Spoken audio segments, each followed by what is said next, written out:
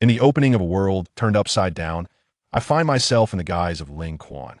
What the predicament? Is it the fate of side characters to merely serve as stepping stones for the protagonists? Must my first experience of transmigration entail being trampled upon by others? I shall defy the heavens and carve my own path. 5 centuries hence, a mere soul emperor, I shall perish with honor. Chapter 1. Transmigration as Ling Quan. What is happening? Where has the leader gone? The fortress remains unguarded, and the rebellious ninjas are silent. A group chat, named the Akatsuki Organization, erupted in chaos due to their leader's mysterious disappearance messages went unanswered and calls unreturned. After much deliberation during the Five Shadows Conference, it was decided that the upper echelon would personally visit the leader's residence. In the dimly lit corridor, heavy footsteps echoed, and the chandelier above flickered incessantly. This motion sensor light is malfunctioning. Why hasn't Liu Chen repaired it? The higher-ups remarked, glancing up at the chandelier, stomping their feet, only to make the flickering grow more intense. Liu Chen, I believe this light has been out of order for quite some time. Why haven't you summoned someone to fix it? After a brief pause, the higher-up knocked on the door, but silence ensued. Perhaps growing impatient, he entered using the passcode, only to be met with an unforgettable sight.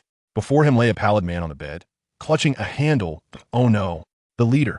The higher-up rushed over to inspect, but Liu Chen had already lost all signs of life, causing him to collapse to the ground in shock. What on earth?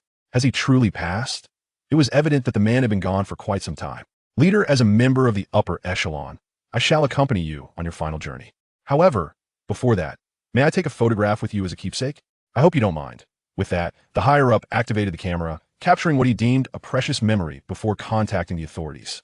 Lighting a cigarette, he took a deep drag, murmuring, Liu Chen, I fear I shall never forget your legend. Looking up towards the sky, he couldn't help but lament, it seems the leader is destined for fame. I am Liu Chen, a distinguished young man of the 21st century. After completing my college entrance exams, I sought a moment of indulgence, only to find myself fainting and awakening in a different realm. Congratulations to the host for transmigrating into the world of Do-Pa, becoming the most inconsequential character, Ling Quan. Strength, 5-star Do Zone. Do-Chi attribute, Thunder. Weapon, Thunder Serpent Spear. Techniques, Thunder Serpent Dance, Imperial Seal Technique, Mountain Splitting Seal, and Ocean Transcending Seal Special Secret Art. Blood Transformation Technique. Wait, what is this? Who are you referring to? Who am I? Liu Chen's initial reaction was not excitement at the system's appearance, but rather astonishment at his transmigration. It's Ling Quan, dear. A frigid mechanical voice struck Liu Chen's heart like thunder. Damn it, you gotta be kidding me. I'm stuck in this body? The system is unaware, dear. Please maintain decorum.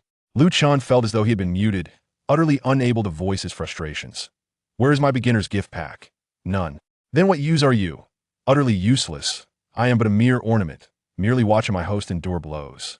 Liu Chen was fed up. His only desire was to survive. He prepared to turn away when the system hastily intervened. Wait, dear host, there is utility here. Liu Chen raised an eyebrow.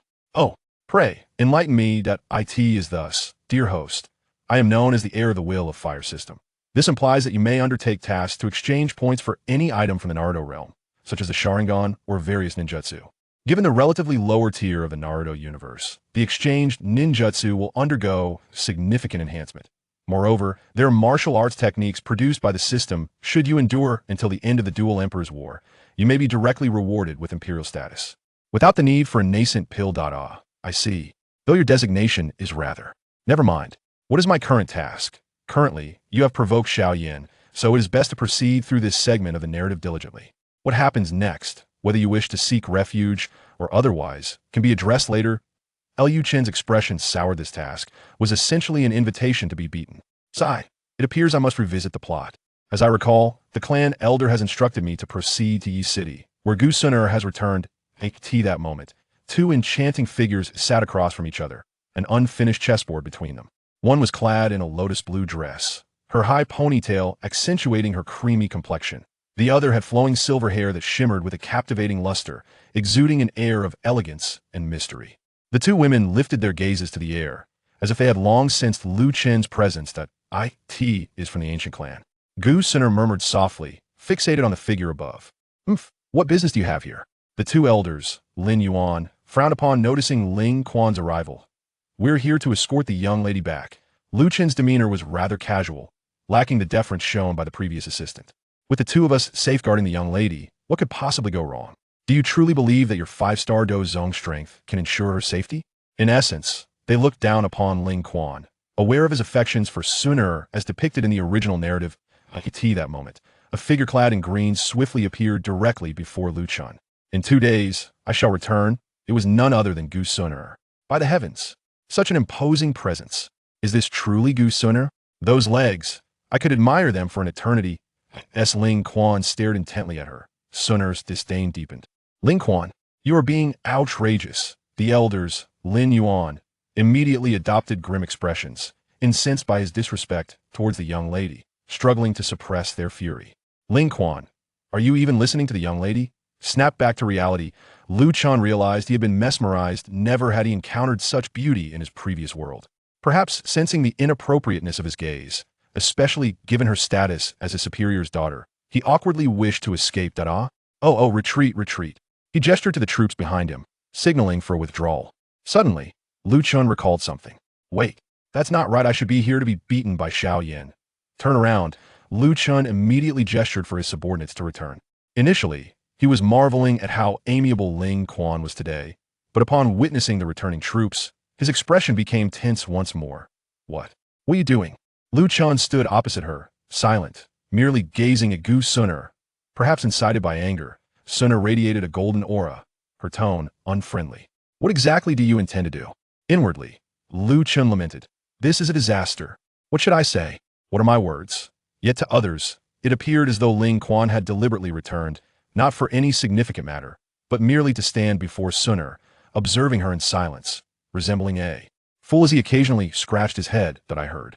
That Xiao Yan from the Xiao family is here. I wish to. Ling Quan, what do you mean? Before Luchan could finish his statement, he was interrupted by Suner. I wish to take him to the ancient clan.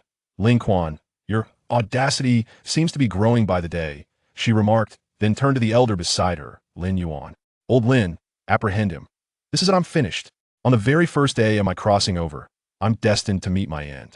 Who understands the plight of my family? What kind of absurd matchmaking mechanism is this? Chapter 2. The Emergence of Xiao Yan. The aura emanating from Elder Lin instantaneously enveloped the surroundings, causing all members of the Black Yan army, save for Luchan, to bow their heads in submission. With each step taken, an indelible imprint was left upon the intangible void as he advanced toward Luchan. However, Luchan seemed to possess foresight of their impending actions, having already retrieved the ancient jade token. The expressions of the three changed drastically, rendering them hesitant to act recklessly. So this tumultuous gathering is due to the esteemed commander of Ling Quan from years past. Indeed, a grand reception. In an instant, he appeared beside Sun Er, accompanied by a woman clad in violet with white hair. It is truly unexpected that the Xiao family could still produce a 4-star Do Zong. Alas, it is over. I am doomed. I am perishing. Luchan outwardly feigned indifference toward Xiao Yan, yet internally, he was in a state of frenzy. After all, who would not prefer to perish as Xiao Yan's subordinate than align with those three brothers? Who can truly articulate such matters? Nevertheless, the dynamics of strength and weakness remain uncertain. What shall I do? Must I engage in combat? Despite the turmoil within, Luchan understood the necessity of maintaining appearances. Merely a transformation from an ant to a larger ant, ultimately unable to stir any significant upheaval. In my eyes, you are even less than an ant. Is the system operational? What can I exchange? Hurry, expedite. You cannot even exchange for a kanai at this moment, dear. What the hell? Oh, come on. Why are you resorting to insults? Are you breaking down? At that moment, Xiao Yan looked at Luchan in confusion, initially anticipating a fierce battle, yet was taken aback by the lack of hostility from the opposing side. Am I the one being insulted? Why are you responding? Luchan was consumed with indignation. Is it not an insult? Could it be mere soliloquy? Does a Do Zong lose their composure? Xiao Yan turned to Sun Er. Well, he was not like this before. He exhibited gentlemanly demeanor during his time in the ancient clan, yet I still found him distasteful. Today, I am uncertain if he has been possessed or what. But he seems rather foolish since he gazed at me earlier. Now that the atmosphere has escalated to this extent, Luchan realized that fighting was inevitable. A violet aura surged forth, and as he took a step forward, the white-haired woman positioned herself in front of Xiao Yan. One more step, and you shall die. The voice was soft, yet every individual present heard it distinctly, the echo reverberating through the mountains, disturbing the creatures of the forest. Luchan stared blankly at the white-haired woman before turning to his subordinate and quietly inquiring, what does this mean? I am clearly before her. Yet she feels the need to amplify her voice with Do Qi, as if I were deaf and others could not hear. Upon witnessing this, the little medical fairy clenched her fists tightly, feeling both awkward and furious. Indeed, her words were directed at Xiao Yan. Yet she did not anticipate that this commander of Ling Quan would act so unpredictably, not only remaining unfazed by her intimidation, but also engaging in discussion. Seeing his close friend being discussed, Xiao Yan stepped forward, declaring, "What are you? Merely someone riding on the coattails of the ancient clan, daring to speak of others? Furthermore, you are not worthy to mention the Xiao family. To deal with you, I alone am sufficient. Xiao Yan, my brother, do not hesitate to strike. I shall bear all consequences," Sun Er said solemnly to Xiao Yan. "Is it truly time to engage in combat? So be it." As he spoke, he raised one hand to summon the Thunder Serpent Spear, while the other hand remained nonchalantly behind his back. What was he up to? Xiao Yan observed Ling Quan, who extended a hand towards him yet remained inactive, and felt a twinge of confusion. "Are you mistreating your employees? This child seems utterly disoriented." Xiao Yixin quirked her lips and inquired of Gu Suner beside her. "I shall consult Uncle Gu Lai." Thus, Lu Chen maintained his hand aloft, locked in a stalemate with his counterpart, neither party making a move. "Boss, what are you doing?" Even Lu Chen's junior could not suppress his curiosity. "Silence. I am transcending them." "System, how do I summon this weapon? I have held this pose for an eternity. Could you exert some influence?" Alas, having endured so many setbacks, the host is indeed pitiable. The host is now capable of summoning the Thunder Serpent Spear. However, in light of how amusing you have been, I shall reward you with a gift. In an instant, Lu Chun felt an excruciating pain in his eyes. "Ah, my eyes. No, I can't see." Lu Chen clutched his companions tightly, compelling them to witness his predicament. "I think it best not to engage today." He instinctively retreated a couple of steps away from Ling Quan, prompting the others to follow suit. At that moment, Lu Chen suddenly turned his gaze towards them, causing Xiao Yan to heighten his vigilance. Yet Lu Chen shielded his eyes, exclaiming, "Amaterasu. What language is that? It is incomprehensible. Can't he articulate in human terms? It is my negligence not to attend to the mental state of my subordinates." I too sensed a few members of the Black Abyss army nodding in agreement. "Commander, why have your eyes transformed into scythe-like hooks? What is this?" It turns out it's not the black flame, but rather the Earth's essence. Nevertheless, it matters little. The divine might is formidable. At that moment, the crowd also became aware of the change in Lu Chen's eyes. Could it be some innate ocular power? Xiao Yan stepped forward, addressing Ling Quan. "Are you prepared now? Will you face me alone or together? Do you think you can dance with me? One is sufficient." "Oh, Xiao Yan, I truly do not wish to confront you. I am merely bearing the burdens of the original transgressions. It is an injustice." Xiao Yan observed Ling Quan standing still in the distance, hesitant to act due to the latter's ocular transformation, yet he was already enveloped by lightning, poised for an assault. Lu Chun cast a glance at his juniors behind him. "Watch closely. I shall respond with vigor." 3,000 thunderclaps. At that moment, Xiao Yan's attack surged towards Lu Chun. Before the latter could react, a whip-like kick sent him flying, causing the mountain ahead to shatter instantaneously. Just as Xiao Yan relaxed, a familiar voice resounded behind him. "Be careful, my brother," Suner urged anxiously. At this moment, Xiao Yan also noticed the presence behind him, adjusting his stance for a counterkick. Did I miss? Or did he evade? Xiao Yan pondered, but upon regaining focus, Lu Chun had already raised the spear high. A sense of foreboding crept into his heart as he hastily summoned 3,000 bolts of thunder to create distance, executing a technique known as the Oceanic Seal. Meanwhile, Lu Chun stood his ground, neither evading nor dodging, as a colossal hand passed through his form without inflicting any harm. The onlookers exchanged bewildered glances, their faces etched with astonishment. What manner of martial art was this, so peculiarly enigmatic? Chapter 3, finally off work. In that tense moment, a trickle of blood tears streamed from the corner of Lu Chen's eye. It was not eternal, of vexation, as he had wished to don his susanu and display his prowess. Internally, Lu Chen scoffed at his plight. At this juncture, Xiao Yan discerned the crux of the matter. "Your ability to penetrate is derived from your divine eyes," he mused, cognizant that prolonged use would likely incur repercussions. Lu Chen offered no reply, silently removing his helmet. Compared to the ancient clan prodigies, Ling Quan was indeed more striking, benefiting from his early appearance, yet still fell short of the protagonist Xiao Yan's charm. As he toyed with the helmet, he occasionally lifted his spear to admire Xiao Yan, declaring, "I merely granted you an opportunity to challenge me.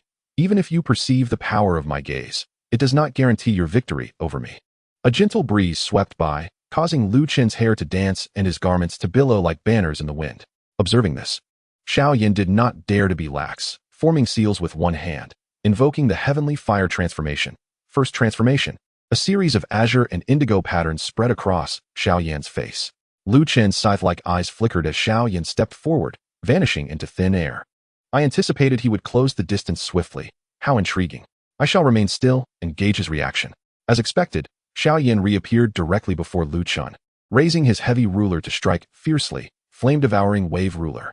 Yet, Xiao Yan's attack ultimately passed through Lu Chen's body, and due to inertia, Lu Chen's form continued to descend.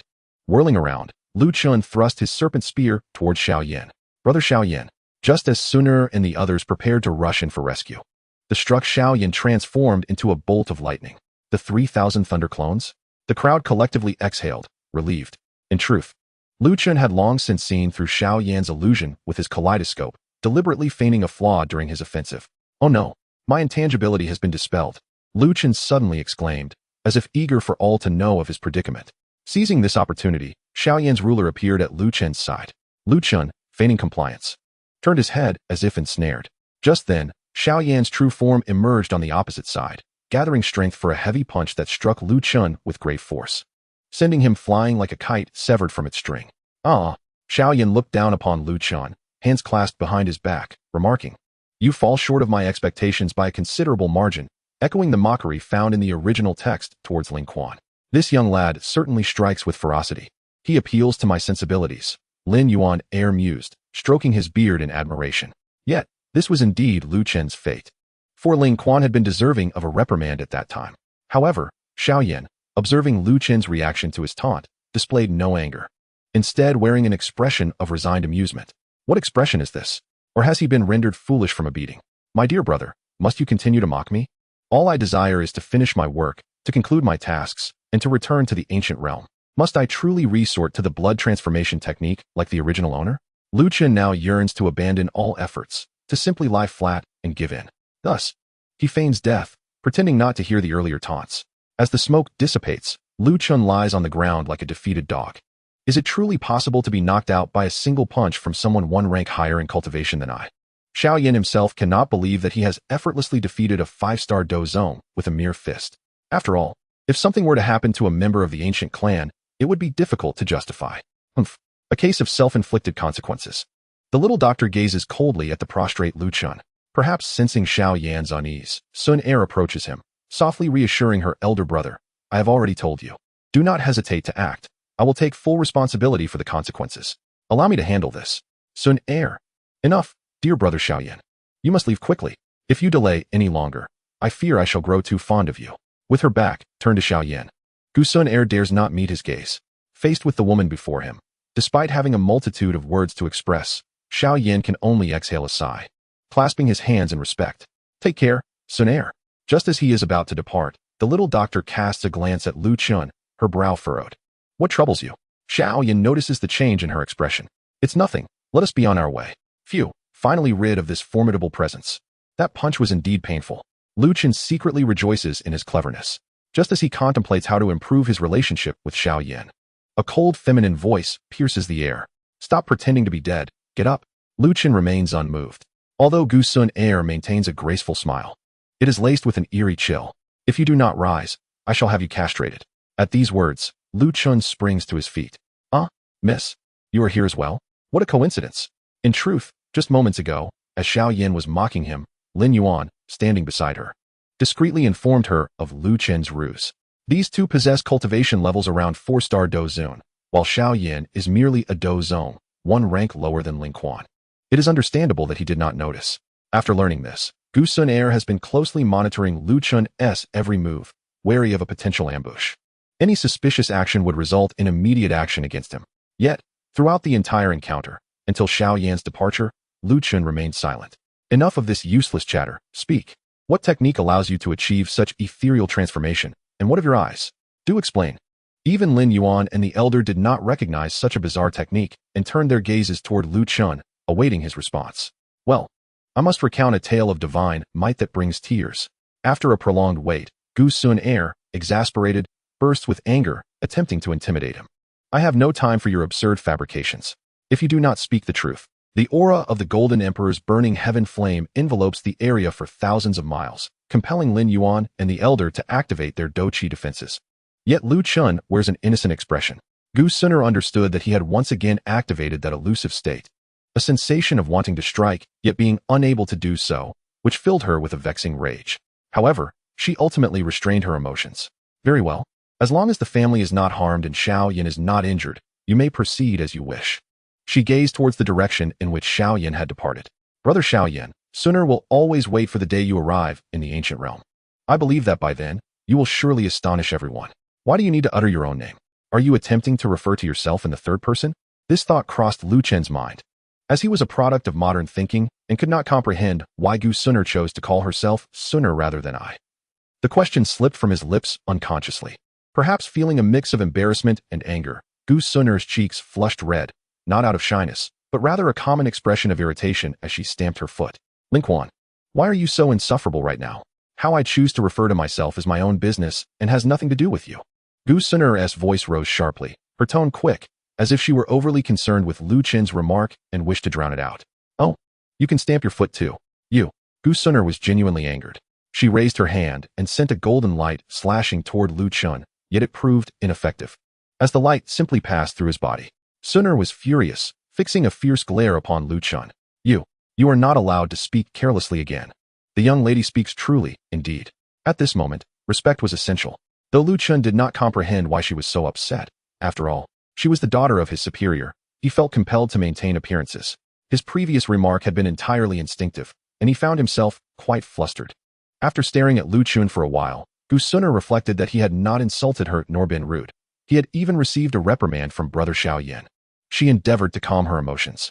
Breathe. Do not be angry, for anger will only lead to wrinkles, and that would not be pleasing. Perhaps her mood had settled sufficiently. As she cast a dispassionate glance at Lu Chen, let us set forth, back to the ancient realm. Chapter 4, The Ancient Realm. Little doctor, what troubles you? Is there something weighing on your mind? From earlier, he had noticed that his companion's demeanor was amiss. That Ling Quan is somewhat peculiar, setting aside his cultivation method. When you struck him, he feigned death. I had thought he might attempt a sneak attack. Feign death?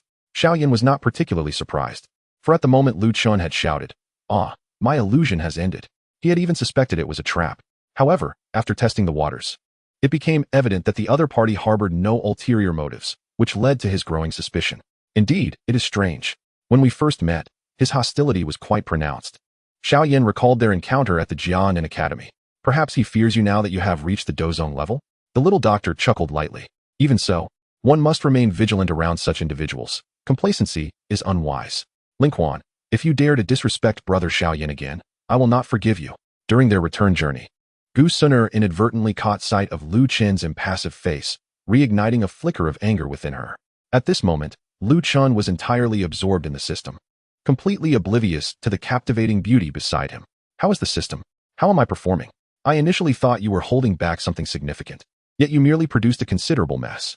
I cannot compete. Others possess secret techniques and the protagonist's aura. It is commendable that I can feign death without being detected. Furthermore, if my memory serves me correctly, my blood transformation technique is a self-harming method, inferior to Xiao Yan's heavenly fire transformation. In truth, if it were a direct confrontation, neither party would prevail. Lu Chen was a mere mortal just moments ago. Now he must wield weapons without fully understanding his own capabilities. However, if I continuously maintain my phasing, my opponent would be at a loss. The primary concern is that even if Lu Chen were to overcome his adversary, he would undoubtedly earn Xiao Yan's enmity, leading to inevitable repercussions in the ancient realm. Very well, let us assess the beloved host's level. Level? That sounds rather pleasing. At least it's not the lowest tier. No, dear, the minimum is indeed that level. Darn it. Ding. The kaleidoscope Sharingan has been deducted. I did not claim it was a permanent gift. Others also possess trial cards, do they not? What are the rewards? Do you still expect rewards at this level? Have you ever received one? This is the dual divine might kaleidoscope. You cannot even afford it at your current level. Unworthy of being a system. I shall sever our connection. Enough. Do not say another word.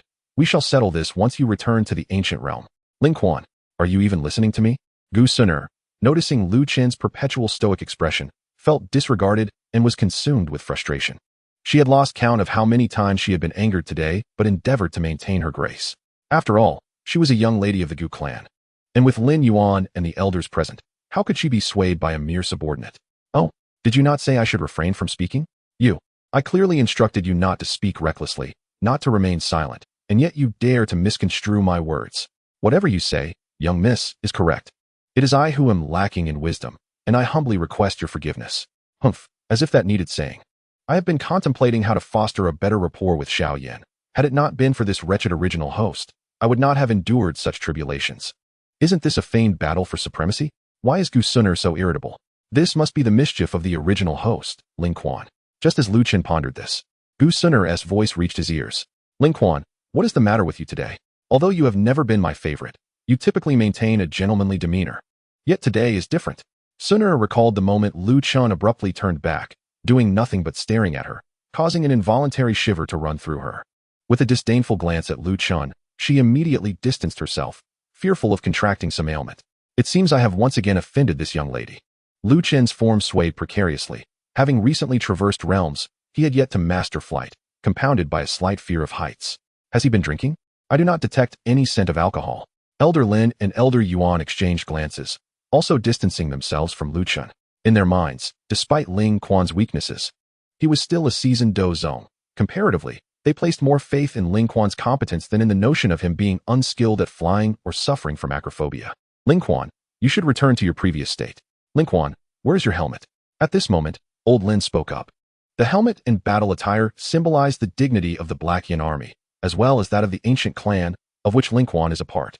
Yet, his current demeanor hardly reflects the stature of the Black Yin army, especially not that of a commander. A hint of embarrassment finally surfaced on Lu Qin's otherwise expressionless face. He had not anticipated the strictness of the ancient clan's customs. Nonetheless, he resolved that the priority was to escort the young lady back to the ancient realm. An hour later, is this the ancient realm? It is truly beautiful. Lu Qin marveled at the residential buildings beneath him, contemplating that, if placed in contemporary society, it would undoubtedly qualify as a 5-star tourist attraction. Even a place like Yunlan's sect would not be out of place here, let alone the ancient clan. Lin Kuan, you may disembark first. The remainder is in our capable hands. Lu Qin surmised they intended to take Gu Suner to the grand hall of the ancient clan, a gathering place for the clan's elite, where he, as a mere junior commander, lacked the qualifications to enter. Understood. Lu Qin clasped his hands in a respectful gesture and discreetly took his leave. Now, a pressing question arose. Where exactly was Ling Yuan's residence? It would be awkward to inquire, especially after having resided here for so long without knowing the location. If he were to ask, it might raise suspicions. As Lu Qin aimlessly wandered the streets of the ancient realm, he kicked at the pebbles along the path. The residents nearby regarded him with curiosity. Is that Commander Ling Quan? I never imagined he possessed such a side. In the original narrative, Ling Quan indeed harbored jealousy toward Xiao Yan for winning Suner's affection and often targeted him. However, within the ancient clan, as the 7th commander, he would maintain his dignified persona and would never resort to such childish antics. Not only the residents, but also a pair of eyes in a nearby tavern were silently observing him. I understand. Suner, you may return to your father. I will have someone keep watch over him.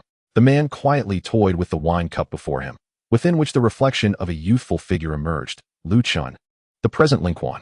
I appreciate it, Uncle Gulai. Suner shall take her leave now. With a slight bow, Gu Suner enveloped herself in a golden light and vanished from sight. Ling Quan, gazing at the youthful image in the wine, Gulai downed his drink. Turning his attention towards Lu Qin, the cup in his hand suddenly developed cracks, ultimately shattering into fragments. I have turned a blind eye to your daily harassment of Suner, assuming it stems from your ambition. However, should you dare to bully her, I will not let you off lightly. Chapter 5, Rebuilding the Foundation. What? We lost track of him. In a pavilion, a man clad in black knelt on one knee, sweat pouring down his face. Gulai, with his back to the black-clad man, gazed into the distance without turning. It was my oversight. However, I believe Commander Ling Quan had already noticed my presence. I circled around several times, yet ultimately this man was the covert operative Gulai had dispatched to monitor Lu Qin, akin to Ling Ying, tasked with intelligence gathering and reconnaissance within the ancient clan. Even upon receiving such news, Gulai was profoundly astonished.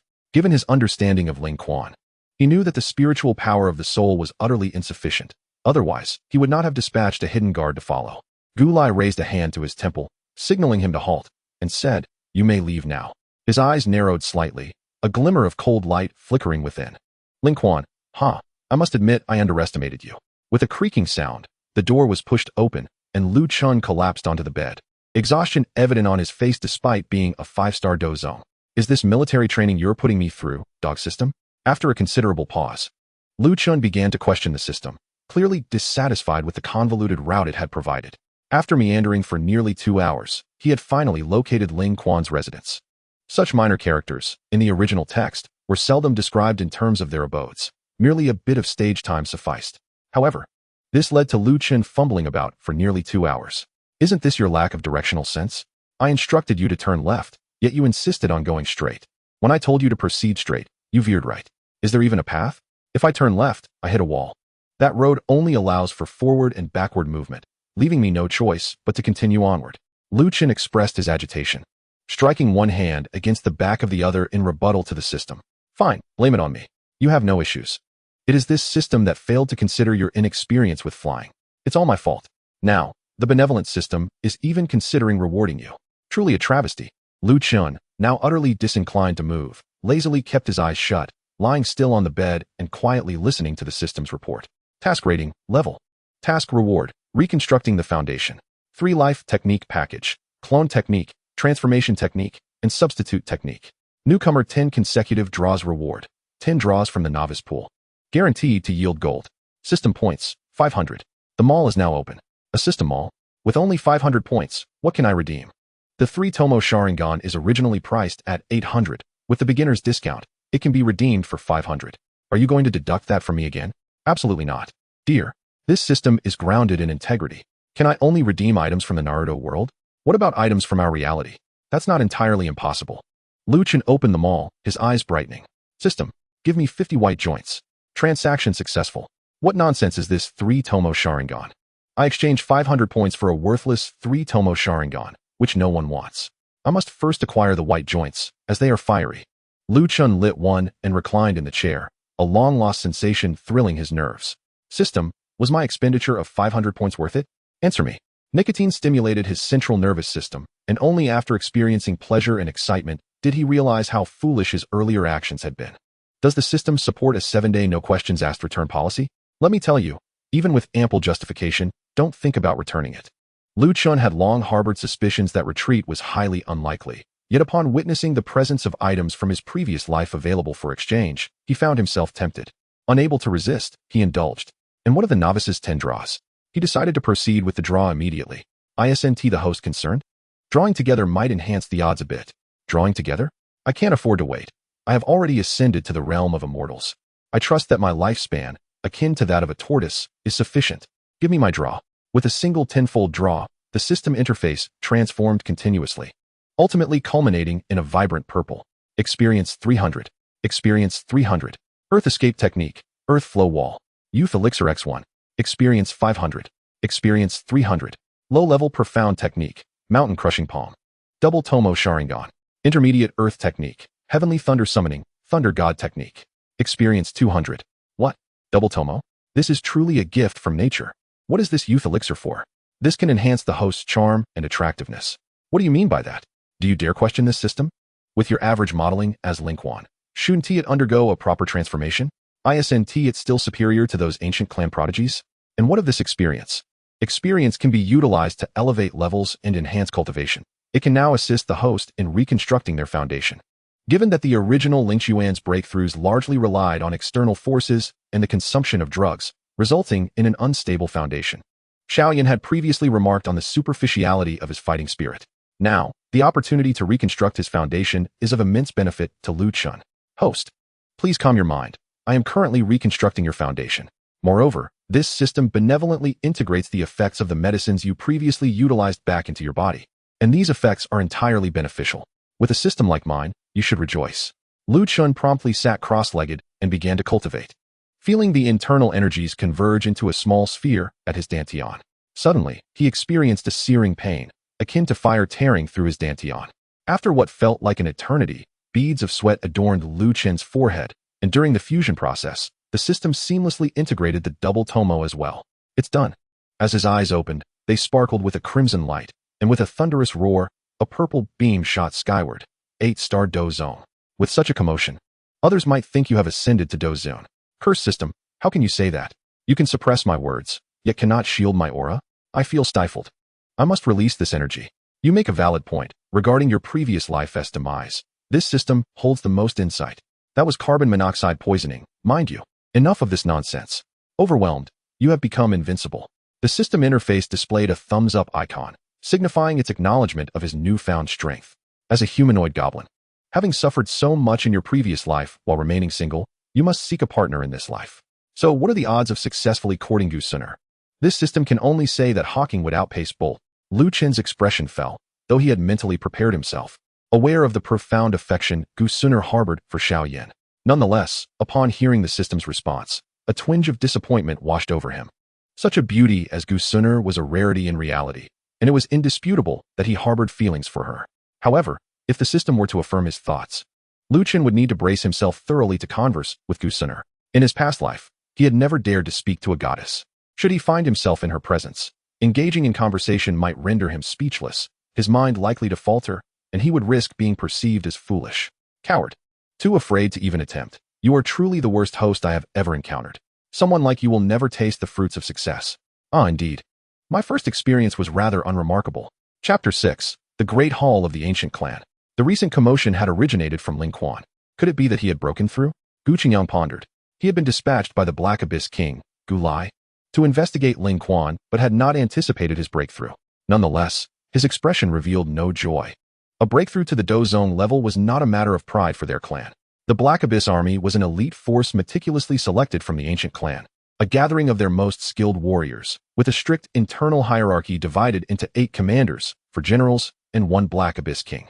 Although Ling Quan was a commander, he ranked among the lower tiers, and his strength was correspondingly modest. From the 5th commander onward, one entered the ranks of the Dozong. The 4 generals were particularly formidable, with the weakest among them being a 7-star Dozong. Gu Qingyang stood at the pinnacle of the 4 generals, possessing the strength of a 9-star Dozong, while Gu Lai was the unparalleled Black Abyss King, his prowess reaching the heights of an 8-star Do Saint. Systematic rankings: Do Chi, Do Shi, Do Master, Grand Do Master, Do Spirit, Do King, Do Emperor, Do Zong, Do Zun, Half Saint, Do Saint, Do Emperor. Oh system, this world is so dreary. No internet, no mobile phones, I can't do anything. It drives me mad. Lu Chen lamented, rolling from one end of the bed to the other in a restless cycle. Perfect, this system has a task for you.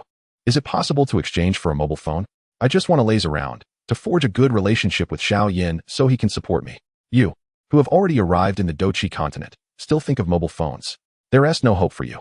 Then I shall have to engage in something meaningful. With that, Lu Chen began to remove his trousers.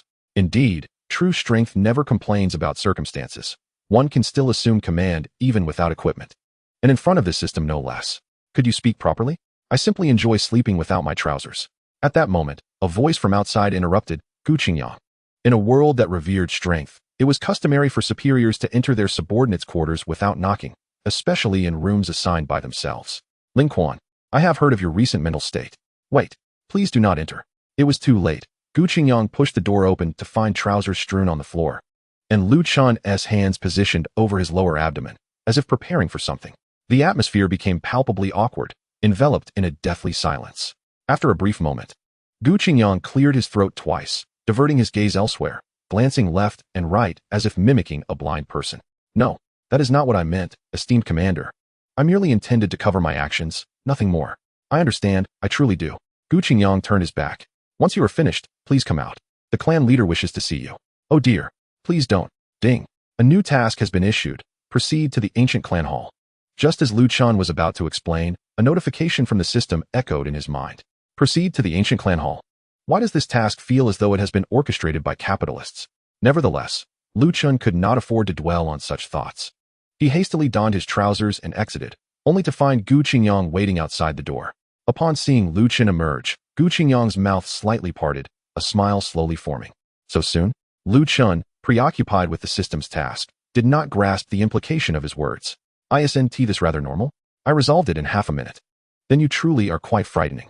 Inside the ancient clan hall, all the high-ranking members were gathered. Seated prominently was the clan leader, Gu Yuan, with his daughter, the esteemed Gu Suner, standing beside him. The remaining members included the 3 sages of the ancient clan, Gu Dao, Gu Zhenren, and Gu Shirzi, along with the Black Abyss King, Gu Lai, and the 4 great commanders. Brother Qingyang, you have arrived. Gu Suner exclaimed playfully, winking at him in delight. However, upon seeing Lu Chen, her expression soured, revealing her disdain as she turned away, refusing even to meet his gaze. TCH. How amusing that she looks at me with such contempt. Gu Qingyang nudged him with his shoulder, subtly urging him to greet her and not to be rude. Such an overwhelming aura. Esteemed leaders, no, esteemed lords. Ugh, that is not right. Lu Chun, unaccustomed to such grand gatherings, found himself at a loss for words before the assembly of Do saints and Do lords, stammering as he spoke. Esteemed clan leader, venerable elders, and esteemed commander. I have brought the individual you requested. Gu Qingyang clasped his hands respectfully. After all, characters like Ling Quan rarely had the opportunity to engage with the ancient clan hall. And sensing Lu Chen's anxiety, he sought to alleviate the tension. Qingyang, you may step forward. The voice belonged to Gu Lai, the commander of the Black Abyss Army. As Gu Qingyang moved up, all eyes naturally turned to Lu Chun, who felt the weight of their scrutiny, causing him to break into a sweat. Surely this young lady did not truly go and report me? I recall not having provoked this little ancestor at all. Don't feel pressured, brother. Was that commotion caused by your breakthrough? Gu Jin stroked his beard as he inquired. Gu Yuan had often heard his daughter speak of Lu Chun, though it was mostly in a negative light. Thus his impression of Ling Quan was not particularly favorable. He seized this opportunity to intimidate him. It was my oversight. I failed to control my aura during the breakthrough and inadvertently disturbed everyone. Lu Chun quickly bowed in apology. Phew, so it was merely a disturbance.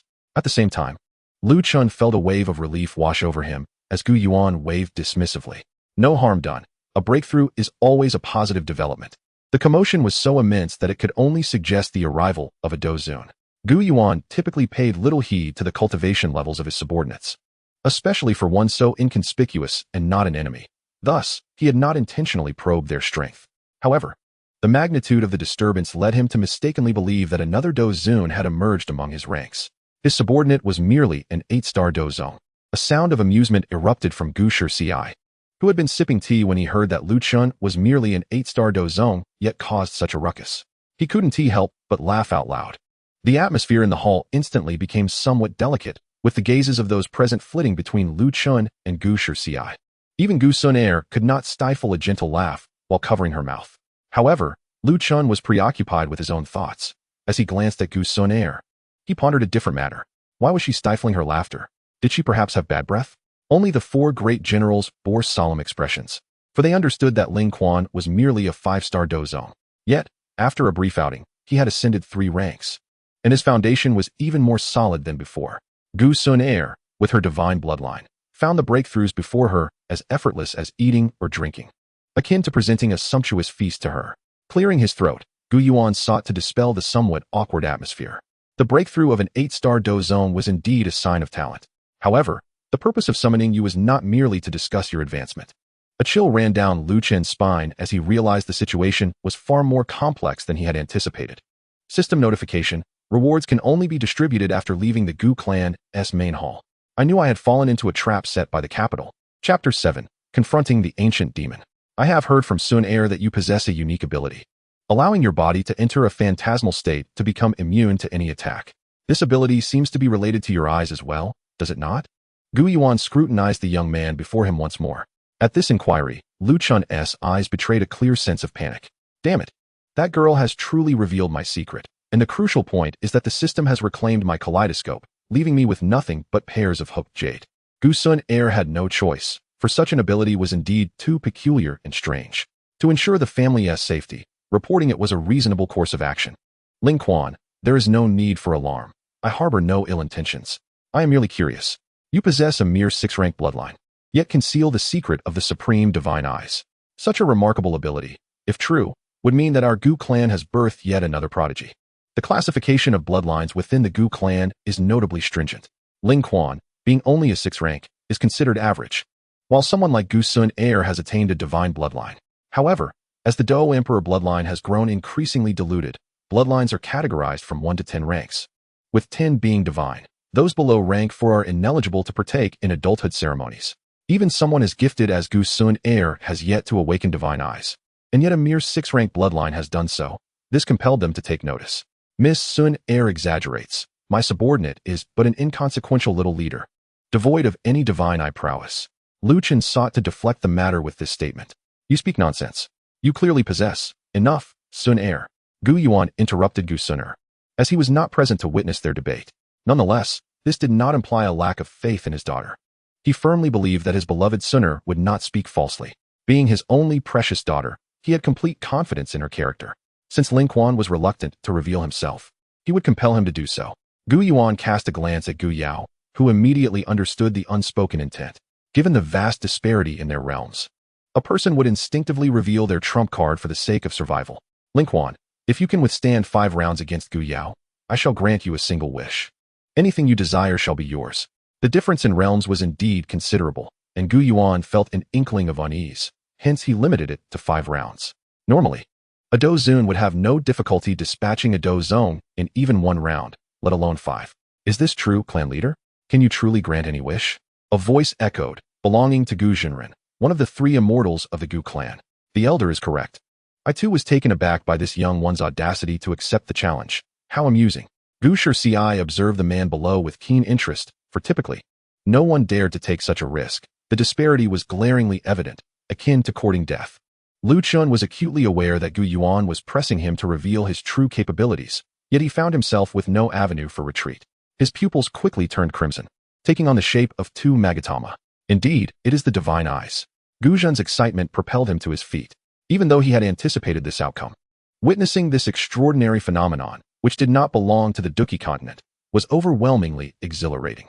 The reactions of the others were similarly astonished, as the divine eyes had never before manifested in the Duki realm. Only Gu Suner furrowed her brows. These eyes were not the side-shaped ones she had observed previously, leaving her uncertain whether they had grown stronger or weaker. At present, Lu Chun possessed the 2 Magatama Sharingan, with the single Magatama allowing for insight into an opponent's movements, while the double Magatama bestowed the ability to copy techniques. Only upon reaching the 3rd Magatama could one wield illusions. Thus, Lu Chun felt no pressure. Why is it that, as a noble with an 8th grade bloodline, I cannot possess the divine eyes? How is it that he, with merely a 6th grade bloodline, can awaken such supreme powers? Gu Yao regarded Lu Chun with disdain, his teeth clenched, the aura emanating from him betraying his inner turmoil, which struck a severe blow to his pride. How could he, Gu Yao, endure such indignation? What a display of pretense. Why unleash Duki so brazenly? Gu Yao scoffed, disregarding Lu Chen's words. He stepped forward, a terrifying presence sweeping forth, the pressure of a Do Zun bearing down upon Lu Chun like a tangible force. Lu Chen took a deep breath, channeling his Duki to stabilize his stance. Strike well. End him. Kill this Lu Chun. Kill Lu Chun. Not your brother. Which side are you on? We're all brothers. If you're on the brink of death, I shall intervene. Immediately, the system rallied behind Lu Chen once more. Kill Lu Chun. Kill Lu Chun. The ancient demon raised his hand and delivered a powerful punch, the wind from his fist howling as it accompanied a classic rending of space. Lu Chen swiftly sidestepped, narrowly avoiding the blow. Had it not been for his keen eyesight, an ordinary Do Zone would surely have been struck. However, in the 2nd round, the ancient demon moved with even greater speed, appearing behind him like a phantom. Lu Chun was momentarily dazzled and was sent flying by a kick from the ancient demon, crashing heavily to the ground and spitting out blood. The ancient demon looked at him with disdain and taunted. What is the matter, Ling Quan? Are you not going to use your ethereal form? At this rate, you shall meet your demise. Before the ancient demon could finish his sentence, Lu Chun, lying on the ground, transformed into a wooden figure. Alas, today's youth cannot even spare a mere piece of wood. Such violent tendencies are truly lamentable. The mocking voice of Lu Chun echoed from behind the ancient demon. Everyone was taken aback. They had clearly witnessed him being struck, yet he transformed into a wooden figure, revealing an unexpected ability. The ancient demon was momentarily stunned, then scoffed. A trivial trick. He formed hand seals, sending forth a massive energy palm print towards Lu Chun. The dual Sharingan in Lu Chen's eyes spun continuously, instantaneously employing his copying ability to replicate the ancient demon's previous attack and retaliate with a counterstrike. In truth, he possessed the Imperial Seal technique, albeit with far less power than that of the ancient demon. He merely wished to ascertain whether he could also replicate the intensity of his opponent's Do Chi. The 2 energy palm prints collided fiercely in midair, erupting in a blinding display of light.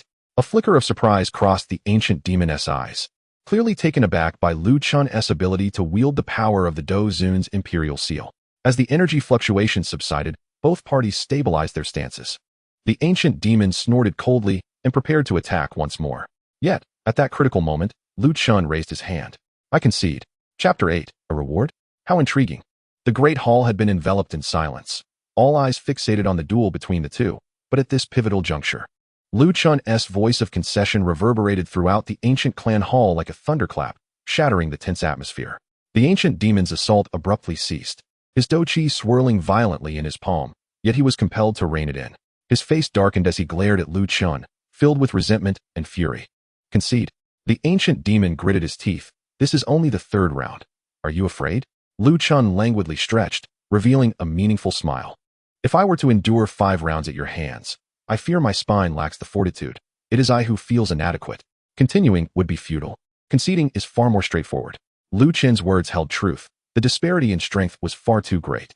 By the second round, even with his dual Sharingan, it was exceedingly difficult to track his opponent's movements. Moreover, the recent replication was only about 60% accurate, not a perfect copy. Likely on par with a 5-star Dozun. Should the fight continue, defeat was inevitable. It was wiser to concede early and avoid a thorough beating.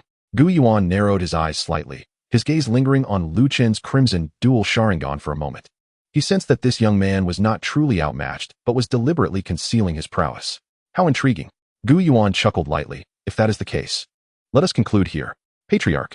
The ancient demon urgently stepped forward. I still possess strength. Why? Gu Yuan raised his hand to halt his speech. Gu Yao? Every individual possesses the right to keep secrets. Since Ling Quan is unwilling to reveal his full strength, we need not press him. Lu Chen let out a quiet sigh of relief. He understood that Gu Yuan would likely not pursue the matter of his ethereal state any further, and his previous performance had already garnered the attention of the Gu clan. By the way, Gu Yuan shifted the topic, his gaze piercing on Ling Quan. I promised you that should you withstand 5 rounds against Gu Yao, I would grant you a reward. Though you did not completely endure, you certainly made an effort. Speak. What is it that you desire? The hall fell into a hushed silence, all eyes fixated on Lu Chun. For a 6th-tier bloodline clan member to last 3 rounds against Gu Yao without defeat was already a miracle, not to mention that enigmatic pair of crimson eyes. Is it true? Can I truly ask for anything? Gu Yuan nodded slightly, a hint of curiosity in his gaze. Naturally. As long as it falls within the capabilities of our clan, whether you wish to enhance your bloodline or your clan's emblem, I can fulfill your request. The clan emblem, created by the ancient clan's fighting emperor, has been passed down since antiquity, classified from low to high as silver, gold, purple gold, and 7-colored. The stronger the emblem, the more it can amplify the power of one's bloodline. Gu Yao's bloodline has reached the 8th tier, bestowed with a purple gold emblem, while Gu Qingyang, the leader of the 4 great generals, possesses a 9th tier bloodline and stands closest to Gu Suner, clan leader. Gu Yao could not restrain his objections. Gu Yuan raised his hand to silence Gu Yao. There's no need for further discussion. This matter is settled. His gaze returned to Lu Chun. Speak. What do you wish for? With Gu Yuan's affirmation, a glimmer of cunning flickered in Lu Chen's eyes as he focused on the high heels adorning Gu Suner's feet. You shameless rogue, how dare you? Gu Suner stepped back 2 paces, the heels clacking sharply against the floor. Her fair visage turned frosty, her beautiful eyes flashing with a mix of embarrassment and indignation, clearly taken aback by Ling Quan's audacity to make such a request in public. Ling Quan, how dare you? Gu Yao bellowed, his fighting spirit surging as he prepared to confront Lu Chun. Alas, I said nothing. I did not utter a word. Gu Yao's fighting spirit surged with such intensity that the air within the hall seemed to thicken. His eyes widened in fury, fixating on Lu Chun as if he intended to devour him whole. Lu Chun, feigning innocence, took a couple of steps back, evading Gu Yao's oppressive aura. He blinked his red, Magatama-patterned Sharingan and said, pretending to be aggrieved, My lord Gu Yao, you are mistaken. I did not say anything at all. Gu Suner, shedding her earlier embarrassment, quickly regained her composure, her eyes flashing with disdain as she turned her head away, refusing to look at Lu Chen any longer. Seeing Lu Chen's demeanor only inflamed Gu Yao's rage further, he pointed an accusatory finger at Lu Chun and thundered, Ling Quan, how dare you show disrespect to Miss Suner? Today, I shall teach you a lesson. Enough. Gu Yuan's voice echoed sternly, an invisible pressure enveloping the entire hall, rendering everyone mute with fear. He gazed deeply at Lu Chun and slowly said, Ling Quan, as long as it does not involve Suner, I can accommodate your desires. Speak. What is it that you truly seek? For Lu Chun, there was nothing particularly desired at the moment, for he possessed a system that rendered such rewards inconsequential. Perhaps we should forego the matter of rewards. Chief, he began, but was swiftly interrupted. I, Gu Yuan, am a man of my word. If I have promised a reward, it shall not be rescinded. It would be absurd to renege on a promise made in the presence of the 3 immortals and King He Yin, he stated firmly. With a sigh deep within, Lu Chun realized he must now exhibit his exceptional emotional intelligence and the social acumen gained from his past life. He slightly bowed, adopting a demeanor of humility and respect. Your generosity overwhelms me, Chief. However, I find myself in no immediate need of anything. He paused for a moment before continuing earnestly. If permitted by the chief, I would prefer to temporarily store this reward within the clan. When the time comes for me to make a clear decision, I shall humbly seek your grace once more. His words were impeccably articulated, expressing both respect for Gu Yuan and showcasing his humility and foresight. Those present in the Grand Hall regarded the previously unassuming leader of the He Yin army with newfound admiration. A glimmer of appreciation flashed in Gu Yuan's eyes as he stroked his beard, remarking, "What an astute suggestion to temporarily store it within the clan. Ling Quan, you have certainly impressed me. Since you have such intentions, I shall note this reward for you. When you are ready, come to me." The expressions of the assembly varied significantly. Gu Yao snorted softly, feeling discontent, yet daring not to voice it further in Gu Yuan's presence. Gu Suner cast a cold glance at Lu Chun, her eyes reflecting a newfound scrutiny of the once inconspicuous leader. Lu Chun bowed respectfully, saying, "Thank you for your understanding." "Chief." Gu Yuan waved his hand, his tone gentle yet resolute. "Let this matter conclude for today. Ling Quan, you may withdraw." "Yes," Lu Chun replied, and turned to exit the hall. He sensed several gazes upon him, some inquisitive, others skeptical, and a few tinged with an undercurrent of wariness. Temporarily storing the reward? Gu Yuan murmured to himself. It served as a rather clever excuse. As he stepped beyond the threshold of the Grand Hall, sunlight cascaded down, prompting Lu Chun to squint slightly, a subtle smile gracing his lips. Once outside, he exhaled deeply, gazing up at the cerulean sky, a flicker of profound light illuminating his eyes. "System, display my attribute panel," he silently commanded. Host, Lu Chun, Ling Quan. Cultivation, 8-star Do Zone. Bloodline, Ancient Clan. 6 rank, capable of evolution. Ability, Double Tomo Sharingan, capable of replication 60 times. Current task, establish a foothold within the Ancient Clan, completed. Rewards, Shinra Tensei, 800 system points. Random 5 consecutive draws. Shinra Tensei, why not just grant me a pair of Rinnegan? He mused. The host is once again dreaming. What a devious plan. Granting you a pair of Rinnegan would complete the trifecta, wouldn't he it? Though he jested, Lu Chun could not conceal the excitement bubbling within him. Shinra Tensei was a formidable skill, while it lacked the Rinnegan. Possessing such a power was undoubtedly remarkable, although he failed to win this contest. Being able to engage in 3 rounds with the ancient demon without revealing any flaws surpassed all expectations. More importantly, he had caught the attention of Gu Yuan. However, recalling Gu Yuan's profound gaze, Lu Chun felt a tightening in his chest. As a peak 9-star Do Saint, Gu Yuan had likely sensed the peculiarities of his Sharingan. Nevertheless, what did it matter? He decided to continue his nonchalant demeanor, shrugging off a hint of anxiety. Lu Chun restored his languid and carefree expression and strolled down the white jade steps in front of the Grand Hall. Having spent a day in the ancient realm, he had yet to explore it properly. With his hands resting behind his head, he admired this paradise, so vastly different from the outside world. Occasionally, ancient clan youths passing by would notice his leisurely posture and, recalling the events that had transpired in the hall, their expressions grew complex, filled with curiosity, inquiry, and a subtle hint of wariness. Lu Chun paid them no mind, treating it as mere scenery. "Quick, stop him. He is a spy." A piercing cry abruptly shattered the tranquility of the area. Lu Chun halted in his tracks, looking toward the source of the sound. Not far away, on a stone bridge, a man clad in the humble garb of an ancient clan servant had seized a girl of about 15 or 16 years by the neck, using her as a human shield.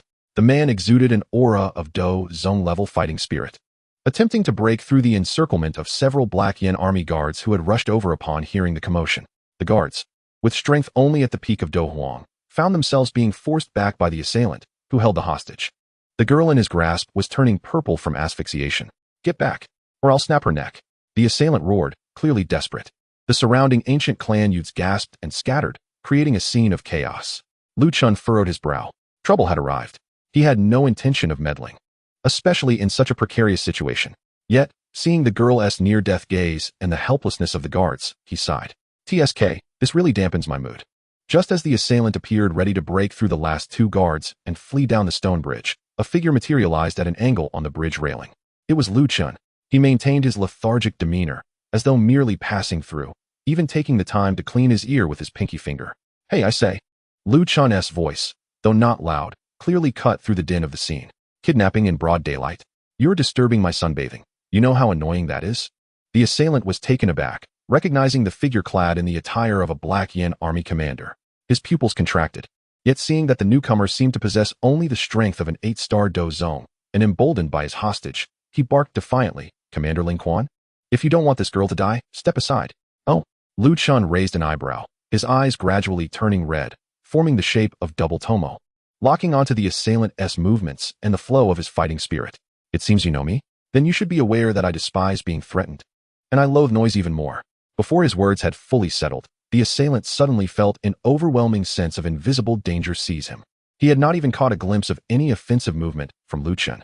In the next instant, an overwhelming and terrifying repulsive force, seemingly emanating from the very fabric of space, erupted suddenly around Lu Chun. Divine law of celestial convergence. A voice, devoid of any emotional fluctuation, gently escaped Lu Chun's lips. Buzz, centered around Lu Chun, an intangible yet formidable repulsive force surged forth. The air was instantaneously compressed to its utmost limit, producing a deep, thunderous boom. The stones of the bridge shattered, and the stream was forcefully displaced, creating a fleeting vacuum pit. There were no earth-shattering roars, no dazzling displays of energy, only an extreme distortion and compression of space in an instant. The assailant felt as if he had been struck by an invisible mountain. His grip on the girl abruptly broken by this irresistible force. He was sent flying like a broken sack, unable to even scream as he was violently propelled away. Blood gushing from his mouth, crashing heavily onto a rock formation dozens of yards away, sending debris flying. The young girl, taken as a hostage, seemed to be cradled by a gentle force, landing safely on the ground, unscathed, albeit trembling and gasping for breath. The scene fell into a deathly silence. All onlookers, including several guards from the Black Abyss army, stood in stunned disbelief, as if turned to stone. What had just transpired? They had only seen Lu Chun seemingly stand still. Yet the assailant had been sent flying? What kind of overpowering technique had unleashed such an instantaneous force, only to vanish just as quickly? It was unheard of. Lu Chun withdrew his gaze, as if simply brushing off non-existent dust from his robe. He glanced at the still shocked girl and gestured toward the dazed guards beside him. "The girl is in your care now. Next time, be a bit more efficient. Don't let hostages suffer." With that, he strolled away nonchalantly, his hands slipping back into his sleeves, meandering along the stream. The sunlight bathed his somewhat slender figure, exuding an indescribable languor and depth. Only after Lu Chun's silhouette vanished at the end of the flower-lined path did the crowd erupt into a cacophony. Was that the commander of Ling Quan? What method had he employed? I could barely comprehend what had happened. Such overwhelming power. He sent a dozong flying in an instant? Is he truly a 5-star dozong? Why does it feel even more ruthless than when Lord Guyao strikes? Nonsense. Commander Ling Quan is already an 8-star. But why do his crimson eyes appear so strange? Chapter 10. The Flea Lu Chun? Not far away, within the towering main hall, several figures observed the recent events through a viewing stone. The instantaneously unleashed invisible repulsion, precisely controlling its range to avoid harming others, had Gu Yuan murmuring to himself, his fingertips unconsciously tapping against the armrest of his chair.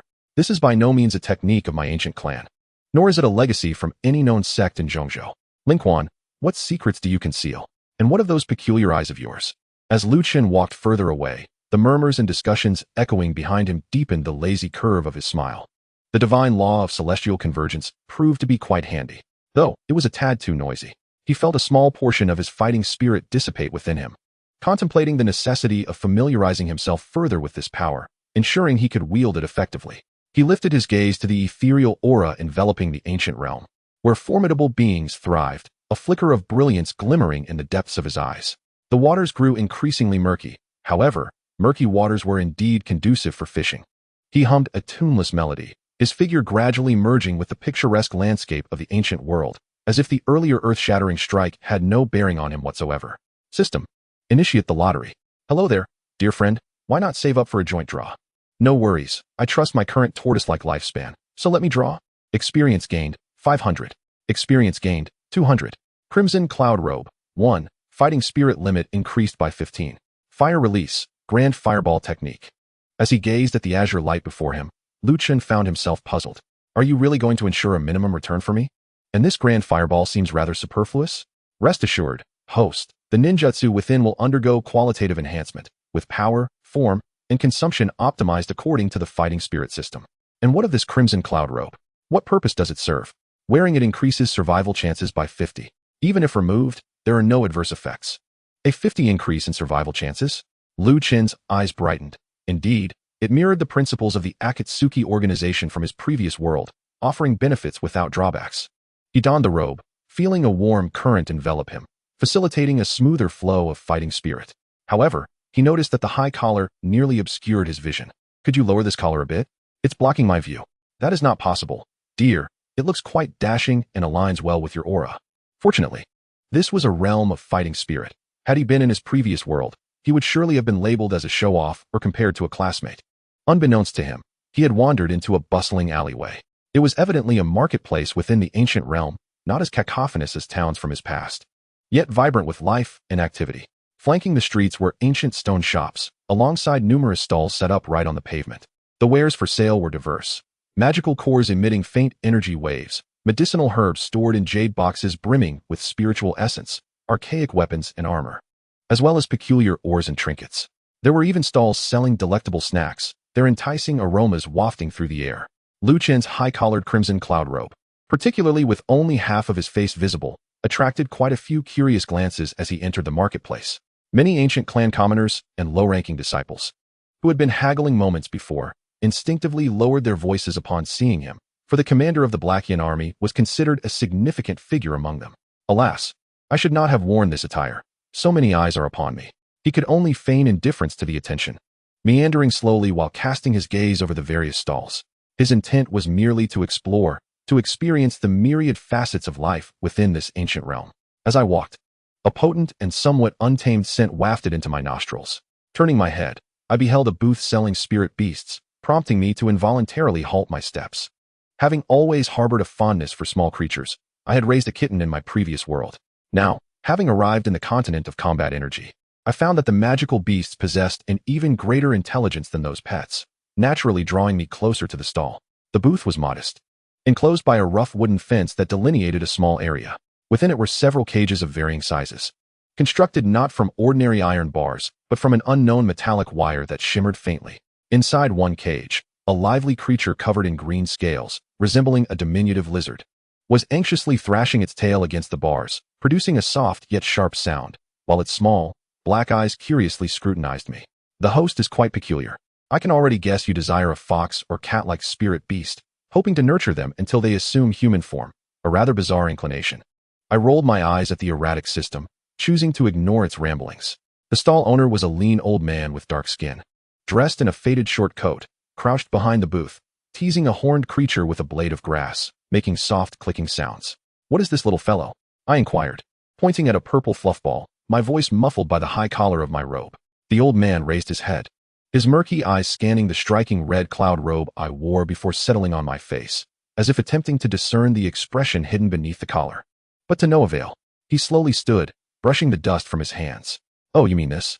It's a cub of the amethyst-winged lion, just weaned, quite rare, indeed." The amethyst-winged lion? A fleeting thought crossed my mind. It seemed that in the original tale, Yun Yun had encountered an adult amethyst-winged lion king in the Beast Mountain range, a formidable 6th-tier beast. "How much?" I inquired. The old man waggled 3 rough fingers in the air. 3 million. "I knew you wouldn't purchase it. Your mind is solely occupied with foxes and cats. Truly peculiar." How was I to know that Ling Quan's meager salary was so insufficient, and refrained from calling me peculiar? Just as I prepared to rise and lament my own poverty, a clear and melodious voice resonated from a short distance behind me. An amethyst-winged lion cub? Quite a rarity. Startled, my heart skipped a beat, and my body momentarily stiffened. Slowly, I stood and turned towards the source of the voice. There, just a few paces away, stood a graceful figure, Goose Sunner. Today, she was not adorned in elaborate attire, but wore a simple moon-white gown, the hem embroidered with delicate pale blue bamboo leaves, enhancing her ethereal presence. Her exquisite visage bore no expression, her clear eyes briefly sweeping over the caged beast before her gaze shifted to me, particularly to my strikingly eye-catching red robe, the collar high enough to obscure half my face. Her gaze lingered on my robe for a fleeting moment, her delicate brows furrowing imperceptibly, revealing her surprise and confusion at my unusual garb. Subsequently, her attention turned to my face, attempting to discern the expression concealed beneath the high collar, but only meeting the calm, yet slightly languid crimson depths of my eyes. How awkward it is. Should I extend a greeting now?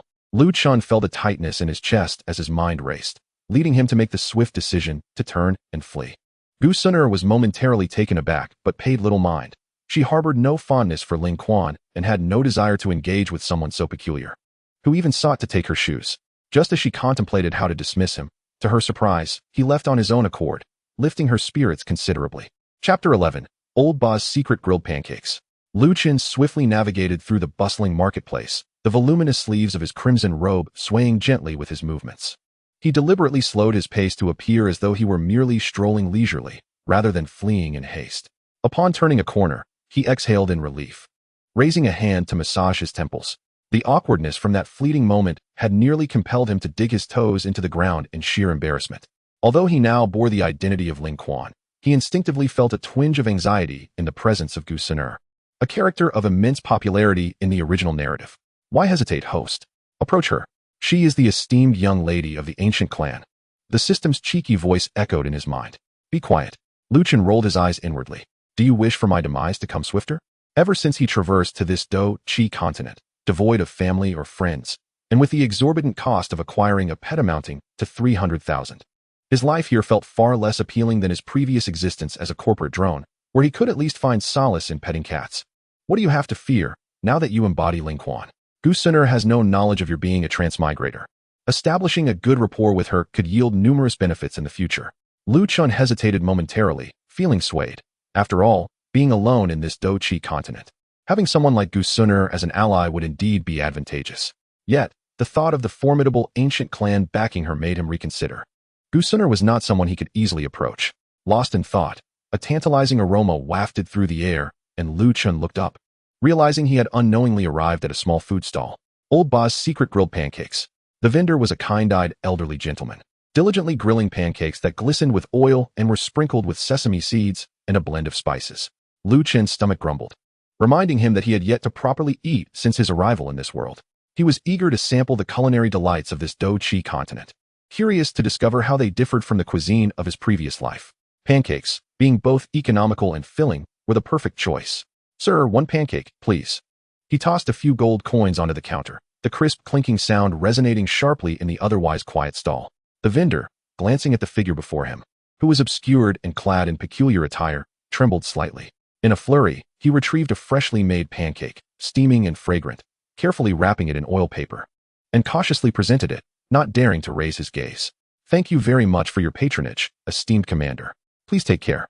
Lu Qin accepted the pancake, which was piping hot to the touch. Even through the oil paper, he could sense the wholesome aroma of wheat mingled with the charred scent of the grill. He lifted the hem of his high-collared garment and took a bite. Ouch, hot. He inhaled sharply, yet his eyes gleamed with delight. The exterior was crisp and fragrant, while the interior was soft and chewy, imbued with a pure sweetness of wheat and a delightful spiciness from the seasonings. Though it may not compare to the exquisite stuffed pastries of my past life, this primitive grain delicacy offers a unique sense of satisfaction. Indeed, it is quite remarkable. He mumbled a vague assessment before taking a hearty bite, which was so hot that it made him gasp, yet he could not bring himself to stop. However, why does this pastry feel so spicy? Lu Qin, having traversed into this realm, found that the spice levels in this world were utterly dissimilar to those on Earth, where he had only encountered the devil pepper as the spiciest. With a fervent breath, Lu Qin fanned himself, his tongue ablaze with pain, and tears nearly spilling from his eyes. The seemingly simple pastry was unexpectedly infused with such potent spices. Oh no, I'm about to cry from the heat. As an esteemed 8-star dozong, he knew that the spice could not cause him any harm, yet the sensation on his palate was undeniably real. Commander, sir. The elderly vendor, trembling with apprehension, offered a bowl of clear water. This is made with ice spirit spring water. It can alleviate the spiciness. No need, it's not spicy at all. He insisted, breathing heavily, though beads of sweat dotted his forehead and mucus threatened to spill from his nose. Not spicy, not at all. Haha, host. Are you learning to cool off like a dog? I can't take it anymore. Oh dear, tonight my bottom will surely bloom. Sir, what do you use to create your mild spice here? Well, Commander, it's made from the dried and ground pepper sacks of third-tier fire attribute magical beasts, mixed with a bit of volcanic crystal powder. But surely, it's something that normal people can handle? Lu Qin felt as though a piece of red-hot coal was lodged in his throat, each breath accompanied by a fiery sting. Commander, are you truly all right? The old vendor cautiously inquired, observing the commander's flushed face and twitching lips. I'm fine, really, Lu Qin managed to reply, though his voice was barely recognizable. He felt his tongue swell to twice its size, making speech laborious. Wiping the corner of his mouth, he declared, I have matters to attend to, so I shall take my leave. He straightened his back, moving with a facade of steadiness toward the apothecary. Though he felt that any ill effects from the food were unlikely, he still wished to seek some remedy. turning the corner and ensuring no one was watching. Lin Kuan finally could not hold on any longer. He leaned against the wall, gasping for breath. Host, you should really reconsider. An esteemed 8-star dozong has been felled by a mere pastry. The system's voice resonated gleefully in his mind.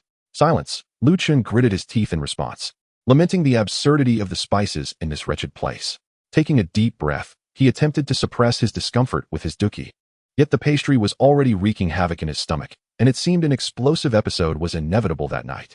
This is more unbearable than a punch from an ancient demon, he muttered, feeling darkness encroach upon his vision.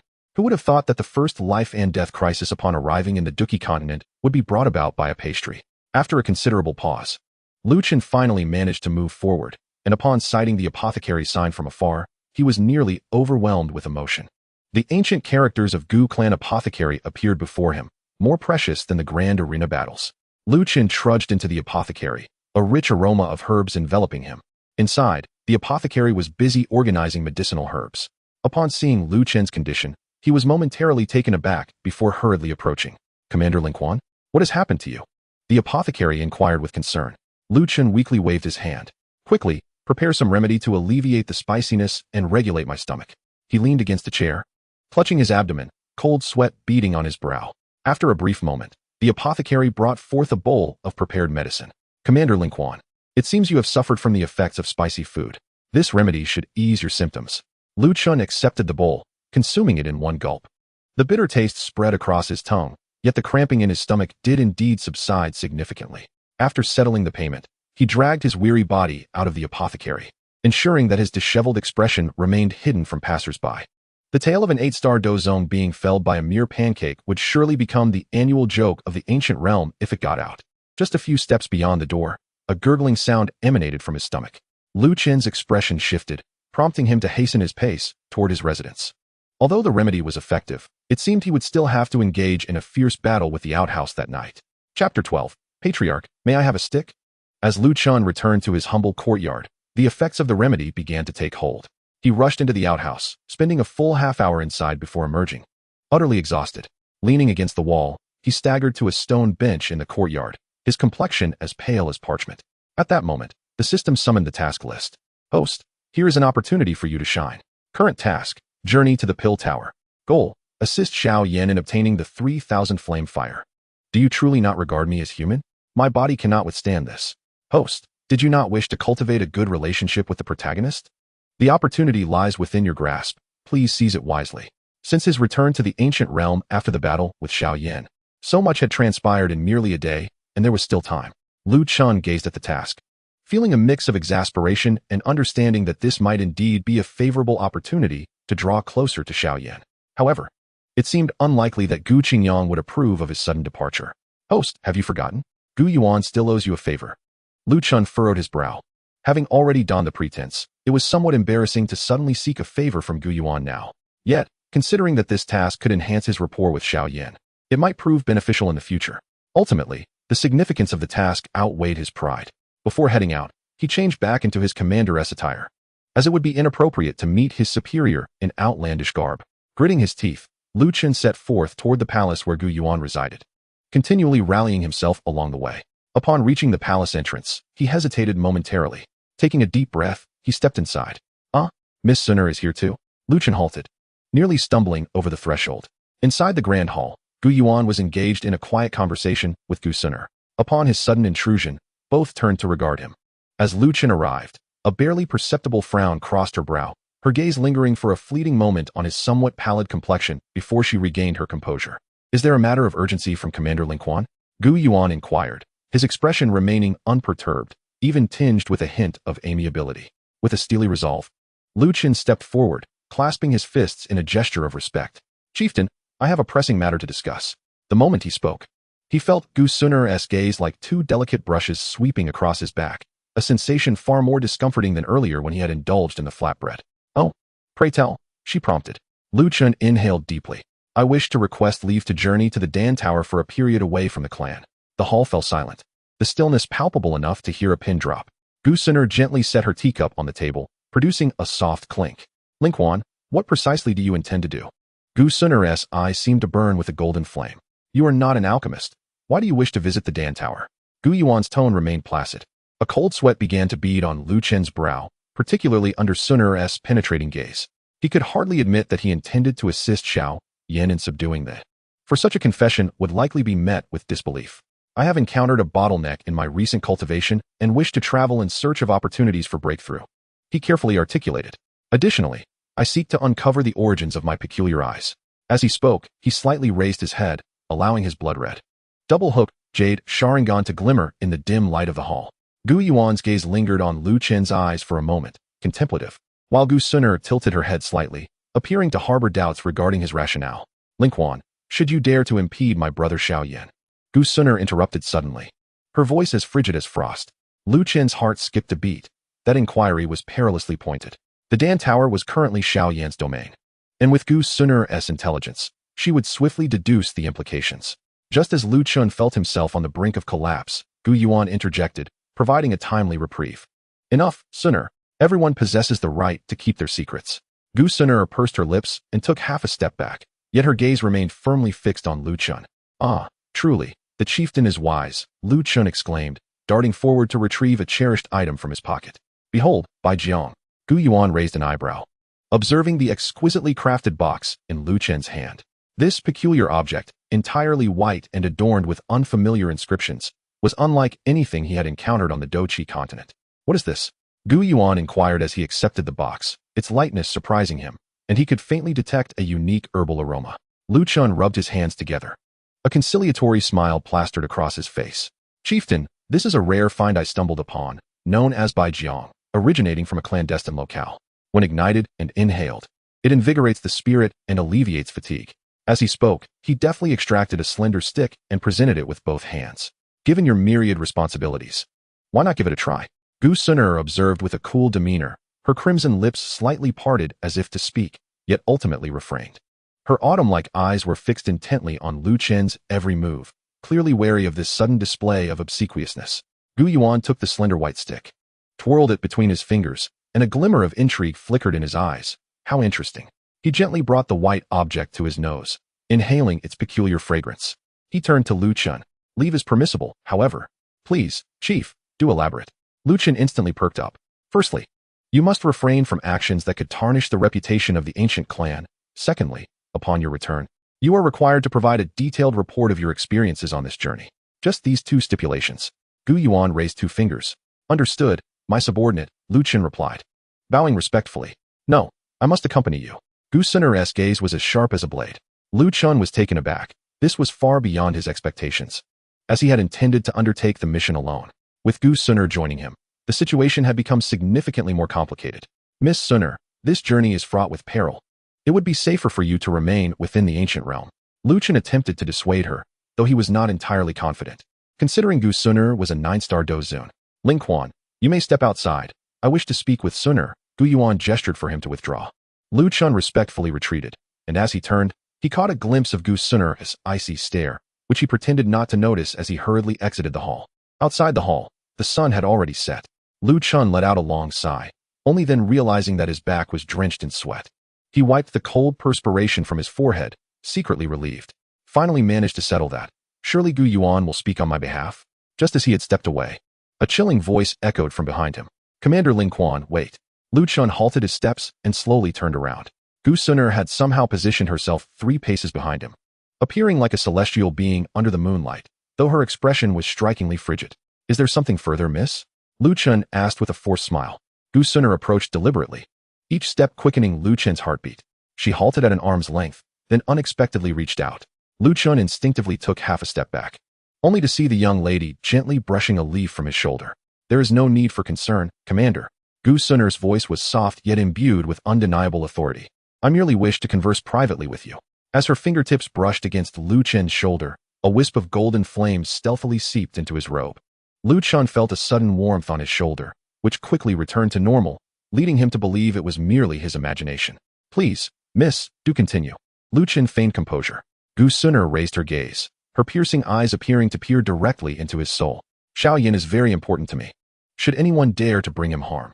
Her tone was calm, yet each word carried the weight of gravity. Lu Chun sensed the temperature around them intensifying, and perspiration began to bead on his forehead.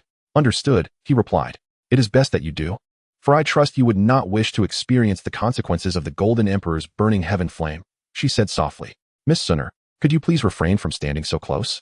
Your scent is quite overwhelming. Recalling Gu Sunner's laughter, he briefly wondered if he had bad breath. Yet he dared not breathe due to their proximity, feeling as if he might suffocate. The moment the words escaped his lips, Lu Chen regretted it. He watched as Gu Sunner's stunningly beautiful face transformed from icy to astonished, ultimately settling into an expression of incredulous embarrassment. You.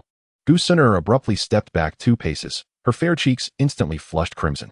She instinctively raised her hand to cover her lips, a flicker of panic flashing in her eyes, which was soon replaced by a simmering mix of shame and indignation. Ling Quan, how dare you?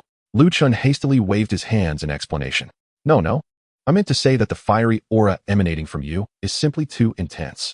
Thinking quickly, he added, I am but a humble servant and cannot withstand the pressure of such extraordinary flames. Gu Sunner scrutinized him with suspicion, her fingertips inadvertently brushing against her lips. Today, she had applied a special calming fragrance, and this insufferable Ling Quan had the audacity to.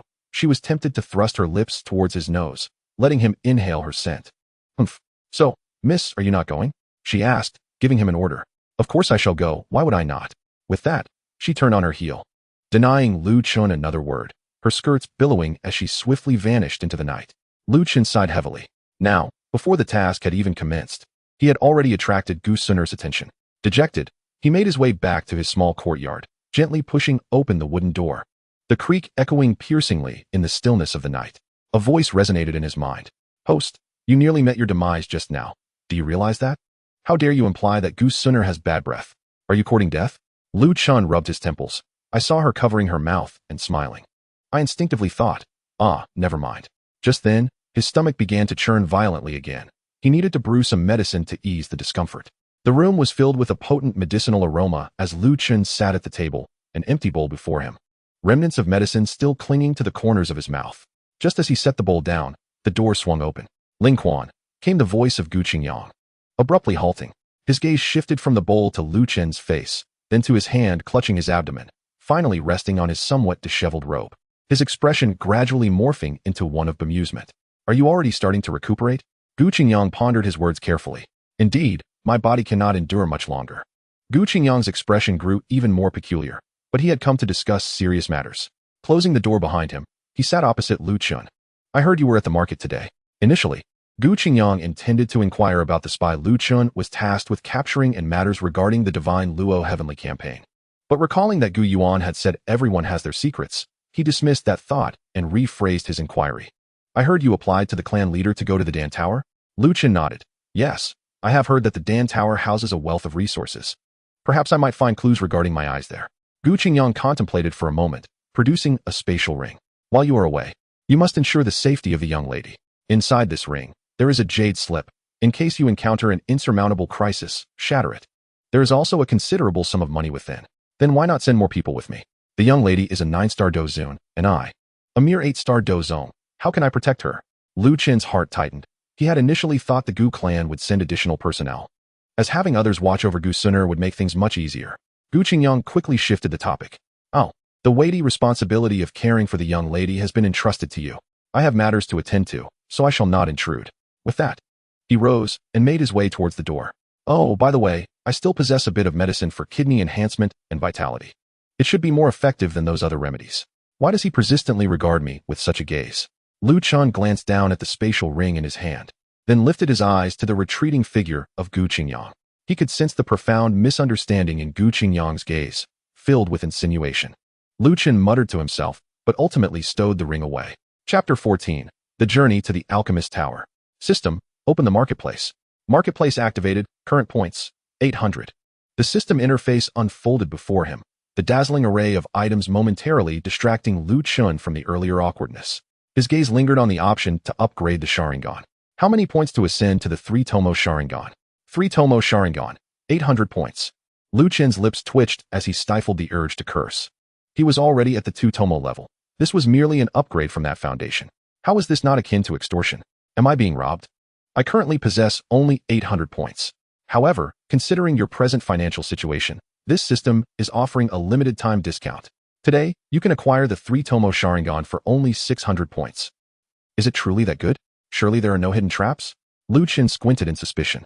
The sole condition is, the system drawled playfully, throughout the evolution process. The host must wear a black eye mask until fully acclimated to the three Tomo abilities. Lu Qin. He envisioned himself wandering the ancient realm with a single eye covered, and a chill ran down his spine. Do you take me for Kakashi or Satoru Gojo? This is utterly juvenile. What of it? Juvenile antics save the world. Moreover, the evolution of the Sharingan will entail excruciating pain and temporary blindness. And the eye mask is meant to protect the host's fragile eyes. Lu Qin, conflicted, ran his fingers through his hair. 600 points is indeed a bargain. But to navigate the ancient realm shrouded in an eye mask is profoundly embarrassing. What if those ancient fiends see me? How will I manage without sight?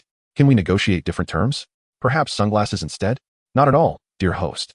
Once dawned, you will still perceive your surroundings clearly, as it is equipped with a perspective imaging system, ensuring visibility superior to that of your naked eye. Perspective? Oh, why didn't you mention that sooner? Lu Qin feigned resignation and waved his hand. Very well, 600 it is. Let us proceed swiftly. No sooner had he spoken than a sharp pain surged through his eyes, as if molten lava were being poured into his eyeballs. He let out a muffled groan, staggering to steady himself against the table, as the world before him began to twist, blur, and ultimately succumb to darkness. Damn it, system. Why didn't you warn me it would hurt so much? Friendly reminder. The evolution process will take 48 hours and may involve slight discomfort. Slight discomfort. Lu Qin gritted his teeth, fumbling to retrieve the pitch-black eye mask from the system space. The fabric felt cool to the touch, with a layer of soft medicinal material on the inside, exuding a faint cooling aura. With trembling hands, he secured the eye mask in place. Perspective imaging system activated. A few seconds passed, yet nothing occurred. System, I can't see. Lu Qin's voice grew tense as he flailed his hands aimlessly in the air. Do not fret, host. The system is currently loading the necessary drivers. Suddenly, a jolt of electric pain surged through his temples, causing Lu Qin to grunt softly. Following this, a faint azure glow gradually illuminated his surroundings, akin to the imaging of night vision equipment, as the objects around him became discernible in energetic outlines. Ding! The X-ray imaging system has been successfully activated. Lu Qin blinked, or rather, his eyes behind the blindfold fluttered. The sensation was extraordinarily marvelous. Although he had lost the normal spectrum of colors, his field of vision felt significantly broadened, even allowing him to perceive the energy fluctuations in the adjacent room through the walls. Quite intriguing indeed. Even with his eyes closed, he could discern the contours of the furniture within the room and sense the fluttering of leaves outside, an enhancement brought forth by the Sharingan. Just as he began to relax, the courtyard door was abruptly pushed open. Commander Ling Quan, the clan leader has instructed me to deliver tomorrow's itinerary. I have left it on your desk. The voice of a black-skinned soldier abruptly ceased. Lu Qin observed the soldier standing at the entrance, his expression one of bewilderment, specifically directed at the dark blindfold that obscured Lu Qin's eyes. The air grew tense. Commander, what is this? The soldier struggled to swallow. Lu Qin feigned calmness, raising his hand to touch the blindfold. I've been practicing ocular techniques and need to avoid light. Oh, I see. Then I shall not disturb you. The soldier seemed to understand, though a hint of confusion lingered. But it is the middle of the night. System, your vision cannot penetrate human forms? This system's X-ray vision is designed for objects, not for people. What are you thinking? Lu Qin was rendered speechless. The following morning, Lu Qin was roused by the chirping of birds outside his window. Instinctively, he reached to rub his eyes, only to brush against the fabric of his blindfold. Hiss! The lingering pain from his evolution the previous night had yet to fully dissipate, prompting him to inhale sharply and awaken completely. He realized that the hour was drawing near, and hastily began to dress. After fastening the final belt of his commander's uniform, he hesitated momentarily before deciding to wear the accursed blindfold outside. After all, it was far more troublesome to have his Sharingan evolution exposed. At that moment, a crimson silhouette appeared in the courtyard. Commander Ling Quan, your eyes? Lead the way. Lu Qin feigned composure as he adjusted his blindfold, following the guiding black-skinned soldier through the morning mist of the ancient realm. Although his X-ray vision allowed him to see the path ahead, the discomfort of lacking normal sight made his steps somewhat hesitant. Commander, are you truly all right? The soldier asked cautiously, glancing back at him intermittently. It's nothing, Lu Qin waved dismissively. After traversing several corridors, the square housing the spatial wormhole came into view. Ling Quan, what game are you playing now? Gu Sun'er's voice felt like a cold splash of water upon Lu Qin's head. He spotted her slender figure standing beside the wormhole, golden energy swirling in his X-ray vision like flowing flames. Returning, young miss. I encountered some complications while practicing ocular techniques and need to avoid light for recuperation. Lu Chen forced himself to bow respectfully. Huh. Gu Suner let out a cold hum and proceeded towards the wormhole. Commander, it is time to depart, whispered a soldier from the Black Yin army. Feeling awkward, Lu Chen pondered whether he truly had to spend time alone with this young lady. Taking a deep breath, he followed her into the spatial wormhole. In an instant, the world spun around him, and the familiar sensation of weightlessness enveloped him. Instinctively, he reached out to grasp something to steady himself, only to see Gu Suner standing firmly at the center of the wormhole, her garment not even fluttering. Is this your first time using a wormhole? Gu Suner's voice was indifferent. Lu Chen adjusted his eye mask, suppressing the dizziness he felt. I apologize for any embarrassment caused to the young lady. Within the wormhole, the space twisted and transformed, with vibrant streams of energy presenting peculiar geometric patterns in his enhanced vision. Lu Chen unexpectedly realized that wearing the eye mask allowed him to observe the flow of spatial energy with greater clarity, an unforeseen boon. Is your eyesight truly just a result of training issues? Gu Suner suddenly inquired, her gaze thoughtfully fixed on his eye mask. Lu Chen's heart skipped a beat. She was far too perceptive. I cannot deceive you. It is indeed due to my hasty practice of the eye techniques. He feigned calmness, adjusting the mask. Gu Suner scoffed lightly. There is no need for pretenses in my presence. That pair of red eyes was not awakened by the bloodline of the ancient clan, was it? Lu Chen felt a jolt in his heart, but maintained a composed exterior. Gu Suner's piercing gaze seemed to strip away his disguise. Your father takes a keen interest in you, which is quite rare. Lu Chen was at a loss for words and could only respond with silence. The wormhole was engulfed in quietude, save for the subtle humming of the flowing spatial energy. Lu Chen chuckled awkwardly. Such trivial tricks of mine are hardly worthy of the clan leader's concern. After studying him for a moment, Gu Suner suddenly laughed lightly. You are far more intriguing than before. With that, she turned and left, leaving behind a faint fragrance. At that moment, Gu Yuan was toying with a white spear, igniting it with a flicker of flame from his fingertips. He inhaled deeply, slowly exhaling smoke rings, his eyes glimmering with interest, an intriguing young man. Chapter 15. Devour, Devour. Devour. Death to the wretched Gu Suner. Lu Chen watched Gu Suner's departing figure, letting out a long sigh as he returned to his room, shutting the door behind him. The three-tomo Sharingan glowed with an eerie crimson light in the dimly lit chamber. Although the pain from the evolution process had significantly diminished, traces of blood still lingered in his eyes. I seem to recall drawing a technique titled Heavenly Thunder Guide, Thunder God Technique. System. Display the training method for Heavenly Thunder Guide. Ding. The training guide for Heavenly Thunder Guide, Thunder God Technique, has been issued. A luminous screen unfolded before him, dense with intricate text and illustrations. Lu Chen settled cross-legged on his bed, delving into the study of it. Heavenly Thunder Guide, Thunder God Technique. Rank. Intermediate Earth Level, Evolvable. Originating from the incomplete legacy of the ancient Thunder Emperor. Ninefold Thunder Tribulation refines the body. Heavenly Thunder tempers the soul. The power of thunder can refine the spirit, granting immunity against soul-devouring techniques of the Soul Clan, and absorb others' thunder attribute combat skills for personal use. Each breakthrough requires the invocation of different attributes of Heavenly Thunder for body refinement. Azure Thunder, Purple Thunder, Black Demon Thunder, 9 Mysteries Golden Thunder. Upon reaching completion, one can summon 81 world-destroying divine thunders and briefly gain the Thunder Emperor's will, with power comparable to a peak combat saint's full-force strike. Summoning the thunder of heaven into his body, Lu Chen murmured to himself, is this contraption truly safe? Rest assured, host. This system guarantees quality. Having been localized according to the rules of the Duki continent, Lu Chen curled his lip but proceeded to circulate his Duki as instructed. As his hand seals changed, the air in the room began to stir restlessly, faint arcs of electricity dancing at his fingertips. Suddenly, a deep rumble echoed from outside, and Lu Chen's heart leapt with joy. It seemed effective. He hastened his hand seals, drawing forth even more power from the thunder, which surged and flowed through his meridians. A sharp, tingling sensation made him grimace, yet he could distinctly feel the Duki within him being tempered by the thunder, growing ever purer. After 2.5 hours, Lu Chen lay on his bed, smoke wafting from his body, yet a satisfied smile graced his face. The first level of Heavenly Thunder summoning was a success. He took a moment to recover from the numbing sensation wrought by the thunderous tempering. That would suffice for today. After hours of cultivation, it was time to reward himself. His thoughts drifted to the delectable foods of earth, and despite embarking on the path of cultivation, cravings inevitably surfaced. System, I would like a hot pot. Spicy, please. Ding. Consuming 10 points. Earth's signature spicy hot pot set has been dispatched. In the next instant, a steaming copper hot pot appeared on the table, surrounded by an array of ingredients. Tender lamb slices, vibrant greens, and succulent shrimp paste. Most enticing was the vividly red broth, bubbling enticingly, its spicy aroma swiftly enveloping the entire room. Surely, indulging in a little private feast one to be noticed? Lu Qin eagerly picked up his chopsticks and began to savor the lamb. Just as he was sweating from the heat of his meal, the door swung open. Commander Ling Quan. Regarding tomorrow. Gu Sun-er's voice abruptly halted. She stood at the threshold, her stunning visage etched with astonishment. Her gaze flitting from the chopsticks in Lu Qin's hand to the simmering hot pot before him, and finally to the plate of succulent beef rolls that clearly belonged to another realm. The atmosphere became charged.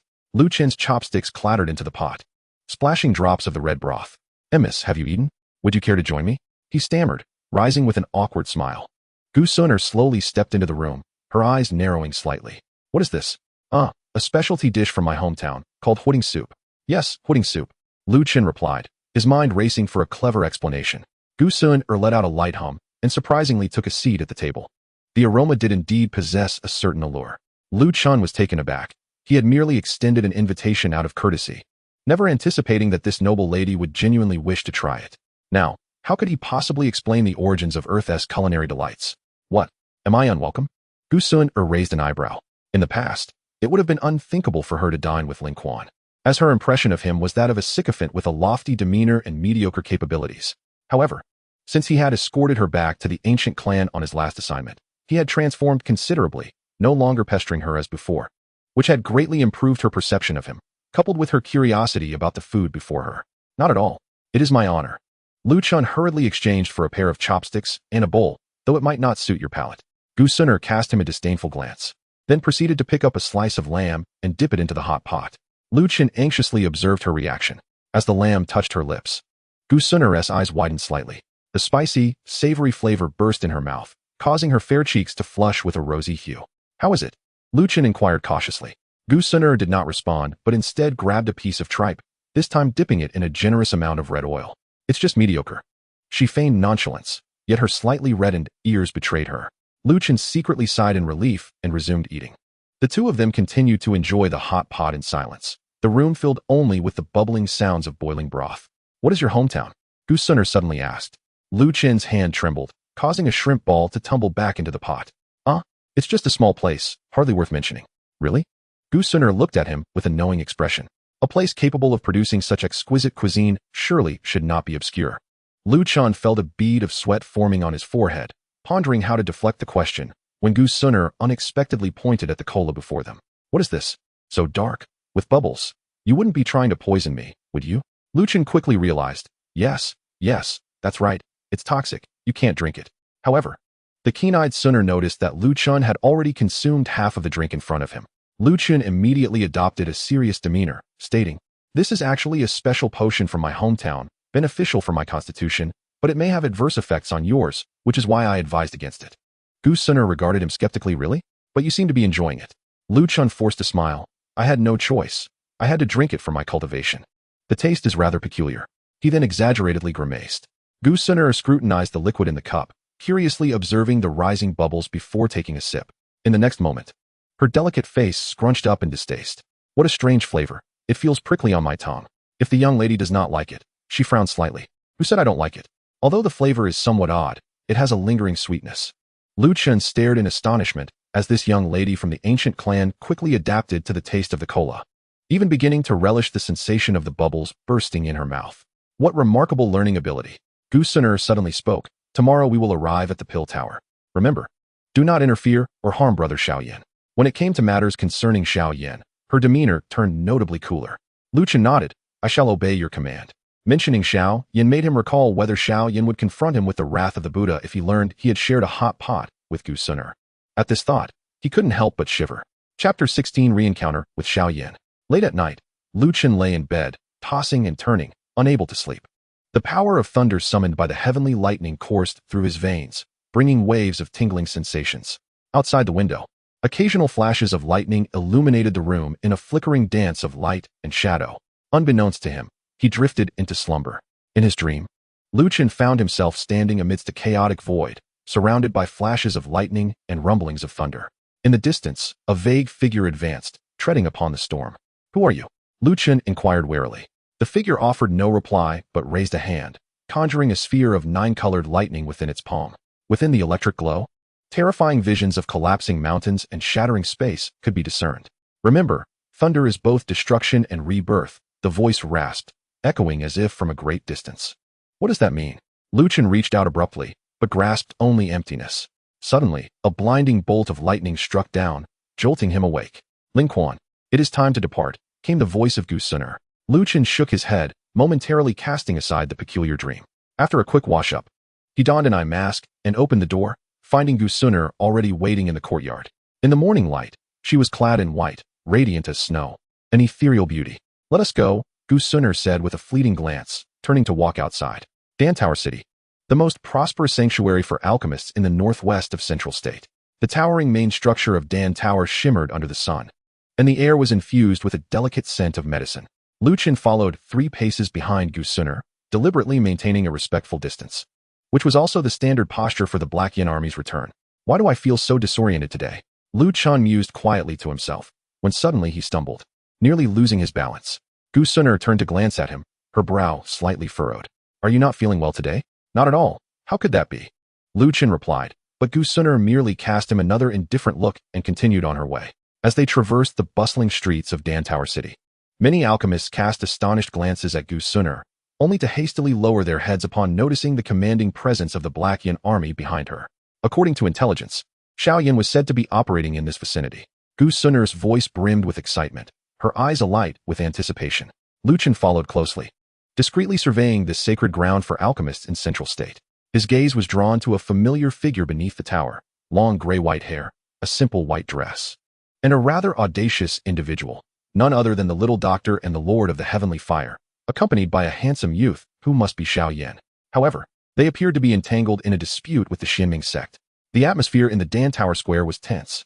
Chen Xian, your Xianming sect is utterly tyrannical. We discovered this copperplate first, exclaimed a youth named Chun Xian with a sinister smirk. Xiao Yan, do not think you can act arrogantly just because you have the Dan Tower backing you. This copperplate belongs to our Xianming sect. Luchan and Gusuner stood among the crowd not far away, witnessing the unfolding scene. Should we intervene? Luchan whispered. Gusuner gently shook her head. Let us observe for now. Her gaze remained fixated on Xiao Yan, filled with both concern and a touch of pride. In the midst of the fray, an elder from the Xianming sect stepped forward, unleashing the overwhelming pressure of a dozun. Young ones, be wise and retreat at once, he commanded, displaying an audacity that was quite shameless. The little doctor retorted fiercely, a plume of purple poison rising skyward, instantly countering the elder's oppressive force. 2 formidable energies clashed in the air, generating waves of force that sent the surrounding crowd retreating in haste. Gusuner, unable to bear the sight any longer, gracefully stepped forward from the throng. The Xianming sect exuded a tremendous aura. Sonu? Xiao Yan exclaimed, his eyes wide with disbelief. Gusuner turned to him with a gentle smile. Then her expression hardened as she faced the members of the Xianming sect. Begone.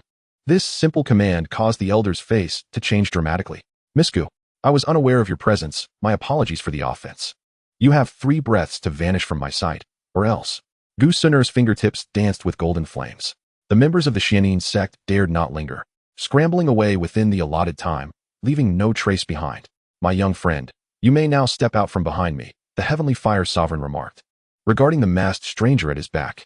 Oh, I find the ring hovering behind you quite intriguing. I wonder if I might pry it off. Upon hearing this, the Heavenly Fire Sovereign's body stiffened momentarily, but he quickly regained his composure. With arms crossed, he replied nonchalantly, that ring is not so easily removed. Besides, why not attempt to take that purple-clad lady's instead? Luchan lowered his voice. I can't provoke her. She's a tempestuous woman.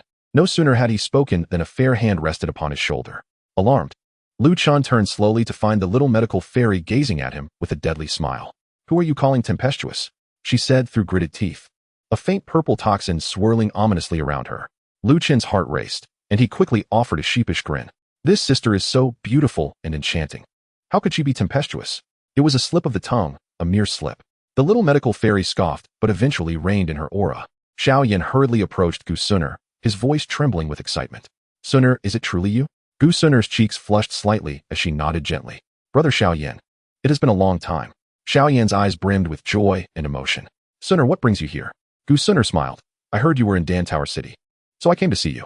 Luchan, uninterested in playing the third wheel, decided to arrange his subsequent plans and sought a tavern for a brief respite. Miss, I shall take my leave. he stated, turning to depart when Xiao Yan called out to him.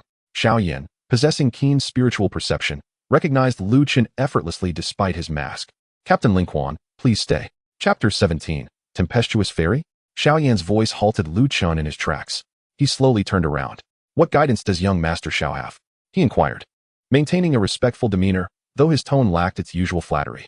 Xiao Yan scrutinized him, a flicker of doubt crossing his features. Your attire suggests a divergence in your cultivation. Lu Chen dismissed it lightly. The little medical fairy stood beside them, her gray-purple eyes fixated on Lu Chen. Why is the Gu clan's Black Swallow army present in Dan Tower? Such a question demonstrates your wit. Am I a wanted criminal? Is this Grand Dan Tower yours? Lu Chen's teasing tone elicited mild displeasure from the little medical fairy, yet she refrained from showing anger before them, responding sternly. I did not accuse you of being a fugitive. Rather, you were neither invited nor are you an alchemist. Lu Chen shrugged, a roguish smile curling at the corner of his mouth beneath the eye mask. So, are you implying that you are indeed an alchemist? Or that my ancient clan lacks the qualifications? He deliberately elongated his tone. Scrutinizing the little healer, it seems there is no sign at the pill tower stating those with the cursed body and dogs are not allowed inside. Is there? You. The little healer seethed, her fury manifesting as swirling toxic mist, her gray-purple eyes nearly ablaze. The Lord of Heavenly Fire pressed a hand on her shoulder. Calm down, girl. This rascal is merely trying to provoke you. Gu Suner furrowed her brow slightly. Ling Quan, do not be disrespectful. Yes, Lu Chen replied languidly. Xiao Yan chuckled wryly, shaking his head. Captain Ling Quan has indeed undergone quite a transformation. She was not like this before. Gu Suner sighed in exasperation. With that, Xiao Yan's expression sharpened. And Gu Suner quickly intervened. Well, since we have encountered each other, shall we find a place to sit and converse? The group proceeded to a private room in a tea house. Lu Chen unceremoniously plopped down by the window, casually propping his legs on the table. Put them down, Gu Suner said coolly. Yes. Reluctantly, Lu Chen lowered his legs and turned to call the waiter. Bring us your finest tea. And charge it to this young lady in purple. The little healer nearly crushed her teacup. Why should I pay? Didn't your poison sect just come into a windfall? Lu Chen winked, having heard that the royal treasury of the Outcloud Empire was recently emptied. The little healer abruptly stood, toxic mist instantly filling the room. Xiao Yan quickly grabbed her. Don't get worked up. He.s. just joking. Lu Chen feigned innocence. Who is joking? This matter is well known throughout the entire northwestern continent. Right, Brother Heavenly Fire? The Lord of Heavenly Fire, who had been sipping tea and enjoying the show, was suddenly called out and spat his drink in surprise. Cough. What does this have to do with me? Lu Chen's impression of the little healer was not particularly favorable upon his arrival in this world. She had threatened to kill him, so wasn't it only fair to banter a bit? Gu Suner rubbed her temples, suddenly regretting her decision to come out with him. Though Ling Quan had been annoying before, at least she wasn't this insufferable, unable to bear it any longer. She sharply stepped on Lu Chen's foot with her high heel. Ouch! Young lady, Lu Chen winced in pain. Be quiet and drink your tea. Gu Suner placed the teacup forcefully in front of him. Lu Chen rubbed his sore foot, reluctantly lifting his teacup. The fragrance of tea wafted around as he discreetly observed the others present.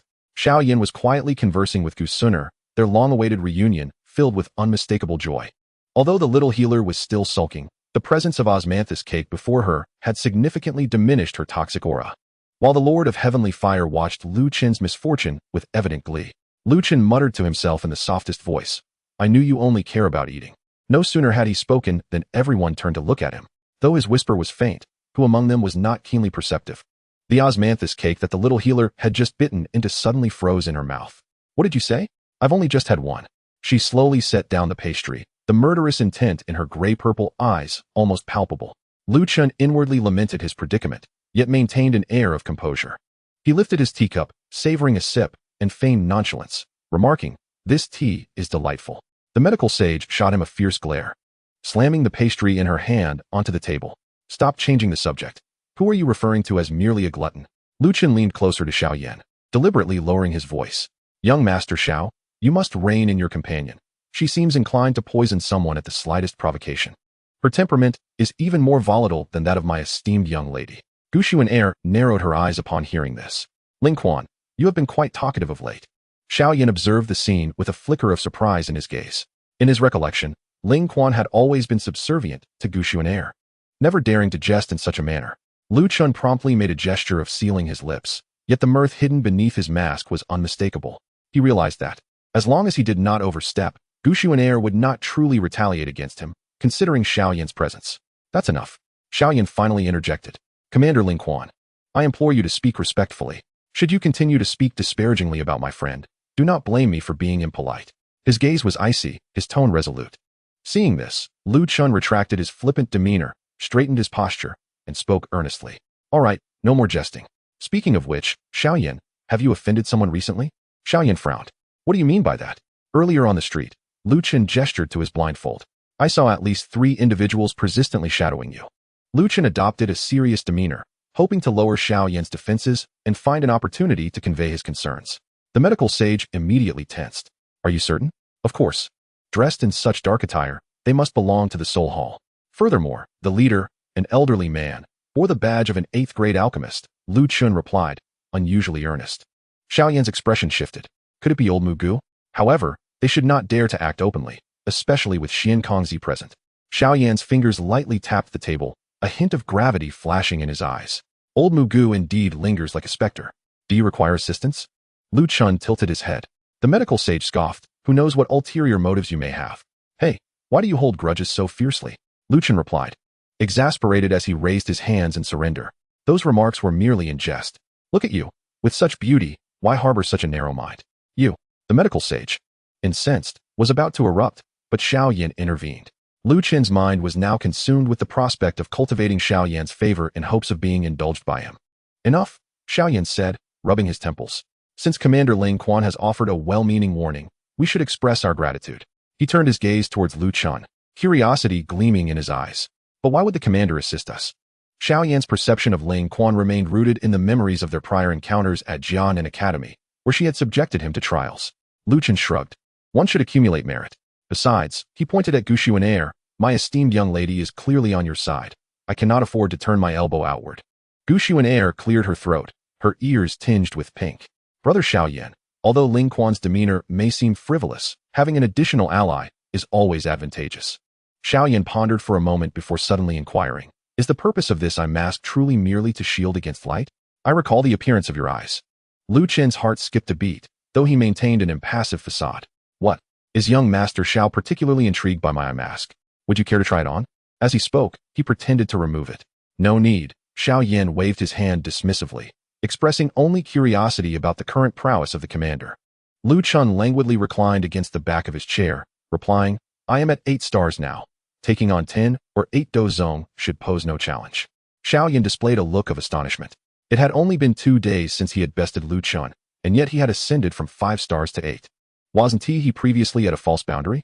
Even with the aid of medicine, such a rapid rise seemed implausible. The revered Tian Ho raised an eyebrow in skepticism. You certainly possess a bold tongue. Do you doubt me?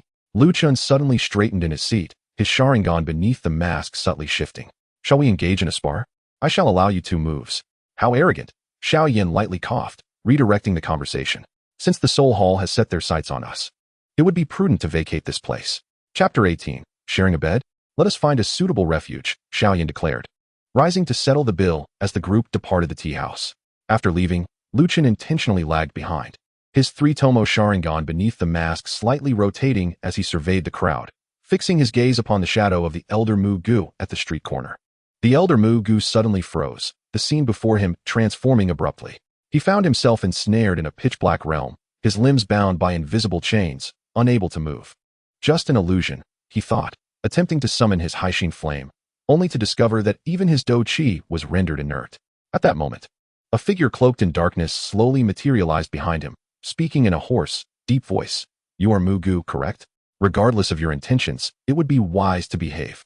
Who are you? The elder Mu Gu demanded fiercely, seeking to discern the identity of his assailant, but a rasping sound escaped his throat, rendering him voiceless. Terror widened his eyes.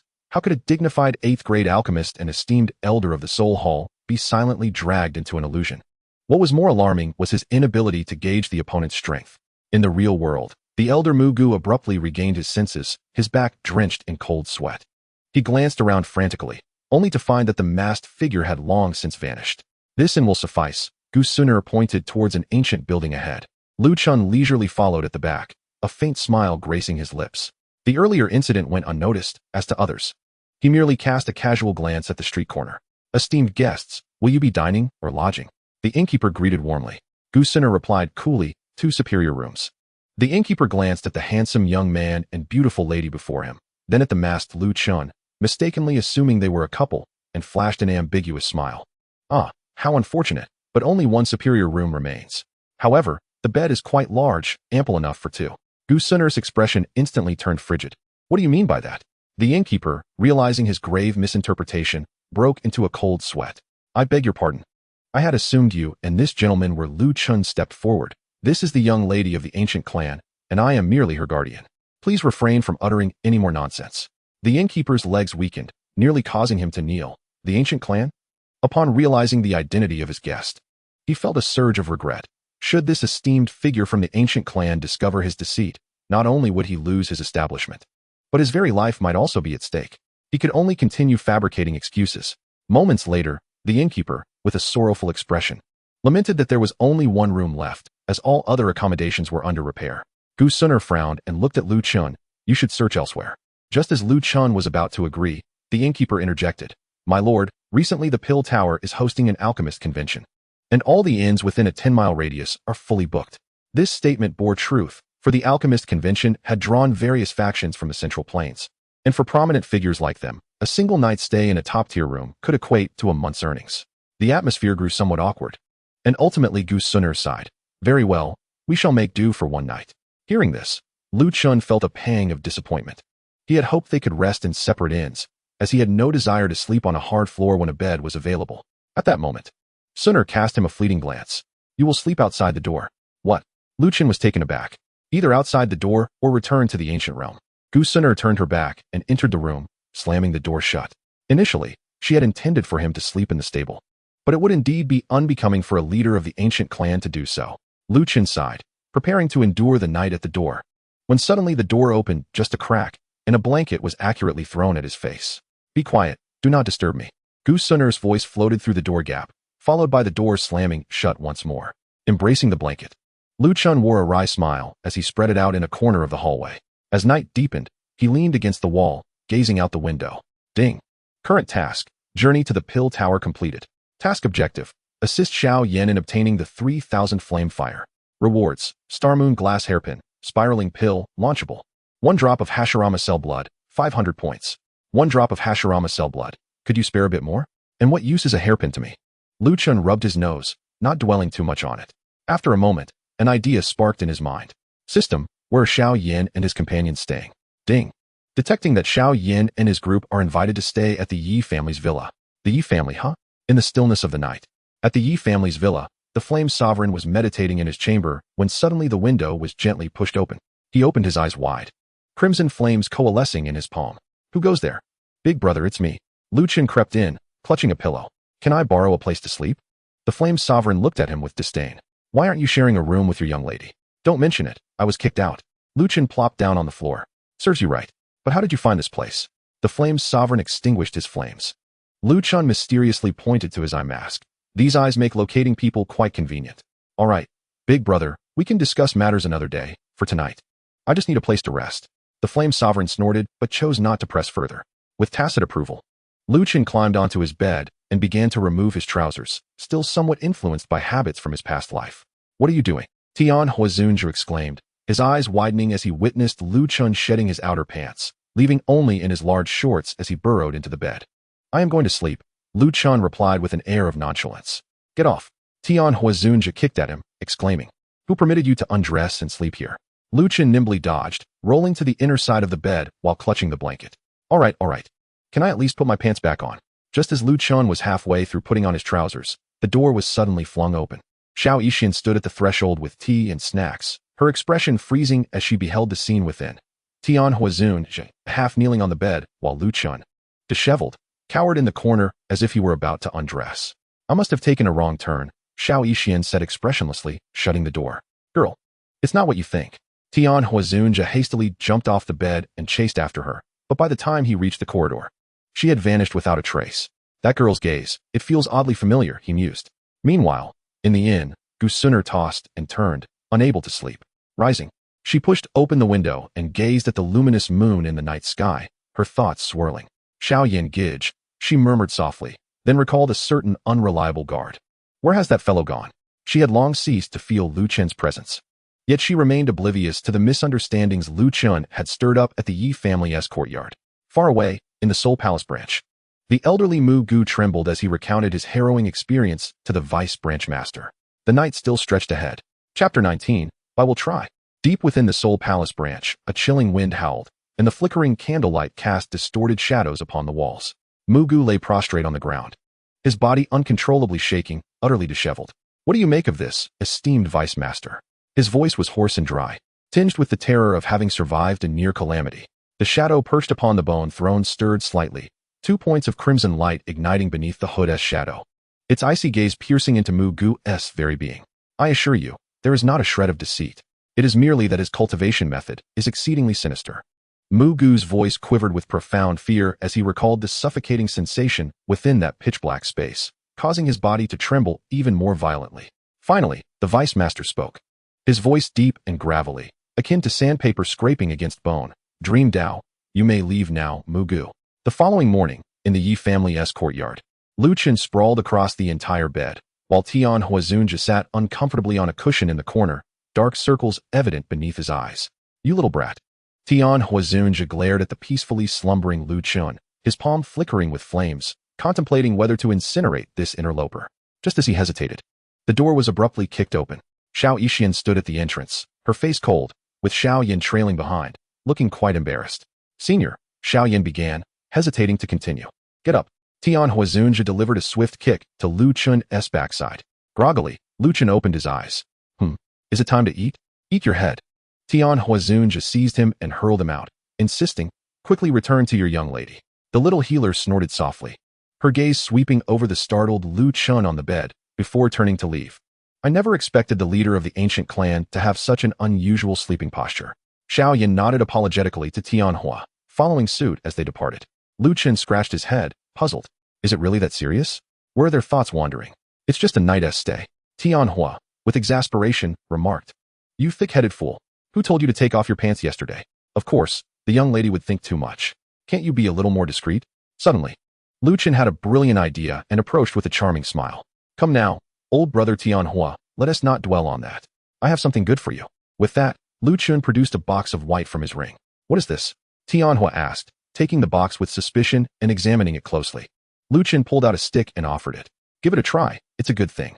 Tian Hua hesitantly accepted it, bringing it to his nose and inhaling. It has a herbal scent. How does one use it? Like this. Lin Kuan skillfully took a stick, igniting it with a flick of fire from his fingertip, taking a deep inhale and releasing a smoke ring. Comforting. After a moment of hesitation, Tian Hua's curiosity got the better of him. He took the cigarette and imitated Lin Kuan, lighting it. The first puff made him cough violently. What on earth is this? Easy now, Lin Kuan patted his back. This is called a cigarette. It invigorates the mind. Take it slow. Yes, just like that. Isn't it pleasant? As Tian Hua regained his composure, he tentatively took another puff, finding it more agreeable this time. It is indeed intriguing. He squinted his eyes, savoring the subtle pleasure brought by the nicotine. Where did this come from? Local specialty, a secret recipe, not available outside. The two began to indulge in the smoke, and soon the room was filled with a hazy mist. As Tian Hua became increasingly intoxicated by it, Lin Kuan appeared more agreeable to him. In the midst of this, Tian Hua began to boast. Let me tell you, although your talent is commendable, having risen from 5-star to 8-star in such a short time, I was once. Just then, the door swung open again. The little healer entered, pinching her nose, her face contorted in disgust. What are you burning? It smells horrid. She looked at Tian Hua. Senior, how could you? Tian Hua quickly extinguished the cigarette, coughing. Just trying it out. Just trying it out. The little healer eyed him suspiciously, suddenly reaching out. Let me see that. Lin Kuan, helpless, handed over the empty cigarette box. After a thorough inspection, the little healer frowned deeply. Where did you get this unknown plant? Local specialty, Lin Kuan replied dismissively. She tucked the cigarette box into her sleeve, warning. I'm confiscating this, and no more leading the senior astray. Watching her retreating figure, the two men exchanged glances. My cigarette. Tian Hua lamented. You should stop dawdling. Xiao Yan is heading to the 5 great families for assessment today, so hurry up. Lin Kuan stepped out of the room, and after a few paces, he encountered Gu Suner and others, who were enjoying their morning tea in the courtyard. Miss, is that you? Lin Kuan halted abruptly, surprised. Gu Suner set down her teacup, her expression icy as she regarded him. That is what I should be asking you. I told you to stay at the inn. So what are you doing at the Yi family? Concerned for the safety of young Master Xiao Yan, I have come to provide covert protection. Huh. Gu Suner clearly does not believe me. Protection all the way to the bed of the esteemed Tianhua? Lu Chun nearly choked on his own saliva, exclaiming, misunderstanding. Purely a misunderstanding. I merely borrowed a place to rest. Gu Suner, uninterested in his excuses, remarked, such incompetence. The little physician took a sip of tea and mocked.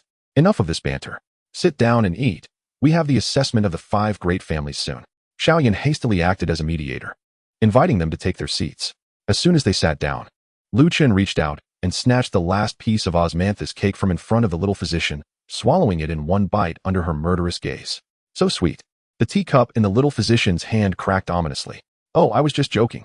Lu Chen, with a flourish, produced a new box of osmanthus cake from his storage ring and pushed it toward her, saying, here, for you, double the amount. The little physician eyed him suspiciously. Are you truly this kind-hearted? Try it yourself. Who knows if you've poisoned it? Lu Chen suddenly straightened up, facing her directly, and tapped his temple with his finger. What kind of words are those? You should be reflecting on your own situation. The little physician was taken aback by his unexpected seriousness, but quickly regained her composure. Indeed, as one with a body resistant to poison, his petty tricks would be ineffective against her. If I were to poison someone, I would not resort to such crude methods. As he spoke, he snapped his fingers, causing the osmanthus cake before the little physician to transform into a lively frog that leaped onto her shoulder with a croak. Ah! The little physician screamed, instinctively swatting at it, but the frog vanished into a wisp of smoke midair. Transformation technique?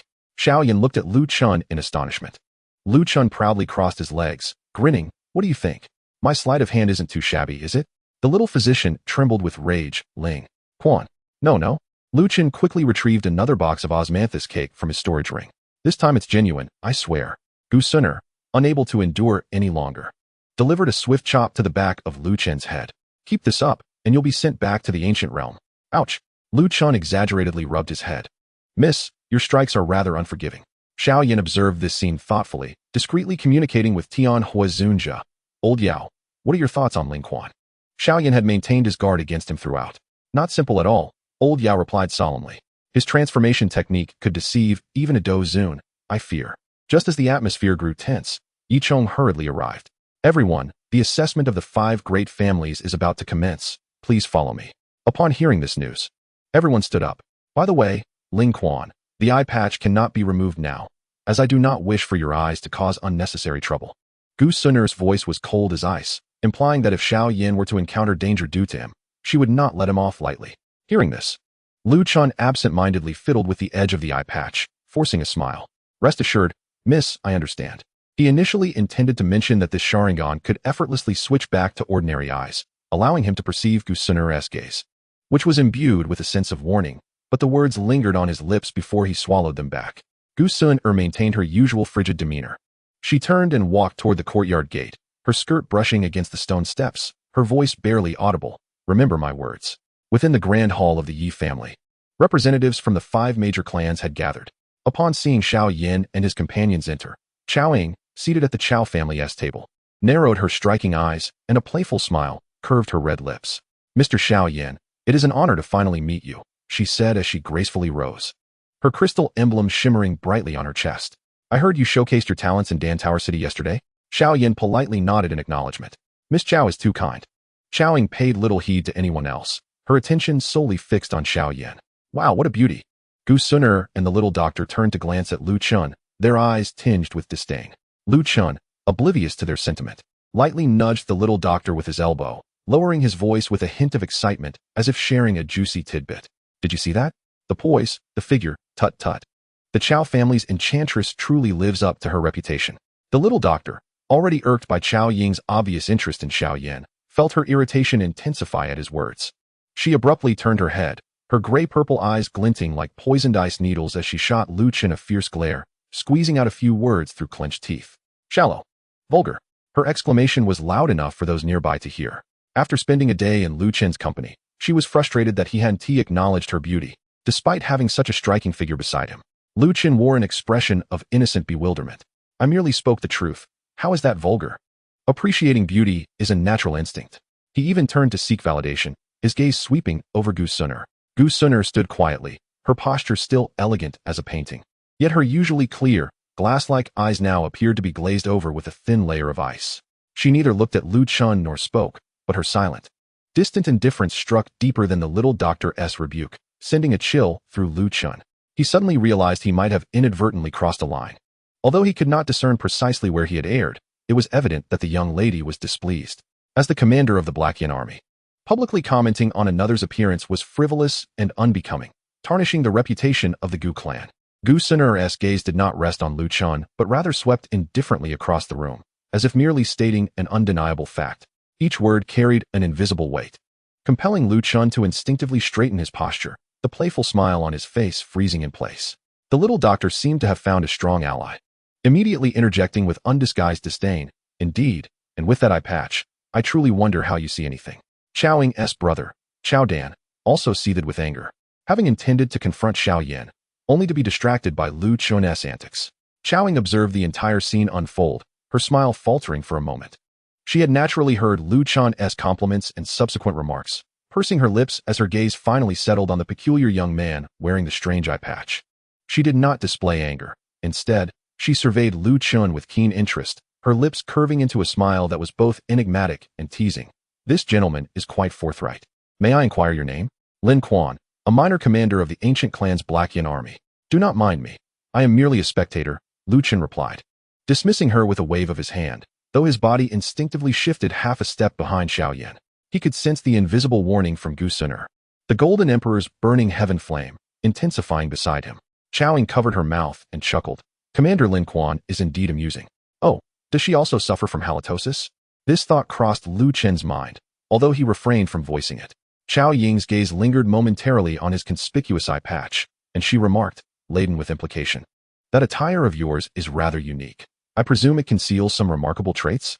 Her words bore a hint of probing, clearly indicating that she was not entirely dismissive of Lu Chen's earlier rudeness.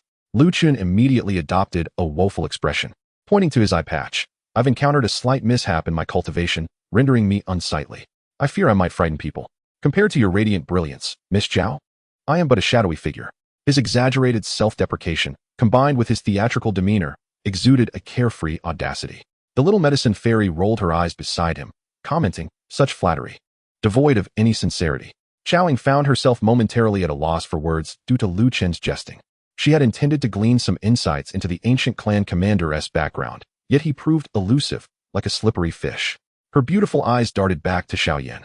"Mr. Xiao Yan, the assessment is about to commence. I have heard of your exceptional soul power. Might you allow me to witness it today?" She completely disregarded Lu Chun and refocused her attention on Xiao Yan. At this moment, Xiao Dan seized the opportunity to step forward. "Wait, you are the Xiao Yan who recently stirred up trouble in Yi City, are you not?" Xiao Yan remained composed, his gaze steady as he met Xiao Dan's eyes. Responding coolly, "And who might you be?" Xiao Dan flashed a confident smile, dramatically unfurling his folding fan. "I am Xiao Dan of the Qiao family, a 7th-grade alchemist. Before the assessment begins, shall we have a little contest?" His words dripped with provocation, and disdain for Xiao Yan flickered in his eyes. A slight smirk played on Xiao Yan's lips, a glint of sharpness flashing within his gaze. "How would you like to compete?" "With fire," Xiao Dan exclaimed, spreading his hands as fierce flames ignited in his palms. Ahem. At this declaration, the heavenly fire erupted in laughter, causing the wine that had just reached Lu Chen's lips to spew forth. The little medicine fairy shook her head in pity for Xiao Dan. "Oh, how classic." Lu Chun mused, recalling this familiar scene. He knew well who the ultimate victor would be, thus feeling little interest in this confrontation. Observing Xiao Dan's self-assured demeanor, as if victory were assured, he anticipated the moment when Xiao Dan would be left questioning his existence after being struck by Xiao Yan's extraordinary fire. It seemed a little cruel, yet there was indeed no suspense. Sigh, how dull. He stifled a great yawn, a few physiological tears escaping the corners of his eyes. Seizing the moment when everyone's attention was captivated by the imminent contest, particularly Gu Sunur's cold, piercing gaze fixed upon Xiao Yan, he quietly stepped back 2 paces and then, with a flicker of movement, silently slipped out of the hall. Chapter 21. The Assessment of the 5 Great Families.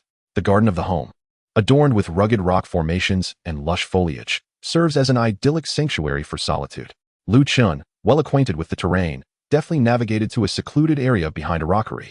Leaning against the cool stone wall and exhaling a long breath of relief. "I could barely hold it in," he murmured, brushing his fingers over the ring on his finger. Summoning a pristine pack of cigarettes into his palm, skillfully, he plucked one out and placed it between his lips, igniting it with a flicker of flame from his fingertips. A deep inhale relaxed his taut nerves, and he thought, "Ah, This indeed alleviates stress. Lu Chen squinted contentedly, relishing this rare moment of solitude. However, this tranquility lasted no longer than the time it took to smoke half a cigarette. Well, a voice laced with both irritation and surprise suddenly erupted from above. Startled, Lu Chen nearly dropped his cigarette, quickly glancing up to find the venerable Tian Hua perched atop the rock formation, gazing down at him with an expression akin to a thief caught in the act, particularly fixated on the cigarette pack in his hand, his eyes gleaming with desire. Old brother, were you not in the hall enjoying the spectacle? Lu Chen instinctively attempted to conceal the cigarette behind him. Tian Hua, agile as a nimble monkey, leapt down and deftly snatched the half-smoked cigarette from Lu Chen's fingers, unperturbed, and took a deep drag, savoring it momentarily before accusingly pointing a finger at Lu Chen. I knew you were up to no good. That box was confiscated by the little healer yesterday, and I had a hunch you had a stash hidden away. Indeed. How shameless of you to indulge in secrecy here.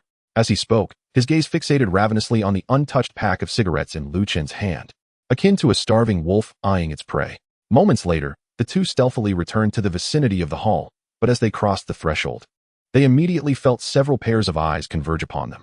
The little healer wrinkled her delicate nose, resembling a vigilant creature sniffing the air, her grayish-purple eyes locking onto Lu Chen and Tian Hua with sharp scrutiny. What is that smell? A charred odor? And something peculiar akin to herbal essence? She regarded the two with suspicion. Although Gu Suner remained silent, her clear eyes surveyed them with a discerning gaze. Xiao Yan appeared both helpless and curious. Lu Chen's heart sank momentarily, yet he quickly donned a smile, preemptively speaking before Tian Hua could. You see, just moments ago, Brother Tian Hua was instructing me on some techniques of fire attribute combat in the back garden. It got a bit noisy, and I may have inadvertently set some weeds and branches ablaze, hence the smoky aroma.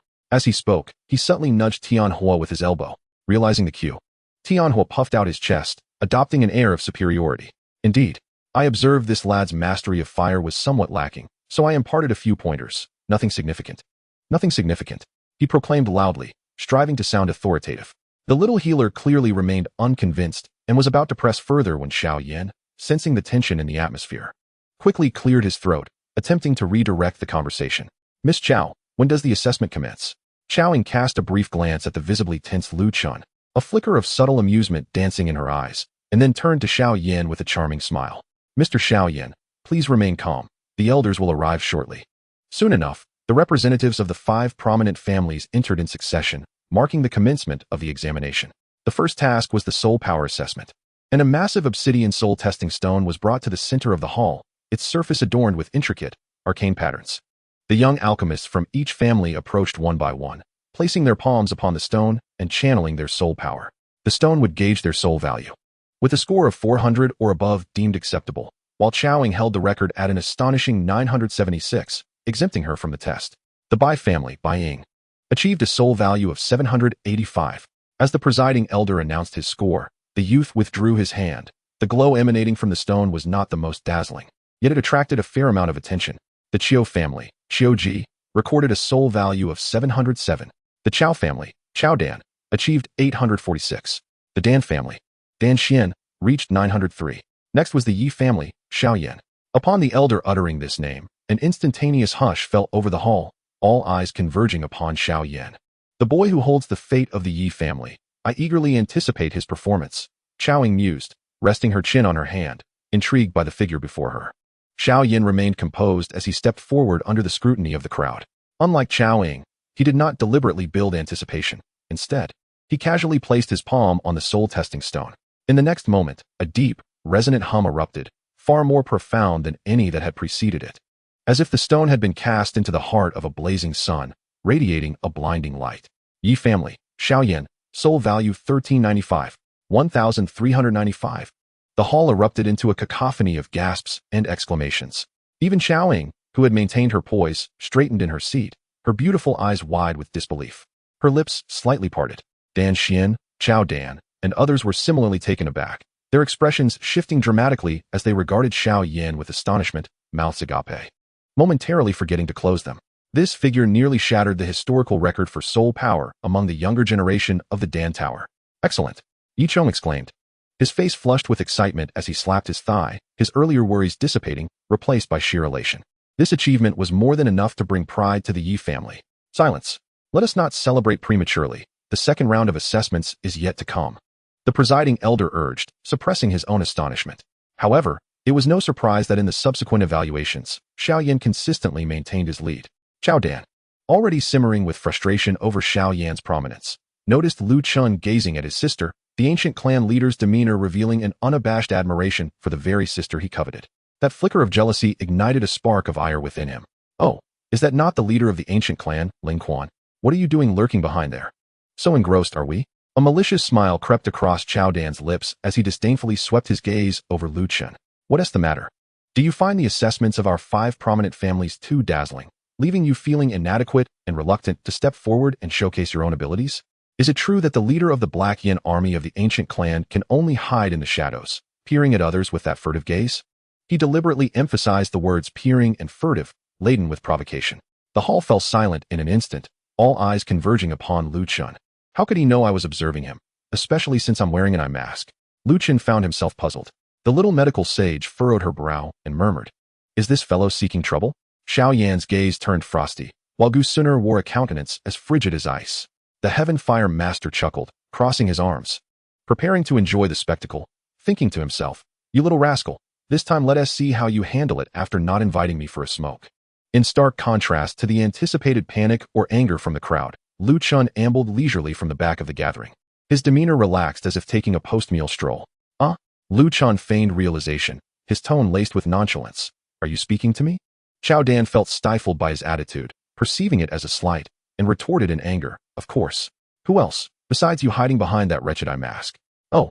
Lin Kuan elongated his tone, nodding as if struck by enlightenment. Rather than displaying anger, he smiled broadly, revealing a set of pearly whites, a grin that, to Xiao Dan, seemed almost infuriatingly smug. "You must be the young brother from the Qiao family, correct?" Lin Kuan spoke with a casual familiarity. "What was it you just said? Peering? TSK. That's rather inaccurate." He slightly turned, his gaze openly drifting past Xiao Dan to rest upon the enchanting Qiaoing behind him. This time with an even more pronounced appreciation, akin to one admiring a work of art. A beauty like her, with an extraordinary grace, eclipsing all others. Lin Kuan's voice resonated throughout the hall, infused with a languid yet sincere tone. Her mere presence here constituted a breathtaking spectacle, radiating brilliance, making it nearly impossible for anyone to overlook her. I must confess, I have a flaw. When I encounter something beautiful, I cannot help but steal a few glances to appreciate it. How can that be termed peering? That is a matter of aesthetic appreciation, do you understand? He paused, his gaze seemingly more intent on Qiaoing, the playful smile on his lips deepening. Moreover, your sister possesses a unique charm, a dazzling brilliance akin to that of the Dan Tower's finest, yet also carries how shall I put it? A bewitching allure reminiscent of a siren? Such a contradictory yet captivating quality is undeniably intriguing, compelling one to look a little longer and delve deeper. A muffled laugh escaped from the crowd, the source unknown. Qiaoing herself was momentarily taken aback by Lin Kuan's audacious and peculiar compliment. However, instead of anger, a more enchanting smile gradually spread across her breathtaking visage. Her red lips parted, her captivating eyes shimmered with an inquisitive glint, appraising Lin Kuan from head to toe, as if scrutinizing an amusing, oblivious toy. Chapter 22. The Enchantress of the Qiao Clan. "You are outrageous." Xiao Dan trembled with rage, his finger quivering as he pointed at Lin Kuan. "How dare you publicly disrespect my sister? Is this the level of upbringing among the ancient clan? Disrespect?" Lin Kuan appeared to have heard the grandest joke, dramatically cupping his ears. "Dear brother, do you perhaps harbor a misunderstanding regarding admiration and frivolity? My appreciation for your sister's grace is heartfelt and sincere, each word spoken with utmost candor. Dare you engage in a contest with me? Humph. While I may not rival Xiao Yan, surely I am not outmatched by a mere junior commander such as yourself." Xiao Dan believed his victory was all but assured. "I am not an alchemist. What is there to compare? Are you but a child?" Lin Kuan, with his hands nestled within the ample sleeves of his dark military garb, spoke with a tone that mimicked that of a parent appeasing a petulant child. The term child pierced Xiao Dan's heart like a dagger. As a distinguished talent of the Qiao family and a budding 7th-grade alchemist, when had he endured such indignity? "Stop making excuses. You have insulted my elder sister, and today you must provide an explanation." "Very well, I concede that I cannot surpass you. You have won. Is that sufficient? You. To shy away from comparison is the mark of a coward." "Humph, the commander of the ancient clan's dark army? I question the validity of your esteemed position." Xiao Dan grew increasingly agitated, his voice rising in pitch, drawing the attention of all present in the hall to the tension between the two. "The revered Tianhua, arms crossed, watched the unfolding spectacle, nearly urging them to engage in combat. Xiao Yan observed with a face that mirrored anticipation for the impending resolution. Xiao Yan furrowed his brow, sensing Qiao Dan's aggressive demeanor, yet he was more intrigued by Lu Chen's reaction. Gu Suner maintained a stoic expression, though the flames of the Golden Emperor flickered subtly at her fingertips. Enough, enough. I have already acknowledged that I cannot compete with you. Let us cease this dispute and enjoy a moment of silence. Lu Chun, wearing an expression of exasperation, placed a finger to his lips, gesturing for quiet. In an instant, Qiao Dan felt darkness enveloping him, and he collapsed. Thud! Qiao Dan fell to the ground, eyes shut tight, breathing steadily, as if he had succumbed to a deep slumber. The hall descended into an eerie silence. All present, including Qiao Ying, Xiao Yan, Xiao Yixian, Tian Hua, and even Gu Suner, stood wide-eyed, staring at the unconscious Qiao Dan, then shifting their gaze to Lu Chun, who had just removed his finger from his lips, wearing an expression of feigned innocence. What just transpired? An elder of the Qiao family was the first to recover, rushing forward to assess Qiao Dan's condition. Young Master Dan. The members of the Qiao family erupted into chaos, surrounding him. Qiao Ying hastily knelt beside her brother, discovering that he merely appeared to be in a state akin to a powerful hypnotic slumber, thus sighing in relief. However, her gaze towards Lu Chun was now laced with astonishment.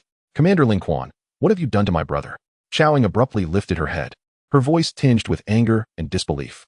She had not witnessed Lu Chen's actions clearly, only observing his gesture, after which her brother had collapsed. Gu Suner stepped forward, positioning herself protectively before Lu Chun, her tone imbued with an undeniable authority. Miss Qiao, please remain calm. Your brother has simply fallen into a deep sleep. He is not harmed. Her voice was not loud, yet it cut through the commotion, carrying with it an innate soothing and commanding presence. Everyone witnessed it. I have not laid a finger on him. It was his own temper that overwhelmed him, causing a momentary fainting spell. How can this be attributed to me? Despite my persistent attempts to counsel him to remain silent and refrain from further disputes, he chose to disregard my advice. Lu Chen's words were infuriatingly provocative. Coupled with that innocent expression, I had initially felt no anger, yet his utterances were enough to incite one's ire to the point of blood pressure rising. Qiao Ying fixed her gaze upon him, fully aware that Lu Chun must have employed some underhanded tactics. After all, Qiao Dan was a 7th-grade alchemist, and her spiritual prowess was undoubtedly formidable. Yet, the methods employed were exceedingly peculiar, so subtle and silent that even she, an 8th-grade alchemist, could not detect them beforehand. She had intended to spar with Xiao Yan, but due to certain influences, she would have to postpone those plans. Taking a deep breath, Qiao Ying forcibly suppressed her simmering fury and her astonishment at Lu Chen's strange techniques. Gradually, she rose to her feet, her gaze piercing like icicles directed at Lu Chun, her voice regaining its usual haughty tone, yet infused with a deeper chill. The leader of Ling Quan is indeed a master of concealment. No longer casting her eyes upon her unconscious brother, she shifted her attention to Gu Suner, who stood behind Lu Chun. Miss Suner, I have today experienced the prowess of the Gu clan's leader. However, Qiao Ying's tone shifted, her chin slightly elevated, the emblem of an 8th-grade alchemist on her chest gleaming with confidence under the light. The evaluation of the 5 great families of the Pill Tower ultimately rests upon one's alchemical skills. Mr. Xiao Yan's abilities are exceptional, and I, Qiao Ying, hold him in high regard. Yet, as for this leader of Ling Quan, she had originally wished to engage Xiao Yan in a contest, but due to the current circumstances, her focus had to pivot to Lu Chun. The atmosphere in the hall became instantly tense. She dared not directly question Gu Suner. Yet the indignation of witnessing her brother being publicly subdued was difficult to swallow, her ire directed squarely at Lu Chun. A cold smile graced Qiao Ying's lips. She was unparalleled in verbal sparring, but she wondered if his skills matched his tongue. Lu Chun wore an expression of resigned exasperation. Miss Qiao, your demands are rather unreasonable. I have already conceded. What more do you desire? Engaging in fisticuffs contravenes the regulations of the Pill Tower. I am a law-abiding leader. Who wishes to fight you? Qiao Ying scoffed, her eyes filled with disdain. After a brief pause, her voice escalated sharply. I merely require you to demonstrate that you are not merely a loquacious individual who resorts to base tactics. It is quite simple. Withstand 3 of my strikes. Should you manage to endure them while standing, I shall consider you possess some merit, and the events of today will be forgiven by the Qiao family. Otherwise, her unspoken final words hung in the air, yet her icy gaze and smirk conveyed all that was necessary. Should this reputation be solidified, Lu Chun would be utterly humiliated, and the Gu clan would likewise be shamed. 3 strikes? Lu Chun feigned ignorance. Miss Qiao, do you not think your request is rather simplistic? His words implied that he deemed Qiao Ying's challenge to be beneath him. Qiao Ying, taken aback by his audacious demeanor, felt her anger surge anew, her chest rising and falling with intensity. Engaging with this rogue felt like a severe trial of her patience. Very well, if Miss Xiao wishes to play, then I shall oblige. Come, let us begin. As he spoke, Lin Kuan casually stretched his neck, his nonchalant demeanor infuriating Xiao Yan even more than outright insults would have. Very well, this is of your own making. In Xiao Ying's eyes, a glimmer of cold light surged violently, and she no longer wished to exchange another word with this scoundrel. With a sudden lift of her jade hand, deep purple soul energy coiled around her fingertips, instantly coalescing into a fiery phoenix that soared straight towards Lin Kuan. Fire Spirit Phoenix, go. The enormous fire phoenix struck Lin Kuan with tremendous force, a resounding boom echoing throughout the chamber. The intense purple flames engulfed the very area where Lin Kuan stood, blinding everyone in the hall with its brilliance, compelling many to instinctively shut their eyes. The scorching wave of heat swept through the vicinity, causing nearby tables and chairs to emit a burnt odor. Xiao Ying's chest rose and fell slightly, a trace of satisfaction flickering in her eyes after releasing her pent-up frustration. Yet beneath that satisfaction, a surge of profound unease quickly arose. She had merely intended to teach him a lesson, to make him aware of her strength. She never intended to take a life, especially not that of the leader of the ancient clan. The consequences. Ling Quan. Gu Sun'er's voice carried a hint of urgency she herself had not recognized. Xiao Yan furrowed his brow, stepping forward. The small medicinal sage's expression of schadenfreude froze, and the heavenly fire sovereign's eyes widened in shock. As the purple flames gradually dissipated, thick smoke billowed forth. All eyes were fixated on the epicenter of the explosion. On the ground lay a humanoid figure, motionless, with remnants of scorch marks from the flames still visible. The attire of the Black Swallow Army as commander had become charred and tattered. Silence prevailed. Chapter 23, the most just episode. Xiao Ying's face turned as pale as a sheet, her knuckles whitening from the force of her grip. Her body began to tremble slightly. She had landed herself in deep trouble. No, it was impossible. She muttered in a daze, her feet instinctively moving to rush forward and check. A dozong, even if he withstood her wrathful strike, should not have perished. In that moment of suffocating silence, when even breathing seemed to halt, the figure on the ground suddenly disintegrated like a sand sculpture blown away by the wind, transforming into a swarm of crows. Caw, caw, caw, caw. Accompanied by a cacophony of discordant cries, dozens of pitch-black crows erupted from the disintegrating form, soaring into the air. They flapped their wings, scattering throughout the hall, leaving behind a chaotic flutter of black feathers. The entire hall was instantly engulfed in a haze of confusion wrought by the sudden appearance of these crows. What is happening? Crows? Where did they come from? The crowd erupted into disarray, scrambling to evade the chaotic flurry of black birds. Xiao Yan stood frozen, her mind blank, utterly bewildered by the extraordinary scene unfolding before her.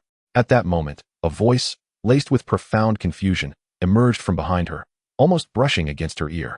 Miss Xiao, why shout so loudly when unleashing your skills? The voice was alarmingly close. So close that Xiao Yan could feel the rush of air as the words were spoken. In an instant, every hair on her body stood on end, like a startled cat.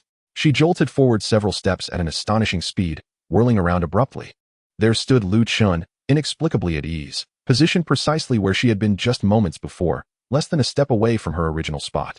His black military commander uniform was impeccably clean, devoid of even the slightest burn mark or crease.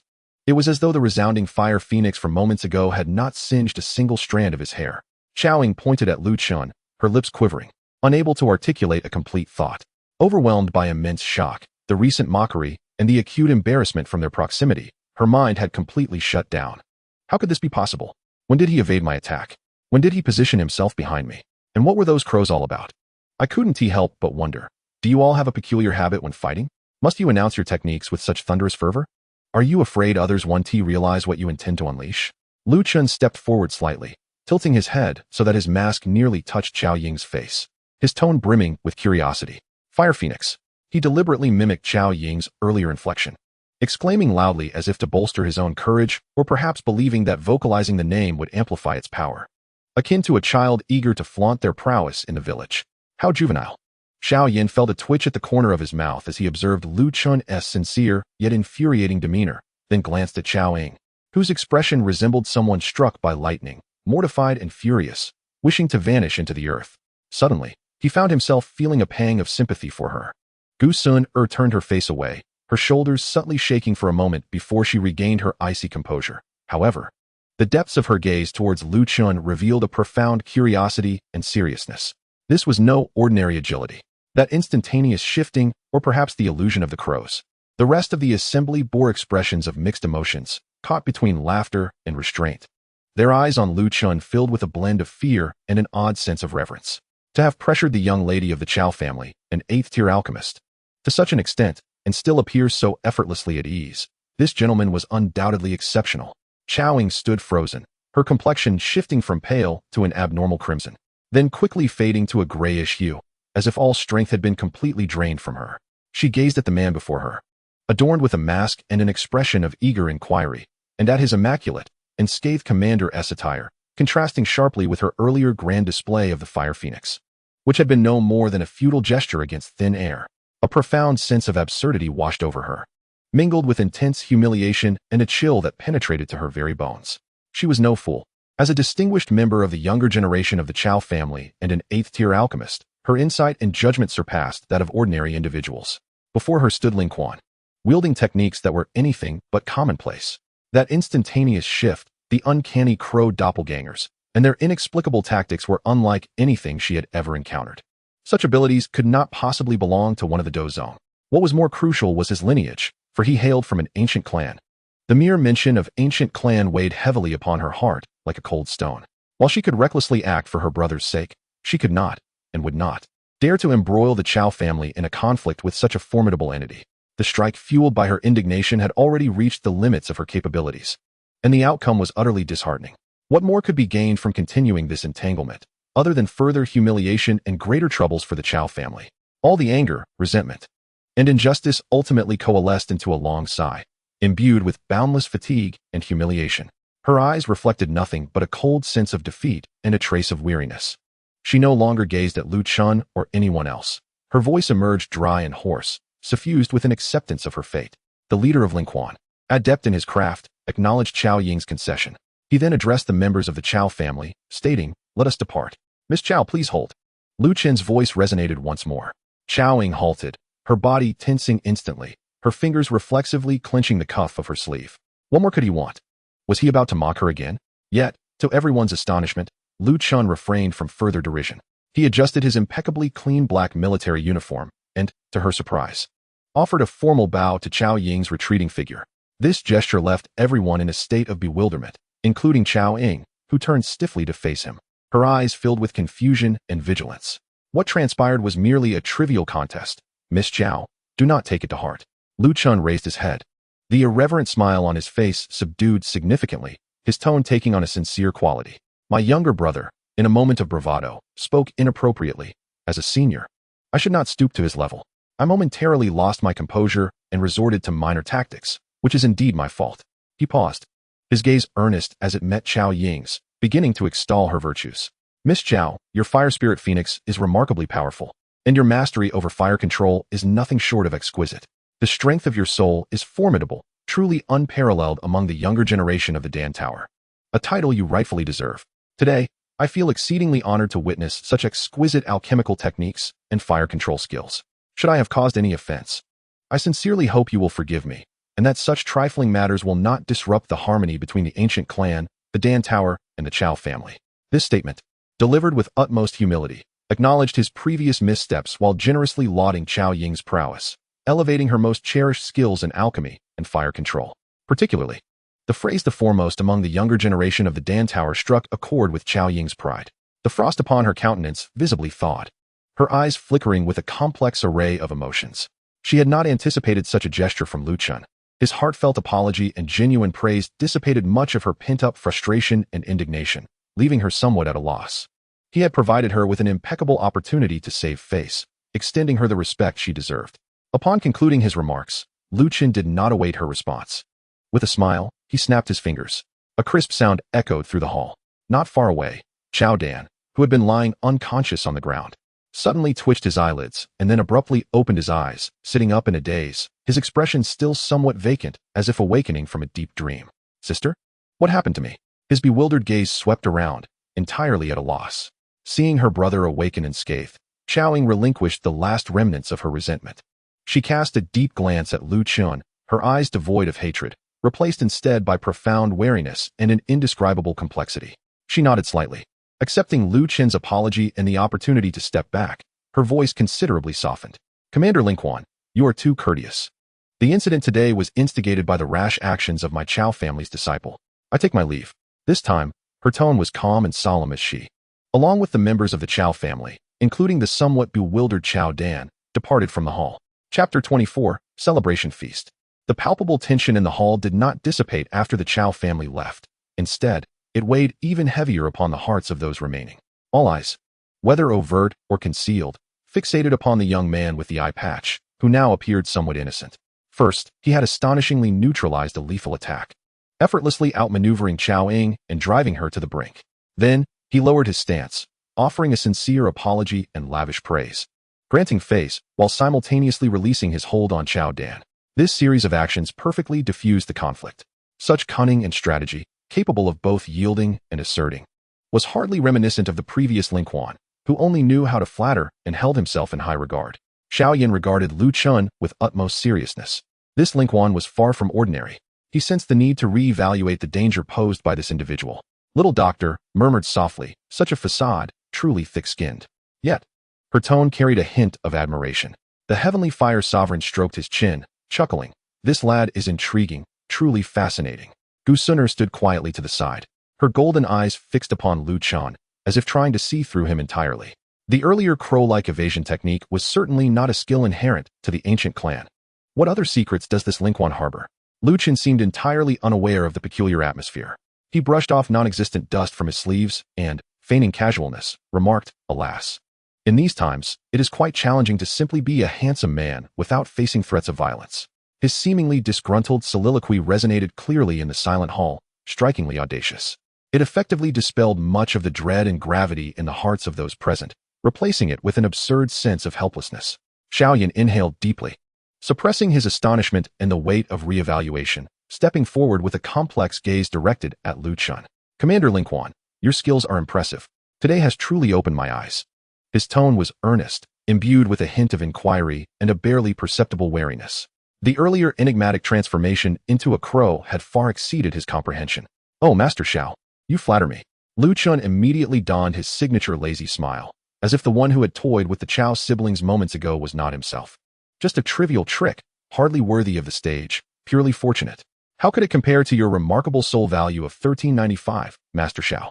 Now that is true skill. A testament to greatness. As he spoke, he gave Xiao Yan a thumbs up, his expression exaggerated and his tone sincere to the point of being impeccable. Xiao Yan was momentarily taken aback by this sudden flattery, his lips twitching as he found himself at a loss for words. This fellow's ability to change his demeanor was astonishingly swift. The little healer could no longer restrain herself. Rolling her eyes dramatically and crossing her arms, she scoffed, humph. Your skin is so thick that even the cannot penetrate it. Just moments ago, you feigned apologies and compliments, only to turn around and indulge in self-praise. How hypocritical.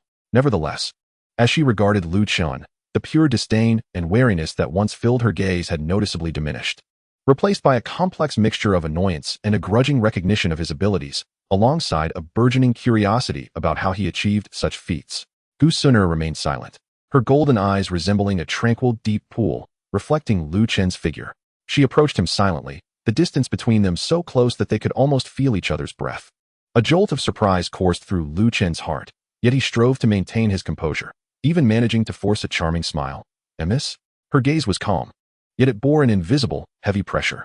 Though she did not unleash any fighting spirit or oppressive aura, the weight stemming from her lineage, her identity, and her unfathomable strength made the air around Lu Chen feel as though it had solidified. He could distinctly sense Gu Suner's soul energy akin to the most delicate probe, attempting to penetrate the veil over his eyes, seeking to uncover the secrets hidden within the depths of his pupils. Time seemed to stretch interminably in that moment. The hall fell into a profound silence once more, with everyone holding their breath, observing the unspoken standoff between the two. It was uncertain how long they remained in this state, perhaps only a few breaths, but for Lu Chun, it felt like a century. Finally, Gu Suner slowly withdrew her gaze, the heavy pressure dissipating along with it. Her expression revealed no emotion as she simply uttered, "Let us go." With that, she turned and proceeded directly towards the entrance of the Yi family residence, offering no explanations or inquiries, as if the silent scrutiny had never transpired. As night descended, The Yi family's courtyard was ablaze with light. Following the conclusion of the assessment, Yi Cheng personally invited Xiao Yan and his companions to the banquet, his face radiating joy, the wrinkles smoothing out, and his voice booming with enthusiasm. Young friend Xiao Yan, you must not return until you are thoroughly intoxicated tonight, Yi Cheng exclaimed, patting Xiao Yan on the shoulder, his smile broadening. The drunken immortal brew that my family has cherished for over a century shall be unveiled for celebration today. Humbly, Xiao Yan smiled. You flatter me, Elder Yi. I merely stumbled upon good fortune. Fortune? Yi Cheng laughed heartily. If a soul value of 1395 is mere luck, then what of others who would surely feel ashamed to the point of self-destruction? Come, come, the feast is ready. The little healer and the heavenly fire lord were naturally invited as well. As for Lu Chun and Gu Suner, although they were not technically guests of the Yi family, Yi Cheng was far too astute to overlook the opportunity to strengthen ties with the Gu clan. Young lady of the Gu clan, Commander Ling Quan, we humbly request your presence. Yi Cheng bowed respectfully. In principle, Mu Gu was supposed to launch a nocturnal ambush on Xiao Yan tonight, but recalling his warning from the previous day, Lu Chen hoped that they would remain compliant and not cause any trouble. He subsequently set aside his vigilance and nodded. All right. If there is fine wine, we must go. Gu Suner initially intended to politely decline, but upon meeting Xiao Yan's eager gaze, she gently nodded, I appreciate the invitation. Turning her attention back to Xiao Yan, a hint of warmth flickered in her eyes as she asked, Brother Xiao Yan, do you mind if I join? Xiao Yan quickly responded, having Suner here is a delightful surprise. The Yi family had evidently gone all out for this celebratory feast, with a grand array of exquisite delicacies adorning the long table, showcasing an abundance of spiritual fruits and celestial brews. Most captivating was the central jar of freshly uncorked drunken immortal brew, the aroma so rich that it seemed to intoxicate the very air. Come, let us raise our first toast to our young friend Xiao Yan, Yi Cheng proclaimed, lifting his cup high. The guests all rose, their cups clinking together, producing a crisp sound. Surrounded by the crowd, Xiao Yan wore a gracious smile, though his gaze occasionally drifted towards Gu Suner. When their eyes met, the fleeting tenderness in Suner's gaze nearly elicited a laugh from Lu Chun. Ah, youth, he murmured softly before tilting his head back and finishing his drink in one go. As the evening progressed and the drinks flowed, the atmosphere grew increasingly lively.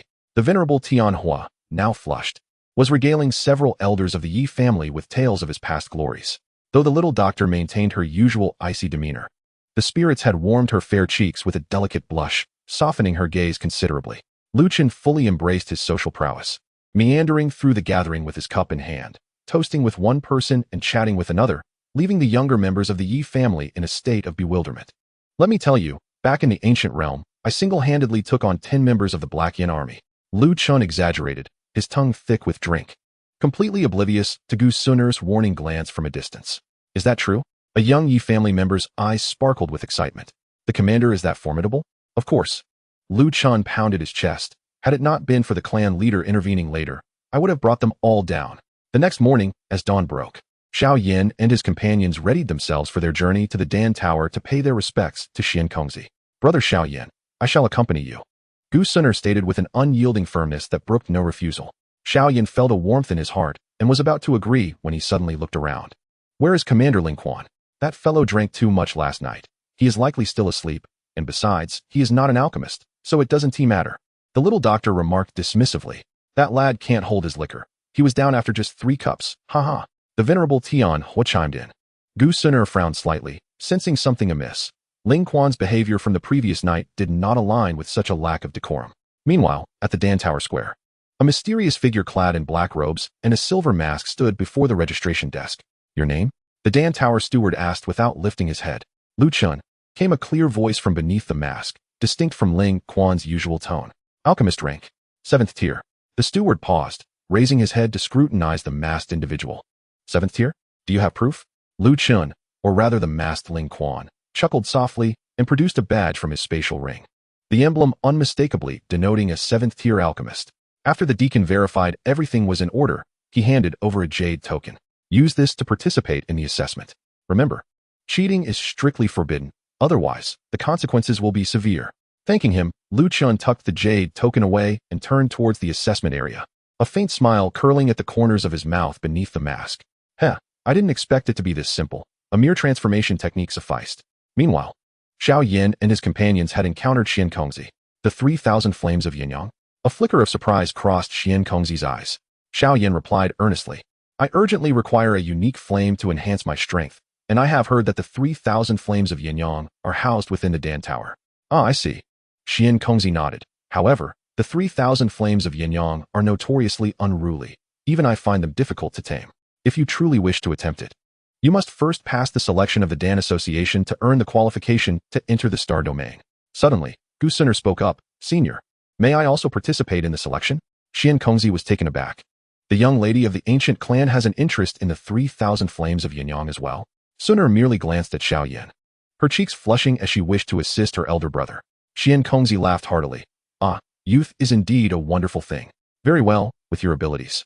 Participating in the selection should be more than adequate. Just then, a familiar, melodious laughter interrupted them. Mr. Xiao Yan, we meet again. Chao Ying, dressed in a crimson gown, smiled alluringly. Beside her stood several robust young men, all of whom were among the finest alchemists of this generation at the Dan Tower. Chao Miss, Xiao Yan nodded politely, though his gaze fell upon another man in the hall. This is Song Qing, the disciple of the Grand Elder of the Dan Tower, and also the youngest elder of the Dan Tower, Chao Ying explained with a smile. Seeing that everyone had arrived, Xian Kongzi cleared his throat. Since you are all here, I will speak plainly. The 3,000 flames of Yin-Yang have been exhibiting unusual activity of late, and the seal of the Star Domain has weakened.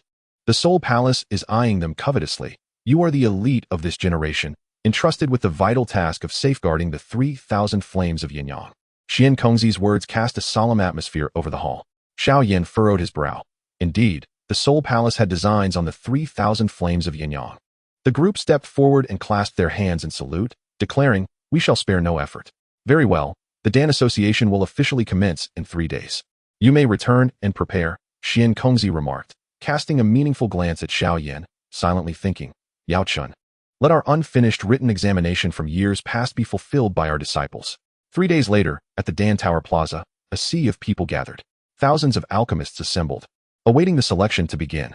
As Xiao Yan surveyed his surroundings, his brow furrowed. Still no sign of Captain Ling Quan. Indeed, the Heavenly Fire Master nodded. With his temperament, he should not miss such excitement.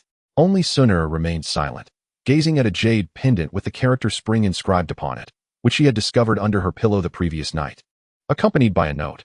Young lady, should you encounter danger tomorrow, please carry this jade for protection.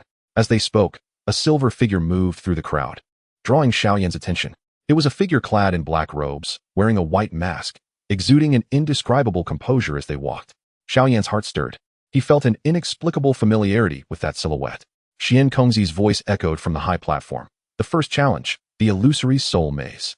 With a grand gesture, a colossal stone tablet rose in the center of the square, its surface rippling like water, revealing a swirling entrance.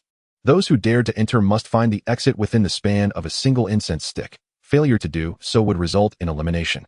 Now, the challenge begins. The crowd surged in like a tidal wave. Xiao Yan retracted his gaze, exchanging a glance with Gu Suner, and together they stepped into the maze. Inside the labyrinth, mist swirled around them. The moment Xiao Yan entered, he realized he had lost sight of the others. All around him was a vast expanse of white. His soul perception suppressed to its limits, rendering even direction indiscernible. A wisp of azure heartfire ignited at his fingertips, yet the flames twisted oddly, pointing in all directions. Was even the interfered with?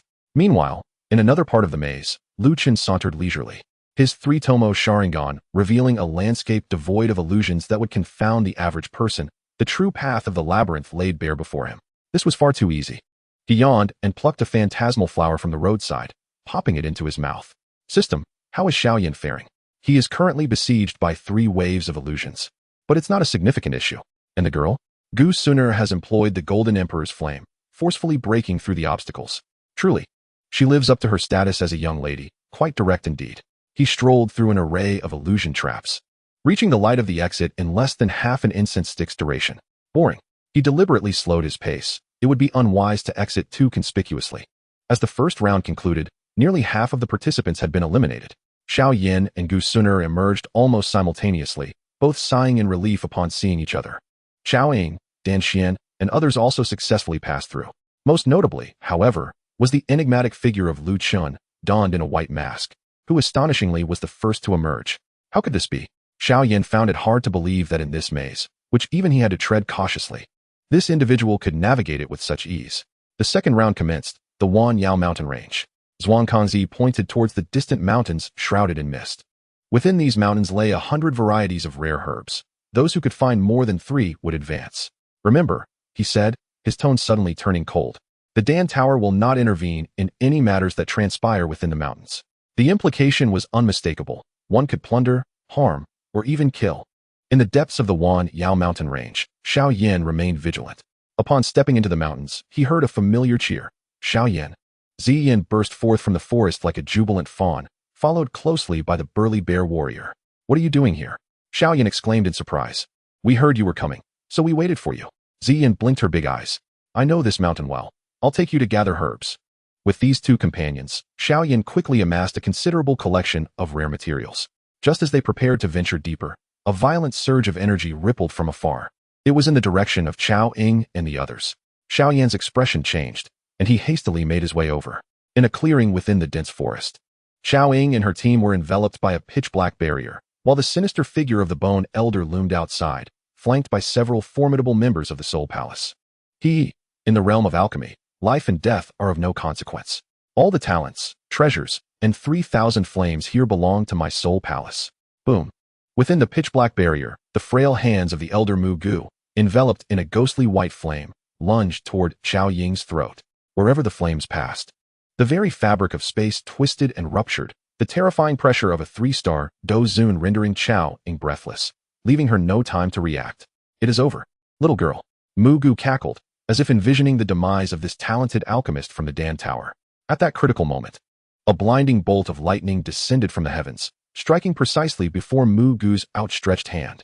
The clash of thunder and the heart of the ocean flame erupted into a deafening roar. The violent shockwave sent Chao Ying soaring several meters, narrowly allowing her to evade a fatal blow. Who? Elder Mu Gu's fury and astonishment surged as he looked up. There, amidst the treetops, stood a figure cloaked in black, a white mask glimmering with a crimson hue under the sunlight, locking onto Elder Mu Gu. I have warned you before to keep your distance. The voice was calm, yet carried an unsettling aura of intimidation. Elder Mu Gu squinted his murky eyes, sensing the soul power of the figure, but found it to be merely an 8-star Do Zone. What nonsense! Elder Mu Gu bellowed, sweeping his sleeve, unleashing 3 serpentine azure flames that howled forth, retreat at once. As the fire serpents coursed through the air, the space around them distorted, turning flora into ash. Lu Chun stood steadfast, his hands forming seals that mirrored the Elder Mu Gu's previous gestures. 3 colossal serpents of intertwined flames surged from his palms, colliding thunderously with the heart of the ocean flame. Boom. In the midst of the thunderous explosion, Elder Mu Gu's expression shifted dramatically. This is impossible. How could you possess the heart of the ocean flame? And how could you wield my soul-devouring flame serpent technique? Lu Chen chuckled softly, and in the blink of an eye, appeared behind Mu Gu, his palm gathering lightning into a sword, aiming for his back. Clang. Mu Gu hastily turned, the heart of the ocean flame morphing into a shield that barely absorbed the blow, yet he was forced back several steps, his face reddening with rage. Who are you? Mu Gu demanded, both astonished and furious.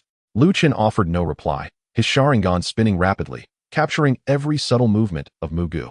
During their exchange, they had exchanged dozens of blows. The more they fought, the more astonished Mu Gu became. It was as if the opponent were a mirror, reflecting every attack back at him in the very next moment. Even more terrifying was that, though the figure was clearly a Do Zone, the power he wielded rivaled that of a Do Zun, albeit slightly inferior, while Mu Gu's retaliations were effortlessly evaded each time. Damn it! Mu Gu's rage reached a boiling point, biting his tongue to draw forth a mouthful of essence blood, invoking the 10,000 souls devouring heaven. The dark soul banner billowed in the wind, countless vengeful spirits shrieking forth, blotting out the sky. This was Mu Gu's ultimate technique, one that even ordinary Do Zun would dare not confront. Damn it! Mu Gu was completely enraged, drawing forth blood from his tongue once more to unleash the 10,000 souls devouring heaven. It seems today, I must ensure you remain here. Lu Chen slowly raised his right hand, palm facing upwards. In an instant, the heavens shifted. Countless thunderclouds gathered overhead, multicolored lightning roiling and roaring within the clouds. Heavenly thunder summoned from the azure abyss.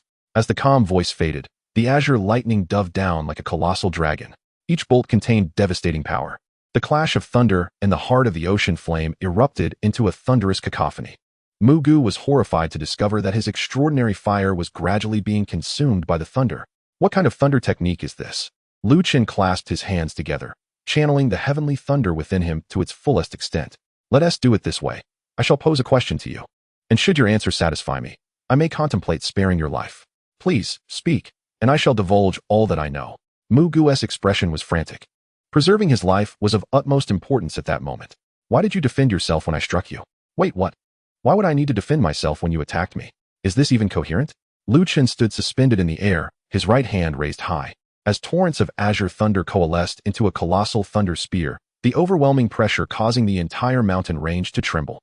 Alas, I intended to grant you a chance at survival, yet here you are, uttering your final words. Fear finally flickered in his aging eyes. Wait, who exactly are you?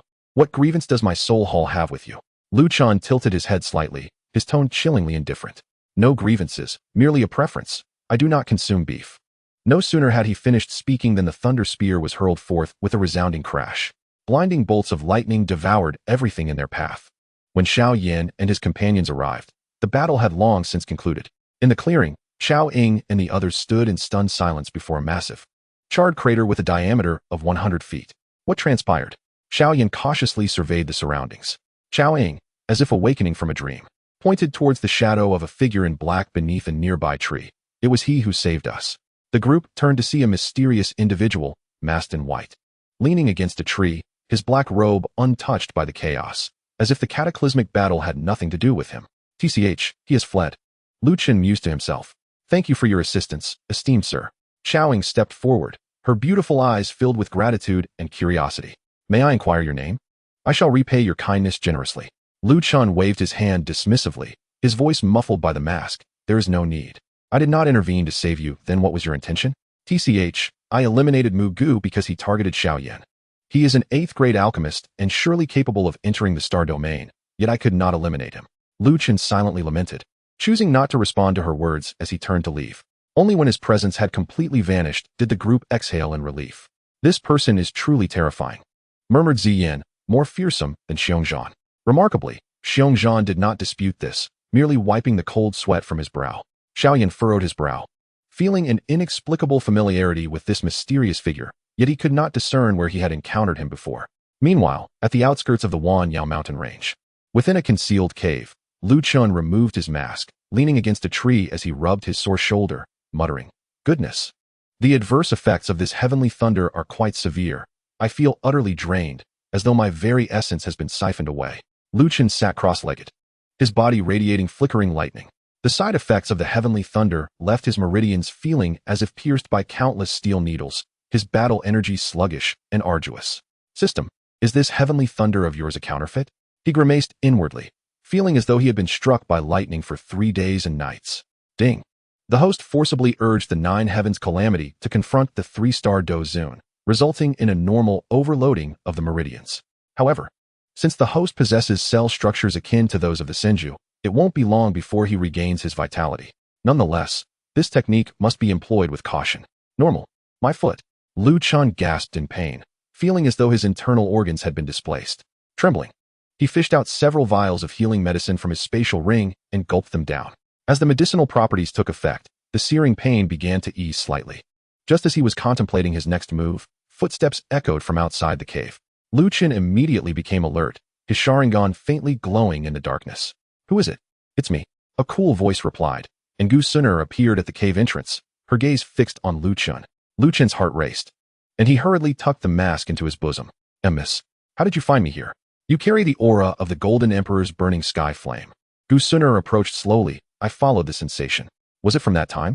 Back then, Lin Kuan had just finished sparring with Gu Yao and was about to leave when Suner called out to him, and a wisp of foreign fire had entered his body. Now he was in trouble. Gu Suner halted before him, her eyes sweeping over his somewhat pale complexion. You're injured? It's nothing, just a minor mishap during cultivation. Lin Kuan chuckled awkwardly, attempting to steer the conversation elsewhere. How is young Master Xiao Yan? Brother Xiao Yan is well, Gu Suner interrupted him, suddenly placing her hand on his shoulder. But you, Ling Quan, have been acting quite strangely lately. Her palm was warm, and the aura of the Golden Emperor's burning sky flame seeped through his clothing, causing the thunderous power within Lin Kuan to momentarily stagnate. I recall you are not an alchemist. Why are you here for the pill conference assessment? Lin Kuan's breath hitched. I am here to ensure the safety of the young lady, he said, regretting it instantly. After all, Suner was a 9-star Dozun. Did she truly need the protection of a mere Dozong? Chapter 27. The method of taming ancient dragon hatchlings. The air within the cave seemed to solidify. Gu Suner's hand remained on Lu Chen's shoulder, the aura of the Golden Emperor's burning sky, flame subtly fluctuating. Her golden eyes appeared particularly sharp in the dim light. Protect me? She raised an eyebrow, a slight smirk gracing her lips, yet devoid of any mirth. Does a 9-star Dozun require the protection of an 8-star Dozong? Ling Quan, do you take me for a child of 3? Gu Suner's hand gradually withdrew from Lu Chen's shoulder, the aura receding in tandem. She turned to gaze at the darkening sky outside the cave, her voice returning to its usual icy tone. Forget it, Ling Quan. I care not for your intentions. But remember this. She turned her face, the moonlight outlining her perfect features, the golden glimmer in her eyes more captivating than flames. Do not hinder Brother Xiao Yan. Her words were spoken softly, yet they bore the weight of 1,000 mountains, neither a request nor advice, but an unequivocal warning. Lu Chen swallowed hard, suddenly feeling the temperature in the cave plummet. Instinctively, he touched his eye mask and forced a laugh. Miss, how could I dare? Best keep it that way. Gu Suner interrupted him, striding towards the cave entrance. Just as she was about to step out, her footsteps paused momentarily. Should Brother Xiao Yan suffer even a scratch because of you? The latter part of her sentence dissipated into the night breeze. Yet the chilling aura had already etched itself deeply into Lu Chen's spine. Until that graceful silhouette completely vanished from sight, Lu Chen finally let out a long sigh. This girl is more frightening than those ancient monsters from the Soul Palace. He muttered softly, rubbing his stiff cheeks. Are you afraid, host? The system's voice echoed with a hint of schadenfreude. Nonsense. This is merely a strategic show of weakness. At the exit of the Pill Realm, Lu Chen gazed at the jade token in his hand that signified his successful assessment, nodding in satisfaction. System, this Pill Realm assessment was hardly anything remarkable. Do not be too smug, host. If it weren't for your Sharingan being able to perceive spatial nodes, you would still be wandering aimlessly inside, the system retorted. Lu Chen tucked away the jade token and made his way towards the inn. The sky had darkened, and the streets were sparsely populated, the moonlight casting an elongated shadow behind him. As he stepped into the inn's courtyard, he was greeted by a familiar cacophony. Lu Chen had reverted to his original appearance, having stored away his mask and eye patch in his ring, revealing his true visage to the world. Xiao Yan, can I have another candy bean? Xian tugged at Xiao Yan's sleeve, resembling a beggar kitten. No way, you've already had 3 today. If you eat more, you'll get cavities. Xiao Yan responded with a resigned shake of his head. You stingy miser. Xian puffed out her cheeks, suddenly twitching her nose and turning towards the courtyard entrance. There's an unpleasant smell. Everyone followed her gaze, their eyes locking onto Lu Chen, who had just entered. The air instantly thickened with tension. Oh, everyone is here. Lu Chen waved nonchalantly, feigning ignorance of Xian's agitated demeanor.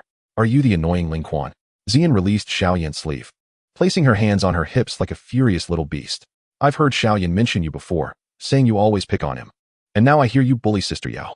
Xian stood defiantly at the table, her amethyst-like eyes wide with hostility, while Xiao Yan wore an expression of helplessness, and Sister Yao pretended not to notice, sipping her tea.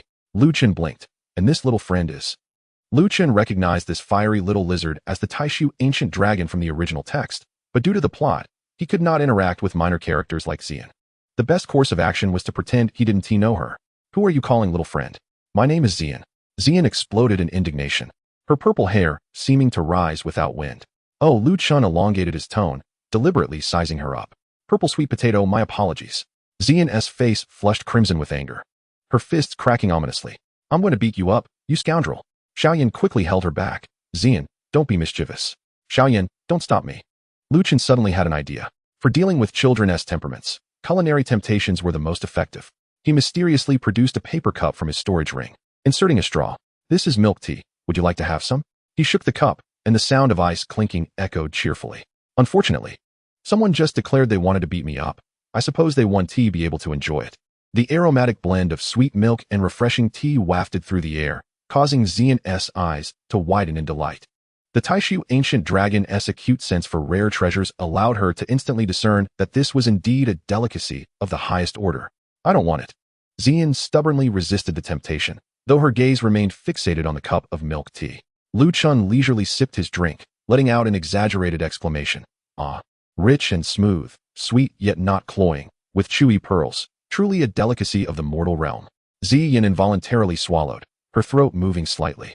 Seeing that the timing was just right, Lu Chen decided to offer her a cup, not out of sudden kindness, but rather to allow her to taste it. After which he would withhold it from her, akin to someone who has never known light enduring the darkness. He feigned a grand act of benevolence, saying, all right. Considering your youth, I shall grant you a cup. He retrieved another cup of milk tea from his storage ring and placed it before Xiao. She eyed him warily. Really? No strings attached? Drink it if you wish. Lin Kuan pretended to retract the offer. Wait. Xiao snatched the cup, mimicking his earlier gesture as she cautiously sipped. In an instant, her amethyst-like eyes lit up. Delicious. Her exclamation startled the other patrons in the inn. Xiao, disregarding her image, clutched the cup and eagerly gulped, her cheeks puffing out like a greedy little hamster. Having never tasted anything like this, she downed the milk tea in mere seconds. While Lin Kuan savored his sip by sip, with a lingering taste on her lips, she looked at Lin Kuan with longing. Is there more? Lin Kuan shook his cup, revealing that it still contained a substantial amount. He deliberately took a deep sip in front of her, then stuck out his tongue to show her the remnants of the white liquid. He mockingly shook his head. I have some left, but I want tea share. The little healer rolled her eyes. You should just be quiet. No one needs to see your thickly coated tongue. Gu Sunner chimed in. Exactly. Someone is displaying their mouth so widely and still dares to accuse me of bad breath. The Flame Sovereign remarked. I find it rather peculiar that he showcases the white on his tongue. Prompted by their comments, Lin Kuan quickly closed his mouth and retracted his tongue. Xiao, being rather familiar, leaped onto his arm like a koala. Give me another cup, she pleaded, her big eyes sparkling. We are not acquainted. Why should I? Lin Kuan feigned a stern expression, raising the milk tea high. Xiao Yan, unable to bear it any longer, intervened. Xiao, stop messing around. He turned to Lin Kuan, exclaiming in exasperation, Commander, please don't tease her. The little healer also chimed in. Indeed. What skill is there in bullying a child, especially for a leader of an ancient clan? Lin Kuan shrugged. All right, for young Master Xiao Yan's sake. He retrieved another cup of milk tea for Xiao, this time also including a slice of chocolate cake. Xiao cheered, snatching the treats and immediately jumping aside to indulge, completely forgetting her earlier bold claims of retribution against him. The Flame Sovereign leaned closer, nostrils flaring. Young man, what kind of tea is this? Bring me a cup as well. You want one too? Lin Kuan feigned surprise, as this was a child's drink. Oh, I simply love sweet things. Holding back laughter, Lin Kuan fetched several cups to share with the others, but notably withheld one from the little healer. Even Gu Sunner took a sip from the cup, her eyes momentarily reflecting a hint of surprise. The taste is indeed delightful, she softly remarked. The little medicine fairy observed everyone holding a cup of milk tea, while she herself was left empty-handed. Her gray-purple eyes narrowed slightly, and she unconsciously twisted the hem of her clothing. With a disdainful snort, she thought of certain individuals, small-minded and petty. What? In the next moment, a large face abruptly loomed close to hers. Do you want a drink? Are you desperately longing for it? Is it really worth throwing a tantrum over a cup of tea? My goodness, you're actually angry. What a little glutton. The little medicine fairy was startled by Lin Kuan's sudden invasion of her personal space, nearly toppling from her chair. Her fair complexion flushed crimson from his rapid-fire words, and a trace of panic flickered in her gray-purple eyes. Who wants to drink? She quickly turned her face away, though her ears betrayed a faint blush. I'm merely curious about that black little pill. If you wish to share, then do so. Suddenly, Xiao leaned in, extending her half-finished cup of milk tea towards her. Sister Little Medicine Fairy, you can have my portion. No need. The little medicine fairy began to refuse, but the sweet aroma wafted irresistibly into her nostrils. Her throat involuntarily moved. Xiao blinked her large eyes. It's truly delicious. Ultimately, the little medicine fairy succumbed to temptation, accepting the cup and taking a small sip. The sweet yet not cloying flavor blossomed on her tongue, causing her eyes to unconsciously curve into crescent moons. How is it? Xiao eagerly inquired. Well, it's tolerable. The little medicine fairy feigned calmness, yet could not resist taking another generous gulp. Humph, I knew you would just eat, Sunner, Xiao. And the little medicine fairy all turned to regard Lin Kuan. Lin Kuan replied, it's over, we are doomed. Chapter 28, The Alchemy Conference. The selection for the Alchemy Conference officially commenced, with throngs of people filling the square. Alchemists from all corners of the central continent gathered here. Xiao Yan and his companions stood in the contestant area, while Gu Sunner and the little medicine fairy occupied the spectator seats. Xiao Yan stood at the contestant platform, his gaze sweeping over the alchemists around him, each of whom appeared ready for the challenge. Talents such as Chao Ying and Dan Shun from the Alchemy Tower had already arrived, each positioned before exquisite alchemical cauldrons. Go for it, brother Xiao Yan. Gu Sunner's voice resonated in his ears through a sound transmission. Xiao Yan turned to see Gu Sunner smiling gently at him from the stands. Strange. Where has Ling Quan disappeared to? The Flame Master looked around, puzzled. Wasn't he supposed to come to watch the excitement? Why do you care? He can do as he pleases, the little medicine fairy remarked disdainfully, her gray-purple eyes brimming with contempt. Xiao Yan nodded towards them, inhaling deeply, preparing to retrieve his cauldron when he suddenly sensed a concealed gaze upon him. Following his instinct, he looked over to the end of the contestant line, where a figure clad in a black robe and white mask idly fiddled with a jade slip. That is, Xiao Yan squinted. The figure's shape and demeanor unmistakably belonged to the mysterious person who had saved Xiao Ying the previous day. Ziyan, her mouth stuffed with snacks, mumbled indistinctly, "Quick. Look at that person. He smells a bit like that irritating Ling Quan." "Impossible." The flame master shook his head. "That kid can barely hold a cauldron steady. How could he possibly be an alchemist?" Upon the elevated platform, Zhuangkongzi rose to announce, "The finals of the Dan conference commence now. The topic, select your own elixir. With no restrictions on grade. Victory will be determined by the quality of the final product and the grade of the resulting Dan thunder." Unexpectedly, the atmosphere of the Dan conference was quite lively. Elder Mugue approached, flanked by a throng of powerful figures from the Soul Palace. His complexion remained somewhat pallid, yet his aura had regained much of its vigor, prominently displaying the insignia of an 8th-grade alchemist upon his chest. "Mugue, do you still have the audacity to appear?" Xuani's expression darkened. "Xuani, such words are unwarranted," Mugue replied with a sinister smile. "The Dan conference is open to all alchemists. Why should I be excluded?" "You." Just as Xuani was about to take action against Mugue, he was halted by Zhuangkongzi. "The Dan Tower Conference is a grand event for alchemist exchanges, regardless of one's background. You may compete freely." As the bell tolled, the alchemists immediately busied themselves. Xiao Yan focused his mind, retrieving the wand beast cauldron, with the azure lotus earth fire swirling in his palm. In a corner, Ling Quan, or rather the masked Lu Chun, leisurely extracted a common alchemical cauldron from his spatial ring. After ensuring no one was particularly observing him, he swiftly formed hand seals. Transformation technique. A wisp of green smoke wafted by, and within the cauldron, an already formed elixir appeared mysteriously. This elixir was entirely emerald green, adorned with 8 distinct patterns, exuding a rich medicinal fragrance, undoubtedly an 8th-grade elixir. "All set." Lu Chun nodded with satisfaction, casually tossing a small flame beneath the cauldron for appearances. "Host, your blatant cheating is quite audacious, isn't it?" the system remarked. "What do you know? This is called strategic time-saving," Lu Chun replied confidently. "After all, the Sharingan can replicate the alchemical process. I merely bypassed the tedious parts." As time passed, Dan thunder began to coalesce in the square. Xiao Ying's pinnacle 7th-grade elixir summoned tricolored Dan thunder, eliciting gasps of admiration. Chen also rose to the occasion, successfully concocting a 7th-grade elixir. Above Xiao Yan's cauldron, energy fluctuations intensified, clearly brewing a higher-grade elixir. Lu Chen stretched lazily. "It's about time." He suddenly struck the cauldron, and the 8th-grade elixir soared into the sky. Simultaneously, he secretly activated the Heavenly Thunder Summoning, unleashing a torrent of thunderous power within. Heavenly Thunder Summoning, 5-color calamity. Rumbling echoed as the once clear sky abruptly darkened, clouds gathering ominously. 5 colors of thunder intertwined within the clouds, forming a colossal vortex. This display was exponentially more formidable than Xiao Ying's tricolored Dan thunder. Almost concurrently, the clear sky was engulfed in a storm of clouds, with 5 colors of lightning swirling. Red, blue, yellow, white, and black lightning intermingled, creating a spectacular thunderstorm vortex. At this moment, although the Heavenly Thunder Summoning primarily conjured azure lightning, its outward appearance was merely a fade. Its essence remained unchanged.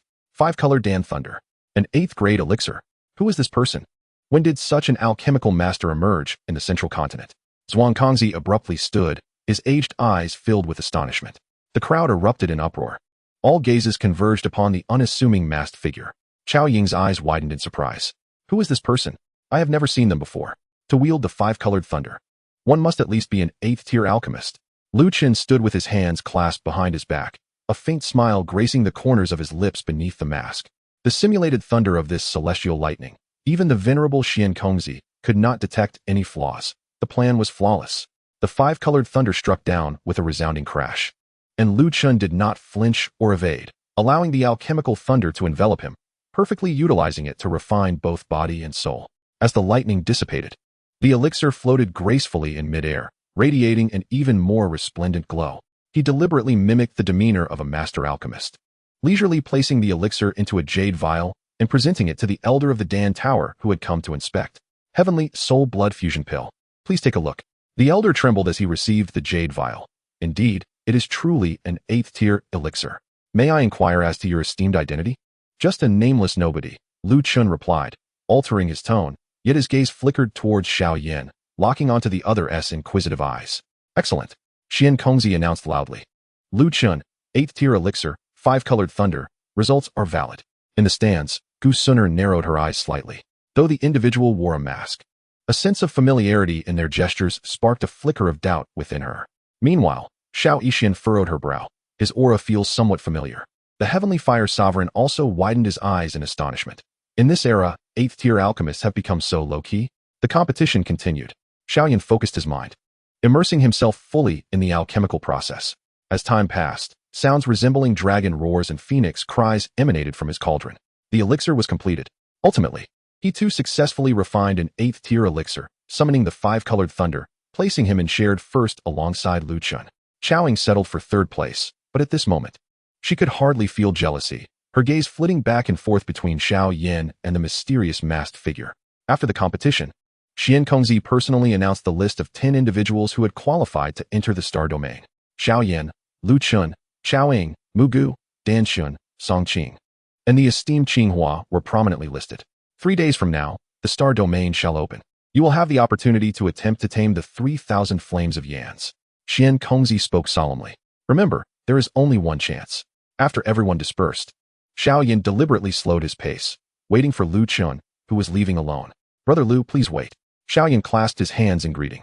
Lu Chun paused, a hint of resignation evident in his expression beneath the mask. What guidance does Brother Xiao seek? I sincerely thank you for your assistance yesterday, Xiao Yan replied earnestly. Might I ask what grievances you have with the Soul Palace? The corners of Lu Chen's mouth twitched slightly beneath the mask. He had anticipated Xiao Yan would approach him, but he did not expect such a direct inquiry. Brother Xiao need not worry. Lu Chun waved a hand dismissively, his voice sounding somewhat muffled through the mask. I have no interest in the 3,000 flames. Xiao Yan's gaze sharpened. The other's words had clearly indicated his stance, yet revealed no personal information. Brother Lu is commendable. Xiao Yan returned the gesture with subtlety, curiosity piqued. With your alchemical prowess, you should not be so obscure. Lu Chun chuckled lightly. As a man of the mountains, I prefer to remain low-key. Yet, Brother Xiao, achieving such accomplishments at a young age is truly remarkable. The two conversed as they walked, unknowingly arriving at the outskirts of the Dan Tower. Brother Lu, how much do you know about the 3,000 flames? Xiao Yan suddenly inquired. Lu Chun halted, his mask turning towards the distant sky. The 3,000 flames of Yin Yin, ranked 9th among the rare flames, is born from the cosmos and possesses the ability to absorb the power of the stars to augment its own strength. Its nature is fierce and cannot be tamed by ordinary means. He turned to Xiao Yan and remarked, however, one who possesses the dragon seal may have a chance. Dragon seal? Xiao Yan was taken aback. Lu Chun spoke with profound significance about the ancient agreement between the Taishu ancient dragon and the 3,000 flames of Yin Yin, suggesting that if Xiao Yan were to have such an opportunity, he might inquire with his companion, the one with purple hair. A wave of astonishment surged within Xiao Yan. How could this person even know of the dragon seal? This individual was far from the simplicity he had presumed. Just as Xiao Yan was about to press further, Lu Chen's figure vanished around the corner. Chapter 29, Star Domain. In the evening, Lu Chen once again occupied the room of the Fire Sovereign. He removed his mask, casually placing it on the table, and exhaled deeply. Pretending to be an alchemist is truly exhausting. Host, are you not afraid of being exposed? Afraid of what? Lu Chun replied nonchalantly, executing the Sharingan's copying technique, simulating the thunderous alchemical lightning, and combining it with the illusionary pills created through transformation techniques. Perfectly executed. Just as Lu Chun intended to retort to the system, he sensed a familiar aura approaching. He swiftly turned, only to find Gu Suner standing at the alley's entrance, seemingly appearing out of nowhere. What brings you here again? Lu Chun instinctively blurted out. Gu Suner walked toward him slowly, the moonlight filtering through the window, casting mottled shadows on her short skirt, illuminating her stunningly beautiful face devoid of discernible emotion. Again, the corners of her lips lifted slightly. It seems you find my frequent visits burdensome enough to voice your sentiments. Gu Suner did not intend to dwell on his rudeness. Instead, she took a seat at the table, her delicate hand brushing over the mask. Lu Chun, a fine name. Allow me to serve you some tea, Mississippi. Lu Chun chuckled awkwardly, attempting to steer the conversation elsewhere. So you are the enigmatic figure who saved Chao Ying. Are you enjoying yourself? Ling Quan remarked. If it weren't for the aura of the golden earth burning heaven flame emanating from you, I might have been deceived as well. Lu Chun swallowed hard. Miss, please allow me to explain. There's no need. Gu Suner raised her hand to interrupt, I have no interest in how you conjured 8th grade pills. I have but one question. She suddenly leaned closer. What do you intend to achieve by entering the star domain? Lu Qin found himself cornered, with no avenue for retreat. Taking a deep breath, he resolved to speak the truth.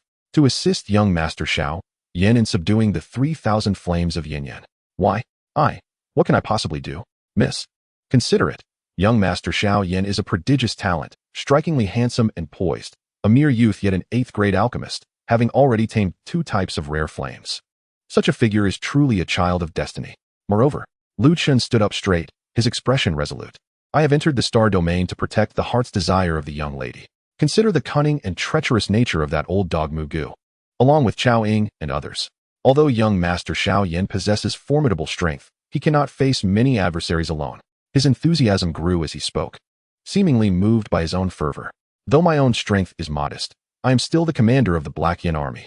To safeguard the heart's desire of the young lady is an undeniable responsibility. He deliberately emphasized heart's desire a second time, accentuating it with great weight. Gu Suner listened intently to the impassioned speech, her sharp gaze softening slightly. Are you truly not here for the 3,000 flames of yin yang? By heaven's conscience, that thing is both scorching and tempestuous. What use could I possibly have for it? Lu Qin even raised his hand to swear an oath. A brief silence enveloped the room. Suddenly, Gu Suner turned, her skirt tracing an elegant arc as she remarked, remember what you have said. With that, she exited, the night breeze rushing in through the open door, sending a shiver down Lu Qin's spine. He exhaled heavily and slumped into a chair. Host, your flattery is exceedingly insincere. The system remarked mercilessly. Lu Qin rolled his eyes, retorting that he was merely catering to her preferences. He rose to close the door, when a sudden soft thud from outside caught his attention. Turning around warily, he found Xian clinging to the windowsill like a gecko, her amethyst-like eyes fixed upon him. What are you doing here? Lu Qin nearly choked on a pearl. Xian nimbly flipped into the room, her little nose twitching. Do you have any food left? Could you spare me another cup of that syrup? Lu Qin's mouth twitched. You woke up in the middle of the night just for this? Xiao Yan mentioned that children should sleep early, but I can't fall asleep, Xian pouted. Lu Qin waved his hand impatiently. Go away, you little brat. I still need to sleep. You. I just saw Sister Suner leave your room. If you don't give me what I want, I will tell Xiao Yan that you were secretly meeting with Sister Suner in the middle of the night. 3 days later, at the entrance to the star domain, 10 qualified alchemists gathered. Lu Qin had donned the iconic red cloud robe, its wide collar obscuring much of his face, while the black robe adorned with red patterns appeared particularly striking under the starlight. Xiao Yan acknowledged Lu Qin's presence with a slight nod.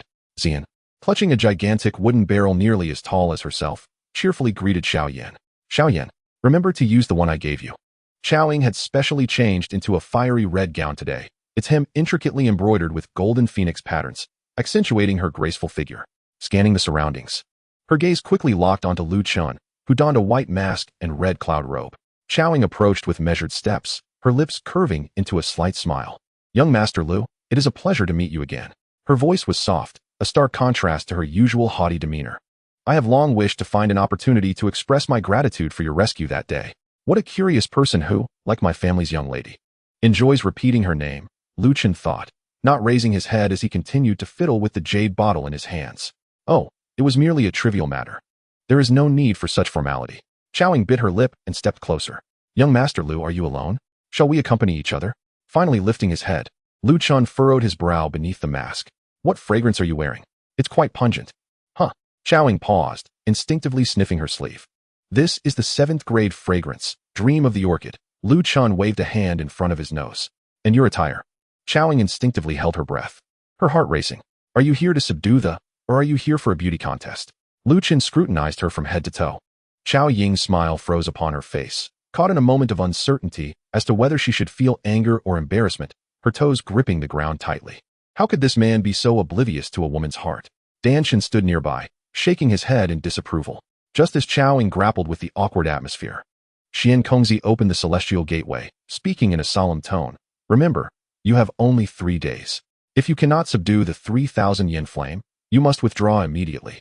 Otherwise, his words trailed off as Lu Qin quietly approached Xian Kongzi from behind and pointed towards Gu Suner. Wait a moment, Senior Xian Kongzi. Why is she here? She clearly did not participate in the alchemy conference. Lu Qin leaned in close, his mouth nearly against Xian Kongzi's ear, lowering his voice to a whisper lest someone overhear. Xian Kongzi was taken aback by Lu Qin's sudden intrusion. preparing to offer a few words of admonition when he followed Lu Chen's gaze and met Gu Sun'er's calm golden eyes. His expression stiffened immediately, and he lowered his voice further. The young lady of the Gu clan has been specially invited by the Alchemy Tower to assist in stabilizing the seal of the Star Domain. Mind your own business. Unyielding, Lu Chen pressed on. Could we not allow her to enter? What if she casually takes the 3,000 yen flame? Nonsense. The Gu clan possesses its own heritage of extraordinary flames. Why would they covet this one? Hurry, enter. At the entrance of the Star Domain, the space twisted into a vortex, and the intense energy fluctuations rendered the air around them hazy.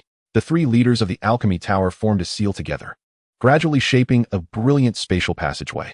The Star Domain is now open. Please proceed. An elder Xiao Ling will accompany you, explaining the specific rules. Xian Kongzi declared with a serious demeanor. The 10 alchemists entered the spatial passage in turn, with Lu Chen deliberately lagging behind. As he passed by Gu Sun'er, he lowered his voice. Rest assured, Miss, I will safeguard both young Master Xiao Yan and you. Gu Sun'er cast him a fleeting glance, replying coolly, mind yourself. Upon traversing the spatial passage, the sight before them left everyone in awe. They stood amidst a vast starry sky, countless stars twinkling in the darkness, with enormous clusters of meteors floating in the distance.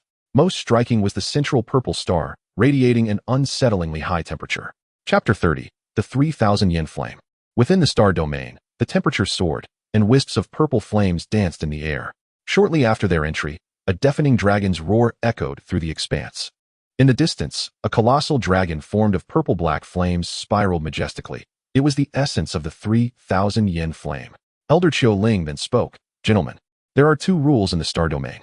First, each person may attempt to subdue the 3,000 yen flame only once. Failure necessitates immediate withdrawal, and interference with others is prohibited. Second, and most importantly, Xiao Ling's expression turned grave. The 3,000 yen flame has developed sentience and is extremely dangerous. If you feel overmatched, shatter your jade token to be transported out. Do not attempt to be heroic. Everyone nodded in agreement. However, Lu Chen observed a flicker of cunning light in the eyes of the old man, Mu Gu. Now, let us begin. Elder Xiao Ling waved his hand. According to the assessment rankings, let Lu Chen be the first to attempt.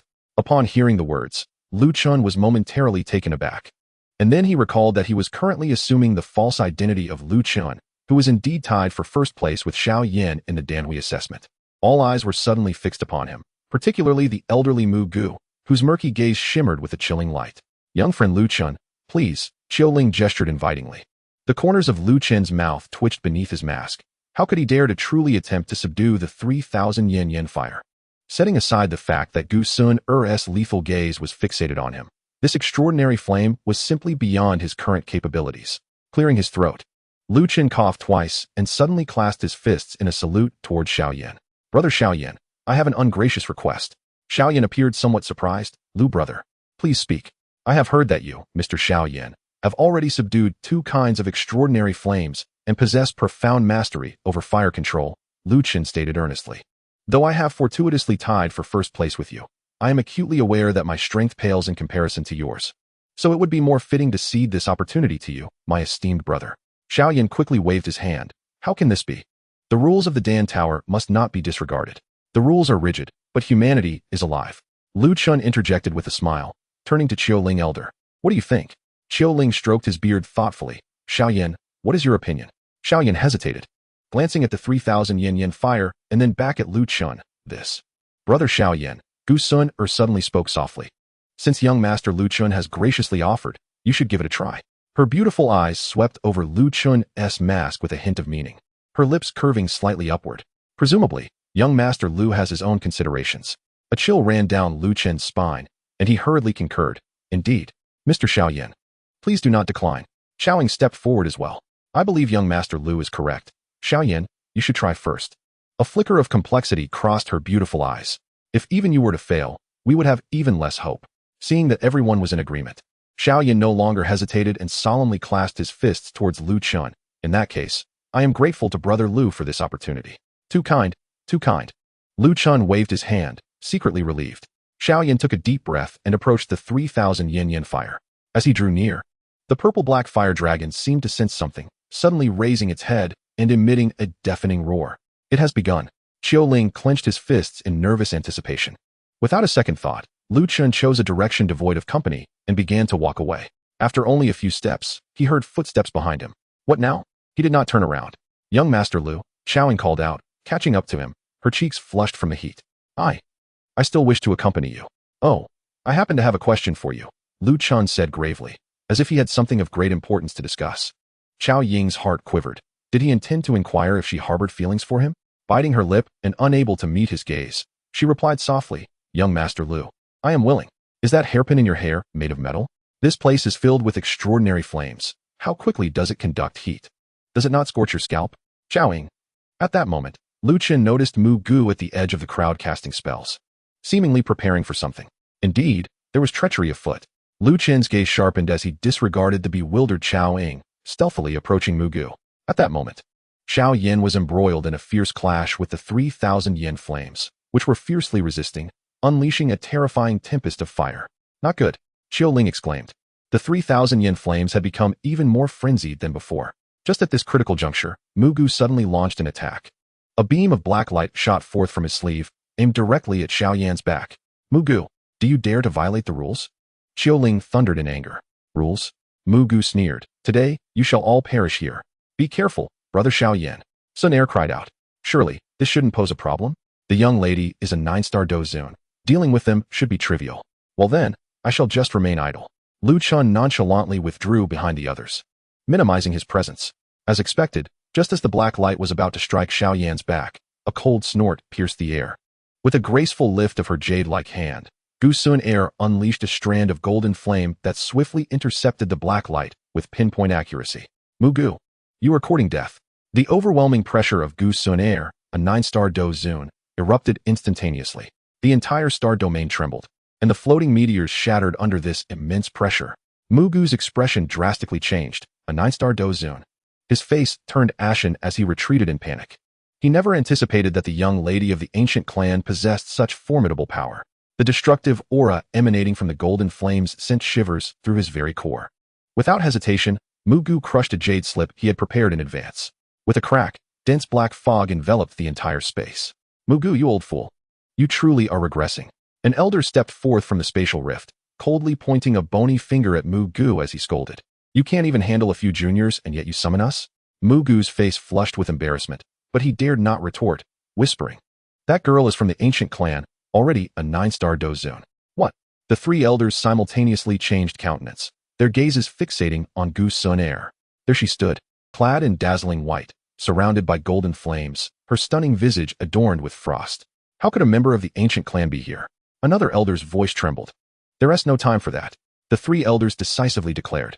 Originally meant for the 3,000 yen flames. It would now be employed against the ancient clan's young lady, an array to consume souls.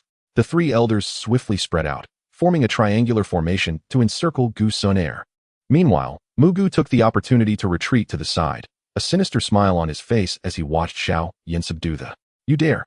Gu Sun Air shouted, her voice resolute, as the Golden Emperor's flame transformed into a torrential rain of fire cascading down. From the array, the three elders bellowed, synchronously forming seals. Countless vengeful spirits surged forth from their sleeves, instantly weaving into a colossal black net that blocked the golden rain of flames. More ominously, 3 pitch-black chains intertwined with the net, exuding a terrifying aura that suppressed the very souls. Soul-binding locks. Gu Sun Air's expression shifted slightly. You from the Soul Hall dare to forge such wicked artifacts? Ha! One of the elders sneered menacingly.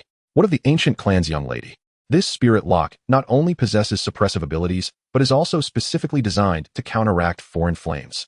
3 chains, resembling venomous serpents, lunged towards Gu Sun Air, freezing the very space they traversed.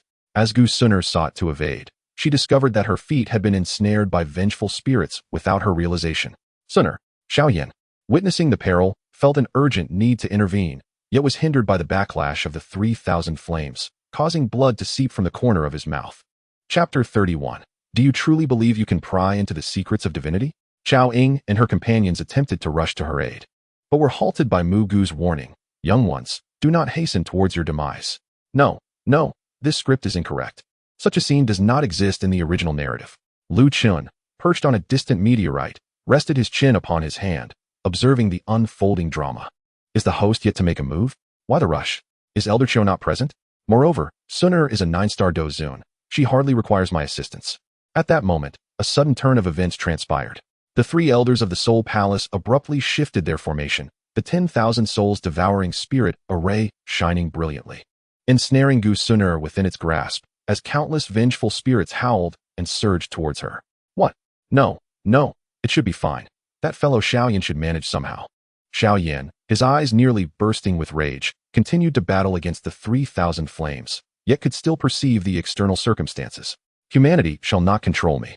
A deep voice reverberated throughout the starry domain, as the 3,000 flames erupted into chaos. Flames coalesced into a colossal dragon, instantly tearing through the fiery net, sending Xiao Yan hurtling backward, blood spewing forth. Come on, buddy, exert some strength. Just as he hesitated, one of the Soul Palace elders brandished a pitch-black dagger. Grinning maliciously as he approached Gu Suner, the Golden Emperor's flame of the ancient clan shall be claimed by my Soul Palace. Just as this elder prepared to strike, he felt a hand rest upon his shoulder. The elder of the Soul Palace froze, the dagger halted midair, as he slowly turned his head to encounter a masked figure mere inches away. You. The elder's pupils constricted. He had not sensed the approach of this individual. Elder Qiu, hasten to assist Xiao Yan. I shall handle this here. Elder Qiu paused momentarily, yet understanding the urgency of the situation, immediately sped towards Xiao Yan. Brother, we are all in this together. You see, we're all just trying to survive. If anything were to happen to my young lady, I would find myself in a dire situation as well. So how about this? You pocket that wretched dagger, and I shall pretend I have seen nothing. We shall each go our separate ways. What say you? Lu Chen gently patted the elder's shoulder. The elder of the Soul Palace wore a countenance of fluctuating emotions, suddenly erupting in rage. Seeking death, he retaliated with a soul palm aimed directly at Lu Chen's face. As the soul palm neared Lu Chen, merely inches away, it abruptly collided with an invisible barrier. Following that, an overwhelming force erupted, sending the elder hurtling backwards, crashing into a distant meteorite, creating a deep crater. Yet Lu Chen had not extended a hand nor made any defensive gesture. Instead, he leisurely retrieved a folding fan from his sleeve, unfurling it with a flourish, revealing 4 prominent characters: to win hearts with virtue. Oh dear, look at the physical condition of this elder. It must have hurt quite a bit from the fall. Wouldn't you agree? Once again, it is you. Mugu seethed in fury. Mugu, what on earth are you playing at? The expressions of the 2 elders from the Soul Hall darkened. Is it truly so fearsome to be intimidated by a mere dozong? Mugu's face flushed with anger as he gritted his teeth. Warning, this lad is quite peculiar. Do not underestimate him. I advise you to refrain from meddling. He turned to Lu Chen with a threatening glare. Our target is Xiao Yan. You are but a minor character, incapable of stirring any significant turbulence. Individuals like you are easily crushed by our Soul Hall. Lu Chen paused. A minor character? Incapable of creating waves? For a fleeting moment, he was reminded of the fate of Ling Quan from the original story, a pitiful figure whose name was unworthy of remembrance, effortlessly resolved by Xiao Yan. Yet, if Ling Quan were to be integrated into the ancient clan, would he not also be considered a prodigy? As the 7th commander of the Black Yan army, he possessed the bloodline of a 6th-grade Dou emperor. The Black Yan army was a training ground for the clan's most exceptional talents, and the Black Yan king, Gu Lai, was the foremost under Gu Yuan. Ling Quan's emergence as the 7th commander among countless geniuses in the ancient clan positioned him as the 12th among the younger generation. And who is Xiao Yan? Undeniably a child of destiny, a true king of fate. Huh. Lu Chen suddenly chuckled. You are correct. I am indeed a minor character. He lifted his head, revealing a pair of enchanting crimson eyes from beneath his mask. However, even a minor character possesses a dignity that should not be trampled upon. Huh. I am eager to discover the true nature of your being. The elder who had just been sent flying was filled with rage, his body enveloped in swirling black mist. Transforming into a menacing ghostly hand, it lunged toward Lu Chen's face, intent on tearing off the bothersome mask to reveal the countenance of this audacious youth. Beware! Gu Suner exclaimed in alarm. She was acutely aware of the Soul Hall's methods. Once they discerned Ling Quan's uniqueness, it would either lead to subjugation or relentless pursuit. Just as the ghostly claw was about to make contact with the mask, a profound hum filled the air. Time appeared to freeze. The elder's hand froze in midair, his pupils dilating in shock. In his line of sight, Lu Chen's figure twisted and warped, the surroundings shattering like glass. In the boundless darkness, only a pair of immense crimson eyes hung suspended, fixated upon him. Thud! The elder from the Soul Hall collapsed to the ground, his eyes wide open yet devoid of life, resembling a shell from which the soul had been extracted, his body twitching slightly. 4th elder. Lu Chen leisurely adjusted his sleeves, his voice barely audible to those nearby. Do you truly believe you can pry into the secrets of the divine? Following that, an enormous hand reached out toward them. The words were spoken softly but carried a chilling arrogance that sent shivers down their spines. Mu Gu and the others felt the hairs on their bodies stand on end. Was it not merely a lowly dozong? Did he truly think he could confront the Soul Hall? Enraged, Mu Gu braced himself, enduring Lu Qin's attack with sheer physical strength. Keek, just an ordinary dozong. All bluster. Indeed, this exchange saw Lu Qin suffer a minor setback, as his own strength was still that of an 8-star dozong. As the smoke began to dissipate, Mu Gu and the others noticed the pair of glowing red eyes ahead. They were unfamiliar with the Sharingan, but instinctively sensed the power contained within those blood-red eyes, far beyond any legacy known in the Duki continent. At that moment, an elder from the Soul Palace suddenly recalled the earlier scene. Could it be a soul attack? Another elder quickly responded, his voice trembling, beware of his eyes. The three immediately shut their eyes, relying solely on their soul perception to navigate the battle. A temperamental elder from the Soul Palace was the first to strike, dark energy morphing into dozens of chains that surged toward Lu Qin, the soul-binding chains. As the chains passed, even space groaned under the immense strain. If this blow connected, an ordinary dozong would be reduced to mere pulp. Be careful. Gu Suner cried out anxiously within the formation. Oh no. In an instant, Lu Qin was pierced by the chains, as if they sought to extract his very soul. Ha! Got you. The elder cackled wickedly, tightening the chains and grasping Lu Qin by the throat. Alas, old man. Do I need to pay a copyright fee for using this move? A light, airy voice suddenly echoed from behind him. The elder froze, and before he could react, a familiar wave of energy surged from behind. Exactly the soul-binding technique he had just employed. With a squelch, the dark chains pierced through his chest, blood gushing forth. How is this possible? The elder struggled to turn around, only to see another Lu Qin standing behind him, while the Lu Qin he had seized began to dissipate into a wisp of white smoke. A mere afterimage? Mu Gu could hardly believe it. I knew you would strike at me unexpectedly. I had long anticipated your anticipation. Mu Gu's face turned ashen as he fixed his gaze on Lu Qin. No, Mu Gu. This boy isn't using the Soul Palace's techniques. He is wielding our own power. Mu Gu suddenly realized. It's those eyes. He can see through the trajectory of our Do Chi and then, in some manner, redirect our own attacks back at us. Chapter 32, with a mere glance. Shall you not explode? The corners of his mouth curled slightly beneath the mask as he gently waved his folding fan. You guessed correctly, but alas. Enraged by the mockery, the elder, despite his pain, transformed into a cloud of black mist and charged toward Lu Qin. Since I cannot use Do techniques, I shall seize you with physical prowess. Lu Qin tossed the folding fan upward and swiftly formed hand seals just as the elder was about to close in. Fireball technique. His chest swelled significantly, and he unleashed a blazing fireball. In an instant, it expanded to a size of 100 feet, illuminating the entire starry domain. Such flames dare to challenge the Soul Palace? As the fireball approached, the elder raised his hand to block it, but upon contact with the flames, he let out a piercing scream. Ah, this is no ordinary flame. The southern brightly fire, known to vanquish all things malevolent. Every ghostly entity must flee from it. Lu Qin, without lifting his gaze, extended his right hand, catching the falling fan perfectly in his palm. He himself was quite surprised, not expecting the fireball to have gained such potency. Junior, what on earth? The elder's hoarse voice was intermingled with the crackling of scorching flames. TSK. Can you not read? It's been said to win people over with virtue. Lu Qin unfurled the fan once more. Seizing this fleeting opportunity, Gu Suner unleashed a sudden eruption of the Golden Emperor's burning heaven flame. The myriad souls devouring spirit formation, already weakened by the absence of two maintainers, was now further compromised, as the golden flames tore a massive breach. Break! With a decisive shout, the formation shattered in response. Suner emerged from her confinement, her beautiful eyes shimmering with golden flames, casting a cold gaze upon the remaining three of Mu Gu. The trio's expressions shifted dramatically. She has broken free. We must retreat. Without hesitation, they swiftly withdrew 1,000 zhang. Their faces, a tumultuous blend of emotions, suddenly turned towards the 3,000 blazing fires rampaging through the starry domain. 3,000 blazing fires. Let us strike a deal. The colossal dragon formed from the blazing fires halted its pursuit of Xiao Yan and turned its attention to Mu Gu. What trickery do you vile humans intend to employ now? We shall assist you in completely shattering the Pill Tower's seal. Mu Gu proclaimed loudly. In exchange, you will eliminate these individuals for us. After a moment's hesitation, the 3,000 blazing fires let out a thunderous roar. It's a deal. A glimmer of joy illuminated Mu Gu's face as a dark beam shot towards the chains entwined around the fire dragon. This is bad. Elder Qiu Ling's expression changed drastically. Everyone must hastily exit the starry domain. Wait, I understand your urgency, but do not rush. Lu Chen strolled leisurely beneath the 3,000 blazing fires. Look into my eyes. Little fire dragon. The fire dragon instinctively locked eyes with him. In the next moment, Lu Chen fixed it with a piercing glare. The dragon's body suddenly stiffened, its purple irises being consumed by crimson, ultimately transforming into a pattern identical to Lu Chen's Sharingan. Roar!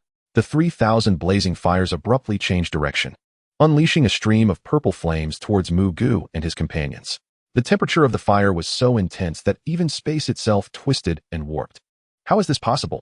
Mu Gu narrowly evaded, yet a significant portion of his sleeve was incinerated. He stared in horror at the 3,000 blazing fires. 3,000 blazing fires, you dare to turn against us. It seems your negotiation skills leave much to be desired, Lu Chen quipped while leaning against a meteorite. Roar! The 3,000 blazing fires unleashed a thunderous roar, its Sharingan-controlled eyes firmly locking onto Mu Gu, while its tail swept through the air, causing fissures in space to ooze with starlight. The situation reversed once again in an instant. Under the influence of the Sharingan, the 3,000 blazing fires relentlessly pursued Mu Gu and his companion. Grinding his teeth, Mu Gu narrowly dodged a burst of purple flames. Damn it! What kind of sorcery has this brat employed? Gu Suner lightly tapped her toes against the void, gracefully landing beside Lu Chen. Upon reaching his side, she found him slumped in the meteorite's groove, fanning himself with a folding fan. Young Master Lu seems rather relaxed. Suner's tone carried a hint of reproach. Oh dear, my old back. Lu Chen suddenly clutched his lower back in anguish, lamenting, I was too vigorous with the hand seals earlier. It hurts so much. I can't go on. Suner's eyelids twitched slightly, noticing Mu Gu and his companions being relentlessly pressured by the fire dragon. You have taken control of the 3,000 blazing fires? Merely a parlor trick. Lu Chen waved dismissively, then stumbled slightly, leaning against a nearby meteorite. Oh dear. I can't go on. I have exhausted too much energy. I need to rest. Miss Suner, you should take over. Gu Suner huffed lightly, unwilling to expose his charade, and turned to rejoin the fray. The Golden Emperor's burning heaven flame directly sealed off Mu Gu and his companion's escape route. Xiao Yan also regained his composure, weaving the blue lotus earth heart fire and the fallen heart flame into a fiery net, joining forces with Gu Suner for a coordinated assault. Under the relentless assault of a 9-star battle sovereign and a fated protagonist alongside the 3,000 flame of Yans, Mu Gu and his companions swiftly found themselves in dire straits. Old dog. Xiao Yan's eyes blazed with white flames, recalling the grievances owed to his master. No, I refuse to accept this. Mu Gu howled in despair. Be careful. It's the soul explosion technique. Elder Qiu Ling warned sharply. The self-detonation at the battle sovereign level was no trifling matter, especially with 3 of them. Boom. A terrifying storm of souls swept across the starry domain as Mu Gu and the Elder chose to self-destruct. The violent surge of energy caused the entire star realm to tremble violently. In that crucial moment, Lu Chen commanded the 3,000 flame of Yans to open its colossal maw wide, absorbing the full force of the explosion. Despite its massive form being riddled with wounds, it ultimately safeguarded the other's safety. Once the dust settled, chaos reigned in the star domain. Lu Chen dusted himself off and rose from the meteorite, approaching the nearly lifeless 3,000 flame of Yans. Well done. He snapped his fingers, releasing the control of the Sharingan. The 3,000 flame of Yans, now feeble, transformed into a faint purple flame that floated in the air, flickering like a lamp on the verge of extinguishing. Lu Chen reached out, cradling the purple flame, feeling its warmth in his palm. The 3,000 flame of Yans had weakened to the point of being unable to resist, marking the perfect opportunity for subjugation, when suddenly a chill ran down his spine. Oh dear, I never anticipated that it would be young Master Lu who captured the... Congratulations. Gu Suner's voice was as gentle as water, yet it sent shivers down Lu Chen's spine, her gaze a clear warning, recalling the threat she had issued earlier. Ms. Lu Chen chuckled nervously. Are you all right? Gu Suner did not respond, her eyes fixed intently on the purple flame in his hand, her unspoken warning evident. At that moment, Xiao Yan, wiping sweat from his brow, approached. This time, it was all thanks to Lu. Before he could finish, Lu Chen abruptly seized the purple flame, striding directly to Xiao Yan and unceremoniously thrusting it into his hands. Young Master Xiao, take this. Xiao Yan was taken aback. This, how can this be? He felt as if he were holding a hot potato. Though he coveted the 3,000 flame of Yans, protocol dictated that it rightfully belonged to Lu Chen. He repeatedly refused. We were able to defeat Mu Gu thanks to Brother Lu's intervention, and since you captured this, it should rightfully belong to you. Young Master Xiao, please accept it. Lu Chen insisted, shoving the purple flame into Xiao Yan's embrace like a vendor peddling a subpar product. This thing is not suited for me. Xiao Yan felt helpless, clutching the purple flame and looking to Gu Suner for assistance. Suner this. Gu Suner bit her lip, her once fierce demeanor softening. She reflected on the events from Mu Gu's ambush to the rampage of the 3,000 Flame of Yans. Had it not been for Lu Chen's intervention, the consequences could have been dire. Considering the merits, this indeed belonged to him. She sighed, having made a firm decision. Young Master Lu, she said softly, her tone considerably gentler than before. Brother Xiao is correct. This is yours. Wait. Lu Chun waved his hands frantically, his expression one of sheer disbelief. Xiao Yan continued to decline, yet Lu Chun found himself in a predicament, suddenly clutching his chest, feigning agony. To be utterly candid, I already harbor a peculiar flame within me. To tame the 3,000 yin-yan flames may very well lead to my demise. Strange fire? Xiao Yan exclaimed in astonishment. You possess strange fire as well. Indeed. Lu Chun fabricated a tale. It is, the South Mingli fire. Yes, precisely the South Mingli fire. Gu Suner's eyes flickered with skepticism. She had never heard of such a strange fire. Relatively obscure. Quite niche. Lu Chun chuckled awkwardly, then abruptly pointed into the distance. Oh, is that not the Haixin flame unleashed by Mu Gu?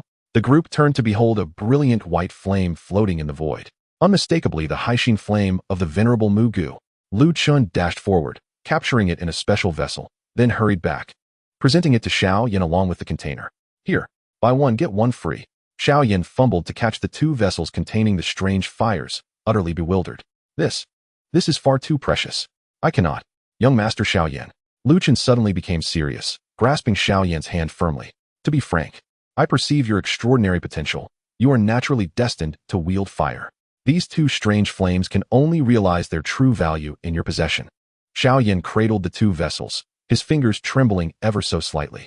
He raised his gaze to Lu Chun, his usually composed eyes now glistening with moisture.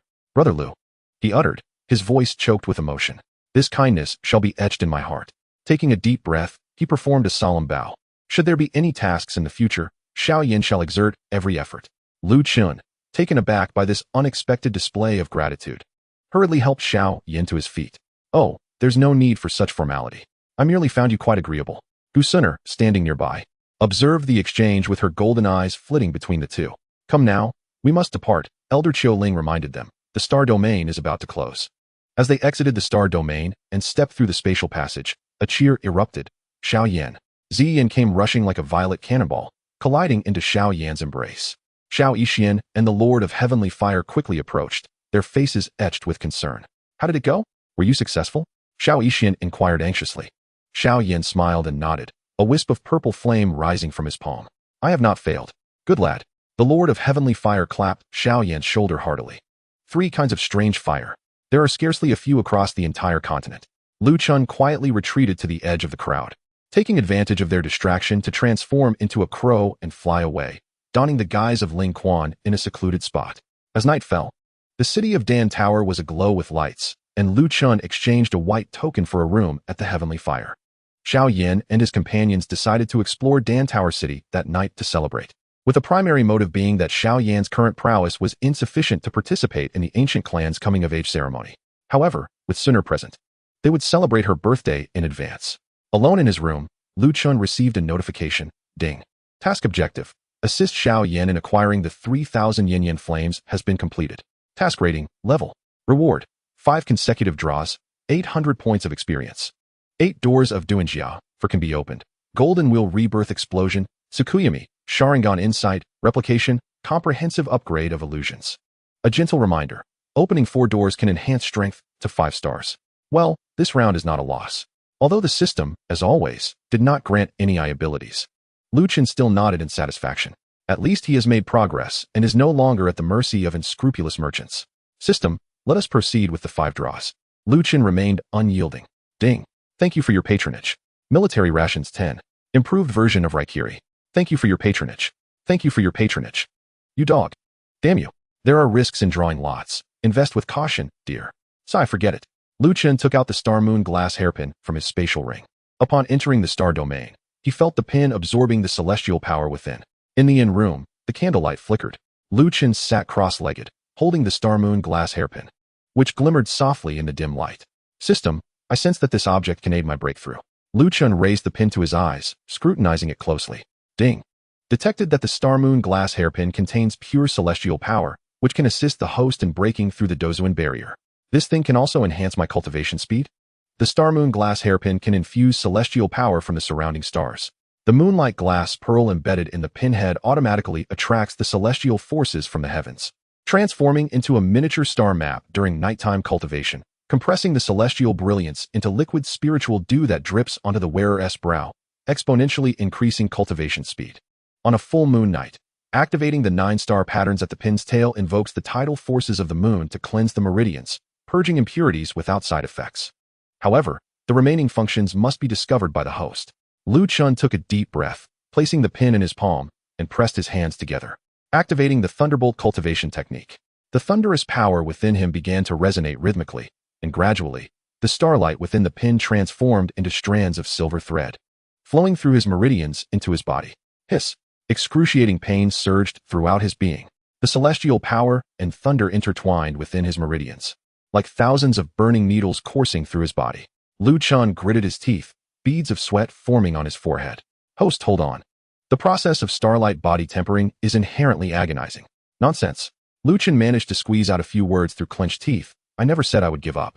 He endured the torment, guiding the two forces to circulate within him.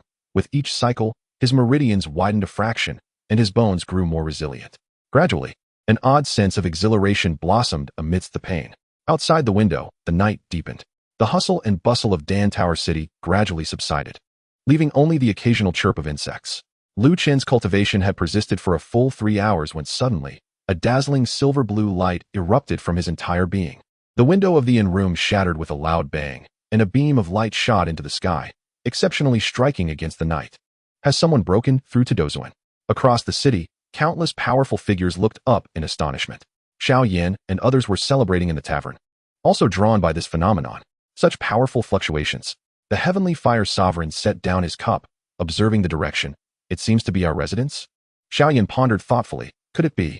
In a moment of shimmering recognition, Gu Suner murmured, it is him. Within the confines of the room, Lu Chen gradually opened his eyes. Behind him, a ring hovered in the air, and he felt the surging power within him, a smile involuntarily gracing his lips. Is this the strength of a battle sovereign? He gently clenched his fist, causing the very fabric of space to twist ever so slightly.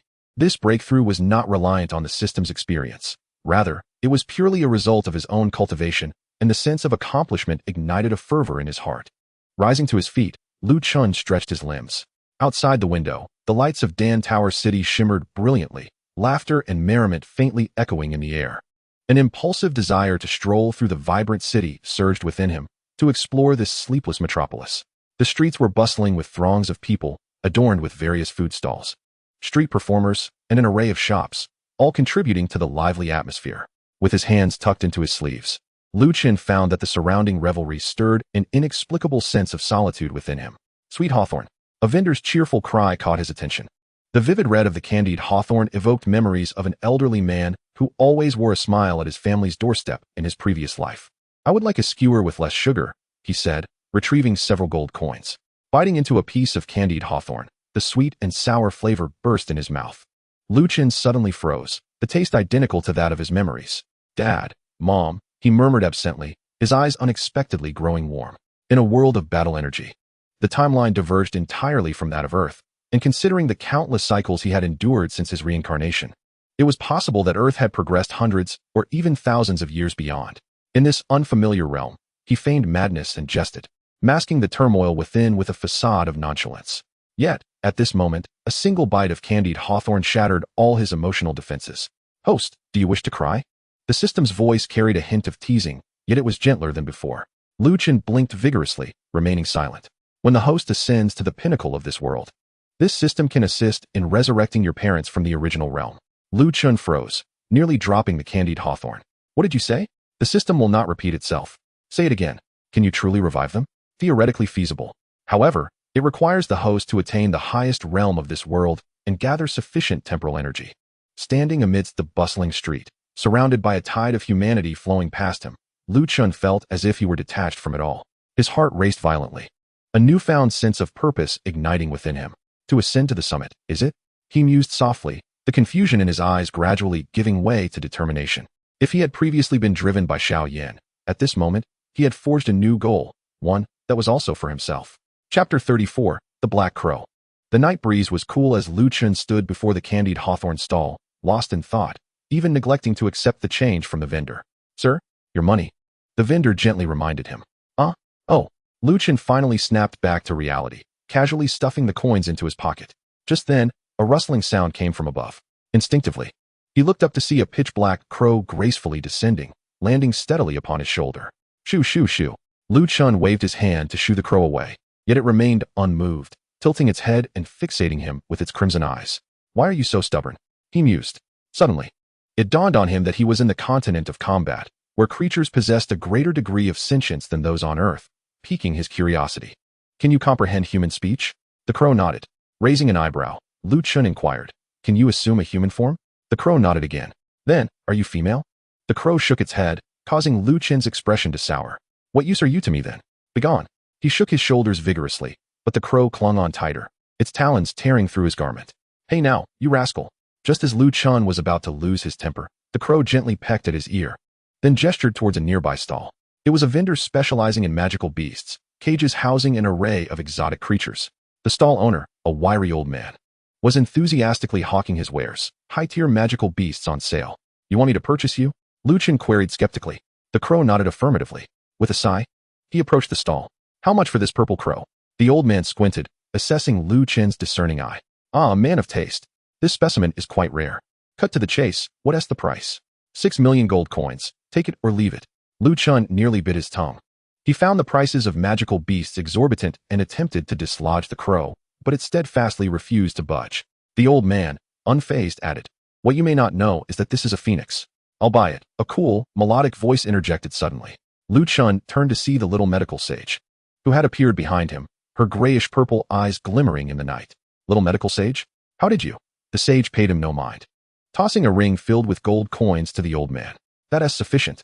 The old man exclaimed, his spirit lifted as he sensed the power of her soul. This bird is yours. Lu Chun was left bewildered. Wait, why are you helping me buy it?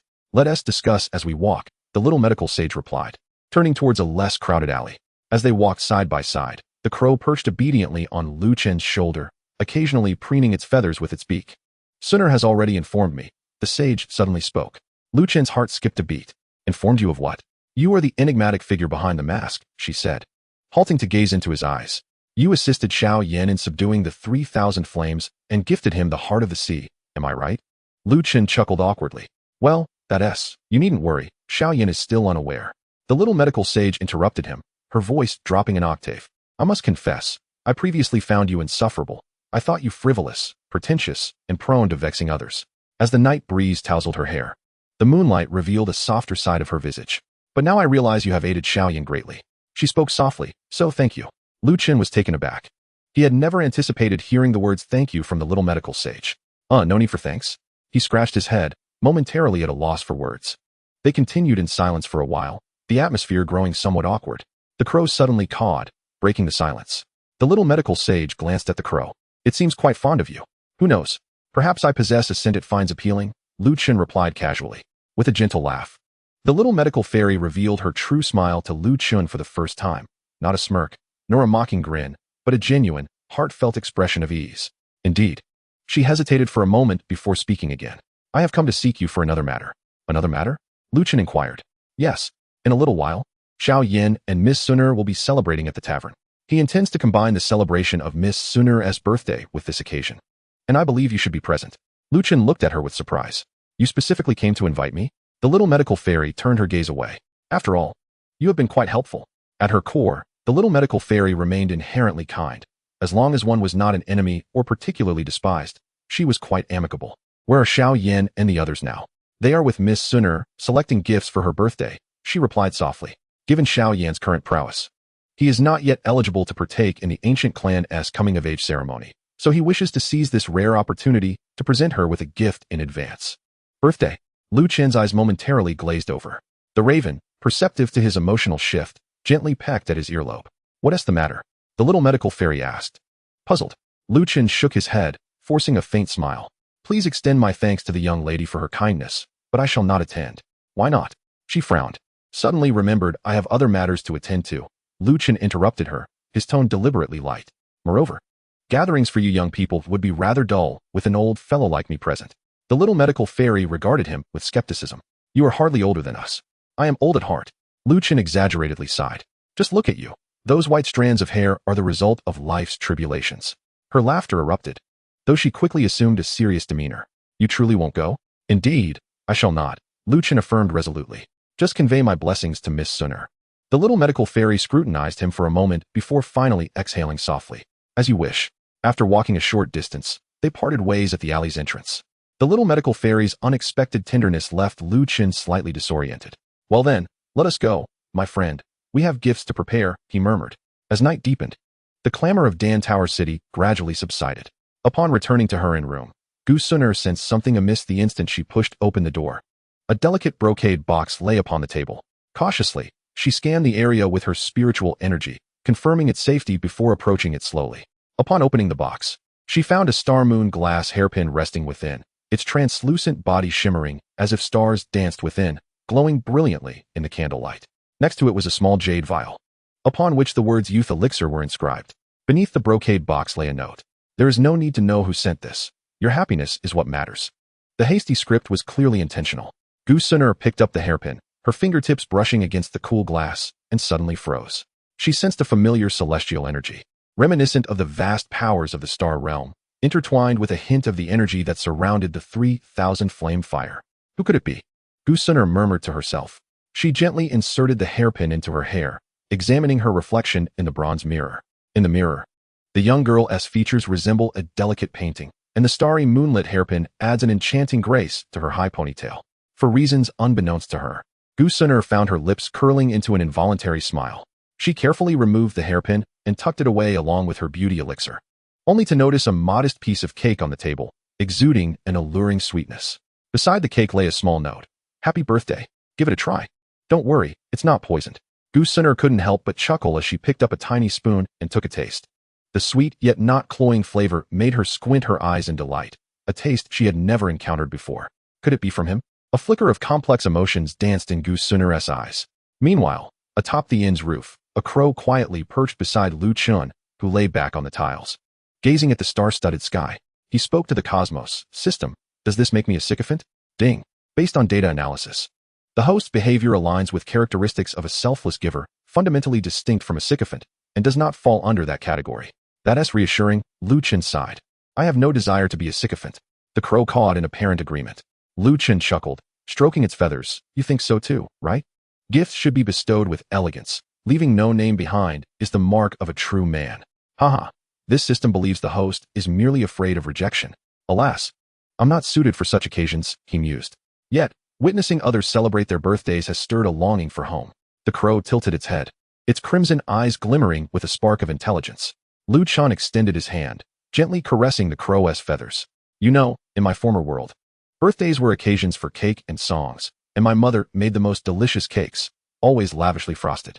His voice gradually faded, culminating in a barely audible sigh. Lin Kuan turned his gaze back to the night sky, his thoughts drifting afar. According to the original plot, it would not be long before Xiao Yan would embark on a rescue mission for Yao Lao, which would lead to another fierce battle. But that was of no concern to him.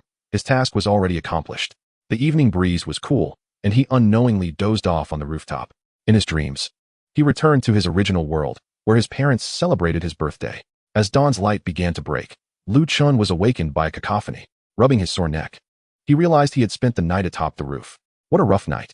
After a brief return to his room to freshen up, he donned a clean black military uniform, with the crow instinctively settling on his shoulder. This won't do. I must find you a home. This feels too ostentatious. He opened the system's marketplace and rummaged for quite some time until he finally discovered a summoning scroll. The crow pecked at him in discontent. Protests were futile. Lin Kuan firmly pressed the crow's talon onto the scroll. There we go. From now on, you shall be my familiar. After securing the crow within the scroll, he stepped outside. The streets were bustling with people, and as he turned a corner, he unexpectedly spotted a familiar figure. Gu Sooner stood alone by the roadside, seemingly waiting for someone. The sunlight cascaded upon her, outlining her flawless silhouette, clad in a cerulean skirt and a high ponytail.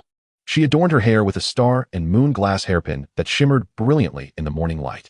Lin Kuan paused momentarily, instinctively wishing to take a detour. But Gu Suner had already turned to face him. Ling Quan, she called softly, with no choice but to face her. Lu Chen steeled himself and approached to pay his respects. Good morning, Mississippi. Come with me, she instructed. At this point, Lu Chen surmised the situation. Suner likely wished to escort him to the assembly hall for a discussion.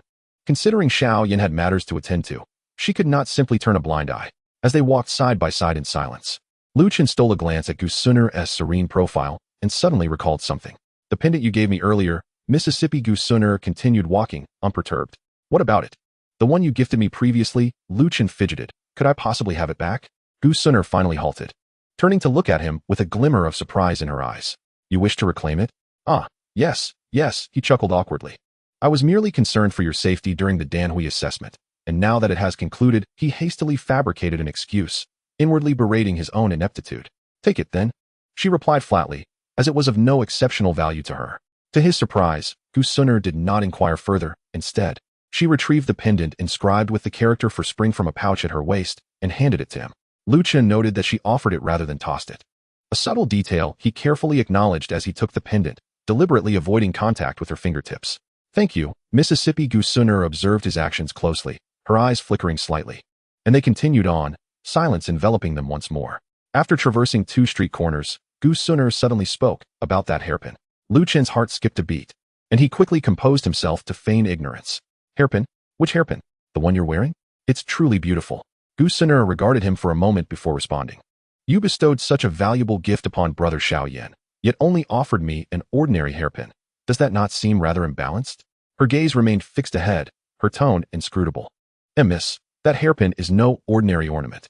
It possesses the ability to absorb stellar energy, greatly benefiting one's cultivation. Is that so? Gu Suner shot him a sidelong glance.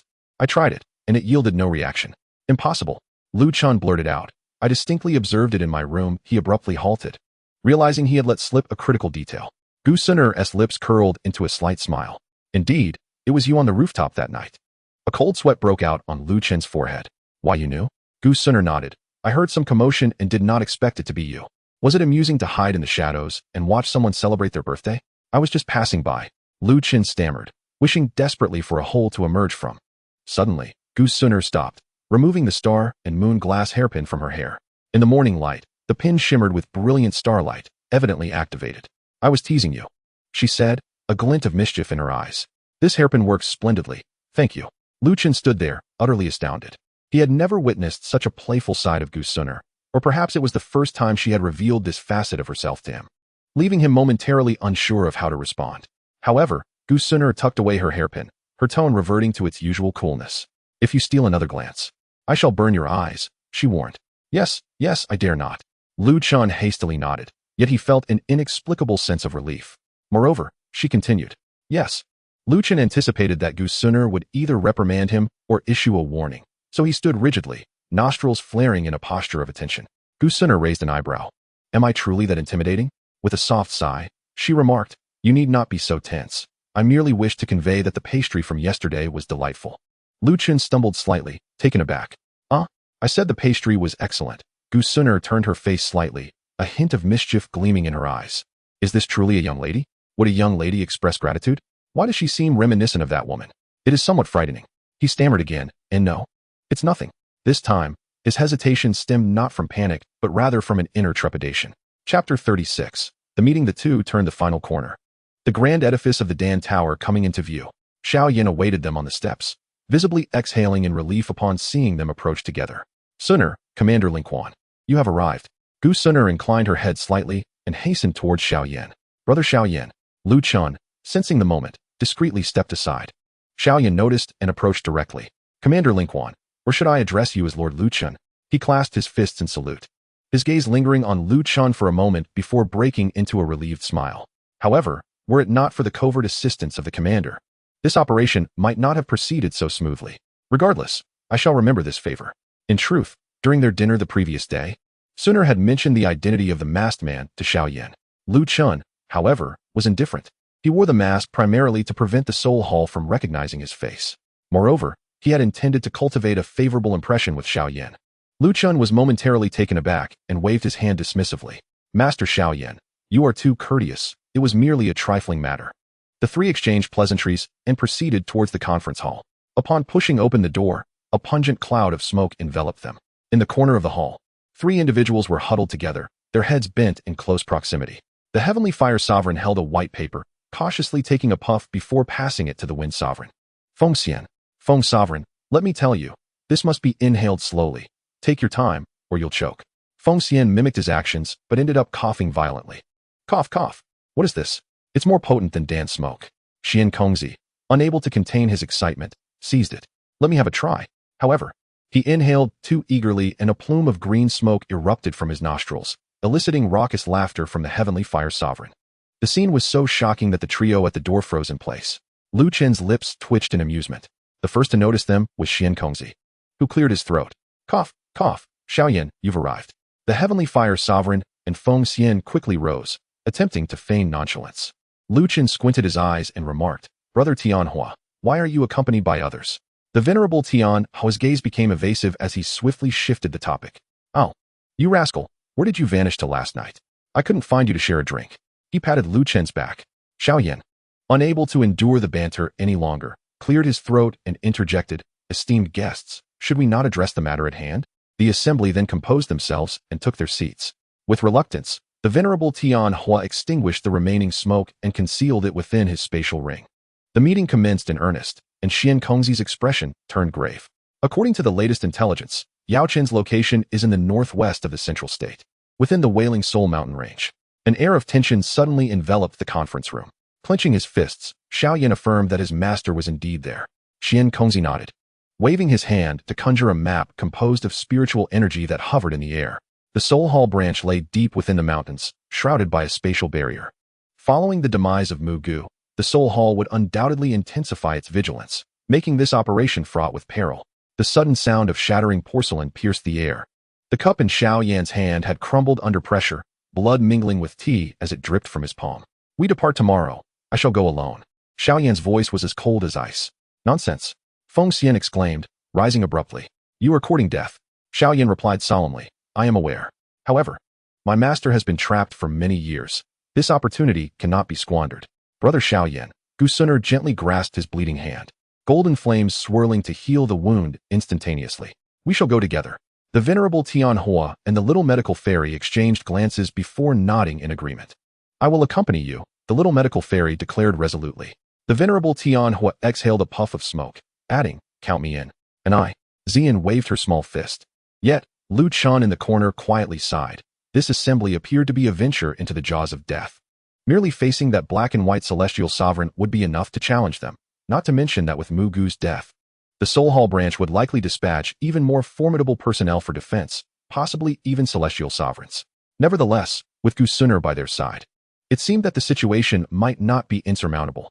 After all, it was rare for her to see her brother Xiao Yan, and offering assistance was quite reasonable. He admired Xiao Yan to some extent, yet his mission was solely to assist in subduing the 3,000 flames, a task he had already accomplished. Rescuing Yao Lao was not his obligation. It seemed unworthy to risk himself for it. Thus, he sought a casual excuse to withdraw. Lu Chun raised his hand.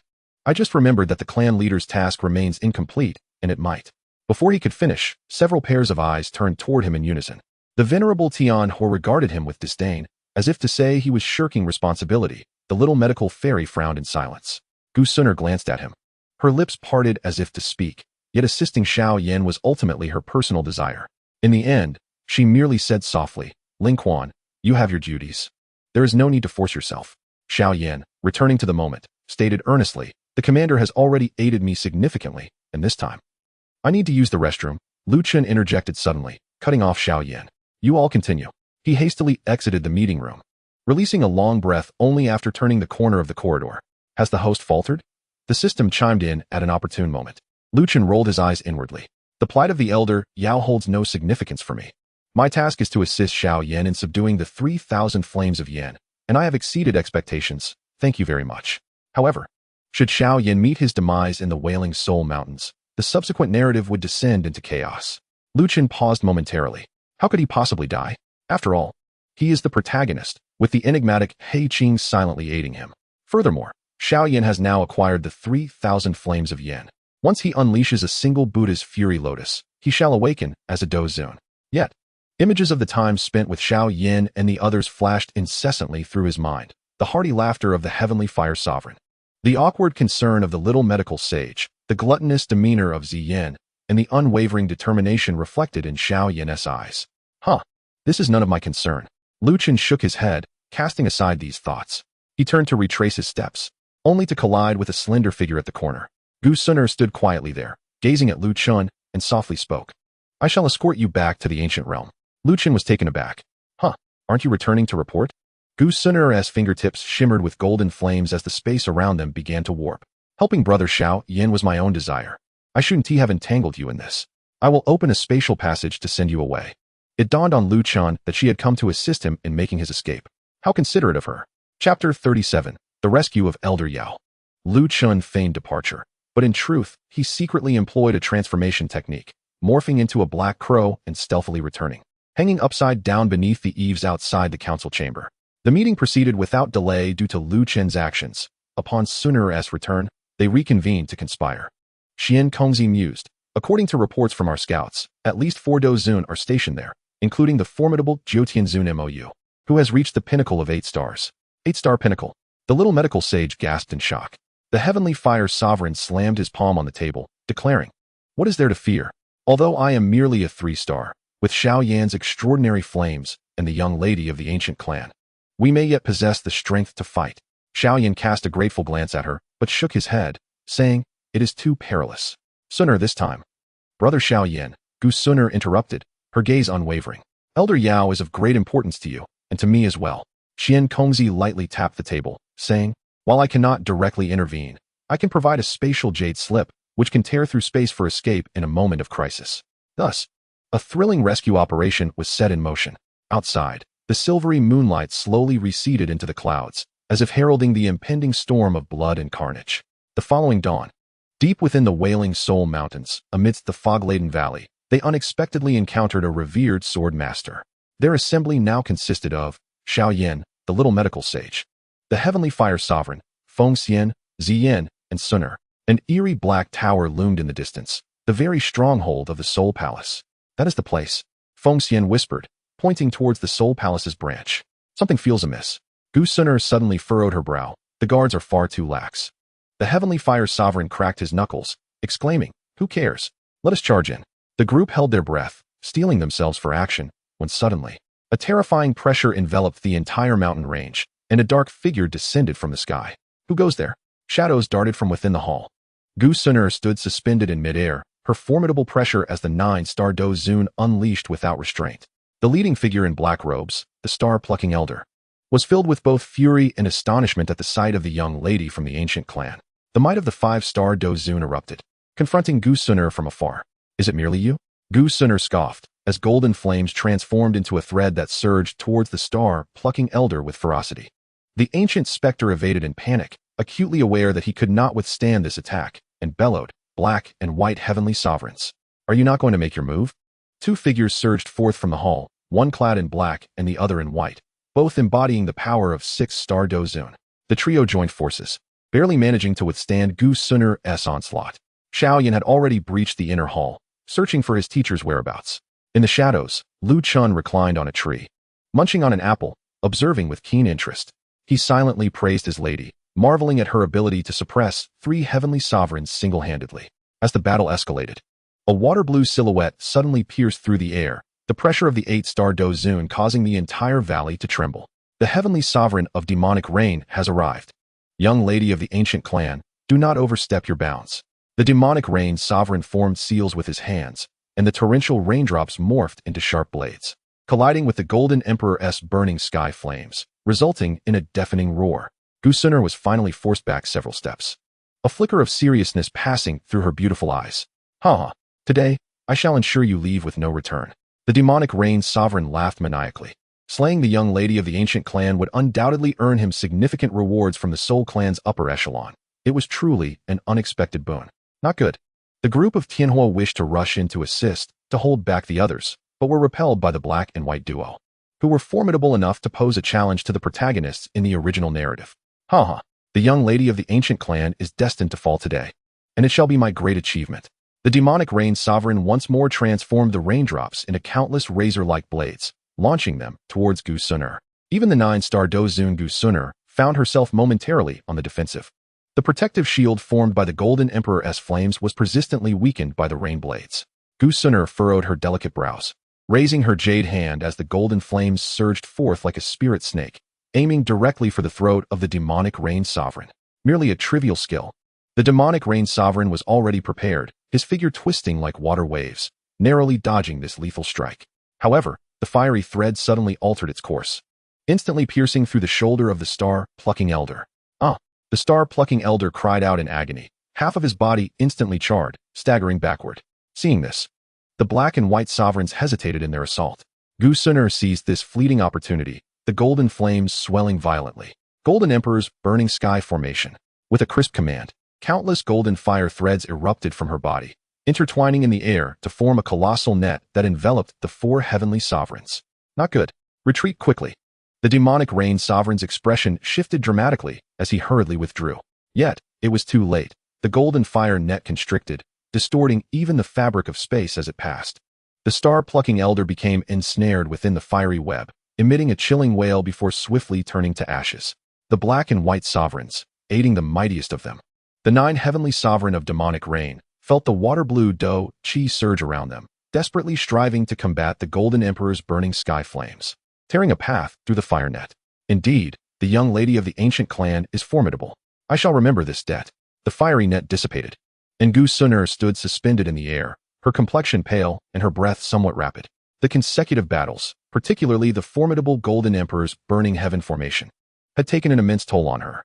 Suner, Xiao Yan rushed out of the hall, cradling the ethereal figure of an elderly man, none other than the soul of Yao Chun. The little physician and the heavenly fire sovereign, though injured, bore expressions of joy. Teacher has been rescued, Xiao Yan exclaimed with fervor. Gu Suner revealed a faint smile of relief, but before she could speak, her expression shifted dramatically as she abruptly gazed skyward. Be cautious. At that moment, a rift in the sky tore open, and a figure gradually materialized from the void. As one foot stepped out, a terrifying pressure cascaded down like a tidal wave, causing the entire mountain range to tremble and rocks to shatter, as if the apocalypse had descended. The heavenly fire sovereign turned pale with fear. A half-saint powerhouse. Chapter 38, The Half-Saint Powerhouse. From the fissure emerged a figure, gaunt with deep-set eyes, enveloped in an oppressive aura of death.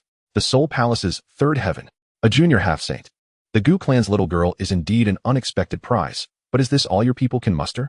Gu Suner, straining to stand before the others, summoned the Golden Emperor's burning heaven flame once more, though it was evidently weaker than before.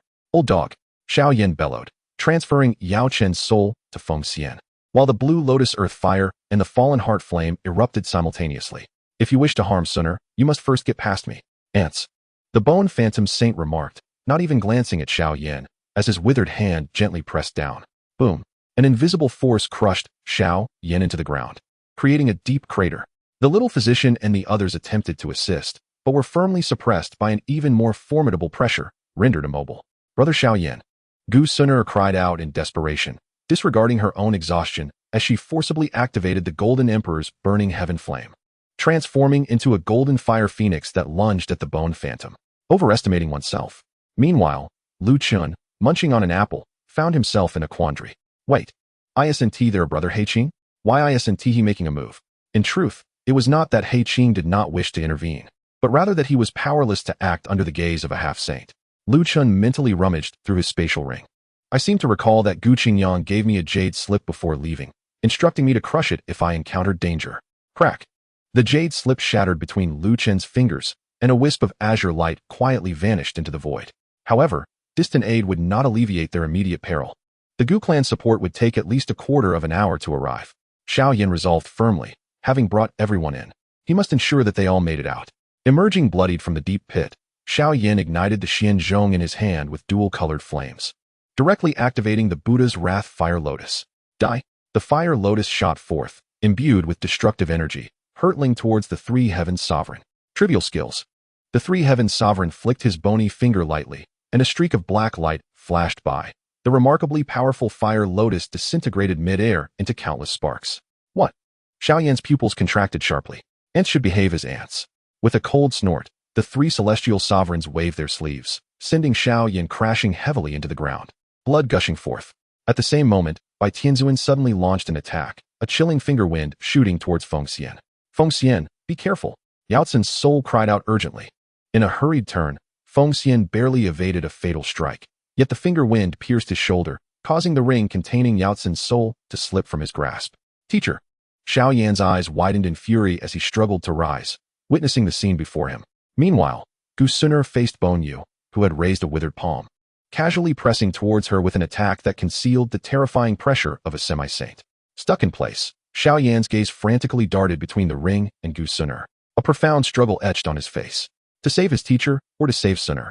This dilemma threatened to tear him apart. Brother Xiao Yan, Gu Suner gazed at him, tears brimming in her eyes, offering a faint smile before closing her eyes. In this critical moment, a thunderous shout echoed through the valley. Divine law of celestial conquest. A figure in a white mask and red cloud robe suddenly appeared before Gu Suner, radiating a violent repulsive force. The clash of the semi-saint's strike and the divine law of celestial conquest erupted, shaking the very fabric of space. The masked man's sleeves were instantly shredded, his skin marred by countless wounds, as he was driven back several meters, carving deep grooves into the ground. A mouthful of blood splattered from beneath the mask. Yet he ultimately withstood the blow. I shouldn't have endured that strike. It hurt even though I had opened four gates. The divine law of celestial conquest could be torn apart when faced with a significant power disparity, much like the six-tailed beast battling the super brother. Even now, as Lu Chun had reached the six-star Dozun, he was not one to be trifled with against a casual blow from a semi-saint. Ling Quan. Gu Suner looked in shock at the figure standing protectively in front of her. The three celestial sovereigns revealed a sinister smile of triumph. Finally willing to show yourself? I have been waiting for you. Lu Chen's heart sank. He had fallen into a trap. This old dog had targeted him from the very beginning. Had it not been for the need to draw him out, they would have perished hundreds of times already. What are you babbling about? First, take this fireball technique. Lu Chen immediately activated his Sharingan, swiftly forming hand seals. Fireball technique. An extraordinary flame erupted from his mouth, heading straight for the face of the three celestial sovereigns. Huh. The three celestial sovereigns sneered, lightly stomping his right foot, causing the massive fireball to split in two, passing harmlessly by him and detonating into two vast charred craters behind. As the flames dissipated, two figures of Lu Chen suddenly charged out from either side. The three celestial sovereigns coldly snorted, his chest swelling slightly. Get lost. The pressure of a semi-saint exploded forth, and the two clones were instantly obliterated into mist. Is this all you can do? The three celestial sovereigns grinned ominously. I truly do not understand why the Deputy Hall Master holds such interest in you, but now I have a semblance of understanding. His murky old eyes fixed intently on Lu Chen's mask, as if attempting to see through it. Those eyes must be the legendary divine eyes, indeed. In the realm of Duki, it had been many years since such a peculiar entity had manifested. No sooner had the words left his lips than the figure of the three heavenly sovereigns became indistinct. Lu Chen's pupils constricted sharply, despite the enhancement of his Sharingan. The movements of the three sovereigns appeared to slow down by several folds. Nevertheless, that emaciated hand continued to approach his throat with astonishing speed. You are but a variable, and I shall apprehend you and take you back. At that critical moment, just as the three sovereigns was about to seize him, his movements suddenly froze. His murky eyes losing focus. In that fleeting instant, he felt a blur before him, and upon regaining his senses, he discovered himself bound to a cross. While Lu Chen stood before him, idly toying with a small knife. Lu Chen, knife in hand, regarded him with a cold gaze. Welcome to my world, where time and space are under my dominion. Interesting, the three sovereigns replied, grinning rather than panicking. No wonder the Vice Hall Master cherishes such divine eyes. They are indeed worthy of study. As the words left his mouth, the cross began to tremble violently. An overwhelming surge of spiritual energy erupted from the three sovereigns, causing the entire illusionary realm to crack like glass. Young one, do you comprehend the chasm between a half-saint and a Dozun? His voice resonated like a chilling spring. Before absolute power, all tricks are futile. With a resounding crack, the illusory world shattered. Lu Chun let out a muffled groan, a trickle of blood escaping the corner of his mouth beneath the mask. The backlash from the forceful dispelling of the illusion left him momentarily blinded. Miss Su, we must go. He swiftly gathered the weakened Gu Suner and transformed into a streak of lightning, darting away into the distance. Can you truly escape? The three sovereigns chuckled ominously but did not pursue. Instead, he waved his hand, summoning a pitch-black barrier that ensnared Xiao Yan and the others in place. MOU. Black and White Sovereign, he instructed coolly. Go capture that masked kid and Gu Suner. Remember, I want the masked one alive. Understood. The three figures instantly transformed into streaks of light, racing after them. The three sovereigns then sat cross-legged in midair, tapping his fingers upon his knee, watching the chase unfold with keen interest. Chapter 39. The escape. High above the ground, Lin Kuan accelerated to his utmost limit, cradling the frail Gusuner, who weakly urged, "Put me down. I can manage on my own." "Is that so? Very well. I shall first deposit the lady in a secluded place." You agreed?" I believe I hadn't finished speaking yet. Gusuner had intended to maintain a semblance of decorum, but before she could finish her sentence, he had already acquiesced. Was he implying that she was too heavy? As Lin Kuan began to decelerate, three formidable auras rapidly closed in. The 8-star Do Zun, MOU, took the lead, grinning as he raised his hand. "Let us see where you can flee this time." Rain of corrosion. A deluge of black raindrops descended from the sky, each droplet imbued with a venomous potency capable of eroding space itself. Gritting his teeth, Lin Kuan swiftly turned, yet several drops of the black rain struck his back, instantly tearing through flesh. "I've got you." The black sovereign suddenly lunged from the side, delivering a palm strike aimed at Lin Kuan's head. Thanks to the enhancement of his Sharingan, Lin Kuan ducked sharply, the gust from the palm narrowly grazing his mask and creating a fissure. "Curse it." He quickly ascended to the sky, striving to widen the distance between them. The black and white celestial beings and the demon rain followed closely behind.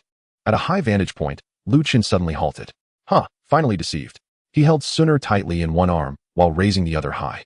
A golden light erupted from his palm, coalescing into a golden sword of light that soared skyward. In that moment, the golden radiance scattered across his mask, allowing Gusuner to momentarily glimpse the visage beneath it. Though they were in a dire predicament, she felt an unprecedented sense of security, an assurance she had never experienced even by Xiao Yan's side. Previously, it was she who protected her brother Xiao Yan, rarely able to feel such comfort. Golden Wheel Rebirth Explosion. This technique, capable of shattering the moon in the world of Naruto, became terrifyingly potent at the hands of a 6-star Do Zun, destined to annihilate them. Flash. The golden sword swept forth, causing the faces of the three from demon rain to turn ashen. They understood all too well that they could not withstand this attack. Run. They fled with all their might, yet still fell victim to the strike, leaving behind a vast chasm in the ground. Having repeatedly unleashed forbidden techniques, Lin Kuan's body had reached its limits. Gusuner gazed at his bloodstained mask. Something within her stirred gently. "I'm fine." Lin Kuan wanted to cough up blood but desperately stifled it, blood pooling in his mouth, making his words unclear. Intriguing, truly intriguing. At that moment, the three celestial beings swiftly appeared before the two. Who would have thought that you could slay 3 Do Zuns at such a time? Truly remarkable. But now? Lin Kuan was taken aback. "What? Is it just an eye? I could simply give it to you. We've run so far. Why won't you let us go?" He stepped forward. "Is it enough if I just hand over the eye? Will you then release us?" Plucking out an eye, Gusuner, horrified by the thought, seized Lin Kuan's hand. No way. What do you mean no?" Gusuner, realizing she was gripping his hand, quickly released it. I just feel that we cannot trade with those from the Soul Palace. If such a peculiar item fell into their hands, the consequences would be dire." Though she initially worried, the words shifted on her tongue. "What are you doing?" "Oh, I can always transplant another later. Miss Suner, it is merely a pair of eyes, far less valuable than the life of the young lady. If it ensures everyone's safety, it is worth it." Given my current state, the system should grant me some compensation, right? Is he doing this for me? But a divine pupil is rare in the Duki continent. At this moment, their thoughts diverged. Just as Lin Kuan prepared to pluck out his eye, a thunderous roar echoed like a clap of thunder, tearing through space. It was the reinforcements from the ancient clan. The ancient clan's Do Sheng.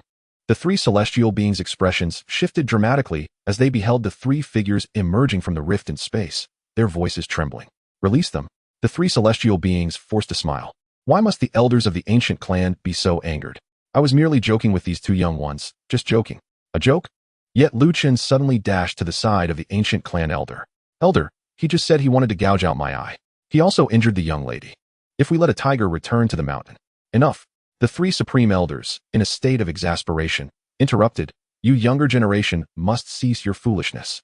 Lin Kuan deliberately raised his voice to ensure the supreme elders could hear him, suggesting, "Why not take this opportunity to eliminate future troubles once and for all?" The supreme elder stiffened, casting an angry glare. "You insolent brat. Well, let's not forget that it was you who first proposed the idea of gouging out eyes. At least I did not truly seek your demise. I intended to capture him alive. You rascal. Kill him. Kill him." Lin Kuan fanned the flames of chaos while making faces at the supreme elder. With a cold snort, the elder raised his hand, and unleashed a golden palm strike. The Supreme Elder, caught off guard, staggered back, spitting blood as he was sent flying. Go back and inform Hun Miesheng. Should he dare to touch any of my ancient clan's people again, my clan will march upon your soul palace. The elder stood with his hands clasped behind his back. It was fortunate that their young lady was safe. If they truly sought to obliterate the soul palace, it would be tantamount to declaring war on the Soul Clan. With a resentful glare directed at Lu Chun, the Supreme Elder tore through space and vanished. At the boundary of the Pill Tower, Brother Xiao Yan, take care. Gu Suner whispered, her eyes filled with reluctance. Xiao Yan nodded solemnly. Do not worry. Once I have grown strong enough, I will come to find you in the ancient realm. As they bid each other farewell, Lu Chun withdrew to a distance. Was the eldest young lady truly younger than Xiao Yan? No, this time Xiao Yan had not sustained serious injuries. It seemed he could not break through to the Dozun level. This would not do. He would need to provide him with an opportunity later. While Lu Chun pondered, the Heavenly Fire Sovereign ambled over and patted him on the shoulder. Kid, we owe you a great deal this time. It is merely my duty. Lu Chun replied with a smile. The little medical fairy also approached, hesitating for a moment before speaking. I initially thought you. Well, thank you for saving everyone. Ziyan then leaped onto Lu Chen's neck. Ling Quan, next time, remember to prepare more milk tea and little cakes. When we meet again, I want to drink 10 cups. Finally, Xiao Yan approached and bowed. Commander, thank you for saving Suner. Lu Chen helped him to his feet. No need. It was merely part of my responsibilities. Yet, Lu Chun felt a twinge of guilt, had it not been for the butterfly effect caused by his slaying of Mugu. Xiao Yan would undoubtedly have reached Dozun by now. After exchanging pleasantries, the members of the ancient clan prepared to depart.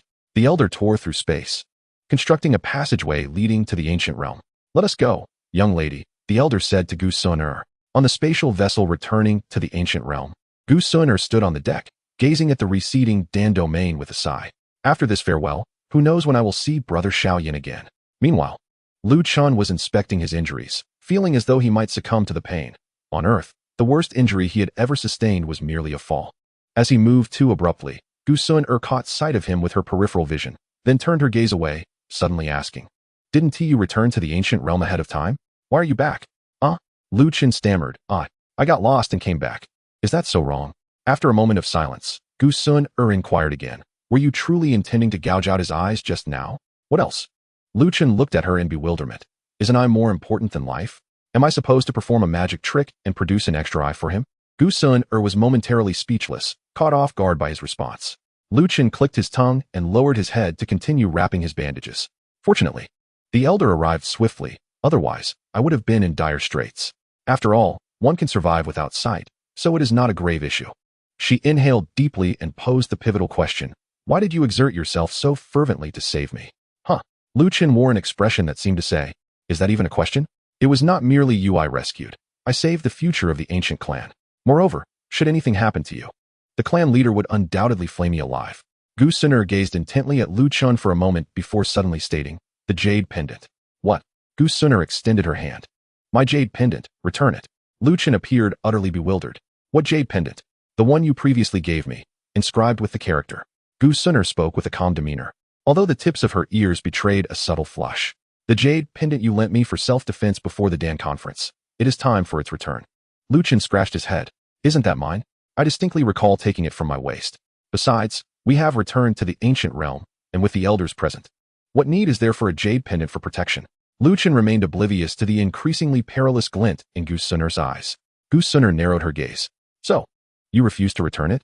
No. Lu Chun suddenly felt a chill run down his spine. This was rightfully mine. Very well, Gu Suner declared, turning on her heel. I shall inform my father that someone took advantage of my unconsciousness. Wait. Lu Chun hastily produced the jade pendant. Here, take it. Gu Suner accepted the pendant. A barely perceptible smile gracing her lips as she let out a soft snort and departed. I merely found the craftsmanship of this jade pendant exquisite and wish to examine it further. I shall naturally return it after some time. Lu Chun stood there, utterly perplexed. What was with this girl? Hadn't she previously scorned the pendant? Chapter 40. The Summons of Gu Yuan. The spatial vessel descended gently at the entrance of the ancient realm. Lu Chun followed closely behind Gu Suner as they disembarked the gangway, lifting his gaze to behold the familiar expanse. The towering ancient clan hall. The ethereal aura enveloping the mountains and lakes, and in the distance, the faint silhouette of the cultivation tower. Home is indeed most comfortable. Lu Chun stretched lazily, inadvertently aggravating the wound on his arm, which elicited a grimace. Gu Suner glanced back at him. You should first attend to your injuries at the pharmacy. No need. No need. Lu Quan waved his hand dismissively. It's just a minor injury. I can manage. For such a trivial wound, he could rely on the interstitial cells within his body to heal, though it would require a bit more time. This is an order. Gu Suner interrupted him, her tone brooking no argument. Lu Quan opened his mouth, ultimately conceding with a nod. As you wish, young lady. As the two stepped into the ancient realm, a soldier from the Black Mist army hurried towards them. Commander Ling Quan, the clan leader summons you. Lu Quan's heart skipped a beat. Stealing a glance at Gu Suner, he found her expression unfazed, as if she had anticipated this. Understood, Lu Quan adjusted his robe, suppressing the pain to stand tall. I shall go at once. The ancient clan hall exuded an air of solemnity. Lu Quan stood at the center of the hall, where the clan leader, Gu Yuan, sat above, flanked by several ancient elders, including the one who had previously rendered assistance. You have returned? Gu Yuan set aside the scroll he had been studying, his gaze warm yet profound. Did this journey yield any rewards? Lu Quan clasped his hands in a respectful salute. Chief of the clan, upon my visit to the Dan Tower, I encountered numerous advanced alchemical techniques and gained new insights into the manipulation of spiritual power. Oh, Gu Yuan replied with a hint of amusement. Is that all? Lu Quan scratched his head. Young Master Xiao Yan performed exceptionally well and secured the championship at the alchemy conference. Gu Yuan tapped his fingers against the armrest. Is there nothing more? Lu Quan proceeded to provide a detailed report of his observations at the alchemy conference, the activities of the Soul Palace, and even his assessment of Xiao Yan's abilities. Nothing else? Just these? The hall fell into silence. Gu Yuan had initially intended to inquire about the origin of her eyes, but Gu Suner could not help but frown. Was this fellow really going to remain silent about saving her? Lu Quan's words seemed to adhere to the initial agreement of merely sharing insights and experiences. Ahem. The elder who had undertaken her rescue felt Lu Quan was being overly rigid and stepped forward. Chief, Commander Ling Quan has made significant contributions, having not only unraveled the Soul Palace's conspiracy, but also saved the young lady from the hands of the three sovereigns. Oh, Gu Yuan raised an eyebrow, shifting his gaze to Lu Quan. Is that so? Lu Quan chuckled awkwardly. That was merely expected, not worthy of mention. A flicker of surprise crossed the faces of the onlookers. Their impression of Ling Quan's transformation was limited. Had it been the old Ling Quan, he would have seized the opportunity to boast and demand a reward. Yet now, he seemed uncharacteristically modest. Gu Yuan scrutinized Lu Quan intently. Ling Quan, why do you not report your merits? This is but a trivial matter, hardly worth mentioning, especially since the elder arrived just in time, Lu Quan replied. Preposterous. Gu Yuan suddenly slammed the table, rising to his feet. Ling Quan, do you not understand the distinction between reward and punishment? Lu Quan immediately knelt on one knee. I acknowledge my mistake. Gu Yuan snorted coldly. To reward for saving Suner is just, while concealing such acts deserves punishment. Clarity in reward and punishment is the path of righteousness. Was it not agreed to report only experiences? Lu Quan retorted. Moreover, rescuing Yao Lao should not fall within the purview of the Dan Tower. Chief, I would never dare to conceal the truth. The elder interjected respectfully. If it were not for his sacrifice, exchanging his eyes for her life, the young lady would have surely fallen victim to the Soul Palace. Lu Quan's toes curled in embarrassment. Must you say that? How awkward. What does sacrificing oneself to protect even mean? Gu Yuan's expression softened slightly. You may rise. Your rescue of Suner deserves merit, and I shall bestow a reward. With a serious demeanor, Gu Yuan continued. It is not our clan's custom to neglect the deserving. Ling Quan, what reward do you seek? Lu Quan pondered for a moment. Perhaps an increase in my wages? Is that all? Gu Lai's eyes widened in disbelief. A light laughter echoed through the hall. Gu Yuan shook his head. Very well, since you do not ask, I shall decide on your behalf. I grant you the purple gold clan mark, which allows you access to the ancient clan's scripture pavilion for 3 days, along with a scroll of celestial level cultivation technique. In truth, Ling Quan, with a 6th grade bloodline, was hardly worthy of the purple gold clan mark, had it not been for the merit of the young lady. He would have only received the golden mark. Thank you for your generous reward, Chief. However, Gu Yuan's tone shifted. Yet, your concealment deserves punishment. Lu Quan grimaced. I acknowledge my mistake. Gu Yuan pondered for a moment, suddenly recalling something. I remember you were the one who went to Canaan Academy to retrieve Suner, and you also went to the Yi family for her? Lu Quan's heart skipped a beat. Indeed. In that case. A glimmer of insight flashed in Gu Yuan's eyes. You are hereby appointed as the personal guard of Suner for a duration of 6 months. What? Both Lu Quan and Gu Suner exclaimed in unison. Father, Gu Suner implored, I do not require such protection. Clan leader. Lu Quan hastily declined. The young lady has already attained the rank of 9-star Dozun, whereas I am merely a 1-star Dozun. This is simply inappropriate. A 1-star Dozun. The hall erupted into a clamor. Several elders exchanged glances, and Gulai stepped forward. Young man, you have only just returned and recently broken through to 8-star Dozong. How is it that you have now achieved another breakthrough? Realizing he had misspoken, Lu Chun steeled himself to explain, I encountered certain fortuitous events at the Dan Tower. Fortuitous events? Gu Yuan regarded him with a knowing gaze. A glimmer of insight sparked in Gu Yuan's eyes. It appears your journey to the Dan Tower was quite fruitful. Thus, it is settled. Gu Suner wished to protest, but received a discreet soul transmission from Gu Yuan, probe into the depths of his eyes. She bit her lip and ceased her objections. Lu Chun continued to struggle against his fate. Clan leader, I am rather clumsy. I fear. What? Do you have more to say? And no. Gu Yuan decisively declared. Then it is settled. You shall commence your duties tomorrow. Now, all of you may leave. Seeing that matters had progressed thus, Lu Chun resigned himself. I shall obey. As Lu Chun performed a respectful bow and retreated, he was unexpectedly called back at the entrance of the hall. Wait. Gu Yuan's voice was uncharacteristically tinged with embarrassment. Do you still possess that white general you presented to me last time? Lu Chun. Gu Suner. The elders. An abrupt silence enveloped the air. Lu Chun's lips twitched as he retrieved a white general from his storage ring and respectfully presented it. Clan leader, please accept this. Gu Yuan swiftly concealed the item within his sleeve and, with a solemn gesture, replied, Enough, you may all withdraw. Upon exiting the grand hall, Gu Suner could no longer contain her curiosity. What exactly did you give to father? A local specialty, Lu Chun chuckled awkwardly. Another local specialty, she remarked. As they walked in silence for a while, she suddenly halted and softly inquired, Why did you not speak of it? Speak of what? About saving me. Gu Suner stepped closer. You could have taken credit for that. Lu Chun shrugged. It was merely my duty. There is no need for such accolades. Besides, there is nothing to report regarding that matter. Merely your duty? Gu Suner's voice rose slightly. You nearly risked your life. Surely not. I couldn't have died. Lu Chun muttered under his breath. Gu Suner took a deep breath, seemingly striving to calm her emotions. Tomorrow at dawn, report to my residence. You truly intend for me to be your guard? Lu Chun grimaced. Father's orders are not to be defied. Remember to recover your strength this evening. I do not wish to accompany an ailing companion. Gu Suner stated coolly before turning away. Host, I recommend you carry some milk tea and pastries with you starting tomorrow. Why? For your survival. Chapter 41, The Empty Grave. As night deepened, Lu Chun returned to his modest courtyard. The moment he closed the door, he slumped into a chair, gritting his teeth against the pain. This battle had indeed taken a toll. The wounds on his back, corroded by the demonic rain, still throbbed with discomfort. System, is there any reward for my exceptional performance? Host, do you desire a reward? Of course. A reward can be granted, however. Ding. The system detects that the host has exceeded the task requirements, and the reward has been upgraded.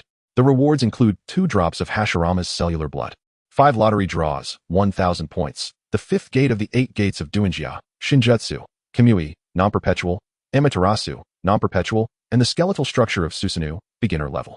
In an instant, a wave of heat surged from his eyes, spreading throughout his body. Lu Chun let out a muffled groan as his 3 tomo gradually morphed, eventually transforming into a complex hexagram pattern. His eyes, at this moment, finally upgraded and changed form. System, does my Amaterasu and Kamui conflict? Lu Chun inquired, puzzled. They do not conflict, dear host. This system has processed them, and there is no need for a form switch, came the reply. Ha! Lu Chun chuckled, one hand supporting his eyes. He suddenly burst into laughter. Is this the kaleidoscope?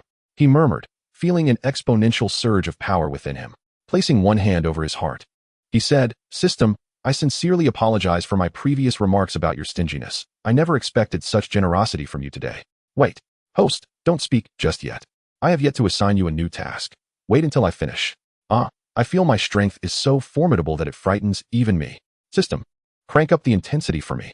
Lu Chun clenched his fist, feeling the power within him flow endlessly. Intensity, you say?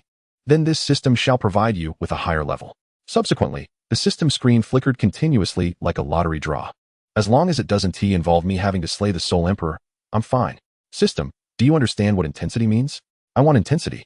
Lu Chun crouched, fists clenched, as if this posture would help unleash his inner strength. Ding. New task released. Prevent the ancient clan traitor, Guyang, 5-star Do Saint, from obtaining the ancient clan's Tual, Shi, ancient Emperor Jade, or eliminate him. Condition, ensure the safety of Gu Suner. Lu Chen's previously excited expression froze instantaneously. He thought he was experiencing a visual impairment. Rubbing his eyes, he opened them again. System, are you toying with me? Weren't you just asking for intensity? Moreover, Guyang is already targeting you. He has learned about your eyes and likely believes they can see through his disguise, so he will strike first.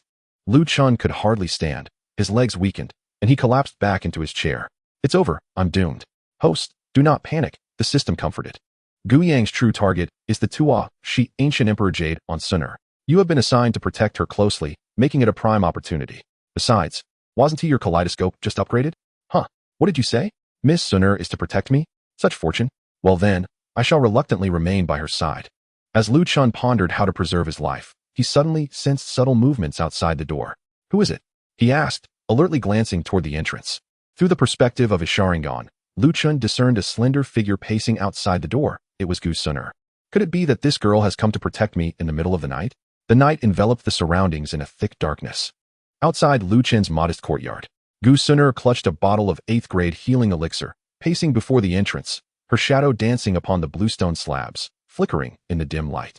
It was merely the guilt stemming from his act of salvation that plagued her thoughts. She murmured softly, her fingertips unconsciously tracing the ornate patterns on the vial. Several times, she raised her hand to knock on the door, only to withdraw it again. Ultimately, with a soft sigh, she relinquished the vial to the guard of the Black Yin army stationed outside the courtyard. Deliver this to Commander Ling Quan, she instructed, pausing momentarily, and inform her it is a healing potion dispatched by the clan. The guard respectfully accepted the vial, noting the young lady did not deliver it personally. No need. Gu Suner interjected, remember, do not mention my name. With that, she turned and departed, the hem of her white skirt brushing against the stone steps, swiftly vanishing into the shadows of the night. Once Gu Suner's footsteps faded into silence, Lu Chen cautiously opened the courtyard door. The guard presented the vial with utmost respect, stating, Commander, a healing potion from the clan. Thank you, Lu Chen replied, accepting the vial. A brief jolt coursed through him as his fingertips grazed the surface, still retaining a hint of warmth. He collected himself and retreated into the room, scrutinizing the vial under the soft glow of the lamp. 8th grade, Shen Yuan pill. He uncorked the bottle and inhaled its scent, a flicker of surprise crossing his eyes. The Gu clan truly was extravagantly generous, bestowing such a treasure upon a mere commander of the Black Yin army. Lu Chun shook his head in amusement, stowing the 8th grade elixir into his spatial ring. Suddenly, a thought struck him, and he rummaged through the depths of the ring, producing a long-forgotten spirit communication scroll. Almost forgot about this little fellow. Lu Chun pricked his finger, inscribing a rune upon the scroll. With a soft pop, a completely black raven materialized on the table. It cocked its head, glaring at Lu Chun with a hint of dissatisfaction, flapping its wings in protest. My apologies, I've been quite busy lately. Lu Chun hastily exclaimed, pulling out an assortment of snacks, nuts, jerky, and even half a piece of uneaten cake, piling them before the raven. The raven disdainfully nudged the offerings with its beak, refusing to partake. Not hungry. Lu Chun scratched his head. What would you like to eat? The raven suddenly opened its beak, a flicker of faint flame emerging from deep within its throat, only to extinguish in an instant, eagerly gazing at Lu Chun. Fire? Do you wish to consume fire? Lu Chun's eyes widened in disbelief. Since when did you develop such a taste? The raven impatiently tapped its claws. A sudden realization struck Lu Chun. Wait, I believe I actually have some. Taking a deep breath, he formed hand seals. As the power within him surged, a strand of crimson flame slowly erupted from his mouth. Nanmangli fire. The raven excitedly flapped its wings, inhaling the flame as if it were noodles, devouring it with a satisfying slurp. It shook its feathers in contentment, the once pitch-black plumage now shimmering with a faint violet glow. Goodness! The species of the Duki continent is indeed peculiar. Lu Chun marveled in awe. The raven paid no heed to his astonishment, suddenly flying to the window, tapping its beak against the frame before looking back at him. What? Do you wish to go out to play at this late hour? The raven nodded. Soaring out the window, Lu Chun hesitated for a moment, then decided to follow suit. Under the moonlight, the man and the raven traversed the landscape, soon arriving at a small hillside on the edge of the ancient realm. The expansive view here allows one to overlook the entire ancient realm, as the night breeze caresses the grassland, carrying with it a faint floral fragrance. A crow perches upon a nearby ancient tree, while Lu Chun, deeply moved by the scenery before him, finds himself lost in thought. It bears a striking resemblance to the hills behind his hometown. He murmurs to himself and instinctively crouches down, gently brushing his fingers across the soft grass. System, how long have I been traversing this realm? Lu Chun suddenly inquires. Beep. According to the timeline of the Duki continent, the host has been traversing for 3 months and 16 days. However, when compared to Earth's timeline. With a soft sigh, Lu Chun retrieves a flask of wine from his storage ring. He tilts his head back, taking a swig. The fiery liquid slides down his throat, yet it fails to dissipate the inexplicable bitterness lingering in his heart. Rising to his feet, he approaches an ancient tree, extracting a short dagger from his storage ring and begins to dig a hole. The crow cocks its head, observing him with curiosity. In my hometown, Lin Kuan explains while he digs, if a person goes missing for an extended period, their family will erect a memorial grave. It serves as a form of closure. He carefully retrieves an old garment from his storage ring, folding it with care before interring it within the earth. He then covers it with handfuls of soil, swiftly forming a small mound, and finds a flat stone to place at the front. What should I inscribe? He muses with a self-deprecating smile. There's not even a complete corpse. Ultimately, Lin Kuan refrains from carving any words upon the stone. Standing before the empty grave, he takes several more swigs of wine, then departs without looking back, the night breeze scattering his quiet murmurs. So be it. The hillside returns to silence, as if no one had ever been there. Only the night breeze occasionally brushes against the fresh earth atop the grave. Chapter 42. Just guilt. As the morning sun spills over the ancient realm, Lin Kuan abruptly springs from his bed, glancing outside to see the brightening sky, and instantly panics. Oh no, I'm going to be late. He hurriedly dons his black military uniform, having indulged in a few drinks the previous night, and lost track of time while preparing his assignments, resulting in oversleeping. He clutches the security manual he had prepared in haste for the night. Knock, knock, knock. As the ancient clan's morning bell tolls for the 7th time, Lin Kuan finally tumbles and scrambles to the entrance of Gusunur's courtyard, breathless as he adjusts his disheveled collar. Report. I am 13 minutes late. Gusunur, seated at a stone table enjoying her breakfast, does not lift her gaze, methodically picking up a crystal shrimp dumpling. You know you're late, yet you shout so loudly? Lin Kuan stammers, immediately lowering his voice. I acknowledge my mistake. Haha, host, you're finished. I've told you to bring some small cakes or something. Haven TI? The system chortles gleefully. What is there to panic about? Lin Kuan retorts inwardly. You only know how to swindle points from me, and she isn't, to even my wife. Why should I spend points to bring her food? Can a mere cake be the end of me? The host is truly too stingy. It's hard not to wonder who you take after. At last, Gusunur raises her eyes to him, her gaze sweeping over his tousled hair and crooked collar, her brow slightly furrowing. Were you out stealing last night? Reporting, miss. I was studying the guard regulations. Lin Kuan earnestly raised the small booklet, filled with his late-night annotations, whose cover read The Bodyguard's Guide to the Overbearing Female CEO. Gusunur's eyes twitched. Put it down. Yes. Lin Kuan promptly tucked the booklet away into his bosom, straightening his back and gazing into the distance, ever vigilant. Gusunur was about to speak when she suddenly noticed his pallid complexion. Have you had breakfast? Replying to the young lady. I do not have the habit of eating breakfast. Gusunur set down her chopsticks and gestured towards the stone bench opposite her. You should sit down and eat something. That would be against protocol, Lin Kuan declared, stepping back 3 paces. Regulation number 7. Bodyguards must not dine at the same table as their charges. I command you to sit down, Gusunur said through clenched teeth. But miss? According to the ancient clan's Black Yan army, she took a deep breath, calming her mind. I will count to 3. 1. As you command. Lin Kuan swiftly moved forward but remained cautious, only perching half his bottom on the stone bench, his posture as straight as a javelin. 2 sets of cutlery lay before them, evidently prepared well in advance. The maid presented an exquisite breakfast, yet Lin Kuan remained motionless. Eat, Gusunur frowned. Well, according to regulation number 9, a bodyguard's eating pace must not exceed that of their charge and must wait for them to move their chopsticks first. 2. Only then did Lin Kuan lift the bowl, gingerly picking up a chopstick full of vegetables, glancing at her as if seeking permission. Observing his tense demeanor, Gusunur felt an inexplicable irritation. She reminded herself, this was merely guilt, for he had nearly lost his life to save her. And now he was as thin as a bamboo pole. Fattening him up before sending him back would ease her conscience. Eat some meat. Miss, during duty smack. Gusunur slammed her chopsticks on the table. Lin Kuan immediately grabbed a dumpling and stuffed it into his mouth, only to wince from the heat. Ouch. It's scalding. Gusunur, exasperated, poured a cup of cool tea and handed it to him. Lin Kuan took the cup and gulped it down, but suddenly froze. Wait, this teacup is mine. Gusunur replied calmly. Uffed. Lin Kuan sprayed the tea everywhere, flustered as he wiped the stone table. I'm doomed.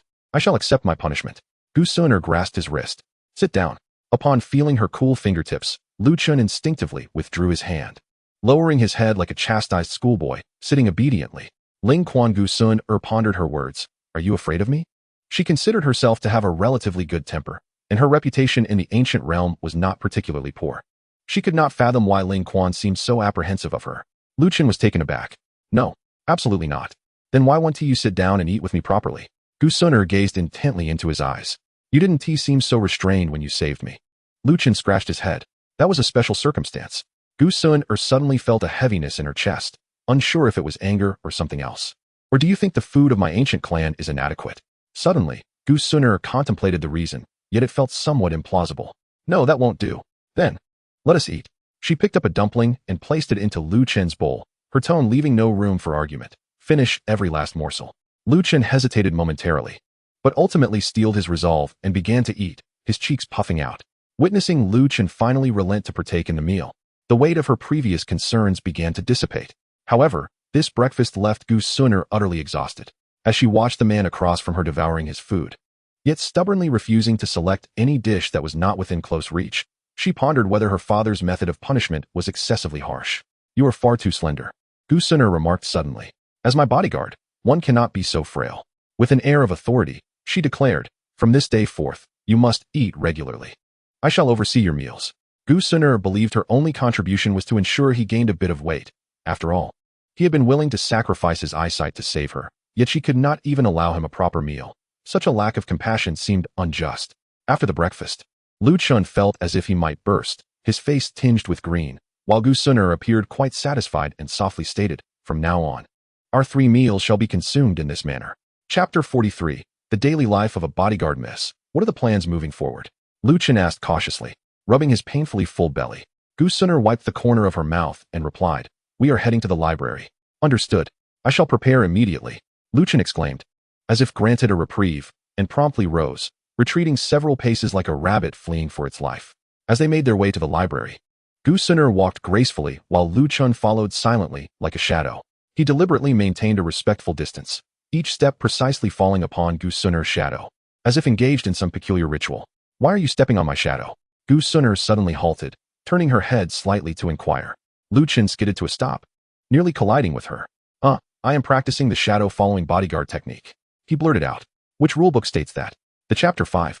Section 3 of the Domineering Woman's Guide to Advanced Bodyguard Techniques. Lu Chen fabricated confidently, his face betraying no signs of embarrassment. Gu Suner snorted lightly and resumed her pace. As they turned down a corridor, she intentionally quickened her steps, curious if he could keep up. To her surprise, Lu Chen maintained his uncanny precision, stepping exactly on her shadow, his footfalls almost imperceptible. Were you previously a stalker? Gu Suner could not help but ask. Lu Chen replied, utterly bewildered. In his recollection, Ling Quan appeared to hail from the ranks of the Black Smoke Legion. Miss, I am indeed a bona fide member of the Black Smoke Army. Then how did you become so adept at tracking?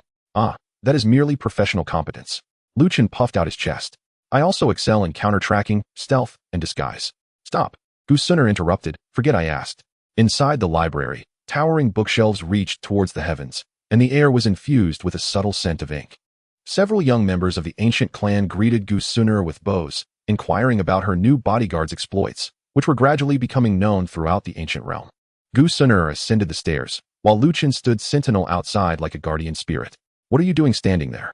Aren't you tired? Gu Suner turned back to question. I must remain ever vigilant. According to the information I have received, I suspect a traitor seeks to do harm to the young lady. Lu Chen's eyes scanned the surroundings with caution. The traitor I refer to is undoubtedly that old schemer, Gu Yang, uncertain of when the adversary might strike. I too am prepared to flee at a moment's notice. Relax, Gu Suner said, her gaze unwavering. This place is quite safe. Just then, an elderly man clad in white emerged from behind the bookshelf. It was none other than Gu Yang, the elder of the Gu clan's ancestral hall. Suner, what book captivates you so? Gu Yang approached with a cheerful demeanor. Lu Chen immediately tensed, subtly inching closer to Gu Suner's side. Grandfather Gu, Gu Suner greeted respectfully. I am researching ancient records on the Eye of the Primordial Fire. Gu Yang nodded, his gaze shifting to Lu Chen. And this is Commander Ling Quan, a guard assigned by my father, Gu Suner explained. Oh, a flicker of intrigue crossed Gu Yang's eyes. To have the clan leader personally assign such a position, one must possess extraordinary qualities. He feigned a casual gesture to pat Lu Chen on the shoulder, but Lu Chen deftly sidestepped. Forgive me, elder. I am still recovering from an injury and cannot engage in physical contact, Lu Chen stated. Gu Yang's smile faltered slightly. I understand. After exchanging a few more pleasantries, he took his leave. Lu Chen watched Gu Yang's retreating figure. Is he testing me? What's wrong? Gu Suner noticed his unease. Nothing, Lu Chen replied, averting his gaze. He knew he had to be even more watchful from now on. Gu Suner focused on her book. Grandfather Gu holds great esteem in our clan. You are being overly cautious. However, did you just say your injury is not healed? Gu Suner closed her book and returned it to the shelf. Lu Chen hesitated, having spoken carelessly. Spoken carelessly? Gu Suner stepped closer. Let me see. Without waiting for a response, she seized his wrist, causing Lu Chen to instinctively cover his pants. Wait, my lady, please. Why are you covering your pants? It's nothing. My lady, merely a reflex of muscle memory. Gu Suner's fingertips, imbued with the Golden Emperor's fiery flames, coursed through his meridians. Seeing that he was indeed unharmed, she breathed a sigh of relief. As evening descended, the two returned to the courtyard. Gu Suner sat in the pavilion, savoring the drinks on the table, while Lu Chen stood 3 steps away, gazing at the moon. Surely it must be nearly time? Gu Suner swirled the contents of her glass, lifting her gaze to him. Her eyes sparkled luminously in the night. To accuse a venerable elder without evidence is a grave offense in the Gu clan, you know? Lu Chen swallowed hard. I am willing to bear the consequences. Bear? Gu Suner suddenly let out a cold laugh. Can you truly shoulder that burden? If I were to believe you and mistakenly harm a loyal soul, what would you offer as atonement? Her voice grew increasingly frigid, the golden aura around her flickering ominously.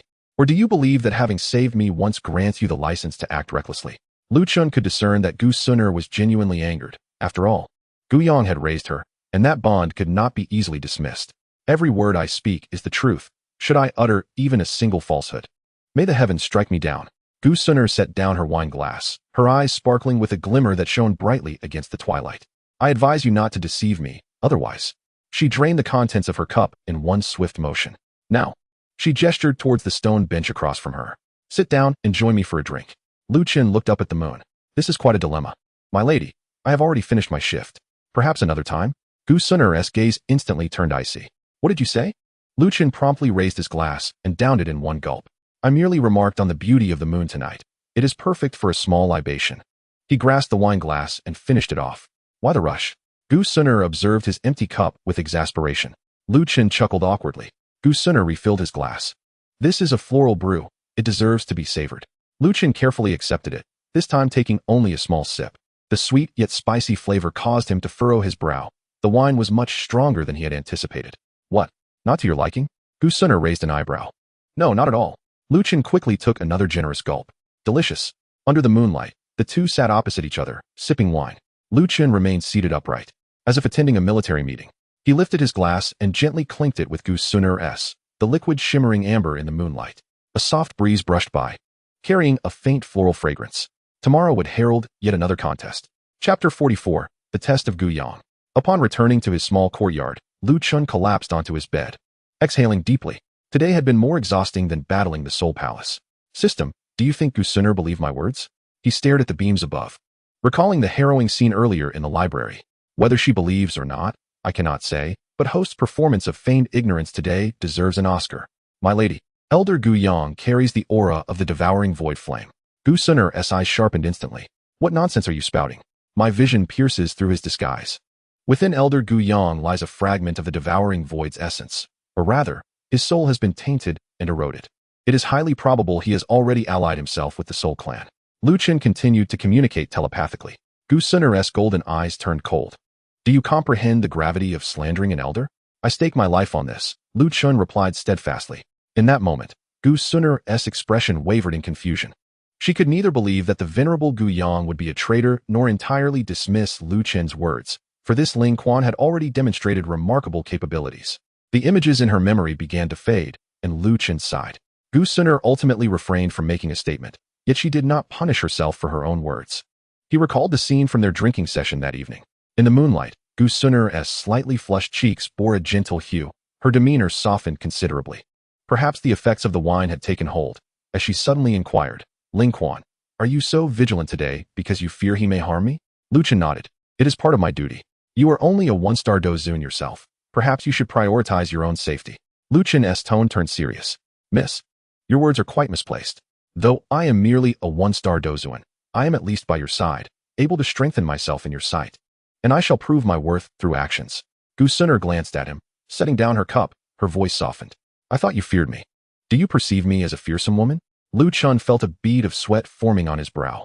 If the young lady were to suddenly exhibit gentleness, it would indeed be quite alarming. I did not. I would not dare, he stammered, since returning from the Dan Tower. As the effects of the alcohol began to take hold, Gu Suner locked her gaze onto his. You saved me, yet remained silent about it. Your father assigned you as my guard, and you seek to decline even the simple act of sharing a drink with me. Her words trailed off. Yet her displeasure was palpable. Lu Chen scratched his head. I merely adhere to my duties. Duties? Gu Suner scoffed. You were not always so. You would always seek to provoke Xiao Yan, showering him with flattery in my presence. That was your duty, was it not?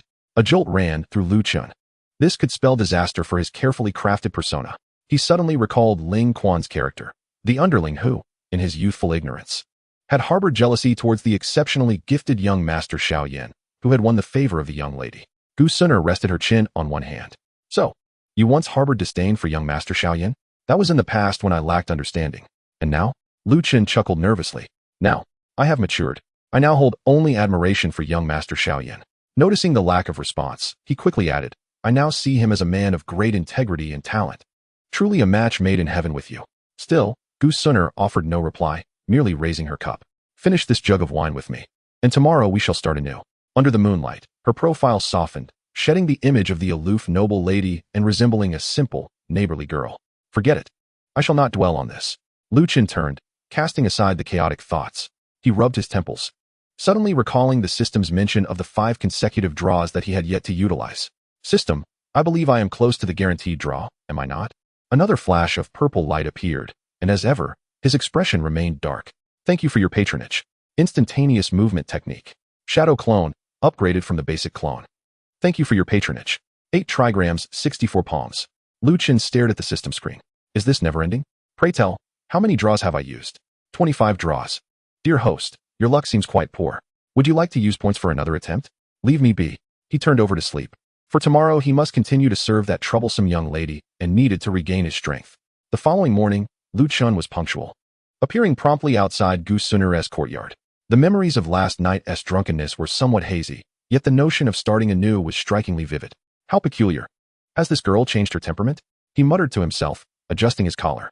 The courtyard door opened, revealing Gu Suner in a simple white dress. Adorned with a single jade hairpin, her demeanor softened, lacking the usual sharpness. Good morning, she greeted coolly, as if their conversation from the previous night had never transpired. Lu Chen was taken aback for a moment and quickly bowed. Greeting, good day, Mississippi. The two walked along the stone path, the atmosphere subtly harmonious. Just then, a guard hurried over. Miss, the clan leader requests your immediate presence in the council chamber. Understood. She turned to Lu Chen. Wait here. Yes, Lu Chen replied respectfully, though a sense of foreboding gripped his heart. Could it be that they were inquiring about him? Inside the council chamber, the atmosphere was tense. Gu Suner stood in the center, feeling the weight of several scrutinizing gazes. Suner, Gu Yuan spoke directly. Have you discerned the truth behind Ling Quan's eyes? Gu Suner bit her lip. Father. Those eyes are indeed peculiar. I have yet to fully investigate, but I assure you, they pose no threat to our clan. No threat? A gray-robed elder scoffed. In my opinion, the origin of those sinister eyes is far from our clan. It must be that foreign forces are conspiring. Such malevolent entities could very well be spies planted by the Soul Palace. We cannot afford to let him remain. Gu Suner felt a pang of anxiety. This gray-robed elder was Gu Ming, a trusted confidant of Gu Yong, who was notably absent today. Father, Gu Suner interjected, unable to contain herself. Ling Quan risked his life to save me, and he is utterly loyal to our clan. The eldest Miss Gu Ming retorted coldly. Are you not being deceived by that young man? From what I understand, he has recently been associated with you. Gu Ming. Gu Yuan's voice cut through sharply. Mind your words. Gu Ming quickly bowed. I apologize, but Ling Quan's sudden surge in strength and his unusual eyes warrant caution. Stepping forward, Gu Suner declared, Father, I am willing to stake my life on Ling Quan's loyalty. Child, Gu Yuan regarded her meaningfully. When did you become such a staunch defender of him? Gu Suner's expression was resolute. I merely speak the truth. There is no ulterior motive. Clan leader, please be cautious. Gu Ming clearly wished to say more. Enough. Gu Yuan raised his hand to halt further discussion. This matter is still undecided. Suner, continue to observe Ling Quan, and we shall speak of the rest later. Outside the courtyard, Lu Chen was idly counting the ants on the ground when he suddenly sensed Gu Suner's presence. Miss, he looked up, startled by her grave expression. What has happened? Gu Suner glanced at him hesitantly before finally shaking her head. It's nothing. Father just asked some routine questions. Lu Chen understood perfectly but chose not to address it, replying, that is good to hear. In the dining hall, Gu Suner sat at the table, seemingly lost in thought. After today, she could sense that there were those who genuinely wished to harm Lu Chun. Could it truly be as he had said?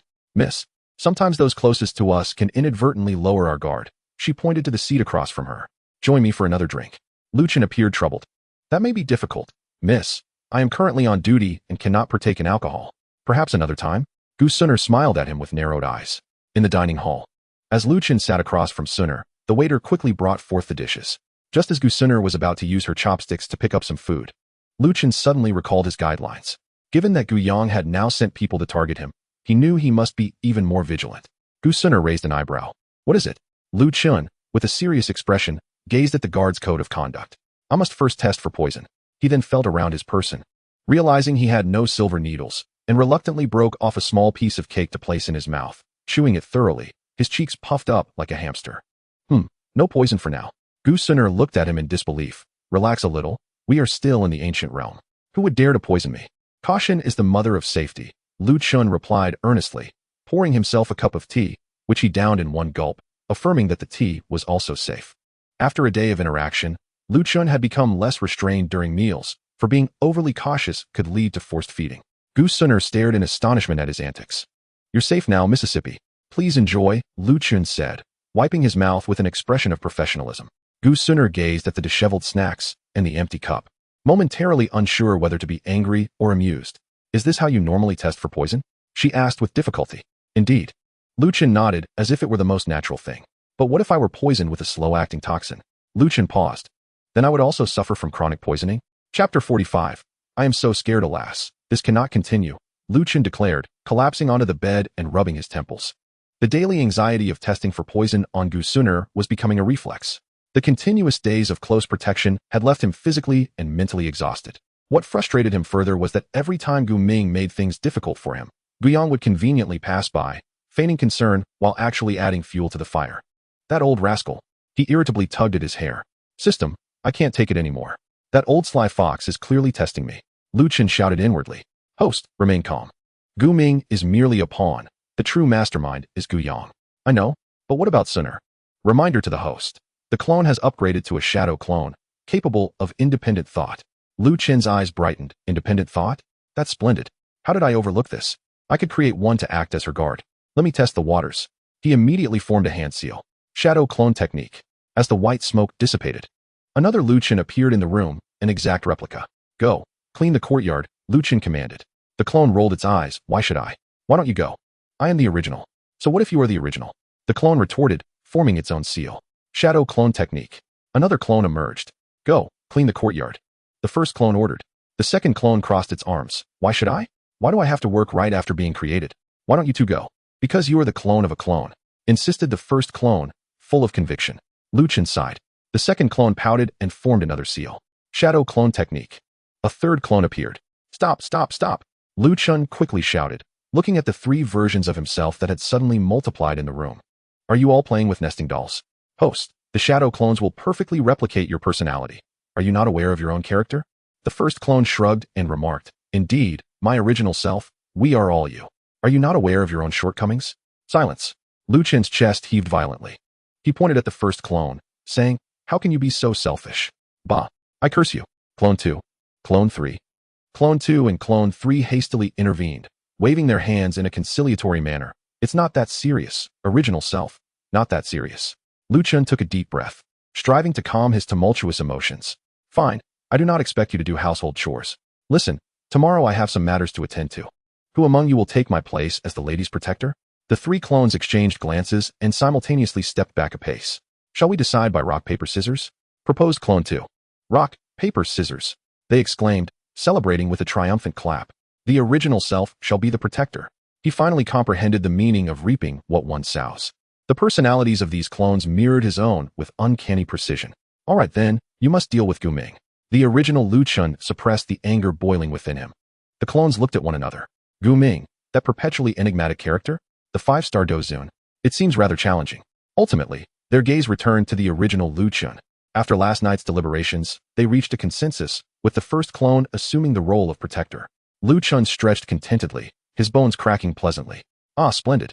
He had experienced the rare luxury of waking naturally, feeling invigorated. Clones are splendid. This tactic is brilliant. From now on, I shall employ clones to fulfill the duties of protection. He reveled in this thought, and after a brief wash, he stealthily exited his residence. Today's objective was clear: to avoid Gu sooner and focus entirely on gathering intelligence regarding Gu Yang, ideally uncovering substantial evidence. Though the ancient realm was vast, the core areas were limited. Utilizing the convenience of shadow clones, Lin Kuan dispatched several to roam different regions, coupled with the perceptiveness of his Sharingan. He navigated the architectural labyrinth of the ancient clan. He meticulously inspected obscure corners and areas exhibiting unusual energy fluctuations. Time swiftly passed until evening fell. Lin Kuan perched atop the eaves of a library, nibbling on a spiritual fruit he had pilfered from the kitchen, his brow slightly furrowed. After a day of effort, he had uncovered little in the way of substantive clues about Gu Yang. The old fox was exceedingly adept at concealing himself. Oh, I am so tired. Perhaps I should call it a day? Just as Lin Kuan contemplated giving in to fatigue, a clone station near the ancestral hall relayed live footage. The area of the ancestral hall was solemn and austere, and after nightfall, it was even more desolate. A familiar figure stood alone in the shadows of the side hall. Seemingly Gu Ming. An opportunity.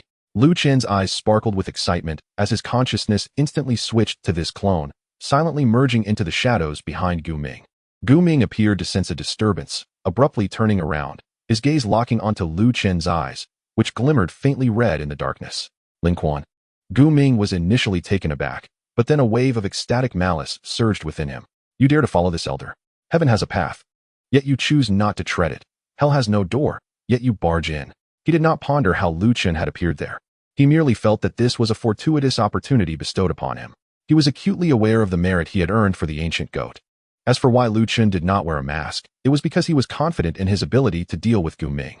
Following him, Lin Kuan feigned innocence. Elder Gu Ming, I merely happened to pass by and noticed your suspicious demeanor.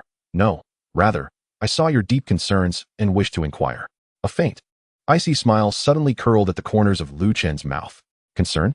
Huh. Gu Ming, in a fit of rage, laughed bitterly, unleashing the full pressure of his 5-star Dozun rank, instantly locking onto Lin Kuan. How dare a mere 1-star Dozun act so brazenly before me? Perfect, today. I shall use your blood to sanctify this shrine. His eyes gleamed with murderous intent, fingers curling into claws, the chilling Do Chi gathering at his fingertips. He possessed unwavering confidence in dealing with a 1-star Dozun. He had even begun to envision the scene of Lin Kuan's throat being crushed under his grip. What? A 5-star Dozun.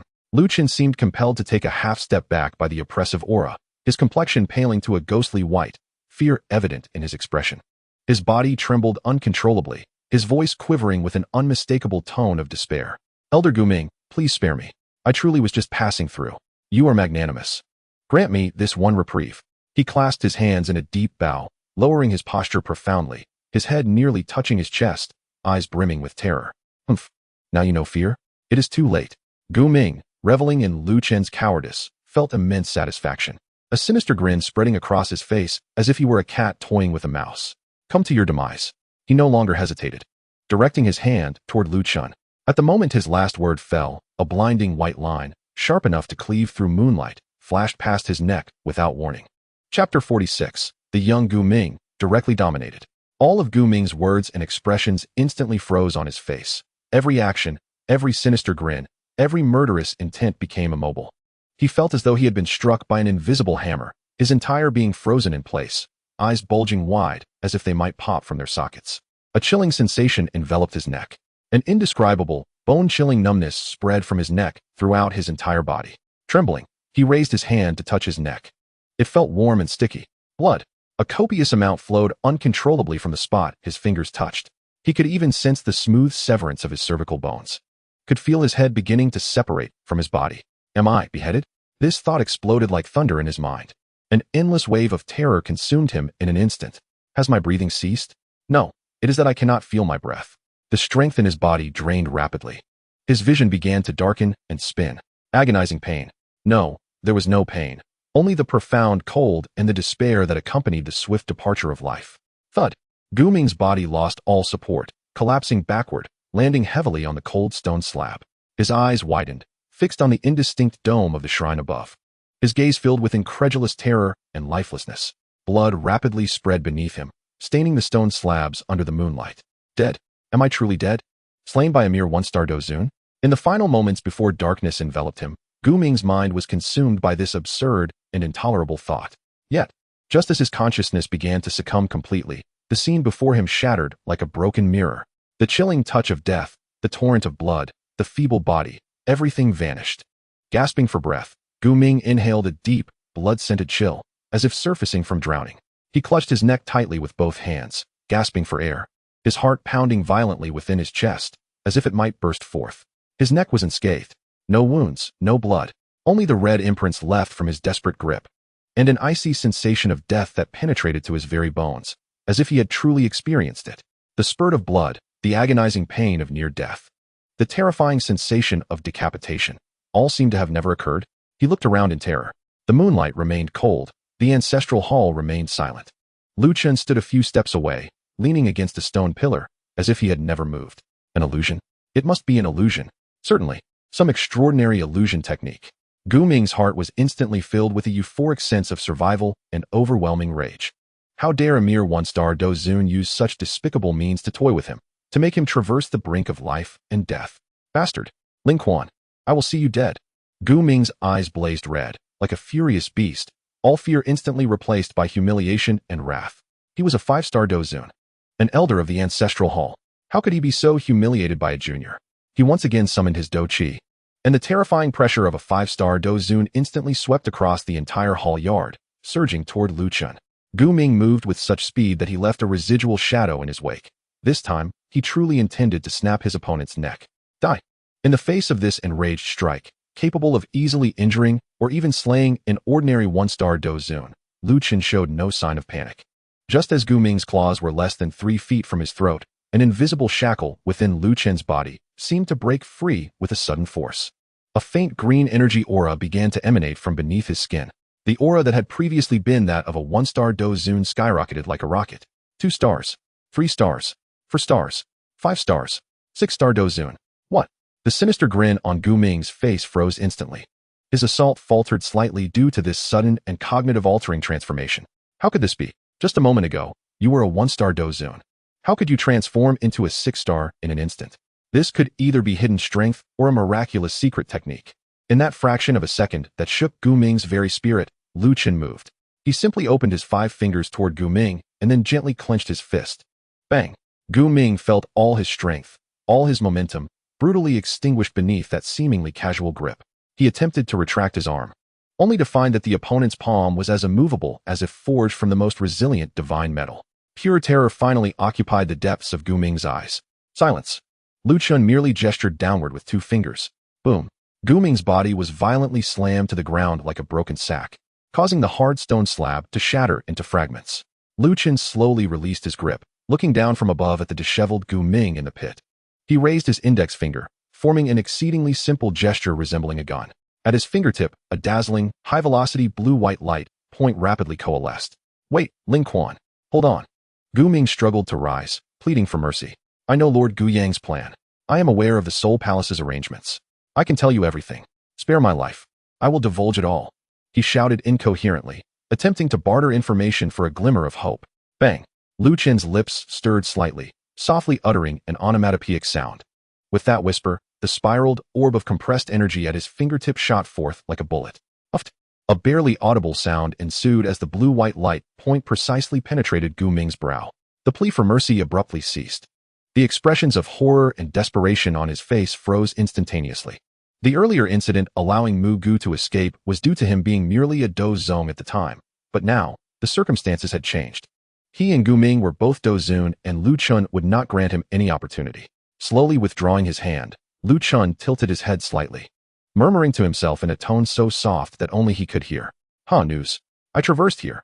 I am more aware of the subsequent events than you, and I certainly do not require your insights regarding the trivial affairs of the Soul Palace. Chapter 47. This is bad. I might be out of a job. The ancestral hall lay in an eerie silence. Gu Ming's body lay limp in the rubble, a mere tiny red marking his brow, devoid of any trace of life. Ding. Killed 5-star Dozun Gu Ming. Successfully resolved a potential crisis. Reward. 1,000 system points. Enhancement of kaleidoscope Sharingan power by 10. An increase of Hashirama cell activity by 5. Done. Lin Kuan stood up, dusting off his hands, a hint of relief finally gracing his expression. The bothersome fly was gone. This 8 gates duanjia is too taxing on my body. TCH. I've mentioned that the host should temper the body with heavenly thunder and refine the soul with heavenly lightning.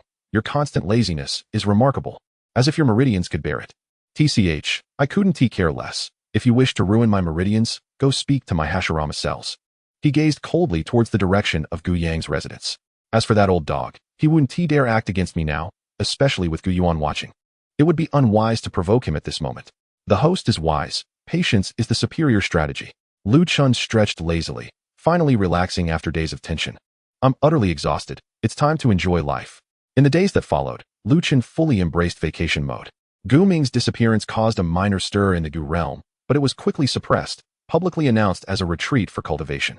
The ancient sheep seemed to sense something amiss, falling into an unusual silence, no longer making a deliberate effort to appear before Lu Chun or Sun Er for probing. Lu Chun relished this tranquility, embodying the essence of a leisurely existence, perfectly exemplifying the adage of fishing 3 days and mending nets for 2.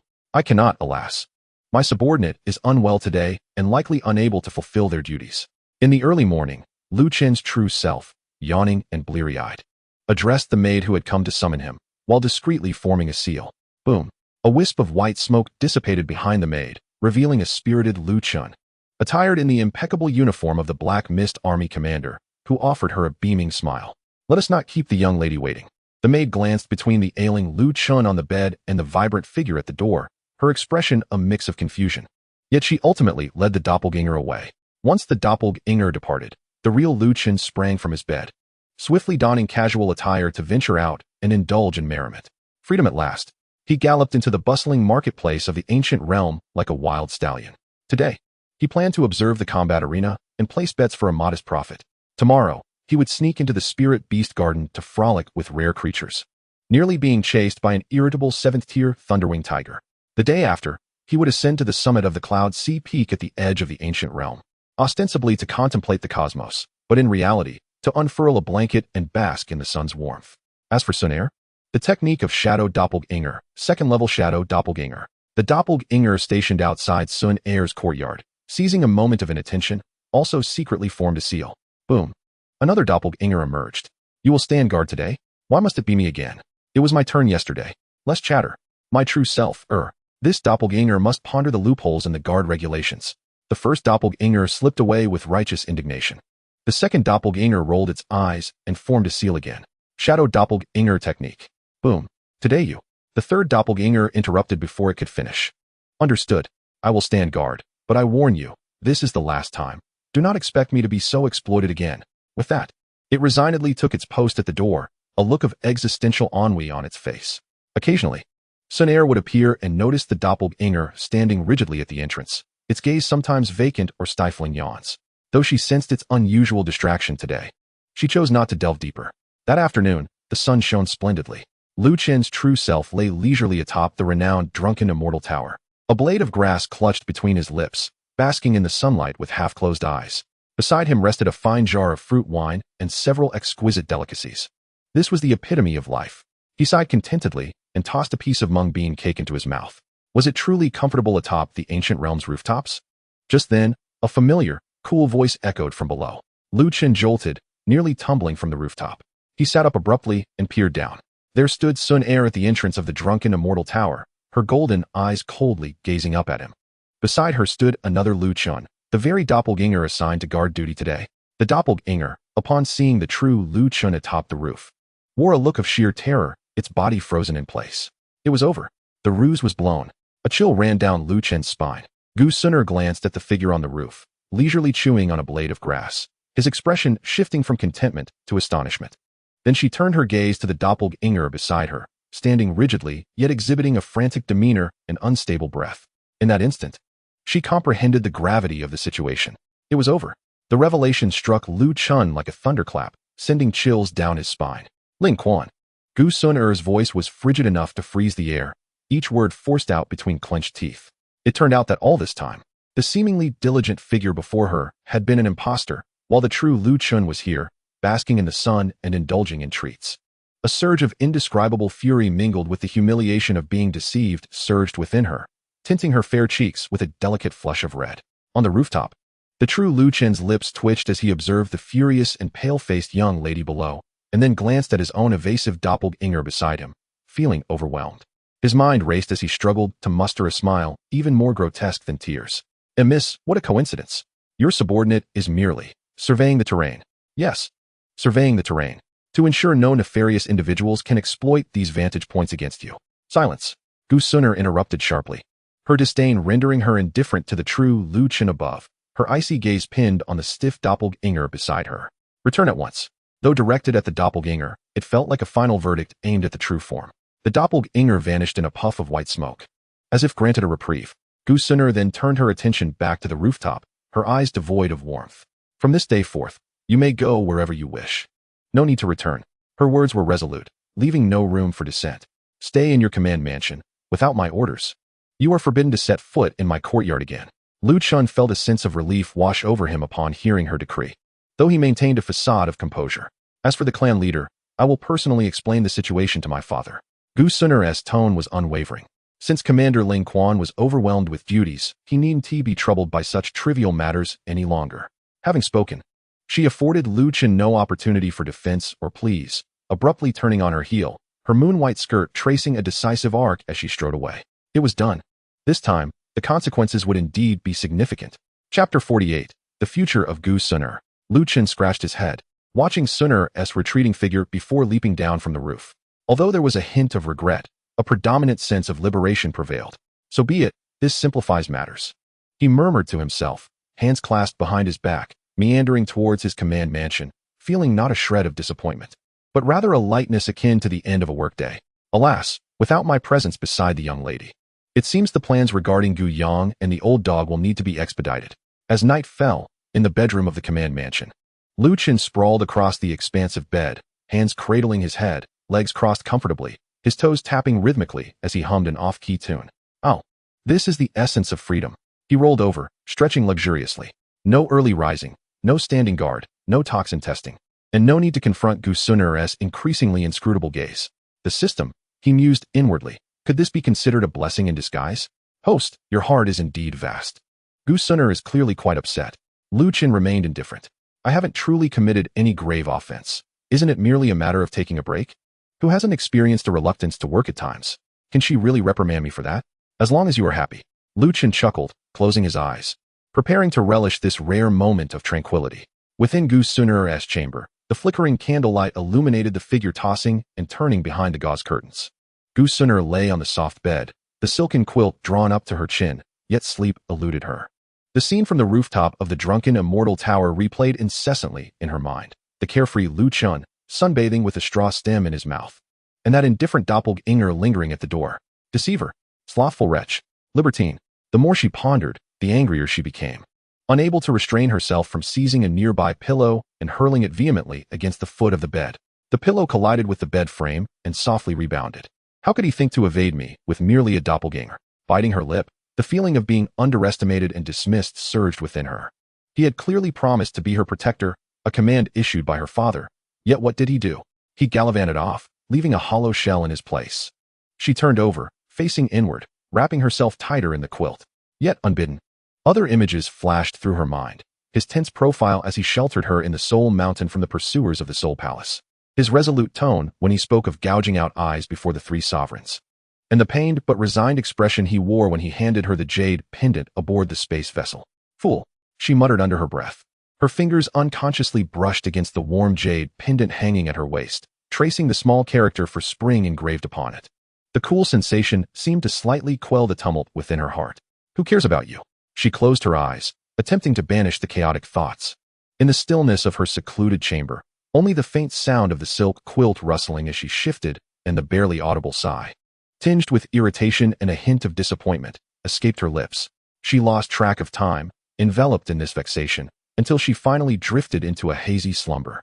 In an elegant and cozy room, a young maiden sat before her vanity, exuding an air of coolness as she stared blankly at a reflective stone. The visage it projected was none other than that of Xiao Yan, his face imbued with determination. Xiao Yan Gij is truly the best. Gu Suner caressed the reflective stone, her gaze pure and filled entirely with longing and admiration for Xiao Yan, leaving no room for any other presence. Suddenly, she sensed a foreign yet familiar aura. Who? She spun around abruptly, her golden eyes brimming with vigilance and chill. Upon recognizing the visitor, her pupils constricted. The person bore a striking resemblance to her. Yet their demeanor was more mature and dignified, an expression of a complex emotion she could not comprehend at that moment. What sent a tremor through her heart was the jade pendant hanging at the stranger's waist, clearly engraved with the character for spring. The jade pendant of Ling Quan. How could this be happening to someone who resembles me? The mere thought of Lu Qin's demeanor from earlier today ignited her fury. Who are you? Why have you intruded upon my chamber? And how do you possess this jade pendant? Sunur's voice was as frigid as ice, imbued with unmasked hostility. Recognizing the pendant instantly connected the figure before her to that loathsome person, Ling Quan. The woman gazed at the wary Sunur, her heart a tumult of emotions. Gently stroking the pendant at her waist, she revealed a bittersweet smile. Who am I? I am your future self. Absurd. Sunur dismissed her claim, her gaze growing even colder. You are merely conjuring illusions.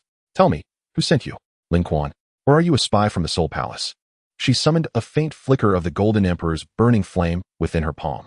Unfazed, the woman ignited a similar flame at her fingertips. Surely, this cannot be feigned? A tremor coursed through Sunur. The fire was all too familiar, resonating deep within her soul. Indeed, it mirrored her own eyes, the flame in her palm flickering softly. Her vigilance unabated, though a hint of doubt crept into her hostility. My future self?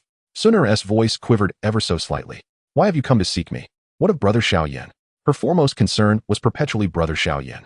Observing the spark in her eyes at the mention of his name, the future Sunur sighed internally. She approached slowly, disregarding the instinctive retreat of her younger self, her gaze settling on the reflective stone upon the vanity. Brother Xiao Yan as well. The future Sunur spoke with a hint of nostalgia, yet imbued with tranquility. He has become a formidable force, accomplishing remarkable feats. We remain good friends. Friends. Sunur reacted as if her tail had been stepped on, her voice rising in incredulity and offended rage. How could it be merely friendship? I care for him deeply. Care. The adult Sunur interrupted, her gaze finally lifting from the stone, penetrating her younger self with a soul-piercing intensity. Yes, at that time, I too believed it was love, pure, steadfast, imbued with an infinite fondness for the warmth of childhood. Yet, as I stand here now, I wish to convey something to you. She paused, as if gathering strength or affirming her inner voice, then articulated each word with profound clarity. That is not love. Boom. The proclamation reverberated in Sunur's mind like thunder. Her visage turned pallid, her body swaying, nearly losing her balance. You speak nonsense. Sunur retorted vehemently. What do you know? You have betrayed Brother Xiao Yan. You. How could you wear that loathsome Ling Quan's pendant? Have you truly developed feelings for that detestable person? She pointed accusingly at the pendant adorning the future Sunur. The future Sunur remained calm, regarding her trembling counterpart with compassion and understanding. She tenderly caressed the pendant, its icy touch now radiating warmth. Indeed, he is quite insufferable. The future Sunur mused, recalling the long-forgotten epithet. In the future, Gu Sunur's voice unexpectedly softened, imbued with a tenderness that the young girl had never before experienced within herself. Yet there exists a person who, in your direst moments, will stand before you without regard for his own life, unflinching even in the face of searing flames. He may be clumsy to a fault, yet he persistently seeks to protect you in his own way. Though he often professes that he dares not, his actions repeatedly defy the rules for your sake, even willing to sacrifice his most cherished possession, his eyesight. Her voice trembled slightly, laced with an almost imperceptible quaver, yet her gaze shone with an astonishing brilliance. He may not possess the dazzling aura of Xiao Yan, nor does he carry a plethora of breathtaking tales.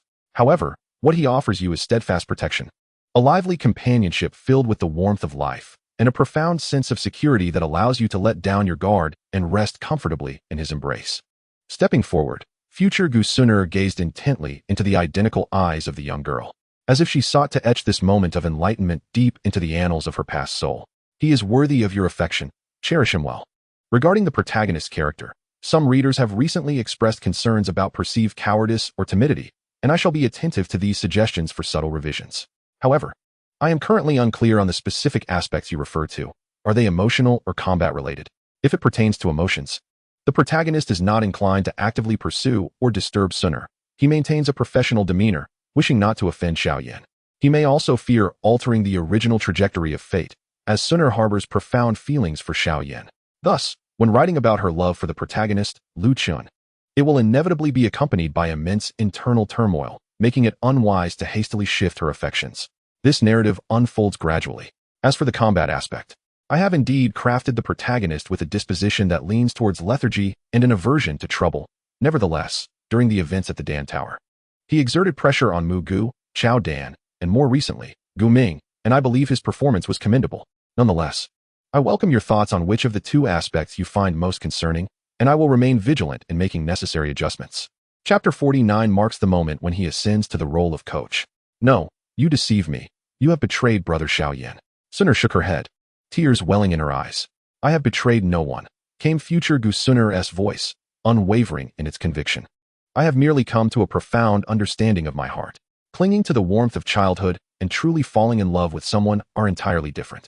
Brother Xiao Yan is a cherished family member, a brother. And she caressed the jade pendant once more. In time, the answer shall reveal itself. Much like this jade pendant. At that moment, the repulsive force of time and space intensified abruptly. The figure of adult Gu Suner began to blur and grow translucent. Time had arrived. She gazed upon her younger self, ensnared in chaos and anguish, her eyes reflecting both compassion and a hint of relief. Remember my words, or forget them as you will. But please, strive to open your eyes and observe the people around you. Do not allow stubbornness to cloud the possibility of discovering true affection. Value those who are present in your life.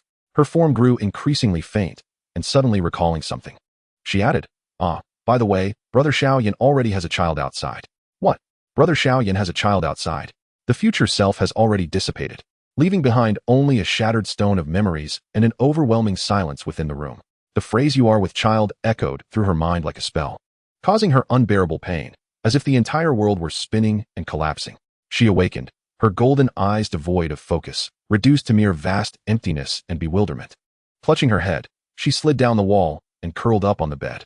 Gu Suner could not fathom why her feelings for Ling Quan had transformed into guilt. It perplexed her entirely. It was merely a dream, do not fear. Liars are but liars, she murmured in a daze, her body trembling slightly. In the commander's mansion, Lu Chun lay sprawled in delightful slumber, nearly drooling onto his pillow, his dreams filled with wealth, a trace of moisture lingering at the corner of his mouth. Knock, knock, knock. The sound of knocking broke the tranquility. Lu Chun rubbed his eyes, turned over, and continued his sleep. Knock, knock, knock. The knocking persisted. Who is it? So early in the morning, he mumbled, groggily making his way to the door. Outside stood the azure-clad maid from the day prior, holding a delicate food box, her face adorned with the perfect smile of respect. Commander, the young lady has instructed the kitchen to deliver your breakfast. Breakfast? For me? That's impossible. We just... Yes, my lord, the maid interjected, presenting the food box with both hands. Although the young lady has indicated you need not guard her courtyard any longer. Considering your prior service and her injury, she wishes for you to recuperate well. This is the goodwill of the Gu clan. They do not neglect those who have rendered service. With a hint of suspicion, Lu Chun accepted the heavy food box and opened the lid, a tantalizing aroma wafting forth. Inside lay a bowl of soft and fragrant spirit rice porridge, several exquisite side dishes, and a few pieces of delectable pastries that appeared irresistibly tender. Please convey my gratitude to the young lady. Yes, I take my leave. Once the maid departed, Lu Chun immediately placed the food box on the table, sitting down to inspect its contents. Surely, they wouldn't poison me? He pondered. System, scan for toxins, if any. Ding. Detection results, spirit rice porridge, premium. Sought ed bamboo shoots, fresh, flour cakes, sweet, non-toxic, rich in spiritual energy, highly nourishing. Lu Chun exhaled in relief. Moving to the window to peer outside towards Gu Suner's courtyard, which lay eerily silent, exuding an unusual aura. This situation could become troublesome. What if that old fox Gu Yang takes advantage of this? Gu Suner is in a fragile state. She is most susceptible to manipulation. Lu Chun paced the room anxiously before halting abruptly. If the straightforward approach won't work, I must resort to subterfuge. He ultimately decided to employ a shadow clone to follow her discreetly, once again invoking the technique of shadow separation. As the white smoke dissipated, he grumbled, "What now? Wasn't it said we were on break? Break my foot." Lu Chun kicked at the clone, though he missed. There's a crucial task at hand. Lurk near Gu Suner's courtyard. Keep your eyes peeled, especially for that elder Gu Yang. Notify me at the slightest hint of trouble. The clone rubbed the spot where it had been kicked, wearing a reluctant expression. Got it, got it. After ensuring everything was in order, Lu Chun felt a slight sense of reassurance, rubbing his hands together as he returned to the table. Now it should be all set. At last, I can savor my holiday. He blissfully opened his food box, preparing to indulge in this rare moment of leisure. Suddenly, The door of the commander's residence was unceremoniously thrust open. A young man clad in dark armor, his hair parted down the middle, strode in with confidence. It was Gu Zhan, the commander of the Black Yan army. Behind him followed several equally formidable soldiers. Ling Quan. Gu Zhan's voice resonated with a steady strength that commanded undeniable authority. His gaze swept over Lu Chun, who was caught off guard with a pastry in hand, momentarily dazed. Brother Gu Zhan? Lu Chun hastily stuffed the pastry into his mouth, choking and rolling his eyes in distress, as he awkwardly patted his chest and fumbled to bow. What brings you here? Gu Zhan's piercing gaze bore down on him. I've heard that you have been rather idle. Noticing that your injuries have nearly healed, the Black Yan Army's new camp is in need of a chief instructor. You shall take the position. What? Chief instructor? My holiday will be over. Lu Chun exclaimed, panic rising within him. Commander, my injury hasn't fully healed yet. Just look at my arm. It's difficult to even lift it. He attempted to feign a shoulder stretch, but the insincerity was evident to anyone. Gu Zhan seemed oblivious to his charade, his tone unwavering yet imbued with an invisible pressure. The training of new recruits is vital to the future of the Black Yan Army. We cannot afford negligence. Your experience is valuable, and your strength is adequate. It is an excellent opportunity for you to temper their spirits. With that, he turned on his heel and departed, leaving no room for Lu Chun to negotiate. Commander, please listen to me. Lu Chun called out futilely, but Gu Zhan had already moved on, leaving behind an unyielding command echoing in the courtyard. Chapter 50, The New Recruits. Under the blazing sun in the new recruit training grounds, Lu Chun leaned against a flagpole, observing a group of fledgling soldiers sweating profusely under the guidance of his assistant as they practiced basic combat techniques. Hey you, your movements are sluggish. Did you skip breakfast? And you over there, your formation is crooked. Yes, shift to the left half an inch. That should suffice. Oh dear, this sun is unbearable. Let us take a break. His languid demeanor drew disdainful glances from several sharp-eyed recruits. Were it not for his title as commander, it was likely that someone would have challenged him already. During the lunch break, Gu Zhan unexpectedly arrived to inspect the training grounds. Instead of observing the recruits, he walked directly towards Lu Chun, who was hiding in the shade. How goes it? Gu Zhan stood beside him, his gaze fixed on the training field. Lu Chun quickly straightened up, reporting to the commander, the recruits are quite spirited. He struggled to muster a suitable response. Gu Zhan did not reply, but waved his hand, summoning a stone table and 2 stone benches that materialized beneath the tree's shade. A vintage chessboard appeared atop the table. Sit. Gu Zhan took a seat first. Confused, Lu Chun followed suit. What was this? Playing chess? Did the commander possess such refined interests?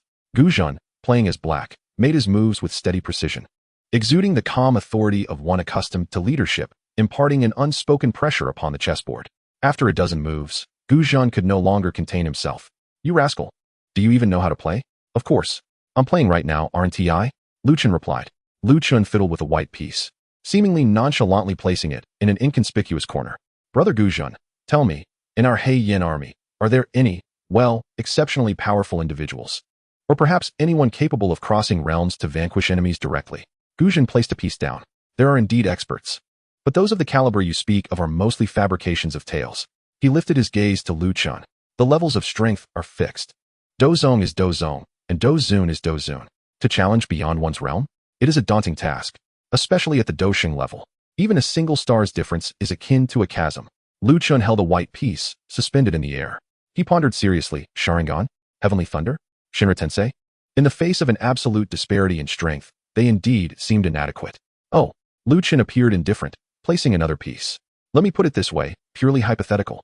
Suppose, just suppose, there exists an unfortunate soul, say someone like me, who inadvertently provokes a 5-star Dosheng. Aside from awaiting death, is there any means to struggle, or a way to escape? Gu Zhan suddenly lifted his head, his sharp gaze slicing through Lu Chun's demeanor. You, my boy, have provoked a 5-star Dosheng. Who? Is it the Soul Hall's Soul Miesheng, or one of the elders from the Soul Clan?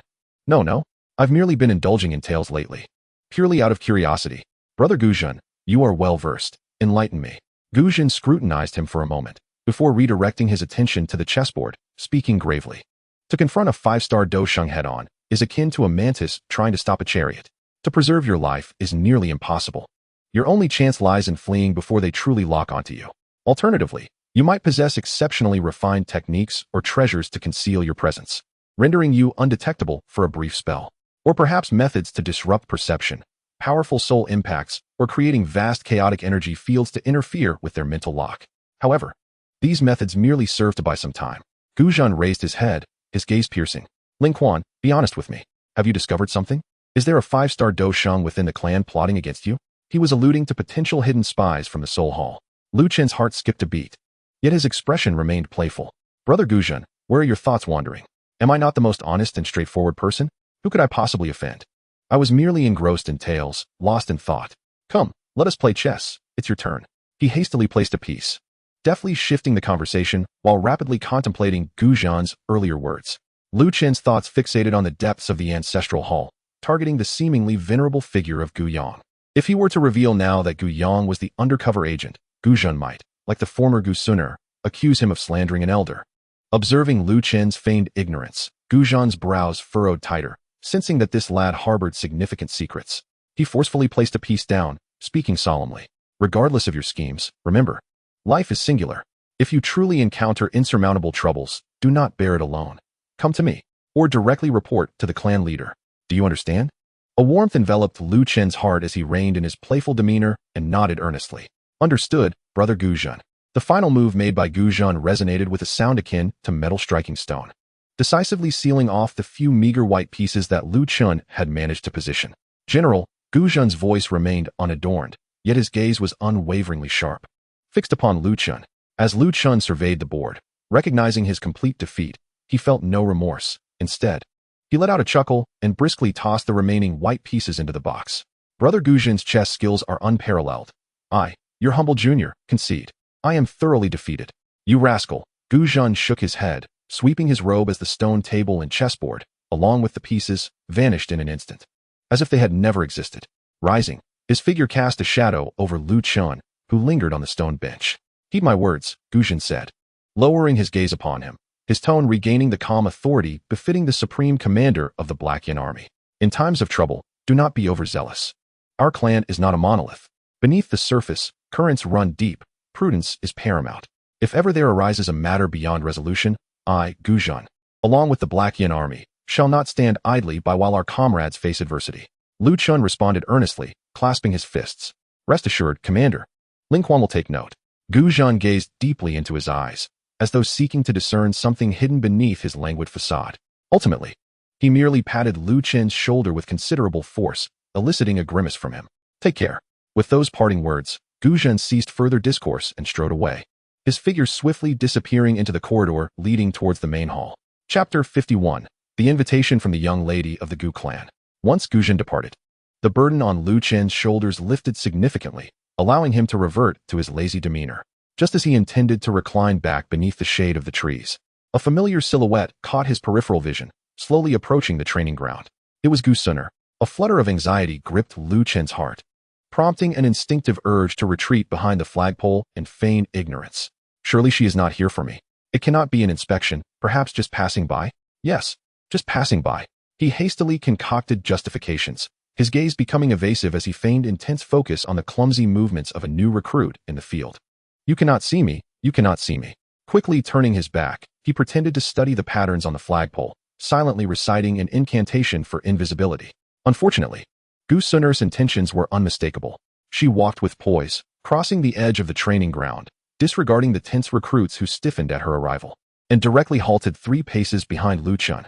The clamor of the training ground oddly diminished, all the new recruits furtively stealing glances in their direction, with the assistant nervously swallowing hard. Commander Ling Kuan, a cool, melodious voice resonated from behind, devoid of discernible emotion. Lu Chen froze momentarily, reluctantly turning around. A professionally courteous smile plastered on his face. Young lady? What brings you here? Or are you here to inspect the new recruits? It's quite dusty here. You wouldn't want to get dirty. Gu Suner paid no heed to his deliberate pleasantries. Instead, she regarded Lu Chen with an expression that seemed to have undergone a transformation, no longer the anger of before, but rather a calm determination.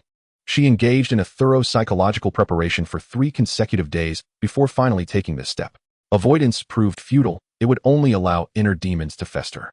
She needed to comprehend why her future self would articulate such sentiments. It was not merely an inspection. Her voice faltered momentarily, as if she were carefully selecting her words. I have come to seek you. Seek me?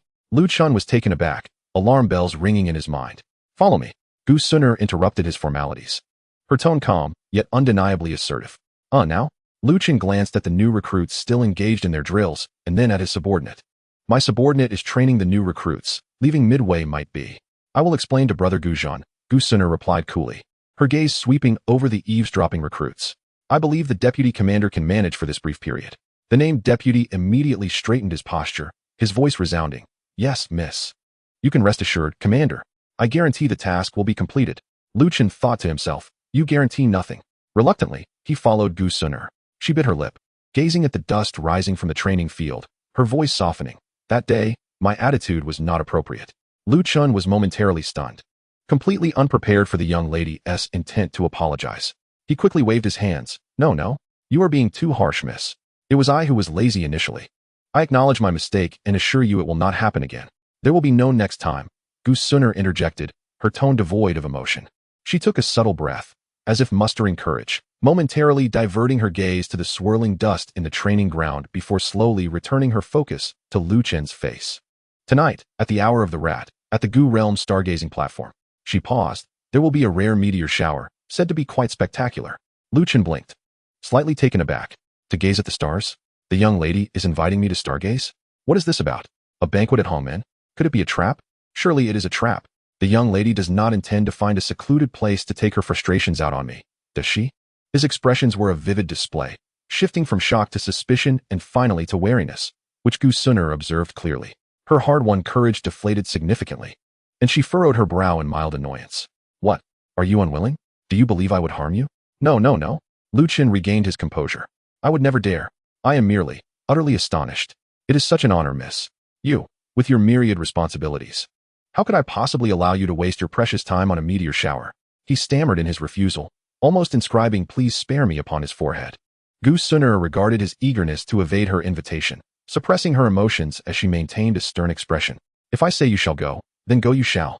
Enough with the superfluous chatter. Consider it a continuation of your protective duties. Ensure my safety while I admire the meteor shower. Do you understand? Ensure your safety while admiring the meteor shower? Chen's lips twitched. That rationale is acceptable. As the young lady, your word is law. At the hour of the rat. At the celestial observation platform. No tardiness permitted, and absolutely no. She shot him a pointed glance. Do not attempt to deceive me with a clone. With that, without waiting for Chen to utter another word, Gu Suner turned and departed. Host, you are not imagining things. Can one truly avoid this murky water? A word of caution, defying the commands of the ancient clan's young lady, particularly when she personally invites you on a protective mission, may yield consequences far graver than facing a 5-star battle sage. Chen envisioned the scene of Gu Suner, her expression frosty, her fingertips dancing with the flames of the Golden Emperor's inferno, and he shivered involuntarily. Very well, I shall go. He resignedly sighed, plopping back down onto the stone bench, gazing vacantly at the new recruits in the training grounds, murmuring to himself. Should one bring sunflower seeds to watch a meteor shower? As the hour of the rat approached, he found himself at the astronomical observatory of the ancient realm. This high platform was dedicated to celestial observations, boasting a broad view, distanced from the clamor, with the night breeze carrying a hint of chill. As Chen sluggishly climbed up, he discovered that Gu Suner had already arrived. She was, as always, dressed in a light azure skirt complemented by a high ponytail, exuding the freshness of a neighborly girl. She stood with her back to the entrance, gazing up at the profound night sky, her silhouette appearing somewhat delicate under the cool moonlight. Upon hearing footsteps, she turned around. You've arrived. I would not dare to be late, my lady, Chen replied hastily, bowing, yet his gaze instinctively scanned the surroundings, finding no ambush, only the vast expanse of stars and the gentle night breeze, which eased his tension slightly. Gu Suner acknowledged with a nod, gesturing towards a clean, large stone nearby. Please, take a seat. Chen hesitated momentarily but complied, remaining exceedingly vigilant, poised for any potential threat. Silence enveloped them, accompanied only by the soft whisper of the night wind against the stone platform. Chen felt the atmosphere was too peculiar and, mustering his courage, spoke up. My lady, when do you think the meteor shower will commence? Soon, Gu Suner replied, still gazing at the starry sky, her voice light and airy. Another silence ensued. Chen felt increasingly uncomfortable, finding this situation more distressing than facing the venerable souls of the Soul Palace. Chapter 52, Stargazing. Stealing a glance at Gu Suner's profile, Chen noted how the moonlight sculpted her exquisite features, her long eyelashes casting a small shadow beneath her eyes, her expression focused and serene, as if she were indeed just waiting for the meteors. About that last avatar, Gu Suner suddenly broke the silence. Never mind, it has passed. She seemed to hesitate, ultimately whispering, I may have spoken too harshly before. I apologize. Lu Chun, taken aback, quickly waved his hands. No, no, no. It is I who acted foolishly, not considering how to address my lady properly. Gu Suner appeared somewhat amused by his reaction, a faint smile curving her lips before she returned to her tranquil demeanor. Just then, from the depths of the pitch-black night, a slender yet brilliant streak of light illuminated the sky without warning. Look! Gu Suner's voice carried a barely perceptible excitement, instinctively pointing towards the horizon. It's a meteor. Oh! Lu Chan turned to follow her gaze, and then looked back at his lady. My lady, I, Ling Quan, may not be well read, but I am certainly not foolish. I know perfectly well that this is a meteor. His words were delivered with a plainness that even bore a hint of naive straightforwardness.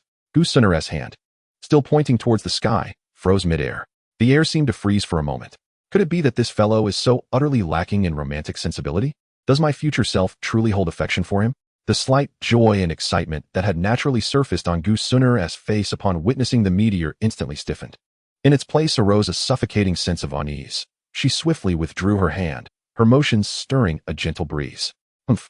A barely audible, nasal huff escaped her lips, tinged with disdain, yet veiling a hint of embarrassment. Lu Chen blinked, incredulous. Surely not. Could I have misspoken once more? Host, the girl deliberately pointed it out for you. It is a shared joy. It is meant to create an atmosphere, not to test your knowledge of meteors. Yet you, without a second thought, retorted with I am not foolish. Ahem. Lu Chen cleared his throat, attempting to shatter the silence. Ah, this meteor is quite bright, I assentí it? He endeavored to infuse his tone with casualness, as if genuinely admiring the scenery. I've heard that wishing upon a meteor can make dreams come true. Gu Suner gazed at the starry sky. Do you have a wish? Lu Chun pondered seriously for a moment. Perhaps a slight increase in my monthly stipend? Was that truly all? He chuckled softly, acknowledging that as a mere subordinate, being able to eat and sleep was sufficient. Suddenly, an idea struck him, and he countered. Might the young lady's wish be for young Master Xiao Yan to come to the ancient realm and propose soon? Gu Suner fell silent in an instant. Young Master Xiao Yan? She recalled his promise of returning stronger to marry her, yet the sensation of waiting in solitude weighed heavily on her. She juxtaposed Xiao Yan's vow with Lu Chen's earlier words, the promise of becoming strong against the tangible actions of growing stronger beside her. Lu Chen's teasing remark about the proposal resonated like a stone cast into the tranquil waters of her heart, creating ripples in her already tumultuous emotions. When I become strong, Gu Suner's voice was barely above a whisper, seemingly dispersed by the night breeze, as if repeating a long-cherished oath etched deep within her heart.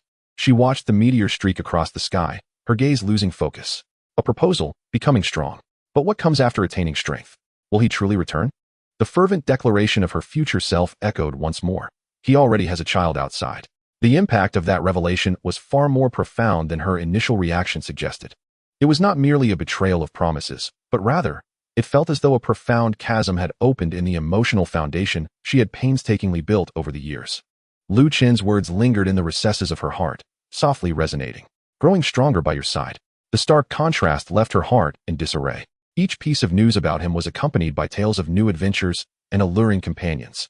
She felt pride for him, yet couldn't help but sense a twinge of solitude, as if forgotten in the corners of time. And within the ancient realm, beside her, this Ling Quan was perpetually vexatious. He muddled through tasks with his clones, trampled on her shadow, conducted his experiments with a complete lack of finesse, and spoke so bluntly that it could drive one to exasperation. Yet it was he who, without hesitation, shielded her in his embrace when the minions of the Soul Palace attacked, when threatened by the three Supreme Ones. He vowed to gouge out his own eyes for her, his gaze devoid of deceit. She recalled that moment in the Soul Palace's branch, remembering Xiao Yan's hesitant expression. Would her brother Xiao Yan truly come to her rescue in the face of a semi-saint strike? She was uncertain. Yet Xiao Yan's purpose had always been to save the revered medicine master. One was a distant hero, chasing after power and making far-off promises. The other, a clumsy yet genuine guardian standing before her, shielding her from danger. One embodied the promise of the future, while the other existed in the present. One seemed to have established a new family and life trajectory, while the other, despite often irritating her, had never truly left her line of sight. What then? Was she clinging to? Was it the bond of childhood friendship, the reliance on the title of Brother Xiao Yan, or perhaps, merely a fleeting dream? Lu Chen waited for a response, but none came. Stealing a glance at the young lady beside him, he found her motionless, gazing at the sky with an eerily vacant expression, as though her very soul had been drawn away. The weight of her confusion was palpable, even to someone as obtuse as he. He opened his mouth, the words "young lady" caught in his throat, ultimately silenced by hesitation.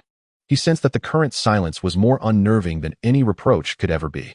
Scratching his head, he wisely closed his mouth and began to earnestly count the falling stars. 1, 2, 3. This meteor shower seems quite persistent. How many wishes must one make to balance this out? How many times can my moonlight be replenished? Such mundane thoughts jolted her back to reality. There were no earth-shattering promises, only this tangible, noisy, and somewhat bothersome companionship. She clenched the jade pendant tightly before gradually releasing her grip. Could wishes truly come to fruition? Gu Suner spoke softly, her voice laced with bewilderment.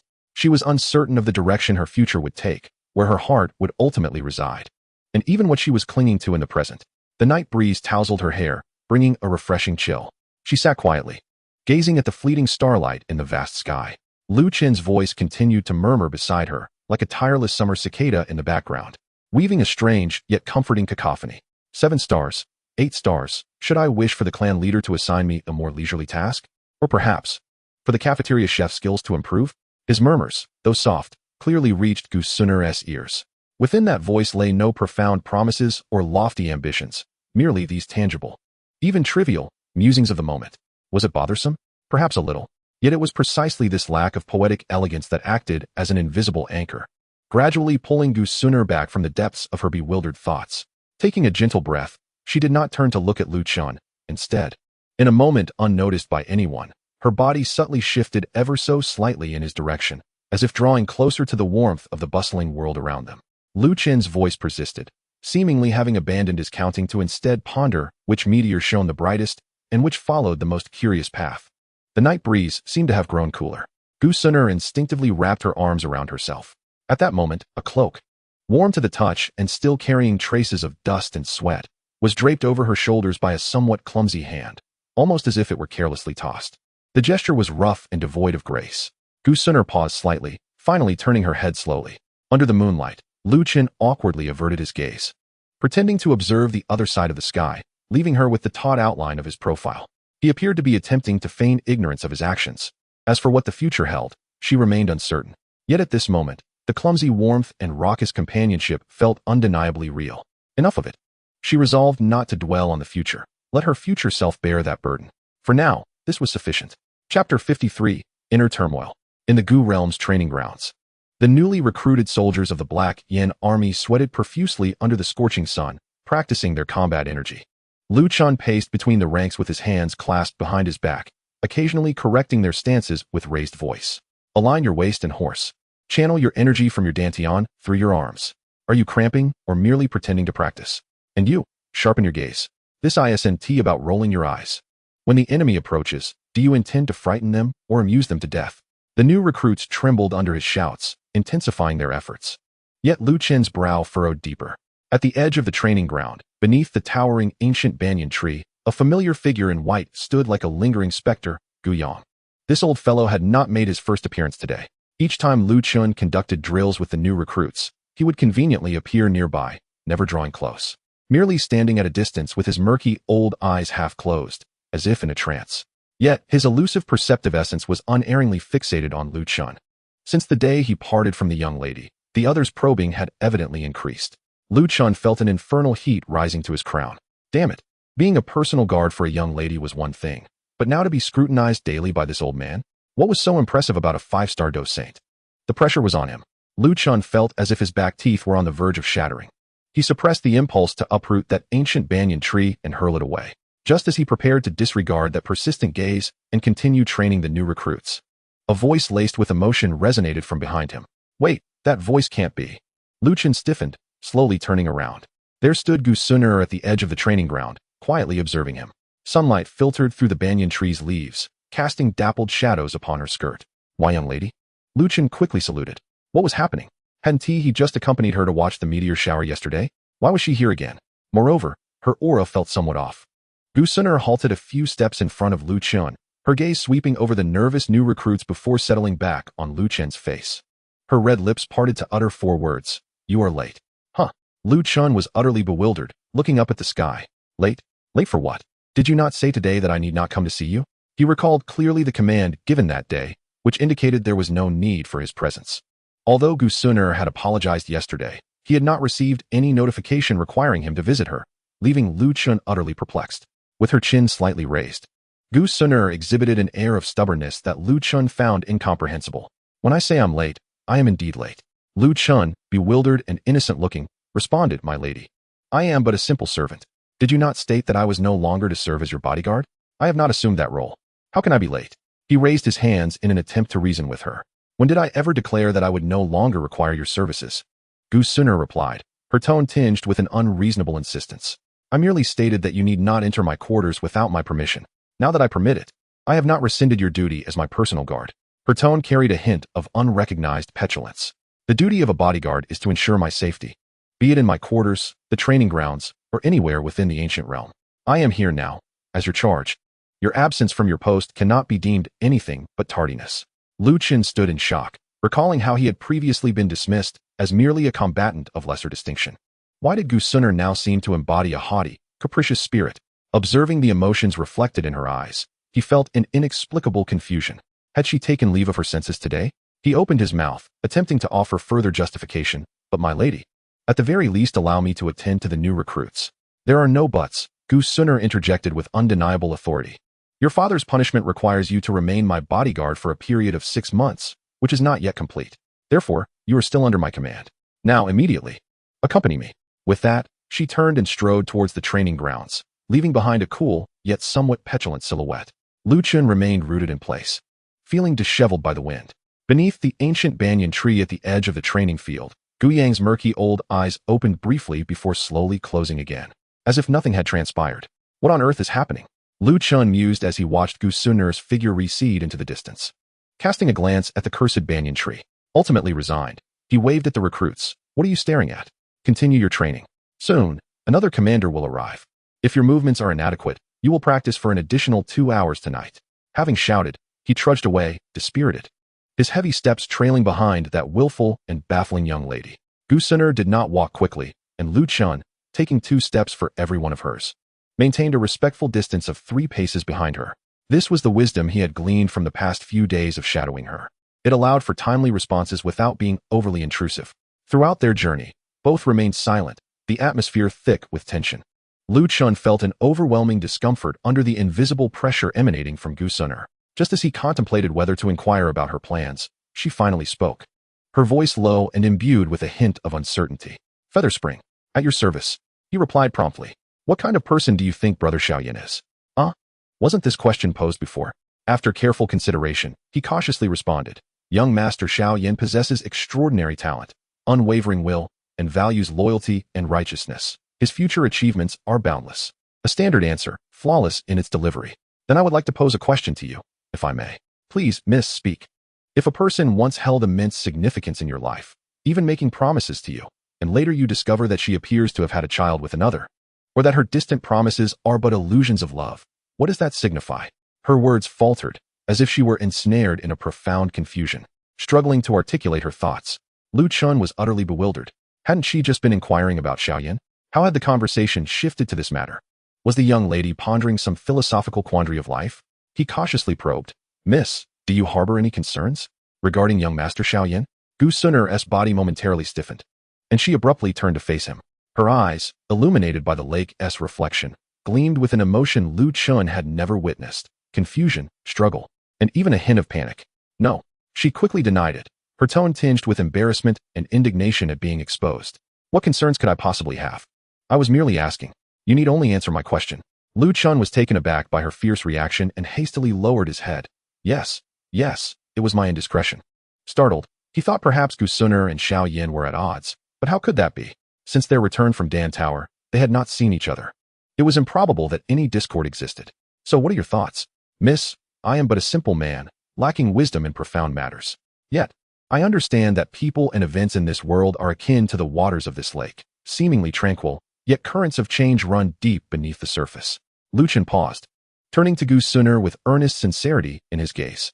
If someone once made a solemn vow to accompany you for a lifetime, only to later forge bonds with another, then I believe that promise has perhaps lost its original significance.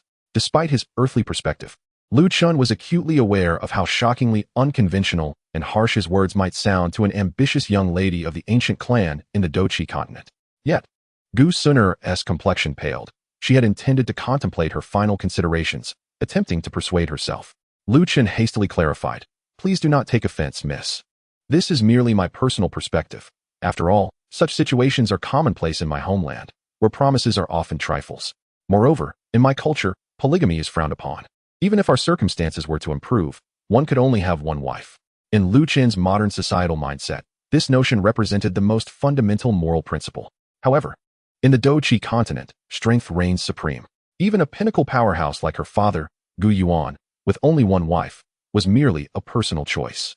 Many formidable fighters, known as Do Zun and Do Sheng, possess multiple wives and concubines, branching out their lineage, which is regarded as a natural occurrence, even a symbol of power and status. Is this how your hometown perceives it? Indeed. Lu Chen nodded. In our place, we refer to such individuals as enough. Gu Sun'er interrupted him. She felt as though she was suffocating under the weight of this unconventional, yet strangely rational viewpoint. This matter must not be mentioned again. Let us depart. Lu Chen cautiously followed behind, observing that the woman ahead was evidently troubled, and he couldn't shake off the feeling that the role of a personal guard was becoming increasingly perilous. The Dochi continent? Should I then adapt to local customs? Chapter 54, A Visit from Yao Chun. Lu Chen trailed behind the silent Gu Sun'er, feeling the atmosphere grow even more oppressive than before. The hint of panic coupled with her firm denial only solidified Lu Chen's conviction that she was undoubtedly preoccupied. And it certainly pertained to Xiao Yan. Goodness, could it be that the young lady harbored unspoken feelings regarding the connection between Xiao Yan and the little doctor? Or had she caught wind of some rumors? It was not unreasonable to think so, given the current circumstances. The only woman frequently seen with Xiao Yan was the little doctor. The mere thought startled Lu Chen, yet the more he pondered, the more plausible it seemed. The young lady was astute and perceptive, considering the considerable commotion Xiao Yan had caused in the northwest continent, followed by events in the central continent. It was likely that the Gu clan's ears had picked up on something. A single whisper could stir tumultuous waves within her heart. He stole a glance at Gu Sun'er's back, noticing the tension and fragility in her straightened posture. Lu Chen sighed internally. Surely, everything would turn out well in the end. Once the time for the pure lotus demon fire arrived, he could simply push matters forward decisively. Upon returning to Gu Sun'er's courtyard, the silence between them thickened almost to the point of tangibility. Lu Chen was contemplating a plausible excuse to make a discreet exit when a sudden uproar erupted from outside, followed by the respectful announcement of a guard. "Miss. Young Master Xiao Yan, the medicine sovereign, and the little doctor request an audience." Gu Sun'er abruptly lifted her head, her eyes flickering with a complex array of emotions, surprise, anticipation, but predominantly attention bordering on desperation. She took a deep breath, her voice betraying a subtle tremor. "Please, let them in." Lu Chen was taken aback. What brought Xiao Yan and the others here? The timing seemed too fortuitous. He had not yet broken through to Dozun, and the Gu clan's coming-of-age ceremony had not transpired. Due to the incident with the Soul Palace branch, Xiao Yan had not been gravely injured. Thus, the effect of the 3,000 flames could not facilitate his breakthrough to Dozun. Instinctively, Lu Chen wanted to shrink into a corner, but it was too late. The courtyard door swung open, and Xiao Yan strode in confidently, wearing a familiar smile. Sun'er. Following him was an elderly figure in a spiritual state, evidently yet to be revived. Then came the little doctor and the jovial Tian Ho sovereign. "Brother Xiao Yan." Gu Sun'er rushed to greet him, a smile gracing her face. Yet to Lu Chen, that smile appeared akin to a tightly wound string. The gaze of Elder Yao immediately fell upon Lu Chen as he hastened forward, his face radiating genuine gratitude. With a cupped fist gesture, he said, "Young friend Ling Quan, I am Yao Chen, here to express my heartfelt thanks for your assistance at the Alchemy Tower that day. Without your intervention, I fear my disciple." He alluded to the matter concerning Lu Chen and the Soul Palace's branch. "You're being too modest, esteemed elder. It was merely a trifling effort on my part." Lu Chen replied quickly, though inwardly he mused, "Is it truly such a privilege for Elder Yao to personally come and express his gratitude to me?" The fire deity also approached, playfully nudging Lu Chen's shoulder. "Ah, young lad, I've missed you dearly. Do you still possess that divine herb roll from last time? Do share some with your elder." Of course, the fire deity was referring to a type of smoke. Lu Chen's lips twitched. Yes. I'll bring it to you later. "Hey, Ling Quan." A voice, cool yet subtly intimate, broke through. Lu Chen turned to see the little medical sage standing nearby, arms crossed, her grayish-purple eyes upon him, a faint smile gracing her lips. "Still alive? I trust you haven't been utterly dismantled by your young lady?" Her tone retained its habitual sharpness, yet the aloofness and wariness had long since evaporated, replaced by a sense of camaraderie akin to that of old friends. Luchan rolled his eyes. Thanks to you. I'm still holding up. How about you? Have you emptied the royal treasury of the Cloud Empire once more? The little medical sage huffed, refraining from further banter. Her gaze drifting towards the distance behind Luchan. Xiao Yan regarded Gu Suner with a tenderness that was palpable. Suner, I came primarily to express my gratitude to Ling Quan. And also to Brother Xiao Yan. Gu Suner suddenly interrupted, her voice imbued with an undeniable resolve. She stepped forward, her gaze piercing into Xiao Yan's, as if attempting to penetrate his very soul. The atmosphere in the courtyard instantly shifted to something more delicate. Elder Yao, the fire deity, and the little medical sage sensed the change, halting their pleasantries. Observing the unusual expression on Gu Suner's face, Xiao Yan felt a foreboding sense of dread stir within him. Gu Suner took a deep breath, summoning every ounce of courage, and posed the question that had plagued her heart countless times, robbing her of sleep. Brother Xiao Yan, do you have a child outside? Boom. This inquiry struck like thunder on a clear day, rendering the courtyard utterly silent. Xiao Yan's pupils constricted suddenly, his smile freezing in place, replaced by shock, panic, and a hint of embarrassment at having his secret laid bare. Elder Yao swiftly turned to Xiao Yan, while the little medical sage's expression shifted, her fists clenching instinctively. The fire deity's mouth fell agape. Lu Chun nearly choked in disbelief. Goodness, the young lady is far too bold. She went straight for the jugular without any preamble. He gazed at Xiao Yan's face, which had transformed in an instant, lamenting internally, this is a disaster, an absolute battleground. It is unwise to linger here. Xiao Yan met Gu Suner's eyes, which were filled with pain, inquiry, and a final flicker of hope. The color drained from his face. His lips moved as if to defend himself, to conceal the truth. Yet ultimately, he could not evade the complexity of emotions in her gaze, suffering, turmoil, and a nearly pleading desire for transparency compelled him to confront the reality he could no longer escape. He closed his eyes, inhaled deeply, and when he opened them again, there remained only a glimmer of resolve. Slowly, with great difficulty, he nodded, his voice hoarse yet unmistakably clear as he confessed, it is Suner. I have a child with Medusa. The moment the words fell, it felt as though time itself had come to a standstill. Gu Suner's body trembled violently. The last flicker of light in her eyes extinguished, leaving only an abyss of coldness and despair. She gazed at Xiao Yan as if she were truly seeing him for the first time. Why? Her voice quivered with anguish. You promised me. Xiao Yan's heart ached unbearably, and he yearned to step forward. Suner, please allow me to explain. At that time, during the fallen heart flame, I was with Kai Lin. Gu Suner raised her hand to stop him from approaching, tears finally spilling uncontrollably down her cheeks. Explain? What is there to explain? Will you elucidate how you betrayed our promise? Or will you clarify how that child came to be? Her voice was laced with sorrow, each word striking Xiao Yan's heart like a dagger, as well as piercing her own. The atmosphere became exceedingly oppressive and awkward. Yao Lao seemed to wish to say something, but merely sighed. The heavenly fire sovereign scratched his head, wearing an expression of bewilderment. Xiao Yixin looked at Gu Suner in her pain, then at Xiao Yan, pursed her lips, and ultimately turned her face away. Lu Chun felt a shiver run down his spine, stealthily retreating towards the courtyard entrance, frantically repeating in his mind, do not see me, do not see me. I'm on break, I'm on break. I must escape. Let these two resolve their own matters. Taking advantage of the distraction, Lu Chun slipped away like a fish, quietly exiting the observation platform's perimeter, swiftly vanishing around the corner of the corridor. Oh my, what a scene of chaos. How terrifying. Lu Chun patted his chest, still trembling with residual fear. This situation was one he could not partake in. He would let them resolve it themselves. Chapter 55, You Help Him? The courtyard, after Lu Chun's departure, fell into a chilling silence. Suner, please let me speak. Xiao Yan stepped forward eagerly. When I was gravely injured and suffered amnesia in the Burning Sky Refinement Tower, it was due to the influence of the fallen heart flame. My entanglement with Medusa and Kai Lin was a series of unfortunate events, and also a matter of responsibility. His eyes brimmed with pleading. The child is an accident, yet also my bloodline. I cannot sever that bond.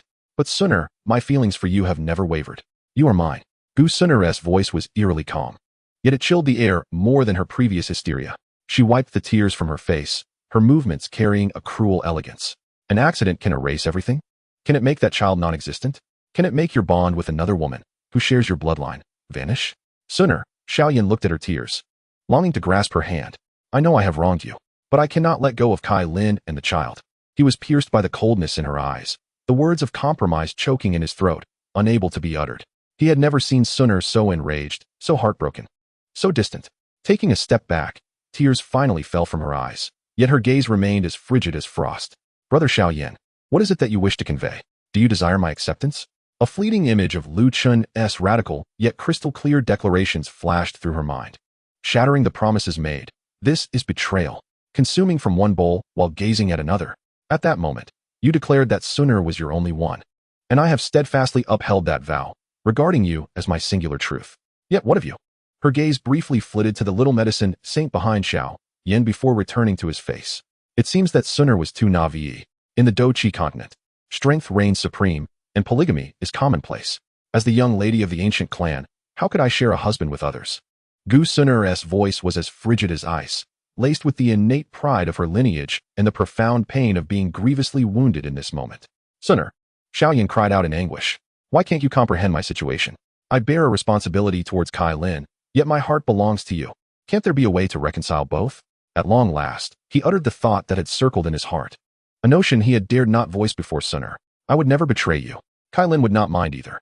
Sunur, a sharp slap resonated throughout the silent courtyard. Gu Sunur's hand lingered in the air, trembling slightly. She beheld the crimson mark swiftly appearing on Xiao Yan's face, unable to believe she had struck her brother. Witnessing the incredulity and pain in his eyes shattered her heart into a million fragments. Reconcile? Not mind. Gu Sunur's voice dripped with profound mockery and sorrow. Brother Xiao Yan, what do you take me for? A mere woman who would share her husband, who would compromise her dignity, or a virtuous wife who would tolerate her husband's fickleness and revel in a shared love. Her voice suddenly escalated. Impossible. My pride as Gu Sunur forbids it. Yet my emotions are even more disdainful of sharing. You must choose her, or Gu Sunur turned away resolutely, her back straight as if summoning every ounce of strength to uphold her final vestige of dignity. I'm sorry, Brother Xiao Yan. It is Sunur who is selfish. Sunur. Xiao Yan instinctively took a step forward, but was restrained by Yao Lao's hand on his shoulder. Let her have some time to herself.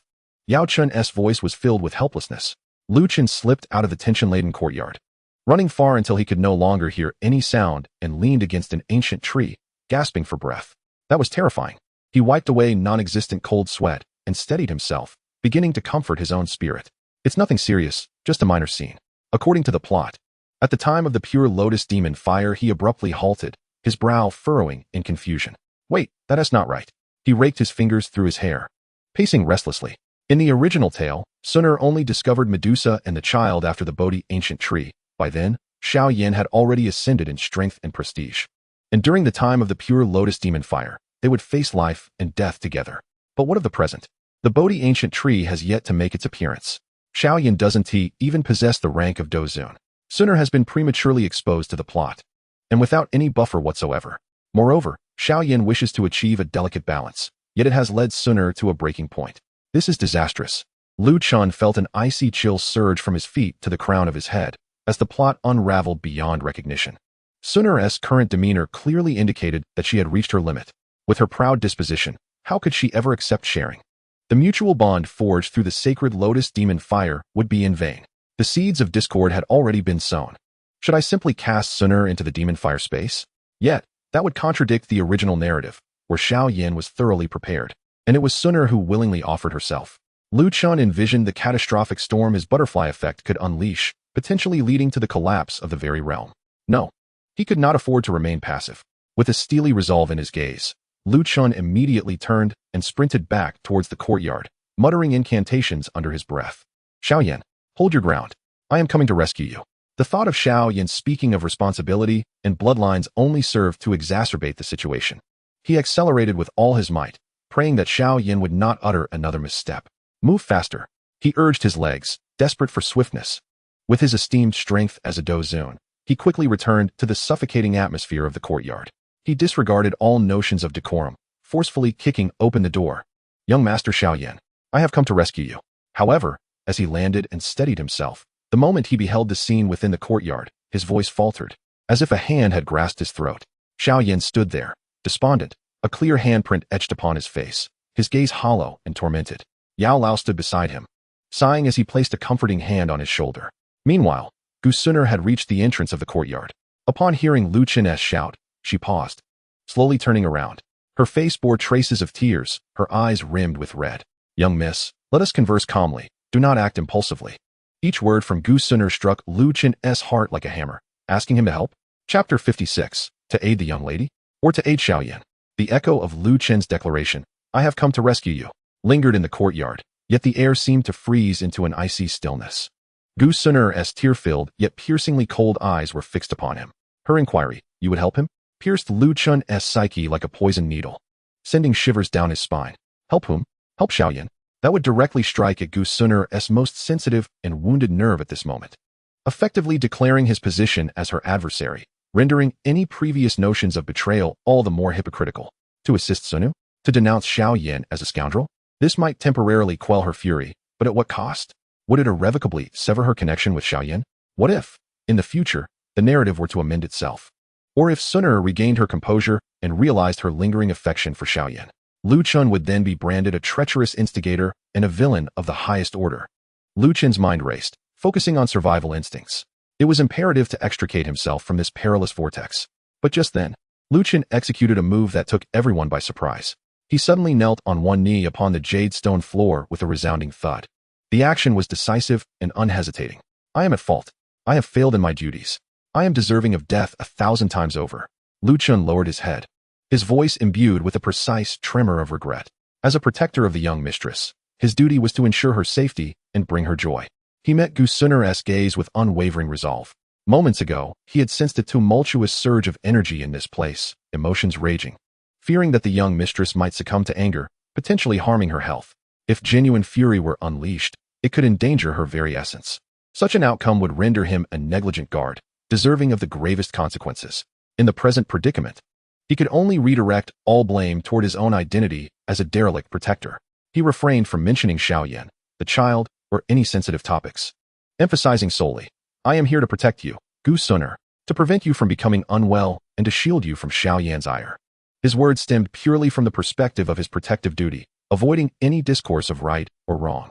Gu Sun'er regarded Lu Chen intently, her gaze seemingly penetrating his very being, seeking the essence of his unwavering protective heart. She chose to remain silent, casting one last, profound glance at Xiao Yan, her eyes reflecting pain, resentment, love, and an overwhelming sense of cold detachment. Subsequently, she averted her gaze, as if ignoring Lu Chun on the ground, and straightened her slender back, which bore the weight of an immense burden. Step by step, she moved slowly yet resolutely toward her courtyard. Xiao Yan stood still, resembling a soulless marionette, the imprint of a slap vividly red upon his face. The elder pharmacist sighed heavily and placed a reassuring hand on his shoulder. "Let us depart." Yenner. Inside Gu Sun'er's room, the doors and windows were tightly shut, isolating her from the clamor of the outside world. She ceased her tears, quietly seated before the vanity. The reflection in the bronze mirror revealed her exquisite beauty, yet her once vibrant and shimmering eyes, filled with affection for her brother Xiao Yan, now appeared clouded and unfocused. Her fingertips absent-mindedly traced the smooth surface of the vanity, eventually resting upon a small, somewhat antiquated silk pouch. This pouch had been a gift from her brother, procured with the earnings from his first alchemical endeavor many years ago at the Canaan Academy.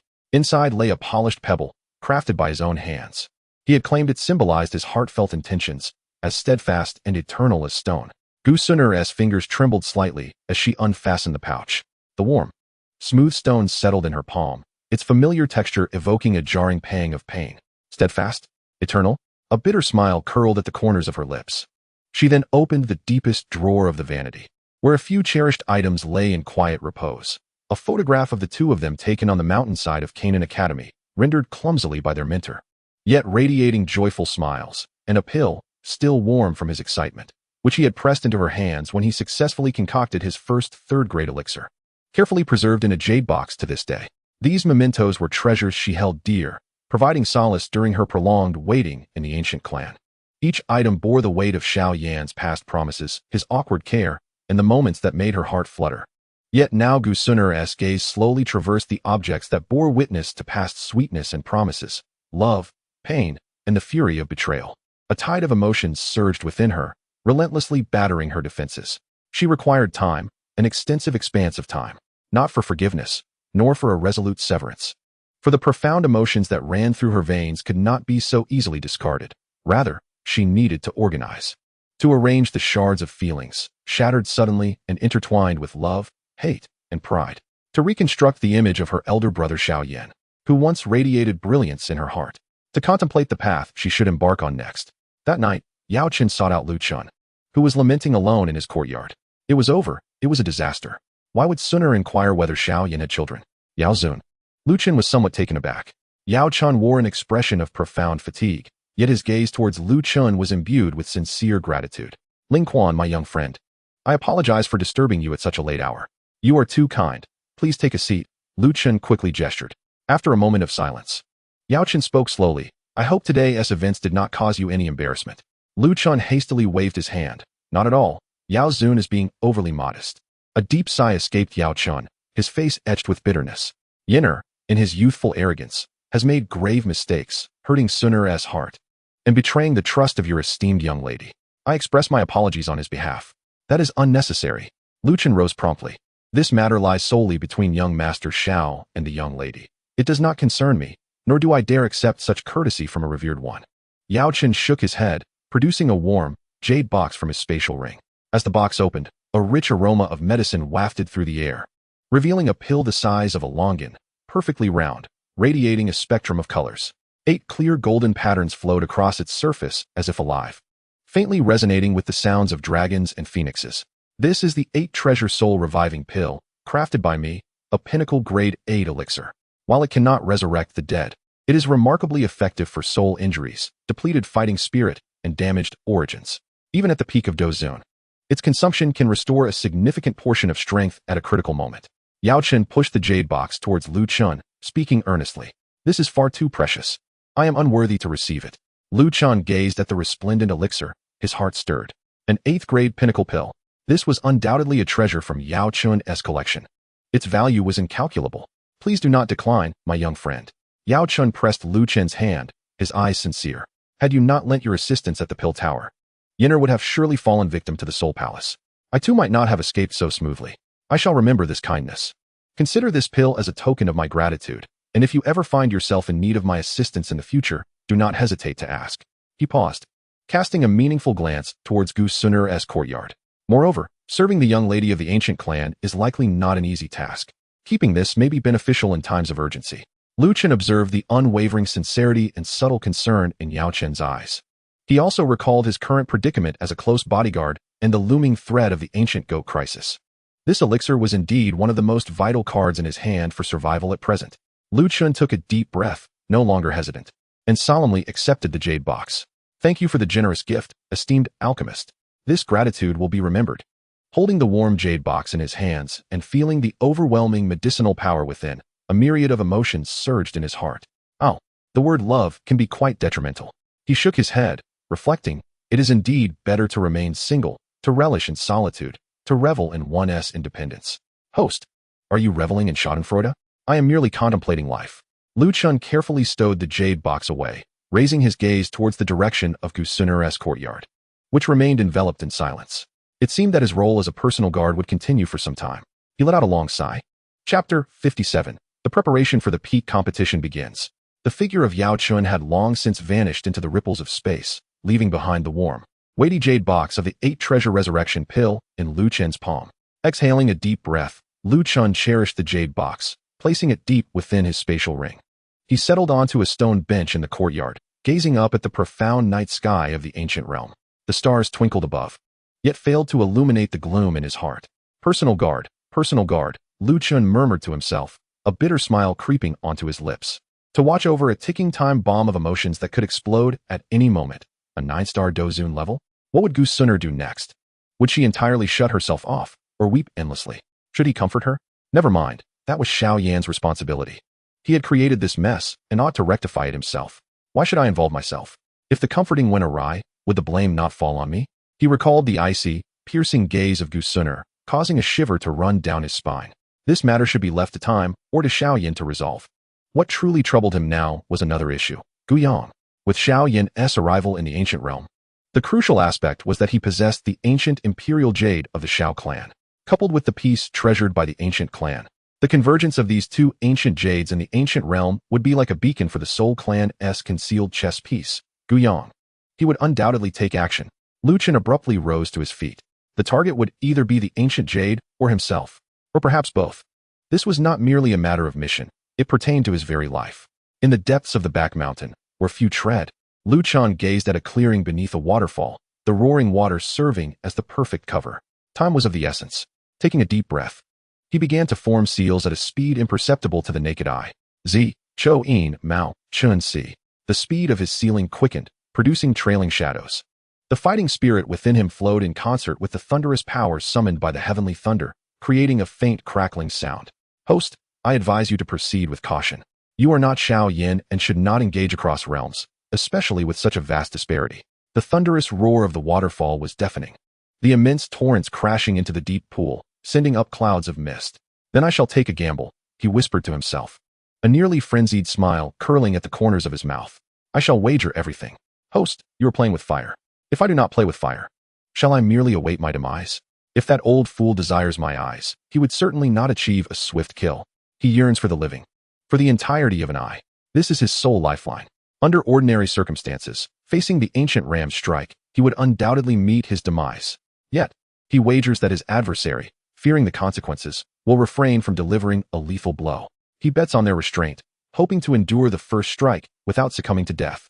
If he can withstand that initial blow, the ensuing commotion is sure to attract the attention of Gu Yuan or other powerful figures within his clan.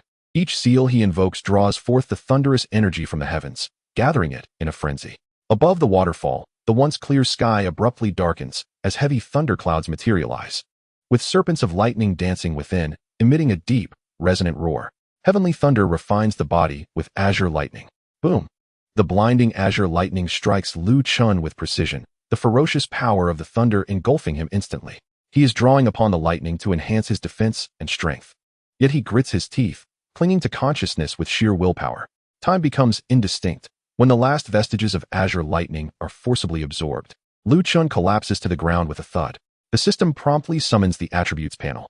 He gasps for breath, each inhalation laced with searing pain and the taste of blood. Host, Lu Chun, Ling Quan. Cultivation level, 1-star Do Zun. Bloodline, Ancient Clan 6th grade, evolvable. Abilities, Kaleidoscope Sharingan. Heavenly Thunder Induction, 1st level Azure Lightning Refinement, Shinra Tensei, etc. Current status, severely injured, moderate. Meridians seriously damaged. System points, 2,500 points. Gazing at the glaring 2,500 points, he muses that it should suffice. With great effort, he pushes against his knees, unsteadily rising to his feet, casting his gaze toward the core region of the ancient clan. His eyes deep and contemplative. A mere ancient ram. I shall evade its brilliance. He then turns his attention towards Suner. The courtyard where Gu Suner resides is enveloped in a chilling silence. Inside the exquisite chamber, no lights are lit. Only the faint moonlight filtering through the window outlines her solitary, cold silhouette as she sits by the window. Her heart is a tumult of emotions, interwoven with a thread of panic she is reluctant to acknowledge. At that moment, a gentle knock shatters the stillness. Miss, her maid speaks cautiously. Young Master Xiao Yan has sent something, insisting that you must examine it personally. Gu Suner trembles imperceptibly, yet her gaze dims further. Is it an explanation from Brother Xiao Yan, or something else? After a moment of silence, she replies in a voice devoid of emotion, "Come in." The maid, head lowered, enters while cradling an unusually shaped square box.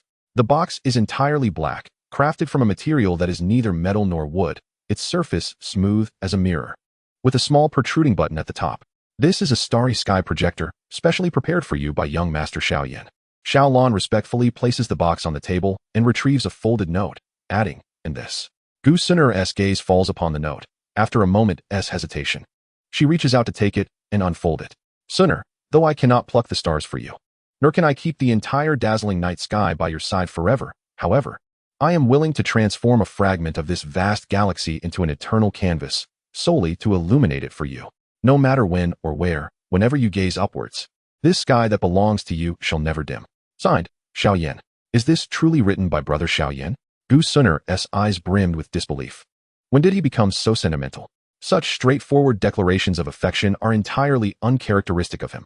Her gaze fell back onto the dark star projection device, her heart filled with uncertainty and a trace of suppressed anticipation that even she was unaware of. The maid, discerning her thoughts, softly remarked, "Miss." He said to press the button at the top. Gu Suner hesitated for a moment, but ultimately extended her delicate finger and gently pressed the button. A soft humming sound resonated. Suddenly, a beam of gentle and pure light projected from the apex of the dark box, illuminating the room's ceiling. In an instant, the dim chamber was aglow. Countless specks of light appeared out of thin air, floating like genuine stars upon the ceiling, swirling slowly, flickering in and out of brightness. One could even discern the outlines of the Big Dipper and Orion. Each star radiated a soft and authentic luminescence, casting the entire room as if it were immersed in the boundless cosmos. This was not merely a simple play of light and shadow. It contained a faint yet pure spatial power, endowing the projected night sky with an almost tangible vastness. The maid could not suppress a low gasp, covering her mouth. Her eyes filled with astonishment and enchantment. Gu Suner was utterly entranced. An indescribable warmth, accompanied by immense shock and overwhelming emotion, instantly engulfed her. Brother Xiao Yan, Chapter 58, the 5-star Do Saint, terrifying indeed. Meanwhile, deep within the ancestral hall of the Gu clan, where a solemn and reverent incense aroma had long lingered, a chilling and oppressive silence now prevailed. In a corner, a young man clad in the garb of a disciple was being seized by a hand as bony as an eagle's claw, gripping his throat tightly, his feet dangling helplessly. His complexion rapidly turned ashen, his eyes filled with utter terror and despair, emitting only hoarse gasps. The Do Chi and vitality within him were being frantically siphoned by a terrifying force, the vibrancy in his gaze slowly fading. Gu Yang's hunched figure stood in the shadows, his murky old eyes glinting with a greedy and cruel light. This was not merely an act of murder. It was the extraction of the young disciple's pure soul essence. To become nourishment for my true self is indeed your honor. Gu Yang's face, usually kind and gentle, was now contorted and grotesque. He required these pure souls of the ancient clan's bloodline. A faint sound of something landing broke the eerie silence of the ancestral hall. Gu Yang's murky eyes suddenly narrowed. He did not loosen his grip on the disciple. Instead, his head twisted unnaturally, turning 180 degrees to fixate on the source of the sound. In the shadows at the entrance of the ancestral hall, an enigmatic figure appeared, clad in a crimson robe and adorned with a white mask, revealing only a pair of piercing eyes. "Who are you?" Gu Yang demanded sharply, his heart racing with uncertainty. What unsettled him most were those eyes. Lin Kuan. No, they did not belong to that young man. Their shape was entirely different, and the individual's cultivation was evidently far superior. Indeed, the eyes now before him were not the familiar 3-tomo, but a 6-pointed star. Who are you to possess such divine sight? Gu Yang's voice trembled subtly, tinged with a barely concealed greed and fervor. If he could obtain those eyes. To his astonishment, it seemed there existed another pair of such extraordinary eyes besides Ling Quan's. The figure in the black robe remained silent, merely observing Gu Yang with an unwavering gaze. Gu Yang's voice quivered with excitement, laced with a hint of persuasion. Might I inquire as to your esteemed identity? I am Gu Yang, elder of the Gu clan's ancestral hall. If you would be so kind. Just as Gu Yang contemplated further inquiries, a sudden thud resounded. A corpse was unceremoniously tossed at his feet by the masked individual, as if discarding refuse. The lifeless body, attired in the elder's garments, was none other than the missing Gu Ming. A hollow void marked his forehead, and his face bore the shock of his final moments. Gu Yang's words faltered. It was no wonder he had been unreachable these past few days, for this mysterious figure had taken his life. At that instant, consumed by rage and disbelief, Gu Yang's focus splintered, and the masked figure vanished without a trace of spatial disturbance. A chilling premonition seized Gu Yang's heart, as the keen instincts of a 5-star Do Saint blared a warning. In the next moment, a frigid and lethal glint, sharp enough to sever space, appeared at his neck without warning, mere inches from his throat. Instantly, Gu Yang summoned his Do Chi, forming an unyielding shield to protect his neck. With a thunderous crash, the heavy wooden racks honoring the ancestral spirits of the Gu clan, along with the stone wall, collapsed. Gu Yang glanced down at his neck, where the earthy-hued Do Chi shield remained solid and intact, undisturbed by the deadly blow that could have cleaved mountains. As the dust settled, the masked figure stood a few paces away, calm and collected, his weapon sheathed. Beneath one arm, he held a disciple of the ancestral hall, the very one Gu Yang had nearly crushed in his grip, now barely clinging to life. The disciple's eyes were glazed over, clearly traumatized and weakened by the loss of vitality, yet his heart still faintly pulsed, signifying he was alive, albeit like a limp ragdoll in the masked figure's embrace. The masked man lowered his gaze slightly, surveying the terrified disciple nestled in his arm. His voice, clear and resonant despite the mask, echoed through the desolate ancestral hall. "Leave this place within 3 breaths." As his words faded, the air was filled with an ominous silence. Dozens, even hundreds of white smoke trails suddenly erupted amidst the swirling haze. At each spot where the smoke dissipated, a figure identical to the current state of the disciple appeared. Their gazes were equally vacant, their breaths faint, collapsing to the ground like lifeless husks, scattered throughout the ancestral hall. The masked figure exerted force with his arm, hurling the limp disciple backward as if tossing a doll. In an instant, The disciple was propelled deep into the recesses of the ancestral hall, amidst the dense throng of clones. Guiyang, observing this, immediately grasped the adversary's intent. His gnarled hand shot out like lightning, reaching for the disciple suspended in midair. However, just as his fingertips were about to brush against the hem of the disciple's garment, an explosion reverberated. Several clones detonated simultaneously, transforming into a dense, overwhelming cloud of white smoke that filled the grand hall. Vision and perception were completely obscured by this enigmatic fog. Trivial trickery, Guiyang scoffed, unleashing an invisible storm that swiftly dispersed the smoke before him. Yet, when the haze cleared, there was no trace of the disciple left. Even the myriad clones had vanished without a remnant. Only the masked figure remained, standing quietly in place as if he had never moved an inch. Ah, what a brilliant escape. Guiyang laughed in fury, his murky old eyes firmly fixed on the masked figure. I underestimated you. Such a cunning ocular technique. Compared to that young lad Ling Quan, you are like the moon to a firefly. Who exactly are you? Who I am is of little consequence. Lu Chen's voice resonated through the mask, carrying a metallic rasp. What matters is, what benefits has the Soul Clan bestowed upon you? Is it worth betraying your ancient lineage and consuming even your own kin as sustenance? Guiyang's gaze sharpened. Humph. Those who recognize the tides of time are truly wise. The ambitions of the Soul Clan are beyond your comprehension. With such divine eyes, why remain beneath the ancient clan? Instead, he shifted his tone, laced with strong temptation. Join us. The Soul Clan can offer you far more than the ancient clan ever could. Techniques, resources, status, all within your grasp. Even assistance in breaking through to the Saint of Battle is not out of reach. Lu Chun tilted his head, his voice tinged with amusement. Sounds enticing. But do you offer 5 insurances and 1 fund? How is overtime calculated? Triple pay on holidays? What's the year-end bonus? Are partners provided? Guiyang. The muscles on his face twitched violently, questioning if he had misheard. 5 insurances and 1 fund. Overtime? What madness was this? After a brief moment of bewilderment, a tidal wave of fury surged within him. He realized the other party was merely toying with him. You ignorant fool, Guiyang roared in rage. If you dare to mock me, then I shall claim your eyes. Yet, as Guiyang spoke, Lu Chun had already completed his hand seals. Fire style, great fireball technique. A searing, ferocious flame coalesced into a massive fireball, several meters in diameter, radiating terrifying heat as it hurtled towards Guiyang. However, Guiyang merely smiled disdainfully. With a casual breath, he gently exhaled towards the approaching fireball. Humph. The menacing, colossal fireball, without emitting the slightest sound of explosion, instantaneously disintegrated into countless embers that dissipated into the atmosphere. The power of the 5-star dose saint is indeed terrifying. Chapter 59, The Crimson-Eyed One. As the fireball extinguished, Lu Chen's figure had already appeared behind Guiyang. On his right hand, a blinding blue lightning surged wildly, compressing and coalescing. The furious force of the thunder electrified the surrounding air, causing it to crackle audibly. Thunder slash. Without the slightest hesitation, he thrust forward.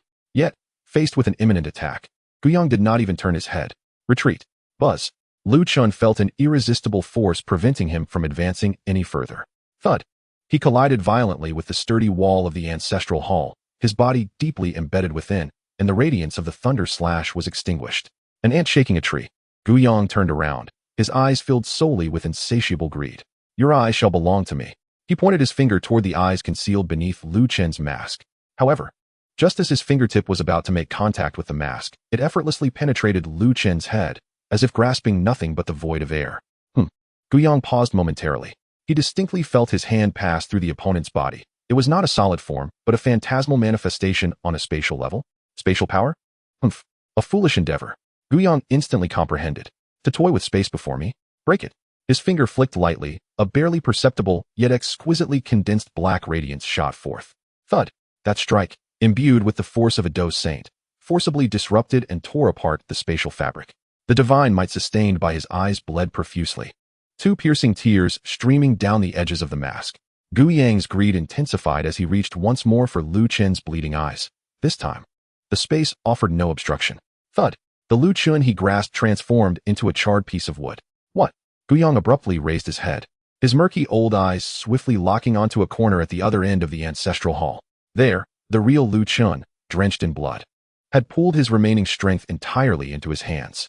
He raised one hand high, as if gathering a cataclysmic force. A beam of pure light, forged from liquid gold, erupted from his clasped palms. That beam pierced through the ancient dome of the ancestral hall, tearing through the thick clouds above the ancient realm, shooting straight into the heavens.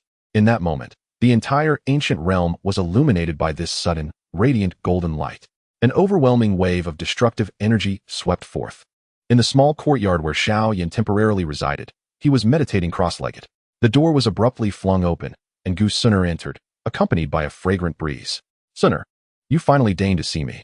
Xiao Yan opened his eyes, excitement barely taking hold before he noticed the sorrow on Gu Suner's face. "Brother Xiao Yan." Gu Suner directly produced the starlit projector. "What is this?" Xiao Yan gazed at the hovering, peculiar disc emanating stellar vibrations, utterly bewildered.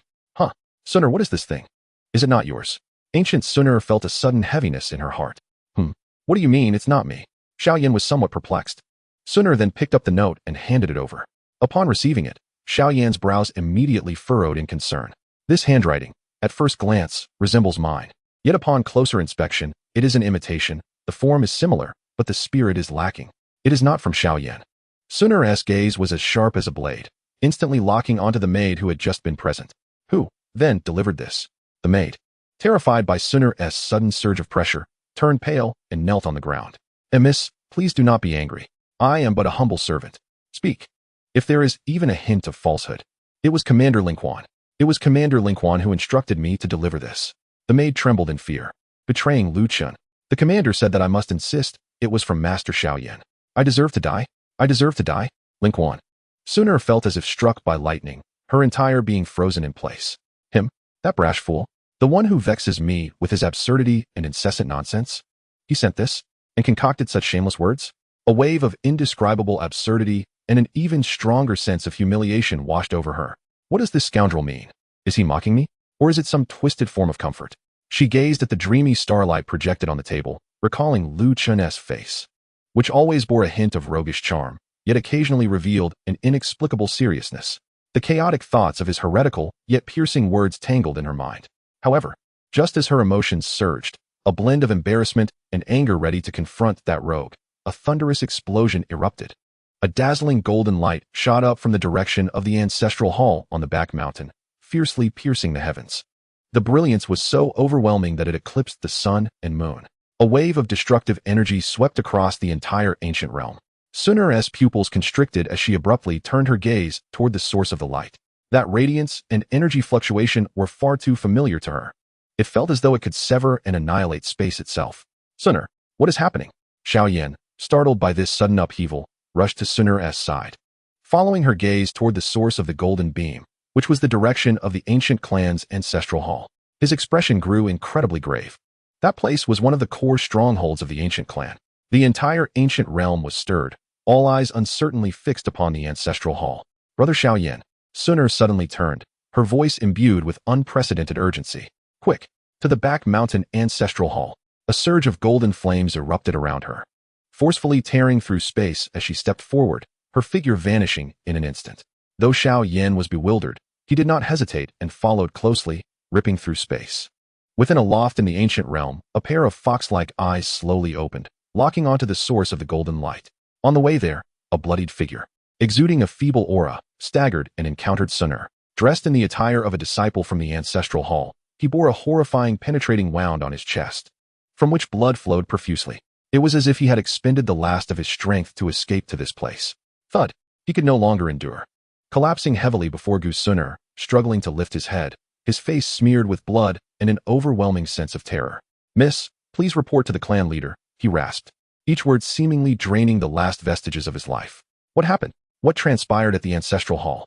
Gu Suner crouched beside him, a stream of pure golden energy flowing into his body, momentarily stabilizing his life force, her voice laced with an unprecedented urgency. Xiao Yan immediately stepped forward, offering him a healing pill. "Elder Gu Yang is a traitor. He killed the guard to take." He coughed up a mouthful of blood, his gaze vacant yet fixed intently on Gu Suner. "Take what?" A foreboding intuition grew stronger within her. "The ancient serpent, Gu Diyu." The disciple struggled to utter the words, his eyes filled with dread. "He intended to kill me to silence me. Once he resolved this matter, it would be your turn, Miss and young Master Xiao Yan." Gu Suner felt as though she had been struck hard, though she had anticipated this. Witnessing the reality before her was still difficult to accept. It turned out that Gu Yang's previous probes were not merely for Lu Chen's eyes, but rather an opportunity to seize the ancient jade. Gu Suner and Xiao Yan exchanged a glance, each reflecting the other's anger and chill. "Who saved you?" Xiao Yan pressed immediately. A person with crimson eyes. He appeared suddenly and thwarted Elder Guyang. He saved me.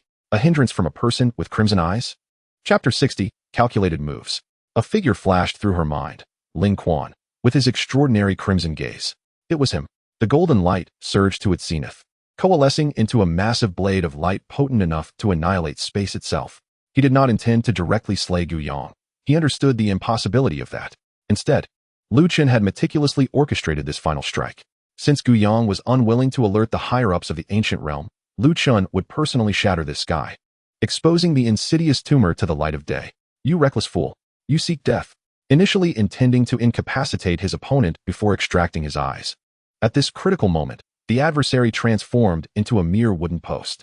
Witnessing a force capable of shaking the entire ancient realm, Guyang's previously greedy and distorted face was now suffused with boundless rage and terror. Stop this at once. Guyang's fighting spirit erupted violently. He surged madly towards Lu Chen at the center of the light column, intent on devouring that annihilating blade of light along with its wielder. Die. Guyang resolved to hold nothing back, consumed by a singular thought, to kill Lu Chen. His palm coalesced a pitch-black energy, imbued with pure death and destruction, swiftly closing in on the bloodied figure at the heart of the light column. A soft sound echoed. His hand pierced effortlessly through Lu Chen's heart, blood gushing forth. The figure that had stood resolutely, emanating the destructive blade, trembled violently, the light in his eyes dimming instantaneously. The gold wheel of rebirth gathered to its limit, lost its support, the massive blade crumbling inch by inch, transforming into a shower of golden light. Lu Chen lowered his head slightly, looking at his own withered hand, drenched in his own blood. The corners of his mouth seemed to twitch ever so slightly, solidifying into a silent, almost mocking arc, before his body slumped forward weakly. Humph. A fool unaware of his own demise. The cries of Ling Quan, Commander, rang out almost simultaneously, causing the space to tremble violently. Gu Suner and Xiao Yan rushed in, just in time to witness the scene unfold. Guyang abruptly withdrew his hand, drawing forth more warm blood. Ling Quan, huh. It turns out this masked figure has been you all along. He gazed upon the fallen figure of Lu Chen, a sinister delight and vengeful satisfaction flickering across his face. As if he had crushed a bothersome insect beneath his heel. The cursed hidden peril has been eradicated, although it is somewhat regrettable not to have acquired those eyes. 2 ancient jade pieces have now conveniently been delivered to my doorstep. Yet, before his triumphant thoughts could fully materialize, Guyang's malevolent grin abruptly froze. His expression as if encased in a frigid frost. An indescribable, soul-wrenching agony erupted violently from the very core of his heart. Ugh! Guyang's eyes bulged in disbelief, bloodshot and wide, as he slowly lowered his gaze. Beneath the wrinkled fabric of his gray robe, a gaping, fist-sized hole, charred at the edges and eerily transparent, was grotesquely revealed at the site of his left chest. Blood gushed forth like a fountain, staining much of his body crimson.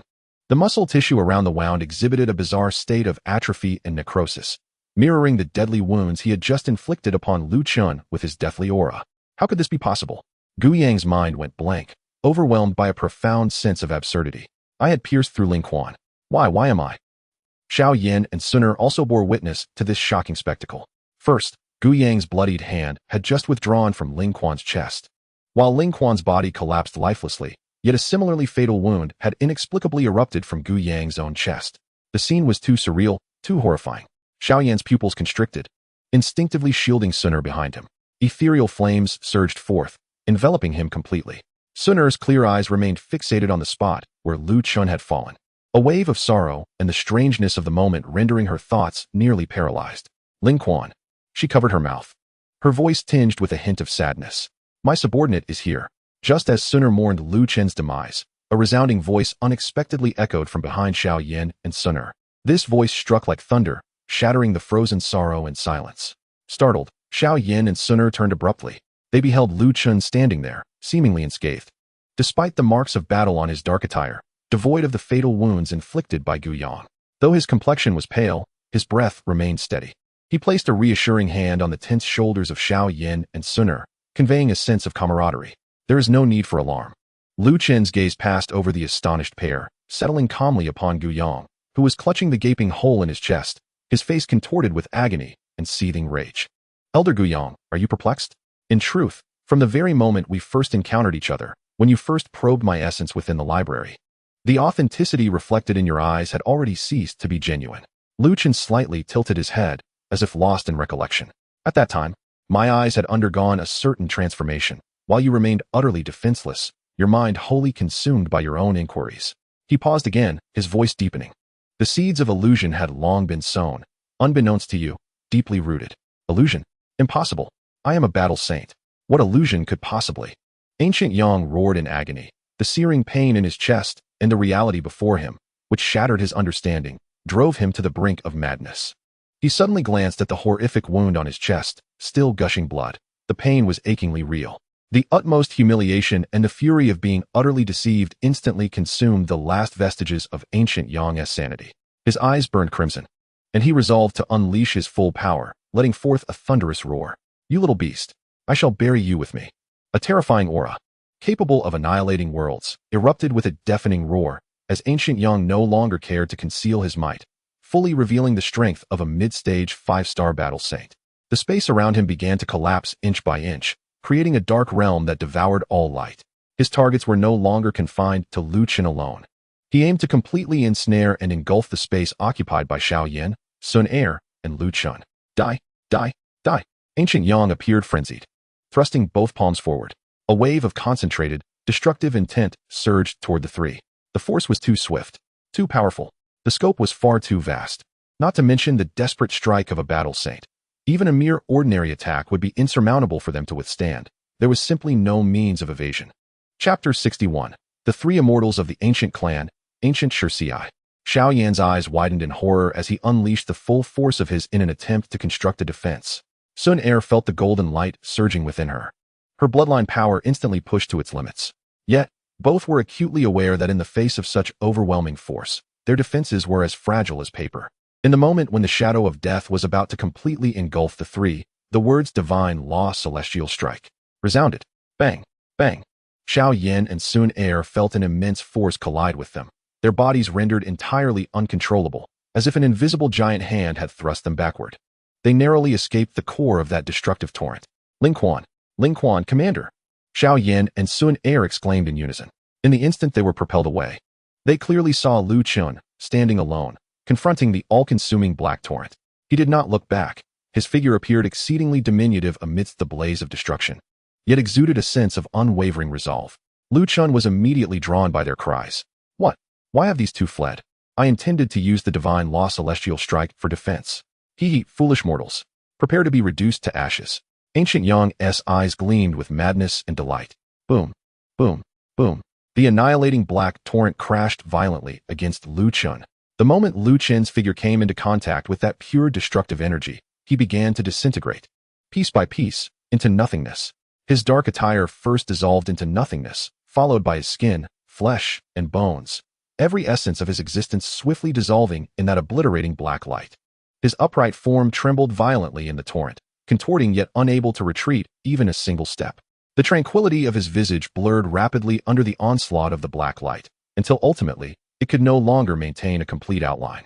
This entire process transpired in the blink of an eye, as the annihilating black light surged through, leaving behind only a more profound void, its edges flickering with black lightning. Lu Chen, along with the small expanse of space he occupied, vanished entirely. No remnants were left, no trace of breath remained, as if he had never existed. An absolute silence enveloped this chaotic realm. Only the faint hissing from the edges of the void persisted, alongside the jarring sound of blood dripping from the grievous wound on Gu Yang's chest. Ling Quan, Sun Er's feet felt as heavy as lead, immobilized. She gazed at the utter void, her mind blank. Was that ever-watchful figure truly gone? Her clear eyes fixated on the empty abyss, which mirrored pure darkness. The immense, chilling sensation of emptiness seized her heart, far more profoundly than witnessing her heart pierced moments ago. This time, it was a complete obliteration of both form and spirit. Not a trace of existence remained. She parted her lips, yet only a hoarse whisper emerged from her throat. One down. Gu Yang clutched his horrific wound, his face betraying a mad delight. Next, it's your turn, you too, Damn you, Gu Yang. Pay with your life. Xiao Yan's eyes blazed crimson as he charged forward, preparing to unleash his full power, the fire lotus coalescing in his palm. Just as he erupted into action, buzz. A presence far more vast and profound than Gu Yang's tore through the ravaged space. The air shimmered with gentle silver ripples, and at the center of these ripples, a figure stepped forth with elegance. She was a breathtakingly beautiful woman, adorned in a simple moon-white palace gown that accentuated her exquisite and curvaceous form. Her long, ink-black hair was loosely held up by a simple jade hairpin, with a few strands cascading down her cheeks, enhancing her allure. Time seemed remarkably gracious to her. Her visage bore no wrinkles, her lips full, skin as flawless as jade, and a beauty mark beneath her enchanting fox-like eyes added an exquisite charm. Yet, at this moment, those beautiful eyes were imbued with a chilling coldness. One of the three immortals of the ancient clan, Gushi and Sun Er exclaimed upon seeing this figure, her voice laden with sorrow and helplessness. Gu Yang's heart raced with alarm. The triumphant moment of having slain Lu Chun was swiftly replaced by a chilling despair. Flee. We must escape immediately, even if it damages my very essence. He could no longer concern himself with Xiao Yan and Sun Er, even suppressing the excruciating pain in his chest. The remaining Do Sheng energy within him ignited recklessly, ready to tear through space and escape. Gushi fox-like eyes swept over the vast void that had consumed Lu Chun. The gaze fell once more upon Sun Er's sorrowful visage, ultimately freezing on the ancient goat, which was on the verge of igniting its essence to flee. The languid demeanor vanished in an instant, leaving only a cold indifference, as frigid as eternal ice. Ancient goat, you have done well. Her voice retained a hint of languor, yet it sent a shiver down the ancient goat's spine. Gushi merely narrowed her profound eyes slightly. Suddenly, a cascade of silver chains, woven from pure spatial power and glimmering like exquisite peach blossoms, emerged from the void. These chains were slender, yet imbued with the force of law, effortlessly disregarding the ancient goat's final struggle against the inferno of its essence, swiftly ensnaring its limbs, neck, and waist.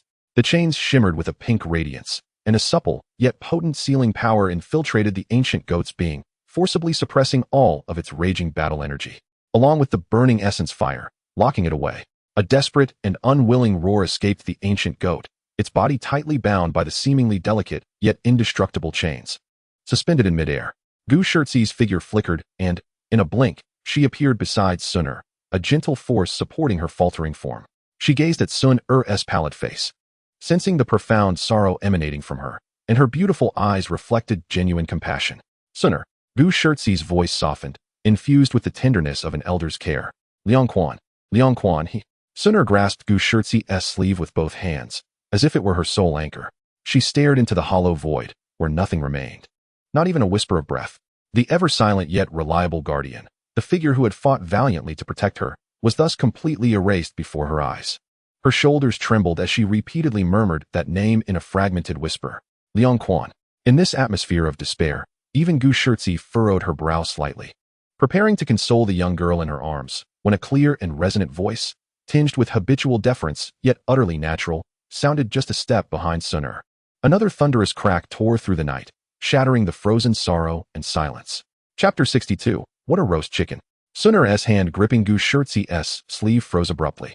Her entire being became immobilized, as overwhelming astonishment surged through her like an electric current, leaving her mind blank. Gushi's beautiful eyes widened in shock, her deep pupils revealing an unmasked astonishment for the first time. She distinctly sensed that mere moments before the voice resonated, that space had exhibited no warning of disturbance. How had he appeared? The ancient goat, firmly confined by the spatial chains, looked as if it had seen a ghost. Its eyes nearly bulged out of their sockets, fixated on the space behind Sun Er, emitting strange sounds from its throat. Slowly, and with a stiffness, Sun Er turned her head. Behind her stood a figure, upright and saluting with a proud demeanor, perfectly intact. Time seemed to freeze in that moment. Lu Chun remained vibrant, yet his eyes. The right eye remained as profound as ever, while the left eye, once bright and sharp, now lay devoid of all luster and vitality. It had become a desolate shade of gray, akin to dust-laden ancient jade, or perhaps a chasm swallowed by eternal darkness, hollowly reflecting all that lay before it. This bizarre and striking contrast rendered the very air a few degrees cooler. The subordinate had startled the young lady. That gray-white left eye mirrored the utmost astonishment etched on Sun Er's face. No, it cannot be. You were clearly reduced to ashes. I witnessed it with my own eyes. Gu Yong finally clawed his way back from the depths of sheer terror, his voice erupting in a hysterical roar as he fixated on Lu Chen's gray-white eye. Could it be the eye? Could it indeed be this accursed eye? An illusion?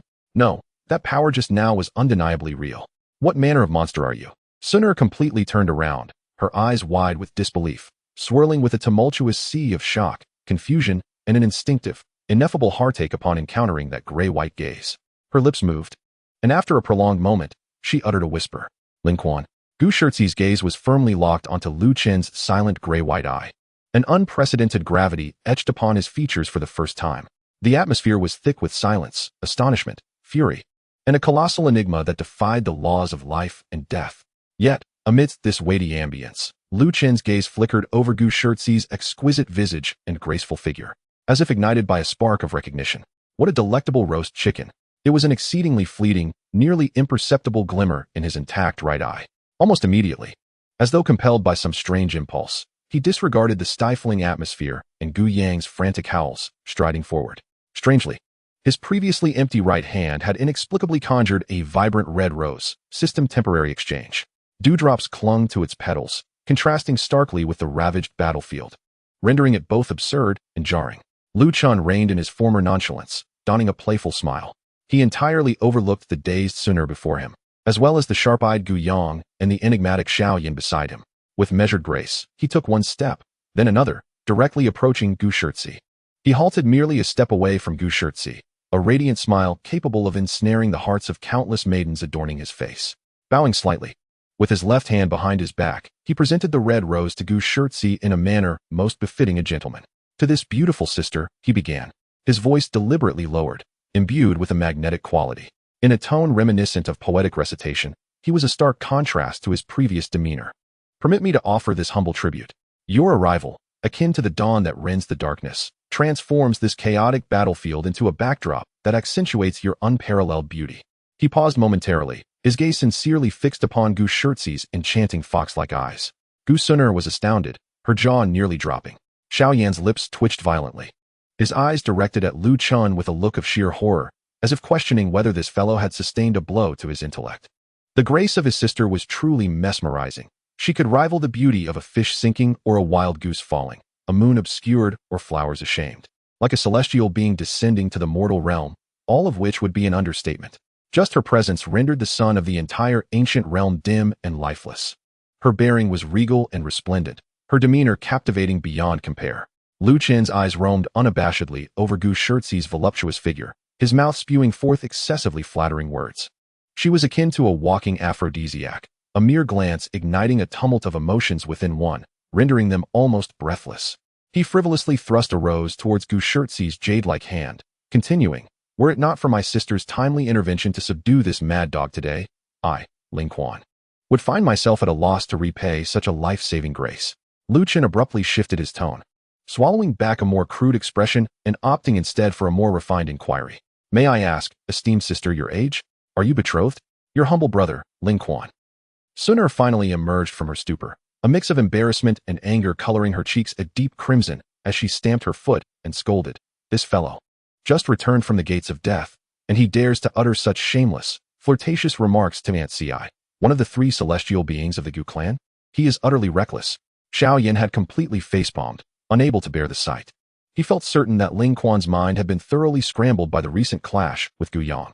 Gu Shizi delicately pinched the dew-kissed rose that had been forced upon her, savoring the tender touch of the petals and the cool prickliness of the stem. Clearing her throat, she finally shattered the peculiar silence. "Little fellow," she said, her lips parting with a hint of playful teasing typically reserved for a younger kin. "You possess quite the audacity and a silver tongue. I shall accept this flower." She casually toyed with the rose in her hand. "However, at this moment, I am far more intrigued by the matters concerning you than by your honeyed words." She paused, her fox-like eyes glancing at Suner and then at the restrained Gu Yang, who was still struggling against his chains. "This place is unfit for conversation. Take this old thing back to the interrogation hall." With a graceful flick of her hand, the spatial chains binding Gu Yang tightened abruptly. He emitted a muffled groan of pain, utterly devoid of the strength to resist as he was dragged aloft. Chapter 63. How about some roast chicken? On the return journey, the atmosphere remained delicate. Suner closely followed Gu Shizi, her gaze occasionally drifting toward Lu Chen's pale eyes with a complex expression. Xiao Yan maintained a vigilant stance, lagging slightly behind. Gu Yang was bound like a dumpling by the spatial chains, escorted by 2 ancient clan enforcers who had arrived shortly after. Lu Quan appeared utterly oblivious to the palpable scrutiny and oppressive atmosphere enveloping the group. He quickened his pace, nearly brushing against Gu Shizi's side. "Speaking of which, sister." He carried an air of familiarity, as if he were well acquainted. Might I have the honor of sharing a drink with you on a chosen day? My subordinate is aware of an unassuming little eatery in the Central Plains. He rubbed his hands together, donning an expression of utmost sincerity as he coaxed. There's secret roasted chicken. Ah, its flavor is truly unparalleled. Crisp on the outside, tender on the inside, and overflowing with juices.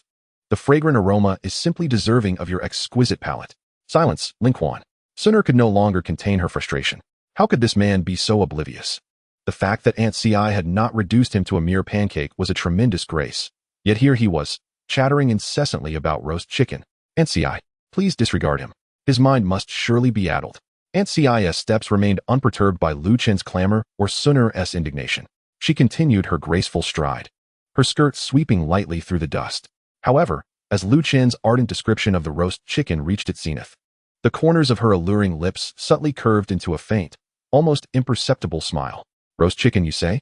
Gu Shirtzi finally spoke, her tone laced with playful amusement. It sounds quite delightful. Yet, compared to that crisp and tender roast chicken, she slightly turned her face, her deep, fox-like eyes finally settling on Lu Chun. Or rather on his lifeless left eye. At present, I am far more inclined to savor the flavor of your little eye. Her crimson lips parted as she spoke, her words drifting lightly, the tone so sweet it sent shivers down one's spine. Now, tell me, little one. That old fool's final desperate strike, a mid-stage 5-star dose Saint's full force. If I were to endure it, I would certainly require some effort. You, a mere dozun. She deliberately paused, her gaze lingering on Lu Chen's gray-white eye. How did you manage to survive such power and scathe? And even manage to blind your own divine eye in the process? Gu Shirtzi shattered the topic of roast chicken, pulling everyone back into the life and death enigma that defied comprehension. Suner and Xiao Yan's eyes instantly focused on Lu Chun, brimming with curiosity. Although Gu Yang lay unconscious, the powerful enforcers escorting him also perked up their ears. All right. Cease your staring. Lu Chun acknowledged that he could not evade the inevitable, quickly shedding his previous infatuated demeanor. I know you've all been itching to ask something, especially you. Mississippi, your eyes are practically glued to my face. His remaining right eye swept over the crowd, his tone candid yet tinged with a hint of grievance. That old fool's last move was truly vicious. A 5-star dose Saint went all out, the space itself collapsed. Where could I run? I could only rely on the divine realm's heavenly strike to propel you two away. He gestured towards Suner and Xiao Yan, and then I had to bear it alone. You all saw it, right? Not a shred remained, completely obliterated. As he spoke, Lu Chen's voice grew somber and calm. Naturally, he had activated his Anaji just before his demise. However, this pair of eyes of mine possesses a peculiar nature, he remarked, allowing me, in that fleeting moment before death, to forcibly rewrite reality. He tapped his temple, then pressed firmly on his gray-white eye. However, the price paid was the light of this eye, nearly equivalent to a fabricated false ending that obscured the true conclusion of my demise. Do you comprehend? The crowd appeared bewildered, as though they had not grasped a single word.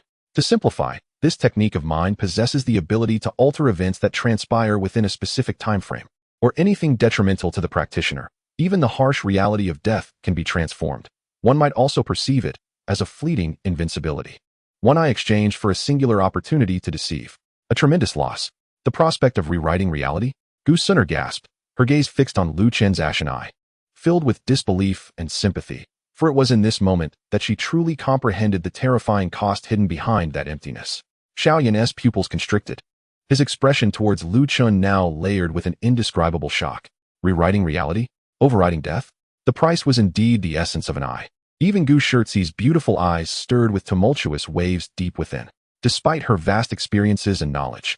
Hearing of such a heaven-defying method that subverted the rules caused her spirit to tremble. Lu Chun did not wait for her response, and shook his head thoughtfully. However, this transaction had already been made, and one must accept the loss. He turned to Suner and Xiao Yan, advising, because my method is indeed sinister. The cost is equally wicked. Therefore, young Miss and young Master Xiao Yan, should you ever find yourselves in dire straits, do not emulate my stubbornness. Run as far as you can. Your life is your own.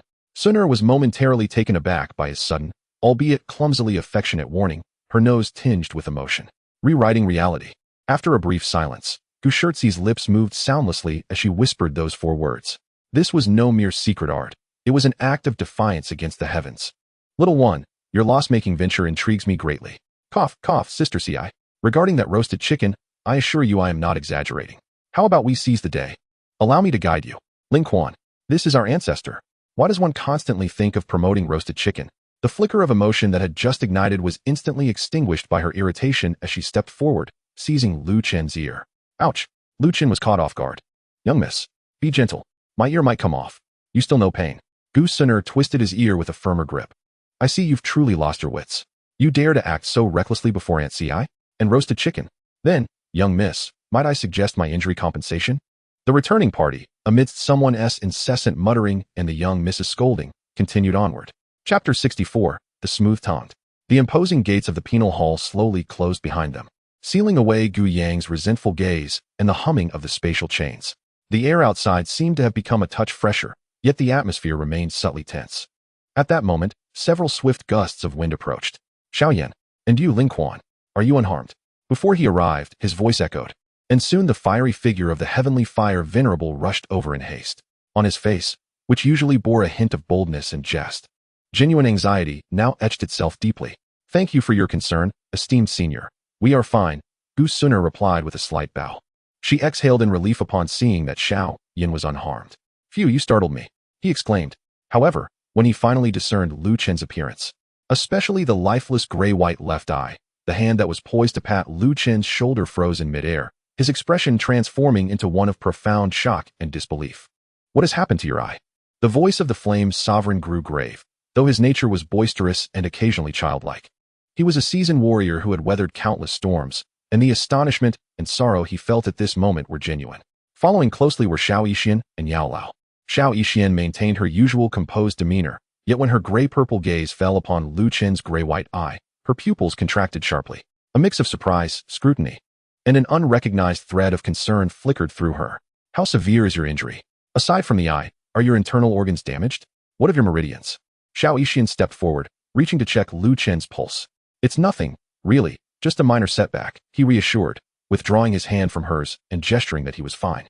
He blinked his intact right eye and managed a faint smile, yet paired with the gray-white of his left eye, it appeared rather bleak. It's merely a superficial wound. I shall not perish. It's just that one eye is currently blind. He deliberately turned his gray-white eye towards the others. Yao Lao furrowed his brow, scanning Lu Chen's form in search of clues. What an obstinate spirit, even at such a time, Xiao Yixian remarked, her gaze meticulously examining his sightless eye. Her brows knitted tightly. Is there truly no hope for your eye? Her fingertips danced with a faint aura, imbued with the fragrance of herbs, as if she wished to probe deeper yet feared to provoke him. Lu Chen interrupted her. Oh, it's fine. This IISNT merely an injury. It's a cost, a consequence that conventional pills and martial energy cannot remedy. You rascal, the flame's sovereign sighed heavily, seemingly on the verge of saying something, but ultimately swallowing his words, opting instead to pat Lu Chen's sound right shoulder with a firm hand, conveying silent comfort. Typically brimming with humor, the flame's sovereign now found any jest inappropriate. Since everyone is gathered, and that old dog Gu Yang has been captured, I have no further business here. Lu Chen stretched his neck, feeling every bone in his body clamoring for rest. Miss, young Master Xiao Yan, Brother Flame Sovereign. Miss Xiao Yixian, esteemed Yao Lao, I shall take my leave for now. This wound of mine requires some time to recuperate. He began to make his exit. Wait a moment, a playful voice interjected. Lu Chen halted, a chill running down his spine, and stiffly turned around to face Gu Shirtzi, who was toying with a red rose. Gu Shirtzi's eyes sparkled with mischief. Little fellow, your duty as a guard seems quite leisurely. Your master remains here. Yet you are already contemplating leaving? Her crimson lips curled slightly, and her gaze subtly directed towards the nearby Gu Suner. I recall, you are indeed Suner's personal guard. This task is far from over. Lu Chen felt an acute pang in his grayish-white eyes. Yet, Suner was too preoccupied to notice Lu Chen's discomfort. She hastily approached Gu Shirtzi, her clear eyes filled with urgency and pleading. Aunt Ci, you are well versed in the ways of Ling Quan. Do you know of any remedies that might? Xiao Yan immediately turned to Yao Lao master. The little physician also glanced at Yao Chun. Perhaps you can offer your wisdom as well. Gu Shirtzi's profound fox-like eyes remained fixed on Lu Chen, her voice imbued with a unique allure, as if capable of penetrating the very soul. To alter reality and defy the heavens, the loss of one's essence can only be remedied by extraordinary means. Otherwise, she slightly shook her head, her meaning unmistakable.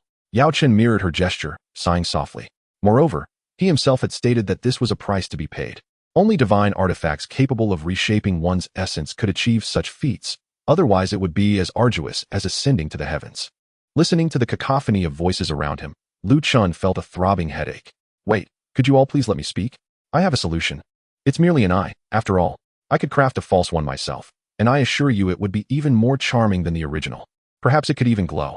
After a few exchanges of pleasantries, Xiao Yan observed that Suner seemed somewhat calmer, and after their recent life-and-death battle against the ancient goat, he hesitated before stepping closer. Suner, Xiao Yan carefully chose his words, his expression marked by sincere regret and a hint of awkwardness.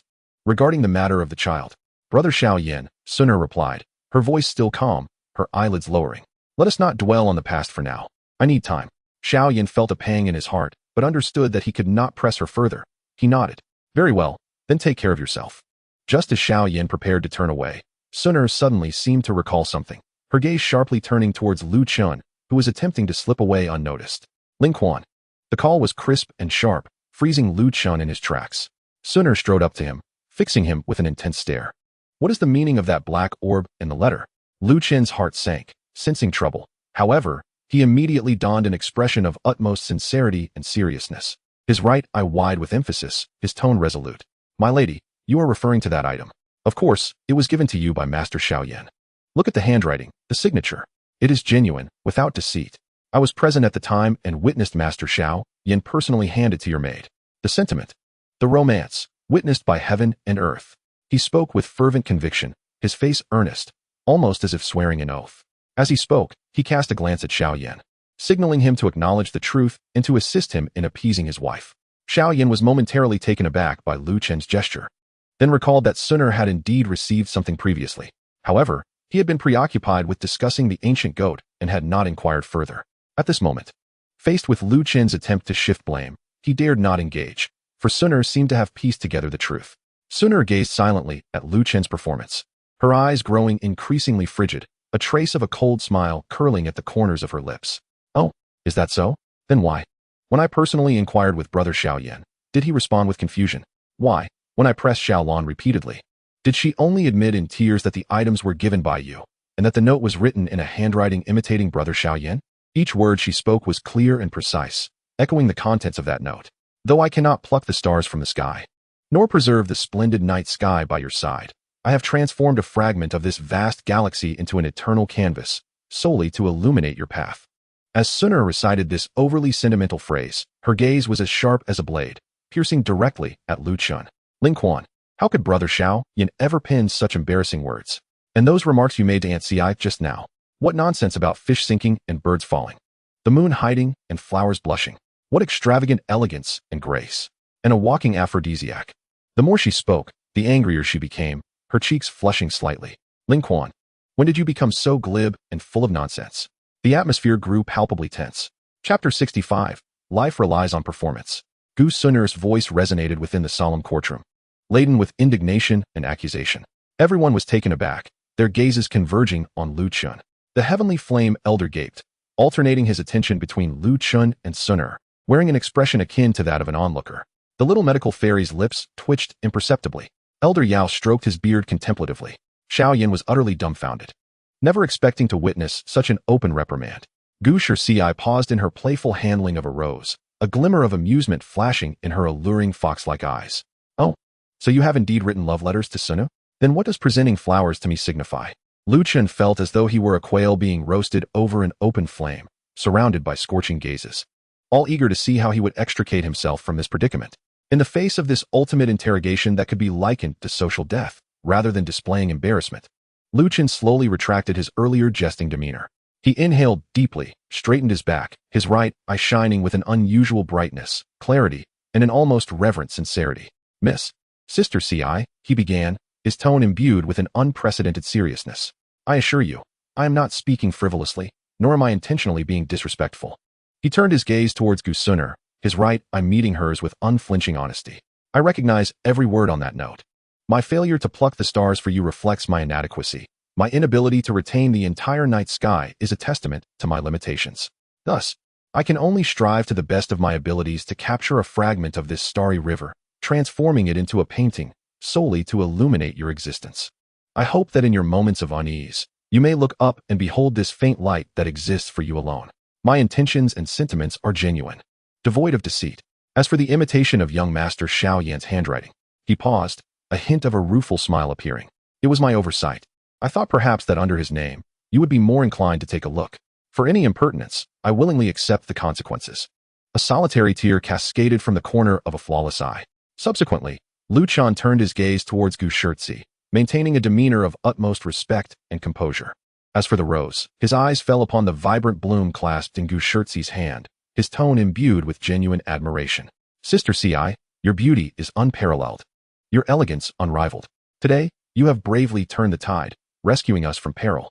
Such kindness cannot be adequately expressed in mere words. It is only with a sincere heart that I offer this humble flower. This act of presenting a bloom is not one of frivolity, but a heartfelt tribute of reverence and gratitude. In my eyes, you are deserving of all the exquisite wonders this world has to offer, and this rose is but a token of my appreciation. Should it be deemed an aphrodisiac, it is merely a testament to your radiance, which renders the heavens and earth pale in comparison, leaving me at a loss for words, compelled to convey my astonishment and admiration in the most clumsy and straightforward manner. These are my heartfelt sentiments, devoid of jest. Silence enveloped the hall of punishment. The venerable Tianhua gaped in disbelief during the days of their visit to the Dan Tower. Lin Kuan had frequented his company, sharing a bed each night. Had he not known him well, he might have been convinced. Ji Quan, you rascal. What a mere token of appreciation, what heartfelt words. Gu Shirtzi delicately placed the rose upon the table. You have quite the way with words, young one.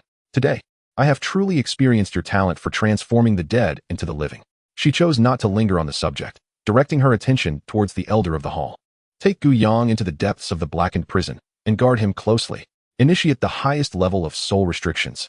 I shall personally interrogate him. Yes. The elder of the hall responded with solemnity. Lin Kuan silently exhaled, feeling a layer of moisture on his back. He hastily bowed.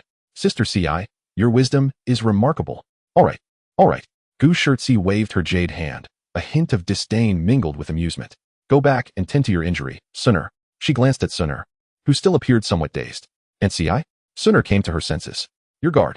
Gu Shirtzi regarded Lin Kuan with a knowing look. Though your mind may occasionally wander, your heart remains sincere. I shall grant you a few days off to thoroughly examine your foci. Is that true, Sister Ci? Thank you, Sister Ci. Her words about returning to tend to his injury sounded like a divine melody, causing Lin Kuan's taut nerves to relax significantly. He promptly bowed. Thank you for your kindness, Sister Ci. I shall take my leave at once. With that, he maintained his respectful demeanor, retreating step by step until he reached the grand entrance of the hall, where he turned and almost flew out. His steps were light as he made his way to his commander's residence. Though bolstered by a few drops of interstitial cells during the battle with Gu Yang, the prolonged exertion of the fifth gate had left him utterly exhausted. Before he even reached home, his mind was already devising ways to indulge in the precious recuperation leave. Sleep was a necessity. No sooner had he pushed open the heavy gate of the commander's residence, reflecting on the sentiment that no golden nest or silver den could compare to his humble abode, than a fiery figure burst forth, propelled by a gust of fervent wind, crashing through the door of his bedroom. Ling Quan, you rascal, you've outdone yourself. The esteemed lord of the celestial fire approached Lin Kuan with a few strides, delivering a forceful slap to his shoulder, nearly causing the recently injured Lin Kuan to stumble. Ouch, brother. Easy now. I'm injured. Lin Kuan grimaced, rubbing his shoulder. Well, who would have thought? When you're with me, you lack decorum, yet before your esteemed lady, you resemble a quail. And what is this? You dare to pen love letters, even imitating that scoundrel Xiao Yan's handwriting? TSK. How utterly nauseating. I'm covered in goosebumps. Lin Kuan forcefully pushed away the overly close visage of the Lord of the Celestial Fire. Away with you. What love letters?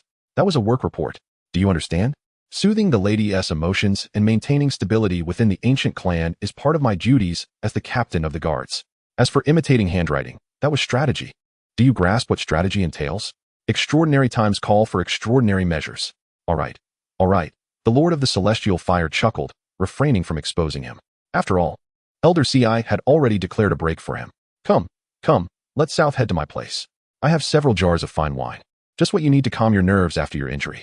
Without further ado, the Lord of the Celestial Fire draped his arm over Lin Kuan's shoulder, half dragging him toward his humble abode. Lin Kuan struggled in vain, resigned to being led away. He sighed inwardly, lamenting that the beginning of his injury leave was not as splendid as he had hoped. Chapter 66. Breakthrough to the 3-star Dozun. Inside the Lord of the Celestial Fire's courtyard, the air was thick with the aroma of wine. Ling Quan, you rascal. The Lord of the Celestial Fire thumped the table, nearly spitting saliva onto Lin Kuan's face. Back in the trial hall, Oh my, how sincere you were. Every word, every sentiment was genuine. A glimmer of light preserved for you?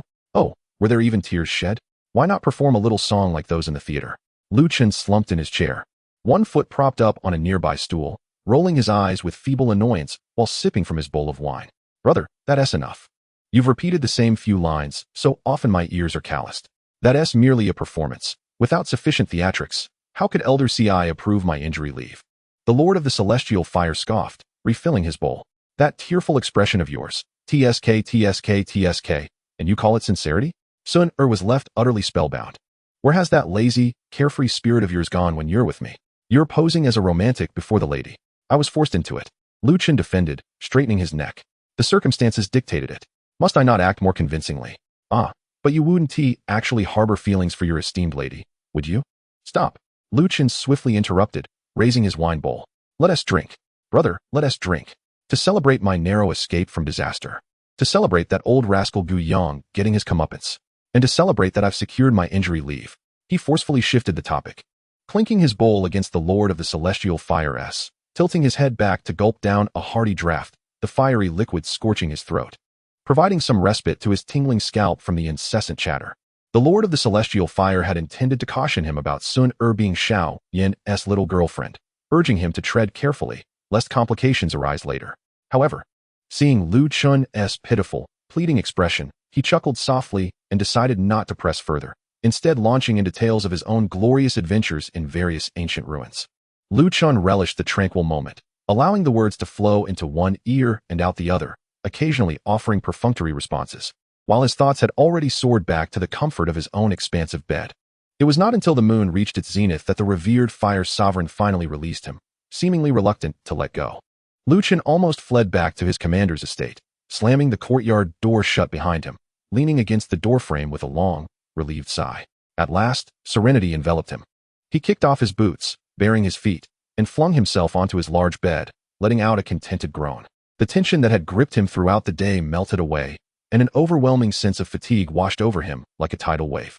Just as his eyelids grew heavy, on the verge of surrendering to slumber, a notification chimed in his mind. Task completion acknowledged.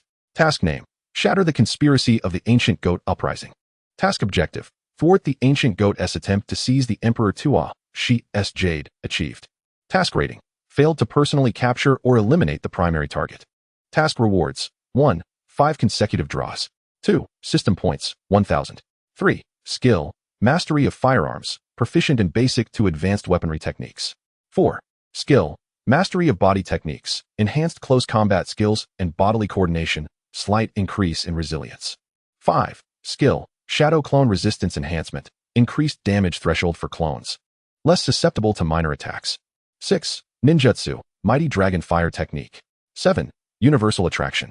The rewards have been dispatched to the system space. Please check, host. Without lifting a finger, Lu Chen lamented in his mind. What kind of rating is this? The system is miserly beyond belief. The Ancient Goat is a 5-star battle saint. The Soul Clan's greatest thorn in the flesh. I nearly lost my life, and a Sharingan to boot. And this is the reward? Host. You ultimately did not personally slay the Ancient Goat, but were instead subdued by Gu Shirtzi, and during the critical battle, you resorted to the forbidden technique Izanagi, which was entirely unmerited. Without Izanagi, that old dog would have turned me to dust with a single slap. What talk is there of preventing him from obtaining the ancient jade? The stinginess is palpable. He began to scrutinize the rewards meticulously. The universal attraction seemed promising. 1,000 points, though meager, was better than nothing. The enhancement to shadow clone resistance? Quite advantageous. Previously, his clones were exceedingly fragile, dissipating with even the slightest strong attack. With this improvement, their survival capability would significantly increase, making them far more practical for reconnaissance. As for the mighty dragon fire technique, he scoffed. The name was indeed impressive, but it was merely a tiered fire technique, likely of limited power, relying heavily on his own Naimingly fire for damage. It could serve as a mere firework to startle foes. His gaze finally settled on the skills of mastery of firearms and mastery of body techniques. Firearms and body techniques. Lu Chun stroked his chin, a spark of inspiration igniting within him. With a mere thought, a menacing black spear, entwined with faint arcs of electricity, materialized in his hand. This was the Thunder Serpent Spear, which had lain dormant in his spatial ring. He had only wielded it once during his initial encounter with Xiao Yan, and since then, he had refrained from using it, having never learned to fight with weapons in his previous life. He weighed the object in his hand, contemplating its former use as merely a firewood stick. Previously, his combat relied solely on brute strength and sheer will, devoid of any finesse. Lacking formal training in marksmanship, he had depended on the mimicry of his Sharingan and instinctive reactions. His physical prowess was equally lacking, having never engaged with martial arts in his past life. Apart from the desperate opening of the 8 gates, he relied solely on body flicker technique and shunshin for evasion, rendering his close combat skills woefully inadequate. Mastery of marksmanship and physical techniques were now within his grasp. As Lin Kuan grasped the Raijin spear, he felt the chilling touch and subtle tingling of electricity coursing through his palm. A newfound understanding of intricate techniques involving the spear, thrusting, flicking, sweeping, striking, and blocking, flooded his mind like a profound revelation. Simultaneously, it felt as if the essence of combat skills, force application, energy release, evasion, grappling, and joint techniques, was being infused into his limbs, as if his muscles had memorized the fluidity of power generation. What a remarkable treasure! A flicker of excitement gleamed in Lin Kuan's eyes. These 2 skills were a timely boon, perfectly compensating for his shortcomings in melee combat. Coupled with the electrical attributes of the Raijin spear, the insight and foresight granted by his Sharingan, and the enhanced physical strength refined by the heavenly thunder, his combat capabilities would undoubtedly ascend to new heights. He tucked away the Raijin spear, only to suddenly recall another vital matter, the 8 treasures revitalizing pill gifted by Master Yao. Additionally, there was the pristine 3-tomo Sharingan he had exchanged for before confronting the ancient goat. He first replaced the previous, shattered eye with this new gem. Then, he promptly settled into a meditative posture, centering his mind. He retrieved the warm jade box from the depths of his spatial ring, carefully opening it. Inside lay a pill the size of a longan, perfectly round and emanating a mesmerizing array of colors. Along with a powerful wave of spiritual energy, the 8 treasures revitalizing pill. The rich aroma of the medicine instantly filled the room, invigorating his spirit as if his soul had been cleansed by a gentle spring. Lin Kuan did not hesitate. He consumed the pill immediately. It dissolved upon entry, transforming into a vast and gentle warmth that surged throughout his body. This energy was remarkably pure, encompassing a potent essence of the soul and restorative properties for the flesh. It swiftly nourished and repaired the fatigue of his spirit and the damaged meridians, gently mending hidden injuries and fortifying his physique. As this tremendous medicinal energy coursed through him, bringing a sense of comfort, Lin Kuan's thoughts stirred.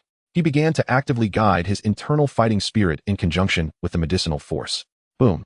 Under the overwhelming energy provided by the 8 treasures revitalizing pill and the solid foundation he had built, a formidable aura, far surpassing his previous strength, erupted from within Lin Kuan.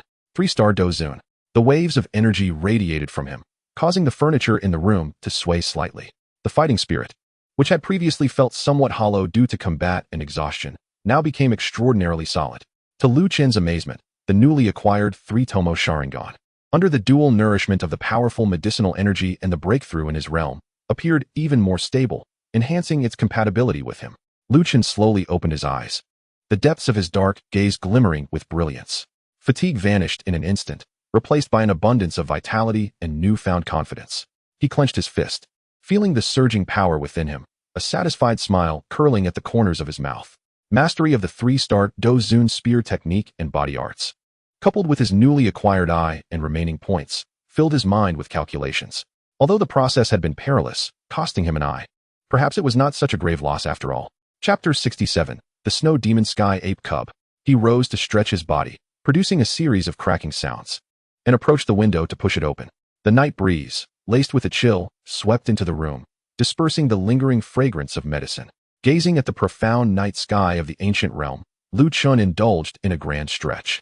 The power of the 3-star Dozun coursed through his limbs, granting him an unprecedented sense of ease. The injury leave could finally be deemed officially commenced. He walked to the desk and retrieved an ancient scroll from the depths of his storage ring. This scroll was the one he had used to sign the spiritual contract with the crow. Ever since he had established the empty grave, he had been feeding it South Mingli fire every night. Today, he had returned rather late and nearly forgot. As the scroll unfurled, the intricate runes shimmered faintly under the moonlight. Lin Kuan infused a trace of Do Qi into it, pondering why it did not pierce his finger. No questions, for he was simply afraid of the pain. Spiritual summoning technique.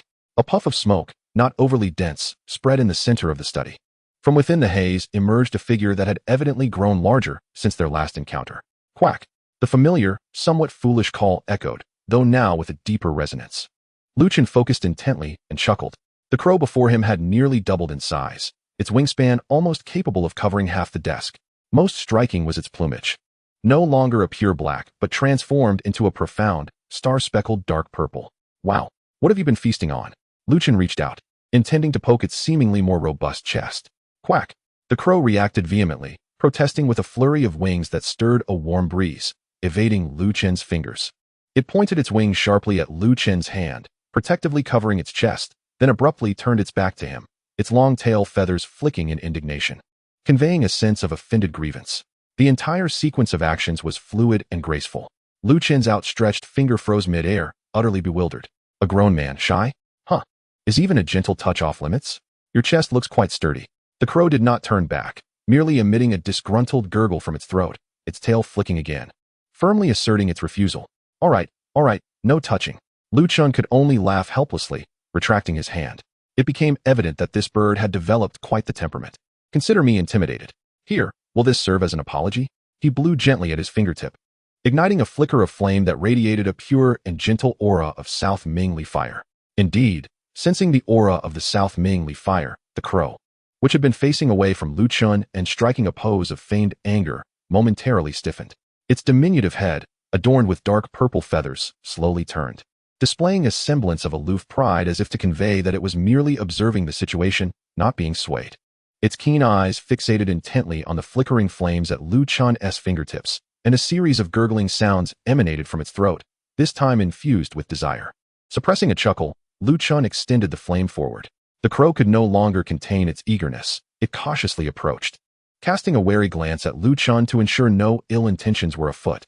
Only after confirming his benign demeanor did it open its beak and inhale sharply. The tendril of South Mingli fire transformed into a slender stream of light, vanishing into the crow's mouth. With a satisfied burp, a spark of fire escaped from the corners of its beak. The dark purple feathers on its body appeared to glisten more vibrantly, the starlight within them dancing with newfound vivacity. After being fed, the crow was evidently brimming with energy. It flapped its broad, powerful wings twice, circling the study before alighting on the windowsill. It let out a prolonged croak towards the deep, starry night outside.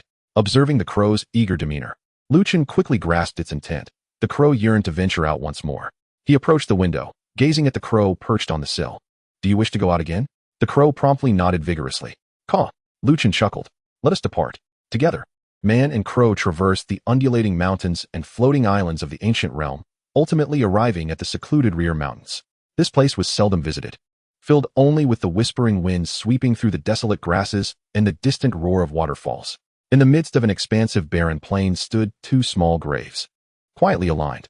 He gradually crouched down, extending his hand to gently brush away the dust that had settled on the left grave, his movements delicate and exceedingly cautious.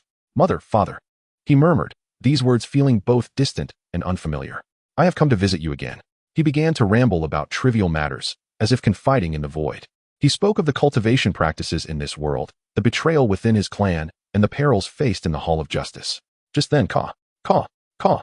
The previously tranquil crow suddenly began to call out urgently, flapping its wings as it soared away from the stone, darting towards a nearby thicket of overgrown grass.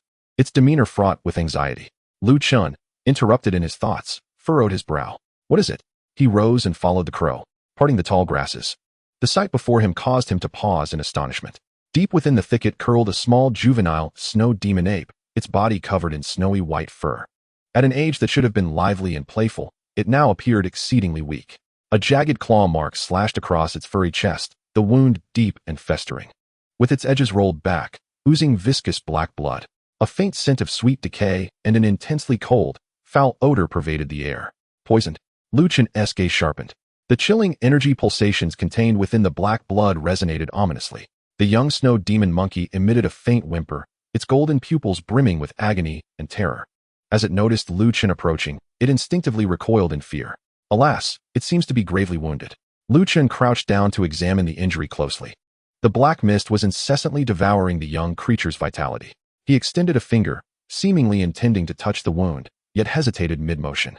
Addressing the young snow demon monkey, he inquired, Hey, are you a female? He even gravely pointed at the injury on its chest. A nod would suffice if so. Just as he finished speaking, a sudden weight pressed down upon him. The crow angrily flapped its wings against his head, protesting with sharp caws. Ouch! Stop it, stop it!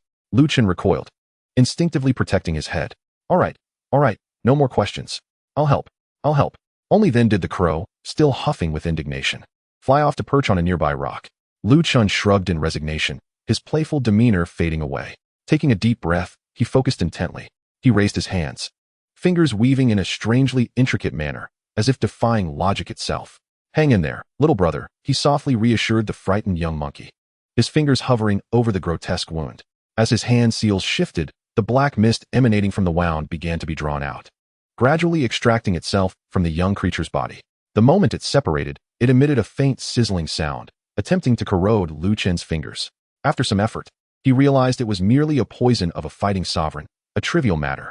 Well, let us cultivate virtue through good deeds. Chapter 68. The true form. Under the moonlight not far away, beneath the shadow of an ancient towering tree, Gu Suner stood in silence. She had not intended to follow. Rather, her mind was a tumultuous storm tonight. The news of Xiao Yan's offspring weighed heavily upon her heart, akin to a cold boulder pressing down, leaving her breathless. Unconsciously, she found herself wandering to this secluded mountainside, seeking solace in the night breeze to untangle her thoughts. To her surprise, she stumbled upon such a scene. Is that Brother Xiao Yan? She murmured softly. No, it cannot be, at this hour. Any furtive presence near the ancient clan's back mountains is likely a spy from the Soul clan. The golden flames suddenly flared, and she held her breath, concentrating as she stealthily approached the source of the sound. Passing through the last thicket, the sight before her left her momentarily stunned. Moonlight poured like water into the clearing, where Ling Quan knelt on one knee, cradling a completely snow-white young snow demon monkey. The little creature bore a grotesque wound on its forepaw, oozing black blood, clearly afflicted by a potent toxin. Just a moment. This poison is nothing to me. Lu Chen's voice was unexpectedly gentle, a stark contrast to the commanding presence he had displayed in the grand hall. His right hand formed an unusual seal, gradually extracting the black mist from the young creature's wound. Suner observed clearly as the toxic gas surged up through his meridians. He was using his own body to detoxify the magical beast, yet he continued to support the young creature carefully, retrieving a colored pill from his robe with his left hand. Here, take this. The small beast weakly licked his fingers and swallowed the medicinal pill. Moments later, the black blood from its wound gradually turned crimson, ultimately healing completely. Was it worth it? A chilling voice suddenly echoed, causing Lu Chen to stiffen. Turning to see Gu Suner emerging from behind a tree, the moonlight casting a silver halo around her, rendering her ethereal and otherworldly. Miss. Lu Chen scrambled to his feet. I did not mistreat the small animal. It was not my doing. I know it wasn't you. That was the heart-eating poison unique to the Soul Beast Valley. Any combatant below the Do Zone level would perish upon contact. And no, I didn't know. I only realized that I am now a Do Zone. Gu Suner regarded him, taking in his self-assured demeanor, which seemed at odds with the bumbling figure she had witnessed earlier in the palace, the slick and glib captain of the guards, and the tender way he had cradled the snow demon ape cub moments ago. She tilted her head slightly, her voice imbued with a hint of curiosity that approached the realm of novelty. Ling Quan, I did not expect such a stark contrast from you. Contrast? Lu Chen blinked in bewilderment, his expression one of naivety and sincerity. What contrast? Are you saying I do not look like a Dozun? He touched his face, then glanced down at his commander's attire, now speckled with grass and dirt. I admit, I may not be as handsome as young Master Xiao Yan, nor do I possess the commanding presence of Brother Tianhua, but surely this outfit should reflect my noble demeanor? She felt a vain pulse at her temple. I mean your behavior. She emphasized her words, attempting to rouse this oblivious man. In the palace, you were eloquent and composed. Yet just now, in the presence of the small beast, you were so. She struggled to find the right words to describe his clumsy gentleness. Huh, are you suggesting I usually act like a lecherous bully? Surely my reputation isn't that tarnished. Gu Suner and he locked gazes, each perplexed by the other's apparent lack of awareness regarding their contrasting behaviors. She felt as though she had prepared to deliver a powerful blow only to find it landing softly against cotton, all her probing questions thwarted by his obliviousness. After a brief silence, she suddenly sensed something amiss. Wait, what is it, miss? Gu Suner's gaze fell upon him. Your eyes are healed. Her pupils widened with sheer astonishment, swiftly followed by a cold inquiry. What has transpired? Oh well. Lu Chen's gaze wandered, unable to meet Gu Suner's penetrating stare. Miss, your keen insight has truly seen through my little trick. Gu Suner stepped forward, so close that Lu Chen could catch a whiff of her chilly, ethereal fragrance. Her golden eyes were fixated on his unscathed right eye. What is going on? How did your injury heal so quickly? She had witnessed the severity of the wound earlier that day, never expecting it to be mended so swiftly. Faced with Gu Sun'er's scrutinizing gaze, Lu Chun regained his composure, taking a half-step back to create some distance, meeting her gaze with calm resolve. Mississippi, he spoke, his voice returning to its usual tone, accompanied by a hint of resigned amusement. Have you forgotten? During the day in the court, I mentioned that I had my own methods. As for what those methods entail, Lu Chen's tone carried a trace of pride. Well, that is a personal secret of mine. He deftly sidestepped the substantive issue, steering the conversation towards matters of personal privacy and boundaries. He gazed directly into Gu Sun'er's eyes, his expression candid, even suggesting that it was quite normal and that she should not pry further. Gu Sun'er was momentarily taken aback by his words. Indeed, during the earlier court session, faced with Gu Shurtzi's probing questions, he had claimed to possess a solution. At that time, her mind had been in disarray, and she had not pursued the matter further. Reflecting now, it seemed he had been quite confident back then. Moreover, he had referenced this notion of a personal secret. Ultimately, she relinquished her desire to delve deeper into the topic, her gaze once again falling upon his hand, which he had concealed behind his back. Are you certain about the poison? It's nothing, truly. Lu Chun extended his hand, palm up, repeatedly showing it to Gu Sun'er. The hand, aside from a bit of dirt and grass, was indeed clean, devoid of any trace of dark energy, its skin so smooth it reflected light. See, nothing at all.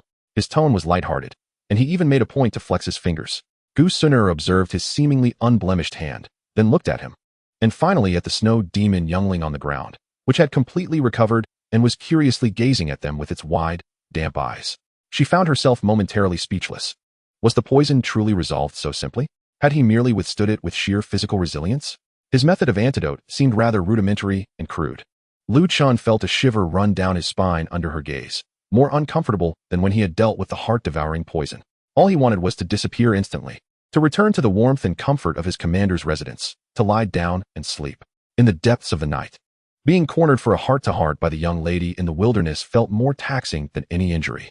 By the way, my lady, he said, as he grasped the young beast by the resilient fur at the nape of its neck, lifting it entirely. Woo!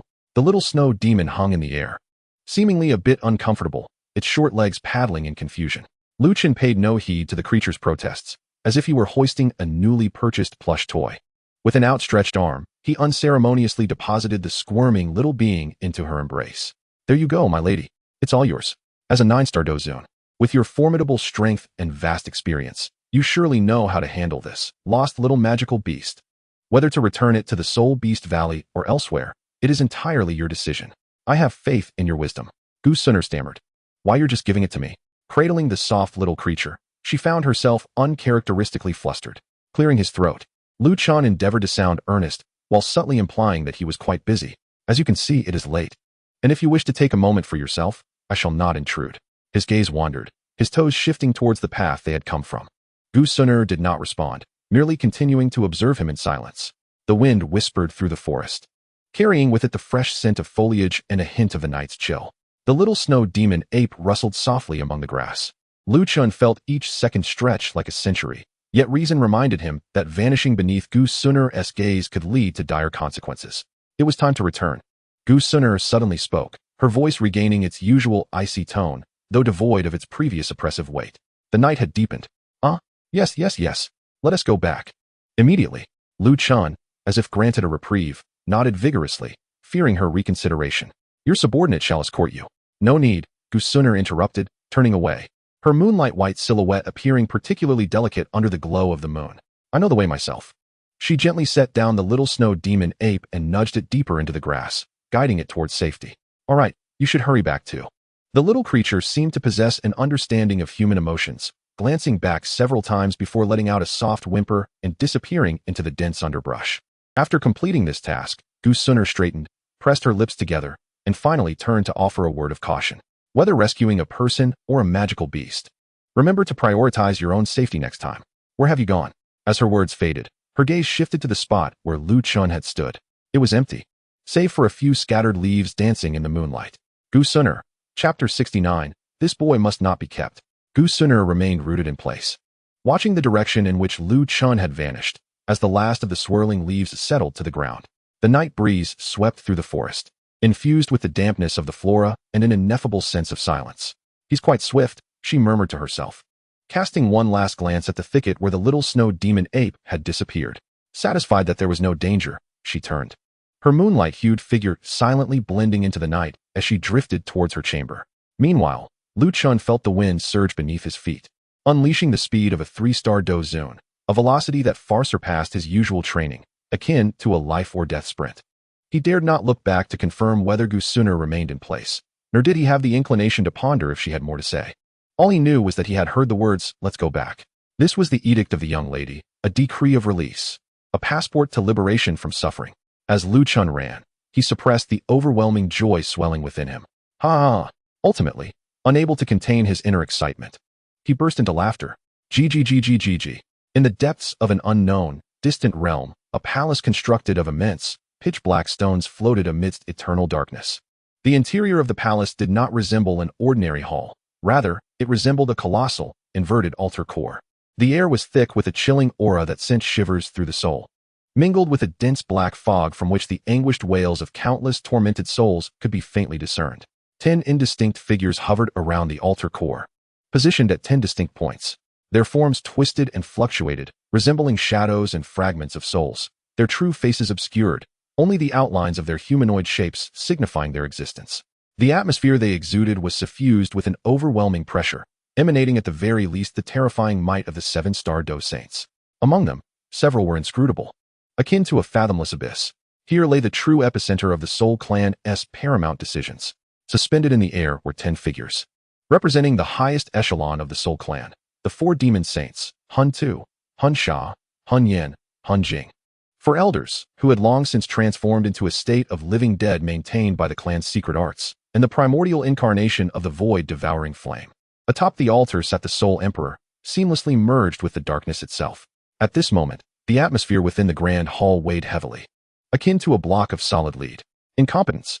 A hoarse voice, brimming with violent intent, erupted from one of the 4 demon saints, Hun Tuesday. That fool Guyang. How dare he act outside the plan and strike prematurely? He has startled the snake in the grass and jeopardized our clan's significant affairs. The soul mist surrounding him surged violently, betraying his inner fury. Humph. A chilling voice, as venomous as a serpent, sneered from Hun Yan, another of the 4 demon saints. Hun Tu, why direct your ire at Guyang? Have you not seen the reports from the Soul Palace? That crimson-eyed variable has already disrupted Mu Gu's affairs at the Dan Tower. Furthermore, with Xiao Yan having entered the ancient realm, and given that those divine eyes are exceedingly rare across the Doqi continent, it is entirely understandable that Guyang acted prematurely. This matter infuriates me. Hun Tu's voice suddenly escalated, laced with an icy edge. That waste, Hun Yesheng. Such critical intelligence has been delayed without report. His subordinates have undoubtedly fallen to that crimson-eyed one more than once. He clearly wishes to monopolize those divine eyes. Cursed wretch. The murderous intent radiating from Hun Tu was nearly palpable. Do you wish to eliminate Hun Yesheng? A dispassionate voice interjected, belonging to one of the living dead elders, whose hollow gaze turned towards Hun Tuesday. Why not? Hun Tu's voice brimmed with bloodthirsty excitement. Daring to thwart our clan's grand design and covet divine relics. I deem the master of the Soul Palace to be utterly expendable. I implore the clan leader, Lord Void, to permit me to venture to the Soul Palace and cleanse the ranks. Additionally, I shall tidy up the mess left by that fool Guyang and retrieve the eyes of that crimson-eyed boy. The soul mist surrounding him churned, faintly revealing a glimmer of insatiable greed. Enough. A voice, devoid of any emotional fluctuation, resonated through the hall. It was not raised in volume, yet it fell like an invisible hammer, instantly quelling the swirling demonic energy and clamorous murderous intent. The viscous black mist enveloping the grand hall stilled, and even the wails of the resentful spirits fell silent. The source of the voice emanated from the figure seated at the pinnacle of the altar, the most indistinct presence, the Soul Emperor. With just 2 words, the previously heated and accusatory demon saints fell into an immediate silence, their fiery souls dimming slightly as they lowered themselves in deference.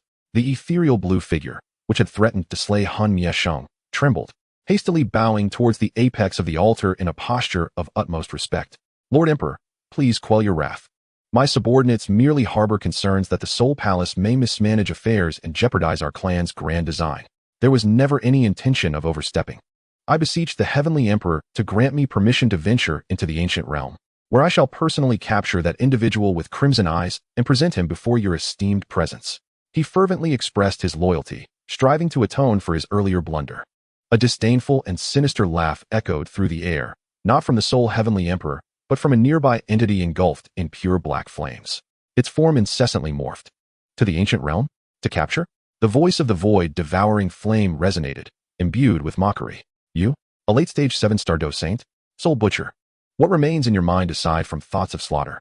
The ancient realm, under the dominion of that old man Gu Yuan, is not a place where one can simply intrude and seize individuals at will. The failure of that fool Gu Yang was due to his own stupidity. He revealed his identity, and he failed to return with the true visage and name of that crimson-eyed lad. The sole information relayed was that his power only amounted to a 1-star Dozun, and that came from the 3 heavenly lords of the Soul Palace. The ancient clan must certainly be on guard. Are you seeking to run to your own demise? Do you wish to provide the ancient clan with a triumphant opening? Or do you desire to give Gu Yuan a reason to declare war upon us? Soul Butcher was rendered speechless, the soul mist swirling violently. Yet he dared not refute the void-devouring flame. The ever-shifting black flames turned towards the altar's apex, the tone now imbued with gravity. Heavenly Emperor, though Gu Yang is foolish, he did indeed mention in his last remnants the peculiarity of those eyes, which can see through my subfire's disguise and even mimic the techniques of others. Such anomalous eyes are unheard of. Allowing them to linger within the ancient clan may lead to unforeseen consequences. The distorted space at the altar's summit rippled slightly. The gaze of the sole heavenly emperor seemed to sweep over all figures below, and ultimately, that voice, calm and unyielding, echoed once more. Imbued with an indifference akin to looking down upon ants, the crimson-eyed individual is merely a variable. My sole objective remains the acquisition of the Tuo, Shi ancient emperor's jade. To strive for the Do emperor, that is my singular focus. As for the so-called crimson-eyed individual, his voice paused, as if pondering an insignificant speck of dust. If you find it of interest, you may handle it as you see fit. Do not disturb my game further. This final statement, delivered with nonchalance, bore an undeniable decree. Until the ancient jade is secured, there is no need for unnecessary complications. As his words fell silent, the deep soul mist that had taken the form of the sole heavenly emperor melded into the background, its aura entirely subdued. Yes, we shall comply with the heavenly emperor's command. Below, 8 figures bowed in unison, their postures radiating utmost respect. The black flames formed by the void-devouring flame flickered momentarily, ceasing to speak, yet within the undulating flames, a glimmer of disdain for the intelligence of Soul Butcher and the others seemed to flash. The hall once again descended into profound silence. Soul Butcher lowered his head, his countenance beneath the black mist exceedingly grim. Handle it ourselves? The clan leader's implication was clear. The crimson-eyed individual was not worthy of his personal attention. He even cautioned them against disrupting his plans over such a trivial matter. Handle it ourselves? Do not disturb the game? Soul Butcher chuckled coldly within. Allowing? Was the lesson of Xiao Yan not sufficient? That fool, Soul Destruction, once underestimated him. Believing that a mere waste from a border town could not stir up trouble, what was the outcome? That lad climbed to his current position, stepping over the corpses of the Soul Palace's powerful. The individual with crimson eyes, now merely a star Dozun, exhibits such peculiar and troublesome traits that even seasoned Do Saints like the ancient sheep have fallen victim to him. Should he be allowed to develop under the protection of the ancient clan, who knows what kind of monstrous being he may become with the passage of time? Could he evolve into a second Xiao Yan, or perhaps an even more formidable existence? Such uncertainties, the Soul Reaper roared silently within, recognizing that it is precisely these uncertainties that must be eradicated in their infancy. Chapter 70. A chance encounter. As the sun climbed high in the sky, warm and gentle rays filtered through the window, casting bright patches of light upon the floor of the commander's quarters. Lu Chun lay sprawled amidst the soft bedding, lost in a deep slumber, oblivious to the world around him. His usual vigilance as the commander of guards was entirely absent at this moment, as his face, typically imbued with a hint of lazy cunning, now bore an expression of unguarded tranquility, or perhaps the blissful satisfaction of a profound sleep. A small patch of drool stained the pillow, and a foolish grin lingered at the corner of his mouth, likely a remnant of a delightful dream. Knock, knock, knock. A gentle rapping at the door broke the silence, tinged with a hint of caution. Commander, are you awake? Miss has instructed me to bring your breakfast. Came the soft voice of the maid, Xiao Yan, from outside the door. The only response was the even, drawn-out sound of Lu Chen's snores resonating within the room. Xiao Yan listened intently for a moment, her face displaying a mix of helplessness and amusement. After a brief hesitation, she gently pushed open the door, entering with a small, exquisitely crafted food box in hand. An enticing aroma wafted from within, clearly indicating that a nourishing medicinal meal had been meticulously prepared. Observing Lu Chen, who resembled a slumbering pig. She sighed softly and placed the food box delicately on the table. Casting one last glance at the still figure on the bed, she tiptoed out and closed the door behind her. In her heart, she grumbled. The young lady personally instructed the kitchen to prepare these nourishing dishes for revitalizing the meridians and strengthening the foundation, specifically emphasizing the importance of delivering it warm to the commander. Yet, here he was, blissfully asleep, unaware of the commotion around him. Lu Qin remained immersed in the ocean of deep slumber. It was not until the sun had tilted further westward, casting an increasingly bright glare through the window, that he groggily opened his eyes a crack. He stretched expansively, the satisfying crackle of his bones echoing throughout his body, feeling refreshed and invigorated. Slowly sitting up, he rubbed his eyes and glanced over at the delicate food box on the table. The lid still retained a hint of warmth, indicating that it had been delivered some time ago. Oh, breakfast? He walked over and lifted the lid, a rich fragrance enveloping him. Peering inside at the meticulously prepared medicinal dish, infused with ethereal energy, Lu Qin blinked in surprise. Was this sent by Gusunu? He scratched his tousled hair and thought, well, this young lady is rather considerate. Feeling his flat stomach and the abundant dough qi and vitality coursing within, he realized he wasn't particularly hungry. Mainly, he had just awakened and lacked an appetite. Moreover, the medicinal meal appeared to be quite nourishing. Eating such a thing first thing in the morning seemed somewhat overwhelming. Most importantly, freedom. The first official day of his work injury leave had commenced. How could he squander it on something as trivial as a meal? What is his greatest hobby? In this primitive world devoid of games, it is solely sleep. And what follows upon awakening? Contemplating the whimsical nature of the heavenly fire sovereign, Lu Qin promptly discarded the fragrant medicinal dish into the ether. Whatever. Let us find my elder brother. He swiftly donned his casual attire, tousled his hair nonchalantly, flashed a grin at the bronze mirror to confirm his enduring handsomeness, and then, brimming with excitement, dashed out of the commander's residence, heading straight for the heavenly fire sovereign's abode. As for the dish on the table, gradually cooling and infused with the complex sentiments of a certain young lady, perhaps it would serve as a late-night snack upon his return. Within Gusuner's chamber, she sat by the window, cradling an ancient tome, her gaze somewhat unfocused. Sunlight filtered through the curtains, casting a soft glow upon her exquisite profile. Miss Xiao Yan entered quietly, delivering her report. The morning meal has been sent to Commander Ling Quan. Gusuner replied without lifting her head, her tone indifferent as if merely attending to a trivial matter. Xiao Yan hesitated for a moment before adding, however, it seems the commander is still resting. I placed the food box down and came out. Gusuner's fingers, which had been turning the pages, paused slightly before returning to their natural rhythm. Understood, her voice devoid of emotion. You may leave. Yes, Xiao Yan bowed respectfully and exited, leaving the room in silence. Gusuner set down the tome, her gaze drifting toward the commander's residence. Her slender fingers unconsciously caressed the edges of the pages, and a fleeting, subtle emotion crossed her eyes, one she was reluctant to examine. She had delivered medicinal dishes to him on numerous occasions. Images often surfaced in her mind of him bravely confronting the three heavenly sovereigns to save her, as well as the incident in the ancestral hall, where he had pushed her away, only to be struck by the energy of the ancient goat. Last night, in the back mountain, his bare-handed efforts against the poison had replaced the resentment she had harbored due to his laziness with a profound sense of guilt. This fellow sleeps until mid-morning, and despite my kind gesture of bringing him food, he doesn't even show his face. Although she understood that, given his physique as a dozun, he might not require it. Still, this act allowed her to feel as if she could somewhat compensate for, or balance out, an unarticulated sense of indebtedness. She shook her head, suppressing the inexplicable turmoil within, and resumed her reading.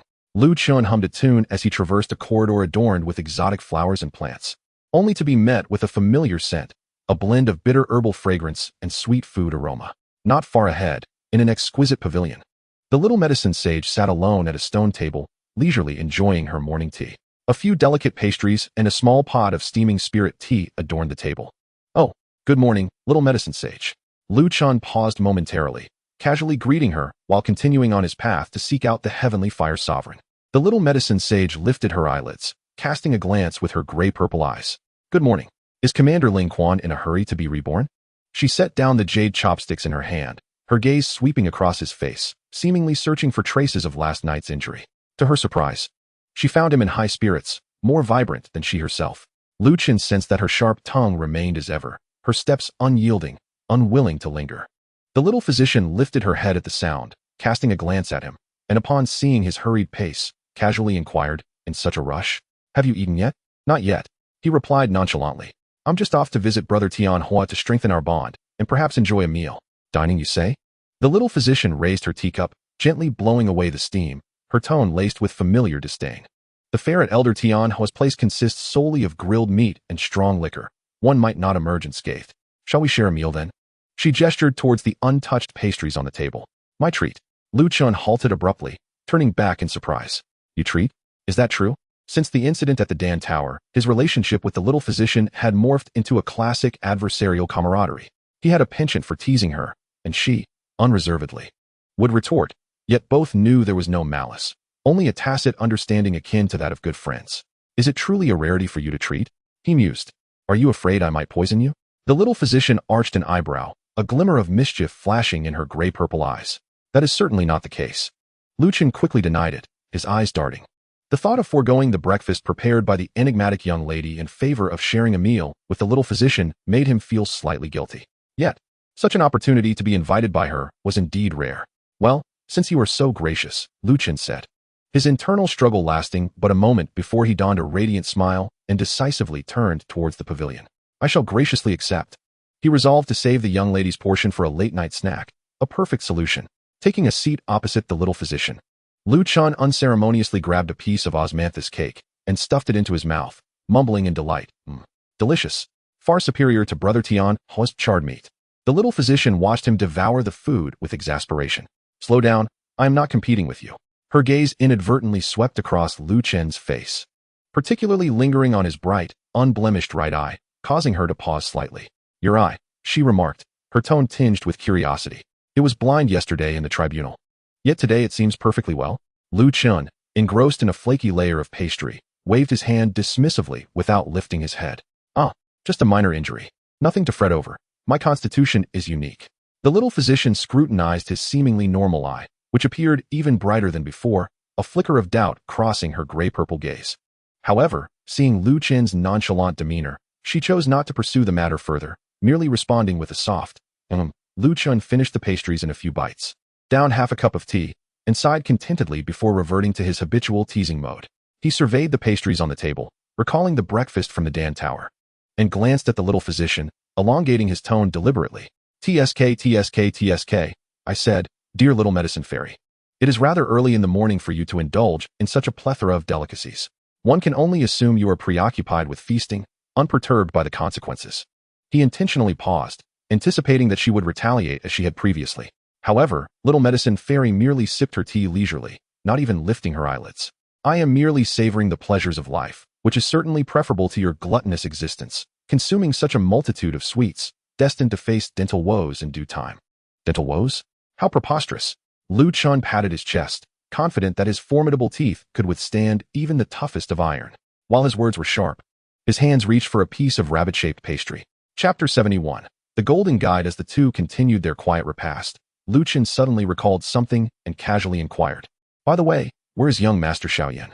Why isn't he accompanying you? Surely, he isn't still languishing in slumber, is he? Do you believe everyone shares your tendency to sleep in? Little medicine fairy shot him a disapproving glance. He is currently in training. It seems that Elder Yao has some insights to impart to him.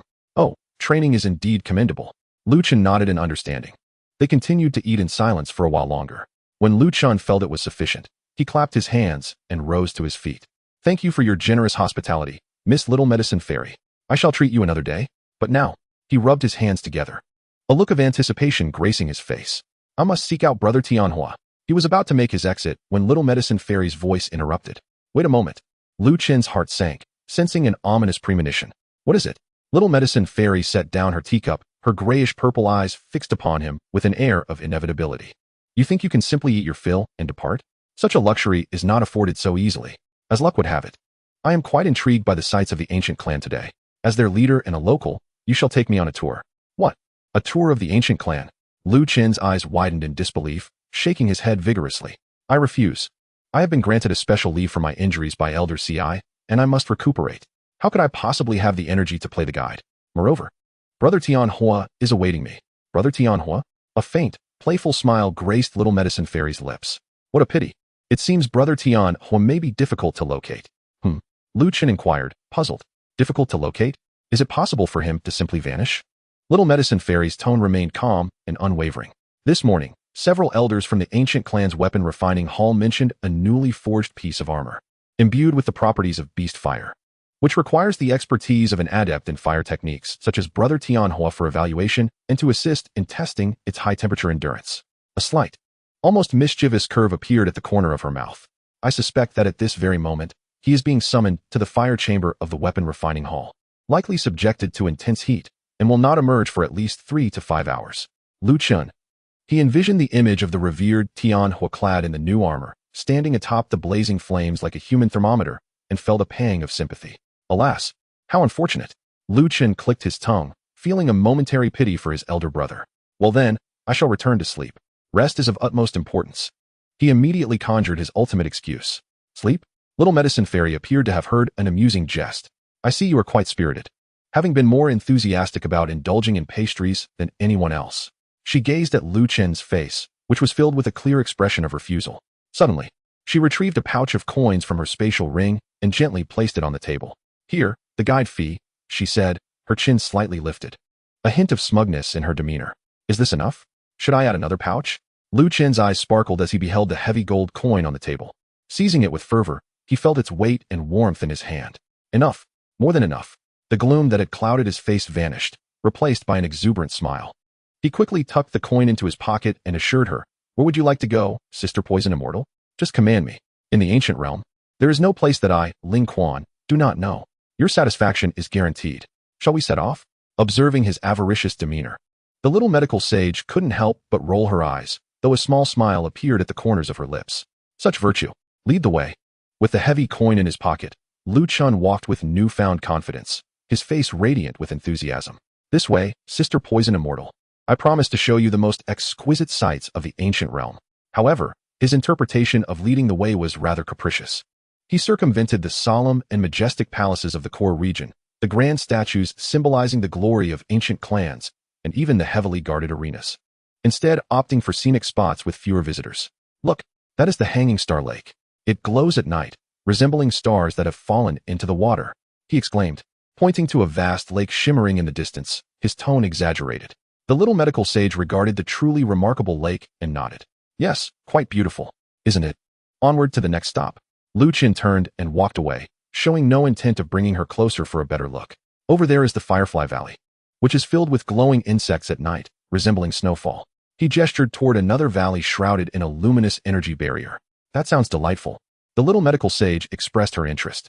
Indeed, it is far more enchanting at night. Daytime is rather dull. Come, let us go over there. Lu Chun slipped away again. The little medical sage narrowed her eyes, realizing that this fellow was merely going through the motions, accepting payment without delivering service. He was only showing her distant views or places that were said to be beautiful. Her gaze turned icy as she spoke coolly, Commander Ling Quan. Your guiding skills are quite unique, aren't they? Just pointing in a direction is all that it takes? About that pouch of coins. Lu Chun halted, feeling a chill run down his spine. He quickly turned around, forcing a sincere smile. Oh, Sister Poison Immortal, please don't be impatient. The best places are saved for last. Up ahead is a medicinal herb garden filled with rare materials. You will surely love it. Let me take you there. He eagerly pointed to a vast garden nearby, enveloped in rich herbal aromas and infused with spiritual energy. Surely, this would satisfy her expectations. The little medical sage huffed, begrudgingly accepting his offer. The two entered the herb garden. Within, exotic flowers and rare herbs competed for attention, flourishing like ordinary plants in this realm where many precious medicinal materials were rarely seen. The air was filled with a refreshing blend of medicinal scents, and indeed, the little medical sage's attention was captivated, her eyes sparkling as she began to meticulously identify the various herbs. Lu Chun rested his hands behind his head, casting his gaze about. He found little interest in the surrounding flora and fauna, his mind preoccupied with thoughts of when this guiding task would conclude, so that he could seek other amusements with the gold coin he had secured. The little medical sage's eyes shifted away from a swaying patch of violet star-patterned grass, as if a memory had been triggered. Suddenly, she turned her head, directing her attention towards Lu Chun, who appeared to be lost in thought. By the way, she inquired casually, as if merely making conversation, whatever happened to that crow I gifted you during our last venture in the Dan region? Crow? Lu Chun momentarily faltered, his imagination of spending the coin abruptly interrupted, his mind struggling to catch up. Ah, you mean that little creature with the black feathers and fierce gaze? The little medical sage reminded him, her grayish-purple eyes glinting with curiosity. You haven't lost it, have you? Or, she elongated her tone, perhaps it has. Perished? How could that be? Lu Chen quickly retorted. Am I the sort to be incapable of caring for a mere bird? As he spoke, he instinctively touched the spatial ring at his waist. The little medical sage's skepticism made him feel a twinge of guilt. He had nearly forgotten about the black-feathered, temperamental crow. Sensing her doubt, he hastily added, Ahem, I have placed it in a very secure location. It is absolutely safe. I shall show you. To demonstrate his capability, he promptly retrieved a spirit-summoning scroll from his spatial ring. With deft movements, he untied the binding cord and swiftly unfurled the scroll. The ancient material was adorned with intricate spatial runes. Lu Chen resolutely bit his fingertip, allowing a drop of blood to rest upon a unique rune at the scroll's center. With a hum, the runes illuminated with a ghostly azure glow, a wave of spatial energy emanating forth. Suddenly, a dark silhouette burst forth from the scroll. Caw! A crow, its feathers as black as night, flapped its wings, hovering in midair. Its sharp, crimson-glinted eyes fixed fiercely on Lu Chen, brimming with indignation and ire. Lu Chen gazed at the visibly agitated crow, embarrassment creeping upon him as he scratched his head. The little medical sage, astonished by the crow's dramatic entrance and its resonant cawing, momentarily flashed a smile. She stepped forward, extending her slender hand toward the furious bird. Strangely enough, while the crow glared menacingly at Lu Chen, its fierce demeanor softened considerably upon noticing the little medical sage's approach. It tilted its head, curiously scrutinizing her. When her delicate fingers gently brushed against its sleek, ebony feathers, it merely retracted its neck slightly in a token show of resistance. Good bird. The little medical sage's voice took on an unusually gentle tone, imbued with a soothing essence. Her slender fingers tenderly groomed the crow's feathers, her motions both skillful and gentle. The crow seemed to relish this caress, emitting a low, comforting purr, its former hostility dissipating entirely. In a surprising turn, it even nuzzled its small head against her fingertips. This display of affection left Lu Chen dumbfounded. The disparity in treatment was glaringly apparent. As the little physician gently caressed the raven, her gaze drifted towards Lu Chen, her grayish-purple eyes gleaming with a hint of mischief.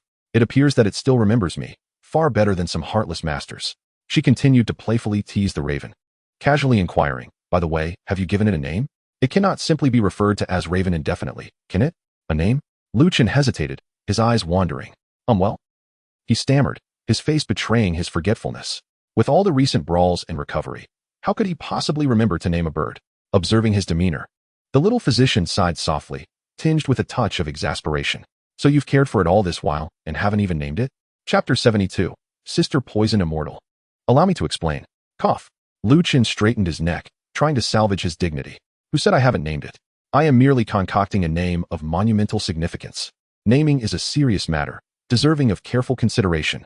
He gazed at the sleek, glossy black raven with its piercing eyes, and an idea struck him.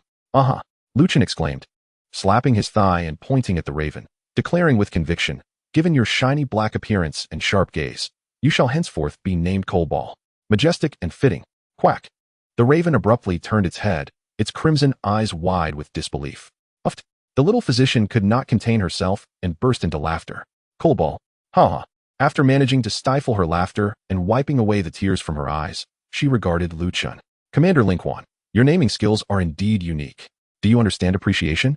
This name is so vivid and relatable. It rolls off the tongue so easily. And look at you, little physician. TSK, your name is truly perfunctory. You even have the surname Little. Is there anyone with the surname Little in this world? Why not name yourself Little Cutie?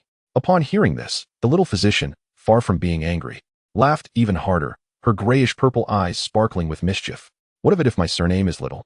It is certainly better than someone naming a majestic spirit raven Coldball, making it sound like a kitchen maid. Coldball, do you think it is pleased with that name? The raven, perched on a higher branch of a spiritual plant, turned its back to Lu Chen, presenting its rear to him, clearly expressing its vehement protest and dissatisfaction with this name. Hey, you black Coldball. Feeling spirited, are we?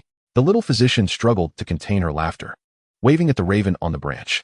All right, Coldball it shall be. A name is merely a moniker. Come here, little one, tell me. Her tone was laced with coaxing curiosity as she pointed at Lu Chen. Does this illustrious master of yours treat you well? Does he feed you on time? Has he found you any lovely female ravens? Lu Chen's heart sank. This woman is up to no good. The raven on the branch suddenly turned, its crimson eyes locking onto Lu Chen as if it had found a confidant. It flapped its wings and swooped down, landing on the little physician's outstretched arm. and directed a flurry of urgent and high-pitched quack, quack, quack, quack, quack, towards Lin Kuan. The calls were rhythmic, filled with an air of accusation. At times filled with sorrow and indignation, at others steeped in grievance and rage, it cried out while gesturing with its diminutive wings towards Lin Kuan, then pointing to its own belly to imply hunger, and subsequently indicating the scroll to suggest confinement in a dark place. Its movements were expressive and its emotions fervent, akin to a passionate denunciation meeting. Oh, is that so? Little Medicine Immortal nodded while listening, her grayish-purple eyes glinting with a teasing smile directed at Lin Kuan. It appeared that certain individuals not only neglected to bestow a name but often forgot to provide sustenance, carelessly confining the creature within that pitch-black scroll. How heartless, Commander Ling Quan.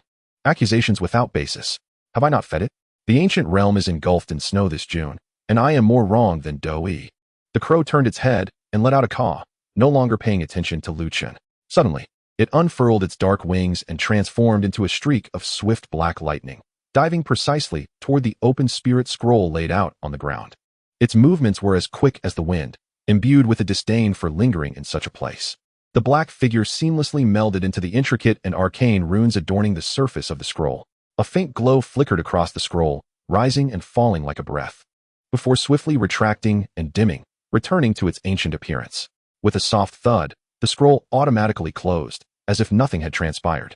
Only the faint resonance of a contract lingered in the air, alongside the quietly resting spirit scroll on the ground, which seemed to suggest that all the previous commotion had been mere illusion.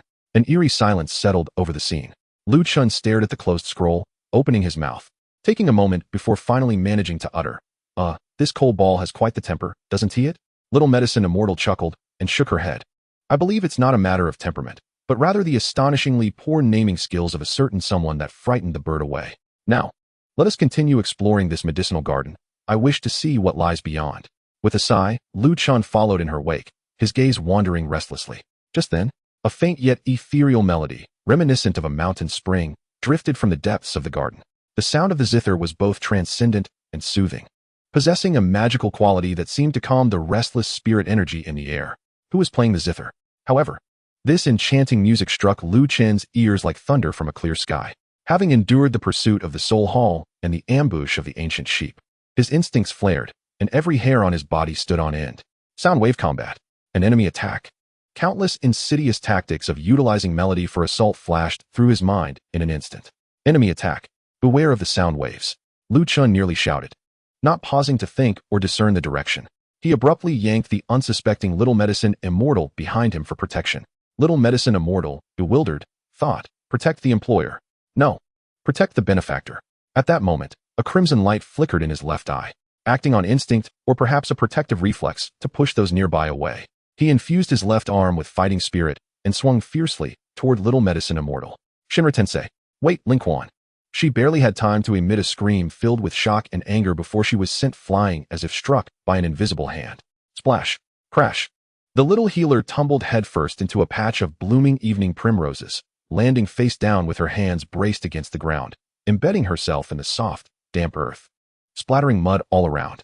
Her meticulously arranged hairstyle was instantly disheveled, with petals and blades of grass clinging to her hair and cheeks, while her expensive gown became soiled with dirt and debris, the grayish-purple hem now soaked, resembling one who had just emerged from a mire. Coughing violently, she struggled to lift her head, expelling the grass and mud that had inadvertently entered her mouth. Confusion flickered in her gray-purple eyes, swiftly followed by disbelief. She abruptly turned her gaze toward the instigator, Lin Kuan, her expression more fearsome than the very essence of a venomous curse. Ling Quan, you seek death. Each word was squeezed out through clenched teeth, imbued with a palpable aura of wrath. On Lin Kuan's side, having just unleashed the celestial force of his divine technique, he caught sight of the scene unfolding deep within the garden before the repulsive energy dissipated completely. Gushirtsi, in the innermost part of the garden, an expanse encircled by towering magnolia trees housed an ancient seven-stringed zither, upon which a captivating figure reclined against a snow-white fur-covered couch. This venerable elder of the ancient clan, a saint of combat, was evidently the source of the melodious notes that had earlier graced the air. At this moment, she was momentarily startled by Lin Kuan's sudden outburst and the ensuing explosion of repulsive energy, her enchanting fox-like eyes widening in astonishment as they turned toward him. Lin Kuan froze, his left eye Sharingan closing instantly, his previously tense expression solidifying before rapidly morphing into embarrassment, anxiety, and utter despair. Sister Ci? Lu Chen's voice cracked, as he stood rooted in place like a tree struck by lightning, awkwardly glancing at the little healer struggling to rise from the flowers, her figure enveloped in dark energy. I am a foolish subordinate. I have disturbed Sister Ci's graceful pursuits. I deserve 1,000 deaths. Gu Shirtzi regarded the flustered Lu Chun, then shifted her gaze to the disheveled little healer, who had just climbed from the mud, looking utterly wretched, her eyes aflame with indignation. Finally, her gaze landed on Lu Chen's unscathed right eye, which now trembled slightly from tension. The surprise in her eyes rapidly faded, replaced by a glimmer of playful curiosity. Little one, Gu Shirtzi's voice retained its alluring quality, but now bore a hint of sharpness. Your eyes appear quite keen today. Yesterday, I observed your injury. A jolt of apprehension coursed through Lu Chun, sending shivers down his spine. He quickly lowered his head, hastening to explain. To Sister Ci, my physique is unique. My recovery is unlike that of ordinary individuals. Hence, I have fortuitously healed more swiftly. I hope Sister Ci does not worry. He spoke in vague terms, attributing all credit to his physique, deliberately omitting any details. Gu Shirtzi clearly remained unconvinced, her red lips curling into a smile that was both teasing and enigmatic. Oh, is that so? How remarkable. She did not delve deeper but instead inquired, what prompted such alarm? To shout of an enemy attack and inadvertently send the young lady into the flower bed? Lu Chen's face flushed crimson, embarrassment making him feel as if he were digging his toes into the ground. I am but a foolish subordinate. Upon hearing the sound of the zither, he momentarily became hypersensitive, mistaking it for an auditory assault from the spirits of the night. As he spoke, his voice dwindled, and he found himself too embarrassed to continue. A light chuckle escaped Gu Shirtzi, her gaze shifting to the little physician, who was furiously brushing off the dirt from her clothes. Her eyes filled with an intense desire to devour Lu Chenshire whole. Little physician, are you unharmed? No, I'm fine. She shot back, glaring fiercely at Lu Chenshire. Thanks to Commander Ling Quan, I experienced the thrill of flying through the air. At that painfully awkward moment, another figure clad in azure swiftly entered through the garden entrance. Anti-Ci, exclaimed Gu Sunner, who had evidently come in response to the commotion. Upon witnessing the scene before her, she was momentarily taken aback. Her gaze swept over the dirt-streaked little physician, the disheveled flower bed, the zither in Gu Shirtzi's embrace, and the mortified Lu Chenshire, who wished to vanish into thin air. What has transpired here? Gu Sunner's voice was laced with confusion. Upon spotting her, Gu Shirtzi's smile deepened. Ah, just in time. I have prepared the medicinal herbs for you to consolidate your foundation and enhance your vitality. As she spoke, she withdrew several exquisite jade boxes from her spatial ring and handed them to Gu Sunner. As soon as Gu Shirtzi's words fell, Gu Sunner's porcelain-like cheeks flushed crimson, the color spreading all the way to her ears. Instinctively, she cast a quick glance at the stiffly standing Lu Chenshire. Auntie, Gu Sunner exclaimed, her voice tinged with urgency as she almost snatched the jade boxes from Gu Shirtzi's hands, her actions betraying her composure. With the subject of the conversation right before her, being directly addressed was undeniably embarrassing, even though he seemed oblivious. With her head bowed, her voice barely above a whisper, she added, I just feel that my cultivation foundation has been somewhat unstable lately, and I thought it prudent to prepare some herbs for potential needs. As she spoke, her words grew softer, nearly lost in her mouth. Gu Shirtzi's enchanting fox-like eyes flitted between Gu Sunner's flushed cheeks and the still Lu Chenshire, her smile growing more knowing and mischievous. Gu Sunner dared not meet Gu Shirtzi's teasing gaze or look at Lu Chenshire, feeling as though the medicinal herbs in her hands were a hot potato. To ease the suffocating tension, she forcibly shifted the topic, her gaze finally landing on Lu Chenshire, striving to sound calm and routine in her inquiry. Ling Quan, did you find the breakfast to your liking? She referred to the exquisite meal specially delivered that morning. Lu Chenshire, still immersed in bewilderment over the matter of Gu Shirtzi's herbal preparations and the earlier incident of nearly launching the little physician into the air, was caught off guard by Gu Sunner's question about breakfast. His mind had not yet caught up, and he blurted out, replying to the young lady, I have yet to eat the breakfast. The air instantly thickened with tension. The rosy hue on Gu Sunner's face receded like a tide, replaced by a stiffness and a rapidly rising ire. She had meticulously prepared breakfast for him and even specifically instructed him about it, yet this fellow actually did not eat? And he expressed it so nonchalantly. Gu Shirtzi raised her brow with interest, her gaze flitting between the two, eager for the unfolding drama. Xiao Yixian's fury was momentarily overshadowed by her curiosity. It was only after Lu Chen finished speaking that he realized the atmosphere had turned awkward. Observing Sunner's suddenly darkened expression, his heart sank, sensing trouble. He hastily attempted to salvage the situation, striving to explain with an air of innocence and sincerity. He thought to himself that such an exquisite breakfast would be far more delightful as a midnight snack. Yes, a midnight snack. How poetic it would be, accompanied by the moonlight. Thus, he had decided to set it aside for later enjoyment. There was absolutely no intention of wasting the young lady's thoughtful gesture. He endeavored to project an expression of utmost sincerity, believing that savoring her breakfast in the evening would be a profoundly romantic and poetic affair. Gu Suner felt a surge of frustration welling in her chest, rendering her breathless. She could distinctly feel the veins at her temples throbbing. Taking a deep breath, she inhaled again, barely managing to suppress the urge to hurl those exquisite jade boxes at Lu Chen's face. Clenching her teeth, she forced out a few words through gritted teeth. Is that so? Then you, this evening, must truly enjoy it. Lu Chun, chilled by her tone, instinctively recoiled and nodded vigorously. Yes, yes, I shall certainly enjoy it. I will never take the young lady's kindness for granted. Gu Suner's chest heaved violently, clearly infuriated, as though merely looking at him would shorten her lifespan. She restrained her anger and turned to Xiao Yan, her tone slightly softened, yet still laced with frost. Xiao Yan, I apologize for the shock. Ling Quan has been reckless. I offer my sincerest apologies on his behalf. Observing Lu Chen's discomfort and then glancing at Gu Suner, who was struggling to maintain her composure, Xiao Yan's own irritation diminished somewhat, and she waved her hand dismissively. It's nothing, really, just a minor mishap. It's of no consequence. Her gray-violet eyes cast a glance at Lu Chun, imbued with a hint of you deserve this. Gu Suner nodded and turned to Gu Shirtzi, forcing a smile. Aunt Ci, I have matters to attend to. I must take my leave. She wished to linger no longer in this garden that had become a source of embarrassment, irritation, and anger. As Lu Chun watched Suner's retreating figure, he then glanced at the ever-watchful Xiao Yan, poised to poison him at any moment. Silently, he retrieved the still-cold tour guide coin from his pocket and cautiously placed it on the only clean stone table nearby. Sister Poison Fairy, here is the coin to cover your medical expenses. Do you find it sufficient? If not, I can gather more. At this moment, he wished to dig a hole and bury himself, as this work-related injury had truly been a tumultuous ordeal. Chapter 74, Culinary Redemption.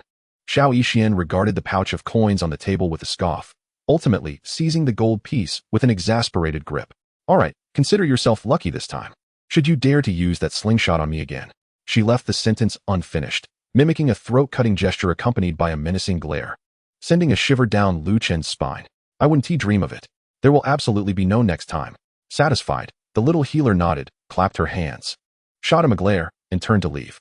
In the garden, only Lu Chun remained, alongside the enchanting Gu Shirtzi, who reclined languidly on a soft couch, engrossed in her performance on the seven-string zither.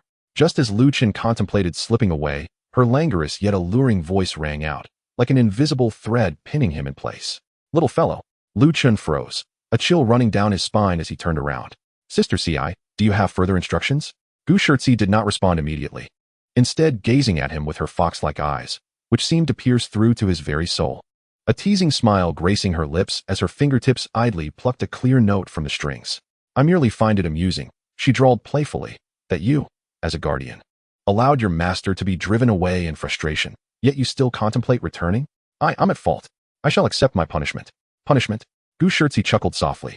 Am I instructing you to seek punishment? I am merely reminding you that although the girl does not voice it, her intentions are sincere. She specially entrusted me with the foundational nurturing elixir, not for some reckless lad who has suffered from a damaged meridian, but for you. And what did you do? You allowed her carefully prepared breakfast to languish, only to declare in her presence that you had not eaten, intending to save it for supper? Gu Shirtzi mimicked Lu Chen's earnest tone, unable to suppress her laughter. With each of her words, Lu Chen's head sank lower. I truly believed that dining in the evening would possess a certain ambience. I did not think it through. Did not think it through? Gu Shirtzi shot him an incredulous look. Then it seems you ought to ruminate on it now, having driven your master away. Do you intend to wait for her anger to subside before facing her wrath? At that point, it will be far more than just a glare. Why do I feel that since my arrival in this world, Gu Suner's temperament has become so unpredictable? Lu Chen pondered, recalling her exquisite yet frosty visage, now likely shrouded in a layer of frost. The thought of her soul-freezing gaze sent shivers down his spine. Approaching her, he feared he would become an ice sculpture before uttering a word. What if he arrived empty-handed? That would be tantamount to courting death. He must bring something with him. Outside Lingxi Pavilion, an unusual tranquility enveloped the air. As Lu Chun approached the courtyard gate, he sensed a remarkable energy wave emanating from within. The energy was pure and vast, imbued with a depth akin to the stars, with hints of spatial power circulating through it. Is she breaking through? Lu Chun was momentarily taken aback, recalling that Gusuner had previously been stalled at the pinnacle of the 9-star dozun. He immediately softened his footsteps, suppressing his aura, and stealthily approached the courtyard entrance. Indeed, beyond the gate, he could feel the surging do qi rising in an orderly fashion, coalescing and striking against an invisible barrier. What astonished him further was the shimmering, silvery strands of energy, akin to starlight, wafting through the air, exuding a cool and mysterious aura. These energies seemed drawn by an unseen force, gradually converging towards the direction of the loft. It's the effect of the star moon glazed hairpin. Lu Chun recognized. The hairpin indeed assisted her in breaking through to the first rank of the dozun. The dissipated power of the stars was a manifestation of energy too pure and overwhelming to be fully absorbed at that moment. Lu Chun hesitated for a moment, reluctant to disturb her by knocking on the door. Instead, he found a clean step outside the courtyard and sat down, leaning against the cool courtyard wall. He watched the scattered starlight dance in the night sky, which presented a unique sight. Silently, he retrieved a box of mousse cake and a large cup of iced milk tea from his storage ring, placing them beside him. Well, standing guard here could be considered fulfilling his duty as a protector, right? After all, what if something unexpected occurred during the breakthrough? He sought solace in this excuse. Time passed gradually. The energy fluctuations within grew increasingly intense and tumultuous, culminating in a thunderous eruption at a peak, only to recede swiftly like a tide, calming down thereafter. A more refined and profound aura of dozun subtly emanated. She succeeded. She had achieved the first rank of dozun. Lu Chun breathed a sigh of relief and prepared to rise. Wasn't she supposed to take a break? A cool voice, tinged with a hint of post-breakthrough hoarseness and evident mockery, drifted from within the courtyard. The courtyard door opened silently. Gusuner stood within, a few strands of hair dampened by sweat clinging to her smooth forehead. A faint flush of achievement colored her cheeks, her breath not yet fully settled. Yet her demeanor had already returned to its usual coolness, gazing down from her elevated position at Lu Chun, who sat on the steps with cake and milk tea beside him. Lu Chun hurriedly stood up, brushing off the dust from his pants. My lady, with such a significant breakthrough, surely someone ought to be guarding you? What if some unseeing soul from the Soul Palace or a lost gardener were to intrude and disturb you? That would be a grave offense on my part. Oh no, he had chosen the wrong excuse. This reason was far too far-fetched. Gusuner said nothing, merely casting her gaze over his face and the cake and milk tea at his feet. She did not expose his clumsy pretext nor bring up the matter of taking a break again, simply turning to walk back into the courtyard, saying lightly, "Come in." Lu Chun felt as if he had been granted a reprieve, hastily seizing his lifeline and following her inside. The courtyard featured a stone table. Gusuner sat down unceremoniously, pouring herself a cup of clear tea from the teapot on the stone table, sipping it slowly to calm her breath. Lu Chun cautiously placed the cake box and milk tea atop the stone table, sliding them towards Gusuner, rubbing his hands together nervously and chuckling awkwardly. My lady, having just completed your breakthrough and expending much energy, I thought I would prepare a little something to replenish your strength, a token of my apologies. Gusuner set down her teacup, her gaze falling on the exquisite mousse cake, then glancing at the cup of enticingly fragrant milk tea. She remained silent, not looking at Lu Chun, but delicately opened the lid of the cake box with her slender fingers. The rich aroma of chocolate mingled with the scent of milk instantly filled the air. The cake was crafted with exquisite detail, adorned with a lifelike magnolia flower made of cream. Gusuner picked up a small silver spoon nearby, cutting a small piece with utmost grace and bringing it to her lips. The delicate mousse melted on her tongue, the sweetness perfectly balanced, infused with a robust chocolate flavor and a hint of bittersweet aftertaste, offering an exceptional taste experience. She imperceptibly nodded, then picked up the cup of milk tea, biting the straw and gently sipping a mouthful. The cold, silky liquid mingled with the springiness of the pearls, and the familiar sweet flavor seemed to release a fraction of the tension in her nerves. Lu Chun observed her quietly enjoying the cake and sipping the milk tea. Though she remained silent, she did not hurl anything at him, which allowed him to breathe a secret sigh of relief. It appeared that the culinary assault had some effect. Just as he believed the alarm had been temporarily lifted, Gusuner set down her half-empty cup of milk tea and daintily wiped the corner of her mouth with a silk handkerchief. She lifted her gaze to Lu Chun, her expression having reverted to its usual coolness, tinged with a hint of gravity. Tomorrow, representatives from the ancient 8 clans, excluding the Soul Clan, would arrive in the ancient realm. Her voice was calm, yet it struck like a boulder tossed into a tranquil lake. The small biscuit that Lu Chun had just placed in his mouth nearly lodged in his throat, and he erupted into a fit of coughing. Cough, cough, what? Gusuner regarded his reaction with a flicker of helplessness in her eyes and continued, Aunt Ci has informed my father about your warning regarding the ancient goat. He takes this matter very seriously, believing it to be of great significance, involving the Tuashi ancient Emperor Jade and the conspiracy of the Soul Clan. We must communicate with the other clans and devise a strategy. She paused, studying Lu Chun with a complex gaze. Brother Xiao Yan is also present in the ancient realm. Therefore, my father has decided to convene a meeting of the 8 clans tomorrow to discuss matters related to the Tuashi ancient Emperor Jade. Chapter 75. Who disturbed the young lady's cake? The enormous plaza before the ancient realm's sacred hall was adorned with dazzling lights. The vast spatial portal opened intermittently, allowing various uniquely shaped, imposing spatial vessels to descend, bringing the core representatives and young talents of the ancient 8 clans. The plaza erupted into a cacophony of voices, with warriors of diverse attire and distinct auras converging.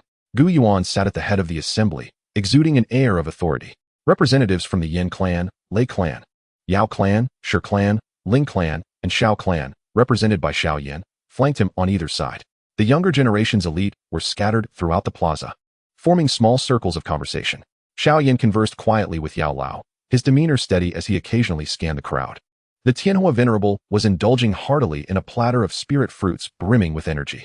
Xiao Yixian sat quietly at a slightly off-center position, her fingertips unconsciously caressing a delicate jade vial, seemingly indifferent to the surrounding revelry. As the individual who had exposed the anomaly of the ancient goat and as Gu Suner's personal protector, Lu Chen certainly qualified to participate. Nevertheless, he chose to sit in an inconspicuous corner near the base of the main stage. He made an effort to diminish his presence, wishing to be a mere specter, though that was just what he believed. However, after Gu Yuan's opening address regarding the threat posed by the Soul Clan and the necessity for the 8 clans to unite, he shifted the focus to the leader of the ancient clan, Ling Quan, praising her keen insight in detecting the undercurrents within the clan, and gestured for Lu Chen to rise. As Gu Yuan concluded his official speech on strengthening communication among the 8 clans to jointly confront the Soul Palace, the atmosphere of the banquet began to flourish. Many gazes, particularly from the younger generation, began to inadvertently drift towards Lu Chen in that corner. After all, the name Ling Quan has recently stirred quite a commotion within the ancient clan, having rescued the young lady, experienced a meteoric rise in cultivation, and garnered the chief's favor. Coupled with his rather handsome visage, which, among the clan's guardians, is deemed somewhat striking, he has attracted the attention of several women. Lu Chen, feeling somewhat out of place, rose to his feet and awkwardly offered a salute, silently sending 100 greetings to Gu Yuan in his mind. It seemed he had become a small celebrity, unable to maintain a low profile any longer. Indeed, as the atmosphere of the banquet eased, a few young women from other clans approached him, some out of curiosity, others with ulterior motives. Among them, a striking young lady from the Thunder clan, clad in a purple outfit and possessing a tall, alluring figure with a hint of heroism in her brows, was particularly forward. She was the favored disciple of a prominent elder within the Thunder clan, known for her forthright nature and admiration for the strong. Holding a wine cup, she confidently approached Lu Chen's table and settled down without hesitation. "Hey, you must be Commander Ling Quan, right?" Her voice rang clear, infused with the characteristic straightforwardness of her clan. "I am Lei Qian. Yesterday, I heard our elder mention you, saying you have already achieved the rank of battle sovereign at such a young age and accomplished great feats. Truly impressive. I hear your sealing techniques are exceptional." Lu Chen was somewhat taken aback by her sudden enthusiasm, hastily placing his wine cup down and offering an awkward smile. Miss Lei, you flatter me. My sealing techniques are merely rudimentary skills, hardly worth mentioning. Don't be modest." Lei Qian leaned in closer, her eyes sparkling with excitement. "I have delved deeply into Thunder-type combat techniques and sealing arts. Our clan's Thunder Finger sealing technique is remarkably intricate, focusing on explosive power at the fingertips. Observe." Without hesitation, she extended her slender fingers and began to demonstrate a complex form of the sealing technique right in front of Lu Chen, with faint electric arcs dancing at her fingertips. Given her enthusiasm and the discussion about combat techniques, Lu Chen felt it would be ungracious to remain overly reserved. His innate curiosity about the power system piqued his interest in the exquisite sealing arts, so he extended his fingers as well, following Lei Qian's rhythm while softly sharing his understanding of energy guidance. Indeed, the connection in this hand seal is crucial. Directing energy down to the dantian before an explosion can indeed enhance its penetrative capability. However, I believe that with slight adjustments at the threshold, in conjunction with breath control, one might reduce energy dissipation. The two engaged earnestly, with one teaching diligently and the other learning intently, their heads unconsciously leaning closer as they quietly discussed the intricacies of the sealing arts, creating an atmosphere that appeared quite harmonious to outsiders. However, atop the high platform, Gu Suner, holding a teacup, noticed Lei Qian nearly pressing against Lu Chun.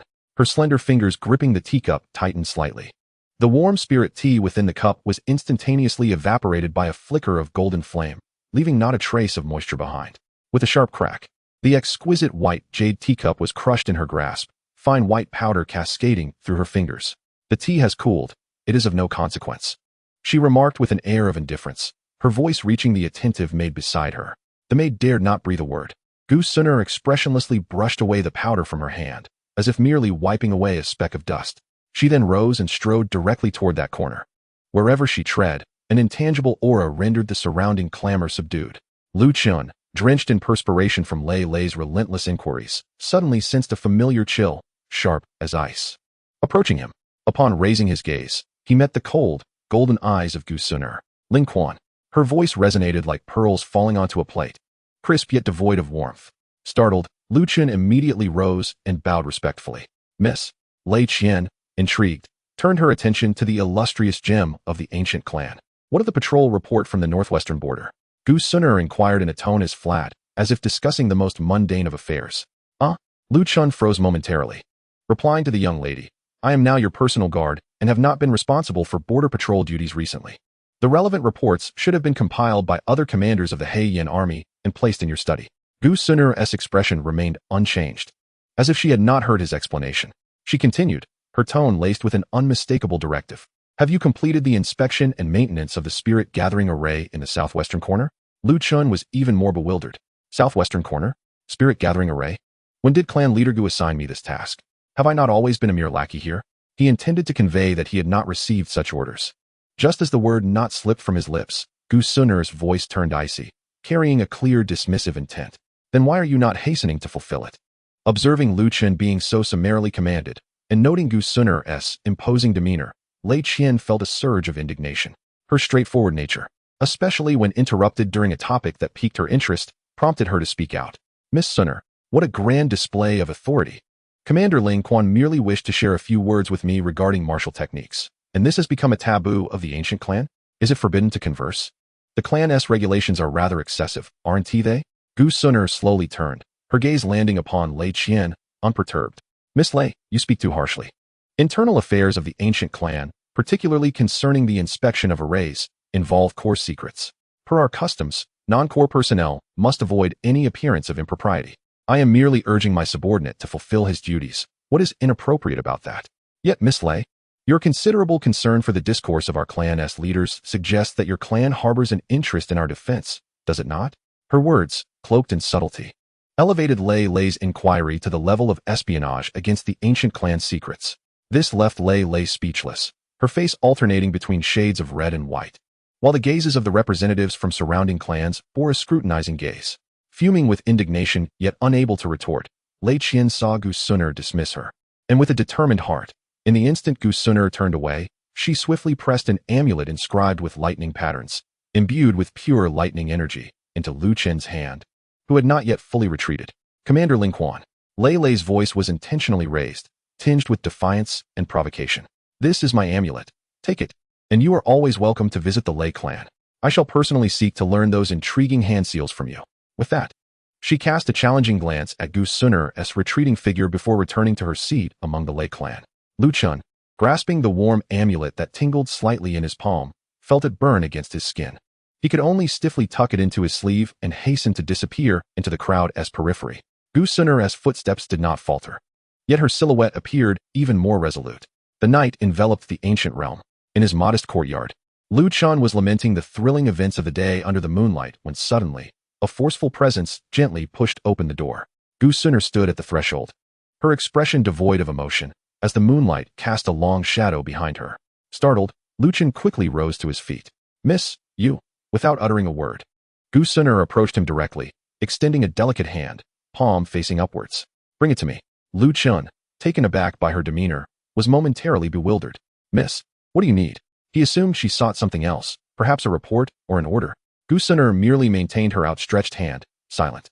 Feeling a chill from her gaze, Lu Chun racked his brain, trying to recall any mistakes he might have made. Had the formation not been checked properly? But that was unfounded. Could it be that yesterday's cake was unsatisfactory? That shouldn't be the case. Just as his thoughts spun in confusion, Gu Sunner's patience wore thin. Taking a decisive step forward, she deftly reached into Lu Chun's sleeve pocket, snatching the treasured piece of jade from the Thunder Clan before he could react. Realizing her intent, he began to explain, "This belongs to Miss Lei Qian." But before he could finish, a blaze of searing golden flames erupted from her palm. The flames were overwhelmingly fierce, instantly consuming the exquisite jade without a hint of resistance. Emitting a faint hissing sound as it transformed into a wisp of green smoke, leaving no ashes behind, utterly annihilated.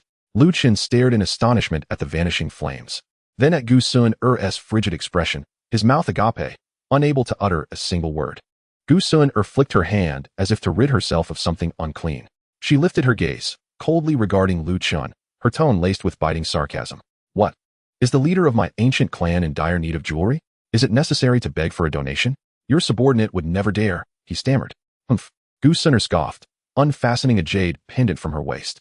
This pendant was smooth and translucent, devoid of any patterns, with an elegant character for Sun delicately etched at its center. The quality of this jade was evidently superior to that of Lei Qian's. Without so much as a glance, she casually tossed the pendant to Lu Chen. "Take it." He fumbled to catch it, feeling its coolness in his hands. "This is..." He stuttered, bewildered. "A reward for you," Gu Sunner interrupted, her tone still harsh and imperious. "Lest your shallow eyes mistake a worthless stone for treasure. If you wish to wear one, let it be this." After speaking, she seemed to realize her actions were perhaps a bit excessive or inappropriate. Her ears tinged with a faint blush as she abruptly turned away, offering Lu Chen no chance to respond or express gratitude.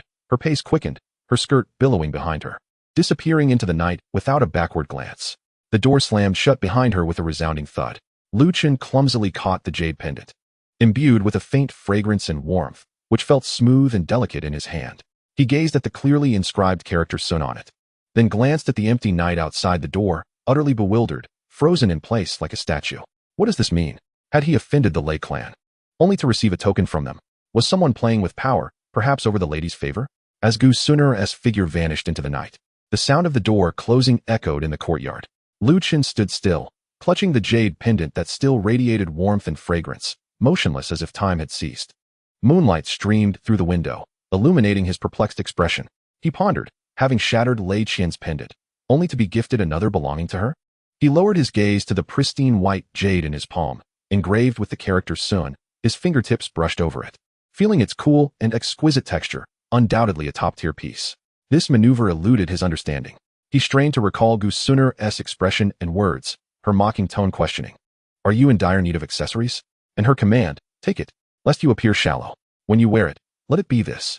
It all seemed like a punishment from a superior towards a disobedient subordinate, or perhaps a rebranding of sorts. As other possibilities flickered in his mind, he swiftly dispelled them with a mental slap. What nonsense! That is Gu Sunner, the esteemed young lady of the Gu clan, a peak dozun, the epitome of perfection in his brother Xiao Yan's heart. Who was he? Merely a former commander of the Dark Abyss, preoccupied with survival. A side character indeed. To her, he was but a slight annoyance, akin to a child displeased to see their toy handled by another. Surely it must be so. With a long sigh, Lu Chen successfully reassured himself. He tucked the jade pendant, inscribed with the character Sun, deep within his storage ring. As for wearing it close to him, he lacked the courage for that, choosing to set aside the perplexities that the pendant brought. Host, this system has detected an increase in your romantic prospects. It is advisable to seize the opportunity, for this is a fated union. Are you referring to Miss Lei Qian? She possesses a bright disposition and commendable strength. Nevertheless, Lu Chen shook his head. She is the pride of the Lei clan, while I am merely a guardian commander of the Gu clan. Moreover, she resides in the Lei clan, and I in the Gu realm. Wouldn't that equate to a long-distance relationship? Engaging in romance across spatial turbulence? Too troublesome. Best not to pursue it. Host, what about Gu Sunner? Proximity brings advantage. Stop, stop, stop. Lu Chen felt a shiver run down his spine, hastily curbing the system's dangerous conjecture. That is Gu Sunner, the little princess of the Gu clan, the treasure jewel of the peak 9-star Do Saint Gu Yuan, the destined partner of the future flame Emperor Xiao Yan. If she harbored no murderous intent towards me, I ought to be lighting incense in gratitude at a temple. But host, what if she does have feelings for you? He chuckled softly, picking up a mirror. This modeling of mine is rather touching. If any woman were to find me appealing. Lu Chen's tone was resolute, imbued with an unwavering certainty that was almost palpable. I, Lu Chun, would rather perish on the spot. I would sooner believe that the Soul Clan has collectively turned to philanthropy than entertain the notion that anyone could develop feelings for me. The mention of Xiao Yan jolted Lu Chun back to reality.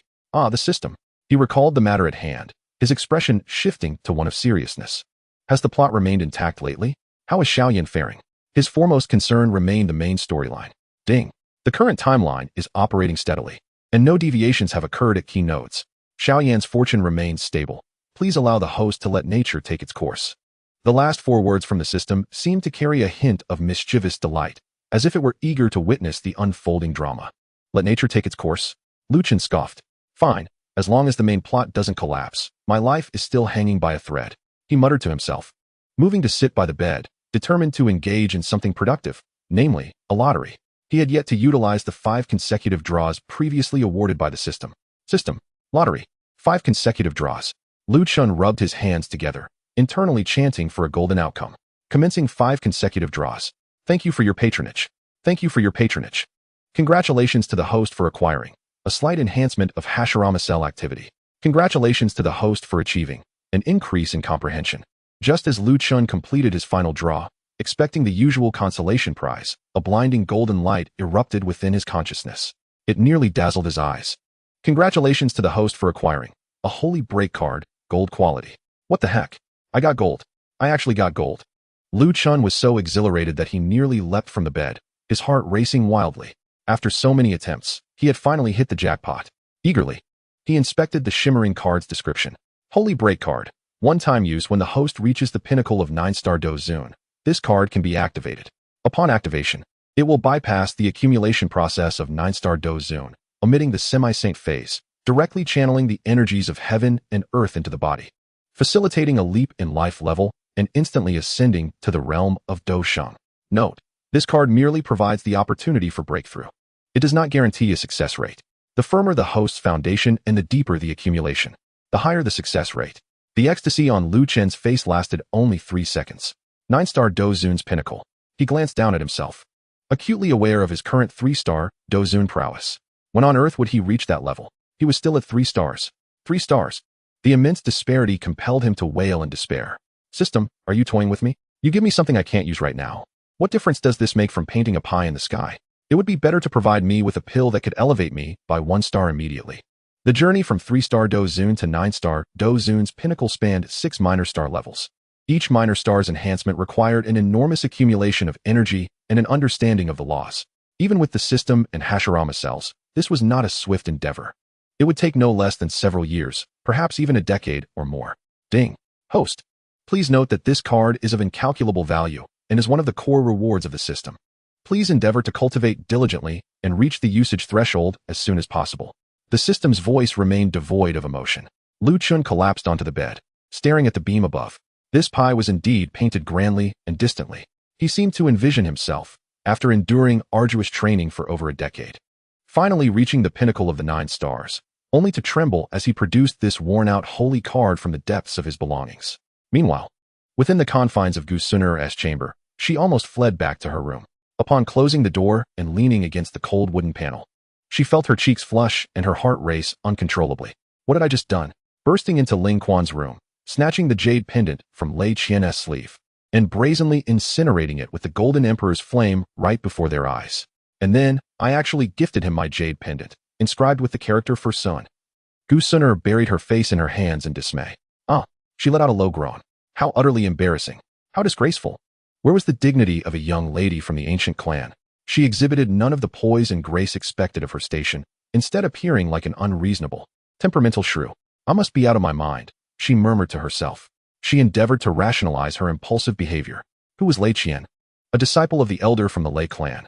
Who could know if her approach towards Ling Quan was not driven by ulterior motives? Or whether the pendant concealed some tracking mark or a means of espionage? Indeed, she must be attempting to extract confidential information from the Gu clan or to use Ling Quan for some nefarious purpose detrimental to their clan. What if she divulged clan secrets? This rationale served as a potent tonic, instantly providing Gu Sunur with a logical foothold, straightening her posture and alleviating some of the heat from her face. Yes, it must be so. This was to safeguard the secrets of the Gu clan. However, as she calmed down, a wave of profound regret washed over her. That jade pendant held immense significance. It was one of the relics left by her mother, with the unique character Sun engraved upon it. Had she truly given it away so impulsively? Should she retrieve it? The very thought emerged only to be swiftly extinguished by Gu Sun herself. Absolutely not. It was out of the question. To reclaim something once given? That would be even more humiliating. Did she wish to lose all semblance of dignity? And what would he think? Surely he would perceive her as capricious and utterly perplexing. She paced restlessly within her room, her gaze inadvertently landing on the jade pendant engraved with the character for Quan resting on her vanity. This was the pendant Lu Chun had previously gifted her, which she had initially scorned, only for him to shamelessly reclaim it, before it ultimately found its way back into her possession. Gazing at this pendant, Gu Sun's emotions grew even more convoluted. And now, had she not engaged in a similar act, forcing her own pendant upon him? What was this? An act of reciprocity? Or some peculiar form of symmetry? It was certainly not for any other reason. Gu Sun shook her head vigorously, as if to dislodge some absurd notion. He is my personal bodyguard, having spent time together. Naturally, one might feel a slight inclination to protect what is dear, much like safeguarding one's own possessions from the covetous glances of others. This is entirely normal. Anyone in my position would feel the same. She inhaled deeply, striving to calm her tumultuous emotions. Indeed, that was it. Bestowing him her jade pendant was a means to assert the authority of the Gu clan, a reminder for him to always remain cognizant of his identity and standing. After all, the personal bodyguard, in a sense, serves as my facade. She found what seemed to be a plausible explanation, although even she felt it was somewhat forced. As for the vague feelings of frustration and embarrassment swirling within her, she dismissed them as mere stress responses brought on by the unexpected circumstances of the evening. Approaching the window, she pushed it open, allowing the cool night breeze to caress her face in an attempt to soothe the warmth that had risen there. However, her gaze involuntarily drifted towards the direction of the commander's residence. What expression would that fool wear upon receiving the jade pendant? Would he be muttering to himself in confusion once more? Chapter 77. This name is even more imposing than Xiao Yan. The atmosphere in the core area of the ancient realm was palpably different from previous days. Along the path leading to the ancient sacred hall, the figures clad in the attire of various clans had noticeably increased, their auras ranging from magnificent to subdued or sharp, all emanating from disciples of the ancient seven clans. Lu Chun donned his Black Yan army commander's uniform and strode quickly along a relatively secluded bluestone path, his mind busy replaying various scenarios that might unfold shortly. As he turned a corner of a corridor, a somewhat urgent and tense voice called from beside him. Lord Ling Quan. Please, hold on. Lu Chun paused in his steps and turned towards the voice. He saw a young man dressed in the ordinary garb of an ancient clan disciple. Standing somewhat awkwardly beside a pillar, his eager yet anxious gaze fixed on him. The youth had a handsome countenance, though his aura was not particularly strong. Likely around the 6-star Dozone level. Lu Chun found him somewhat familiar, and upon closer inspection, realization dawned upon him. It was the disciple from the ancestral hall who had been nearly sacrificed by Gu Yang. Is it you? Lu Chun halted, his tone calm. Have your injuries healed? The youth, upon recognizing Lu Chun, became flushed with excitement, hastily stepping forward and bowing deeply, almost touching his forehead to his knees. Thanks to the commander's life-saving intervention that day, I am eternally grateful. My injuries are no longer serious. With a few days of rest, I shall be well. His words were sincere, and his gaze towards Lu Chun brimmed with unabashed admiration. It was but a trivial matter, no need for concern. Lu Chun waved his hand dismissively, adopting a casual tone. I'm glad to hear you're well, but I have matters to attend to and must take my leave. Please, wait a moment, Commander. The disciple, seeing Lu Chun about to leave, became anxious, stepping forward with urgency. His face was flushed, and he nervously rubbed the hem of his garment. A look of hesitation mixed with determination adorning his features. Lu Chun raised an eyebrow. Is there something else? Gu Qinsha took a deep breath, as if steeling himself for a momentous decision, lifting his gaze to meet Lu Chun's with fervent intensity, his voice trembling with excitement. I dare to request to follow the commander, to serve in any capacity, even as a humble errand boy. Please, allow me to be your disciple. With that, he performed another profound bow, this time lower than before, his body trembling slightly, clearly at the peak of nervousness. Lu Chun. He was utterly taken aback, momentarily at a loss for words. Accepting a subordinate? What kind of development is this? He gazed at the youthful figure before him, whose face was flushed with excitement, and felt a wave of confusion wash over him. Lu Chun attempted to politely decline. My dear disciple, I appreciate your sentiments. However, I am merely a guard captain within my clan, burdened with my own myriad of troubles. I possess neither the qualifications nor the capacity to take on a subordinate. Focus on your cultivation and duties within the ancestral hall. Your future will surely be bright. As he spoke, he made a gesture to bypass Gu Chansha and continue on his way. Captain, the disciple, in a state of urgency, abruptly looked up, his eyes reflecting a blend of pleading and determination. I understand. My abilities are modest, my talents average. Within the ancestral hall, I am but an ordinary disciple, hardly worthy of your attention. Yet, had it not been for your intervention that day, I would have long since been lost. I am indebted to you for saving my life, and I have no means to repay that debt. All I desire is to remain by your side, even if it is merely to serve you with tea, run errands, or act as a training partner. I implore you, grant me this opportunity. I promise I shall never be a source of trouble for you. His tone was earnest, and the pure gratitude and yearning to attach himself to Lu Chun nearly overflowed from his eyes. Lu Chun observed this earnest display and found the words of refusal lingering on his lips, yet difficult to articulate. This lad, it seemed, was quite sincere and harbored a genuine sense of gratitude. Lu Chun scrutinized him closely, contemplating that it would merely be a nominal association. He could go about his own affairs while having an additional errand runner. With a resigned sigh, he inquired, "What is your name?" The young man, sensing a shift in Lu Chen's tone, instantly erupted with joy and replied eagerly, "In response to your inquiry, my name is Gu Qinsha." Gu Qinsha, Lu Chen repeated, feeling an odd familiarity with the name, as though he had encountered it before. Was it in the records of the ancient clan? No, that wasn't he quite right. Wait a moment. Gu Qinsha. Boom. Lu Chen's mind was struck as if by a lightning bolt, nearly propelling him to his feet.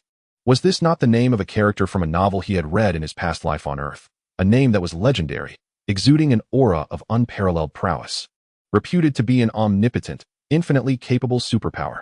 Now, he looked again at the earnest youth kneeling before him, whose strength amounted to merely 6-star dozong.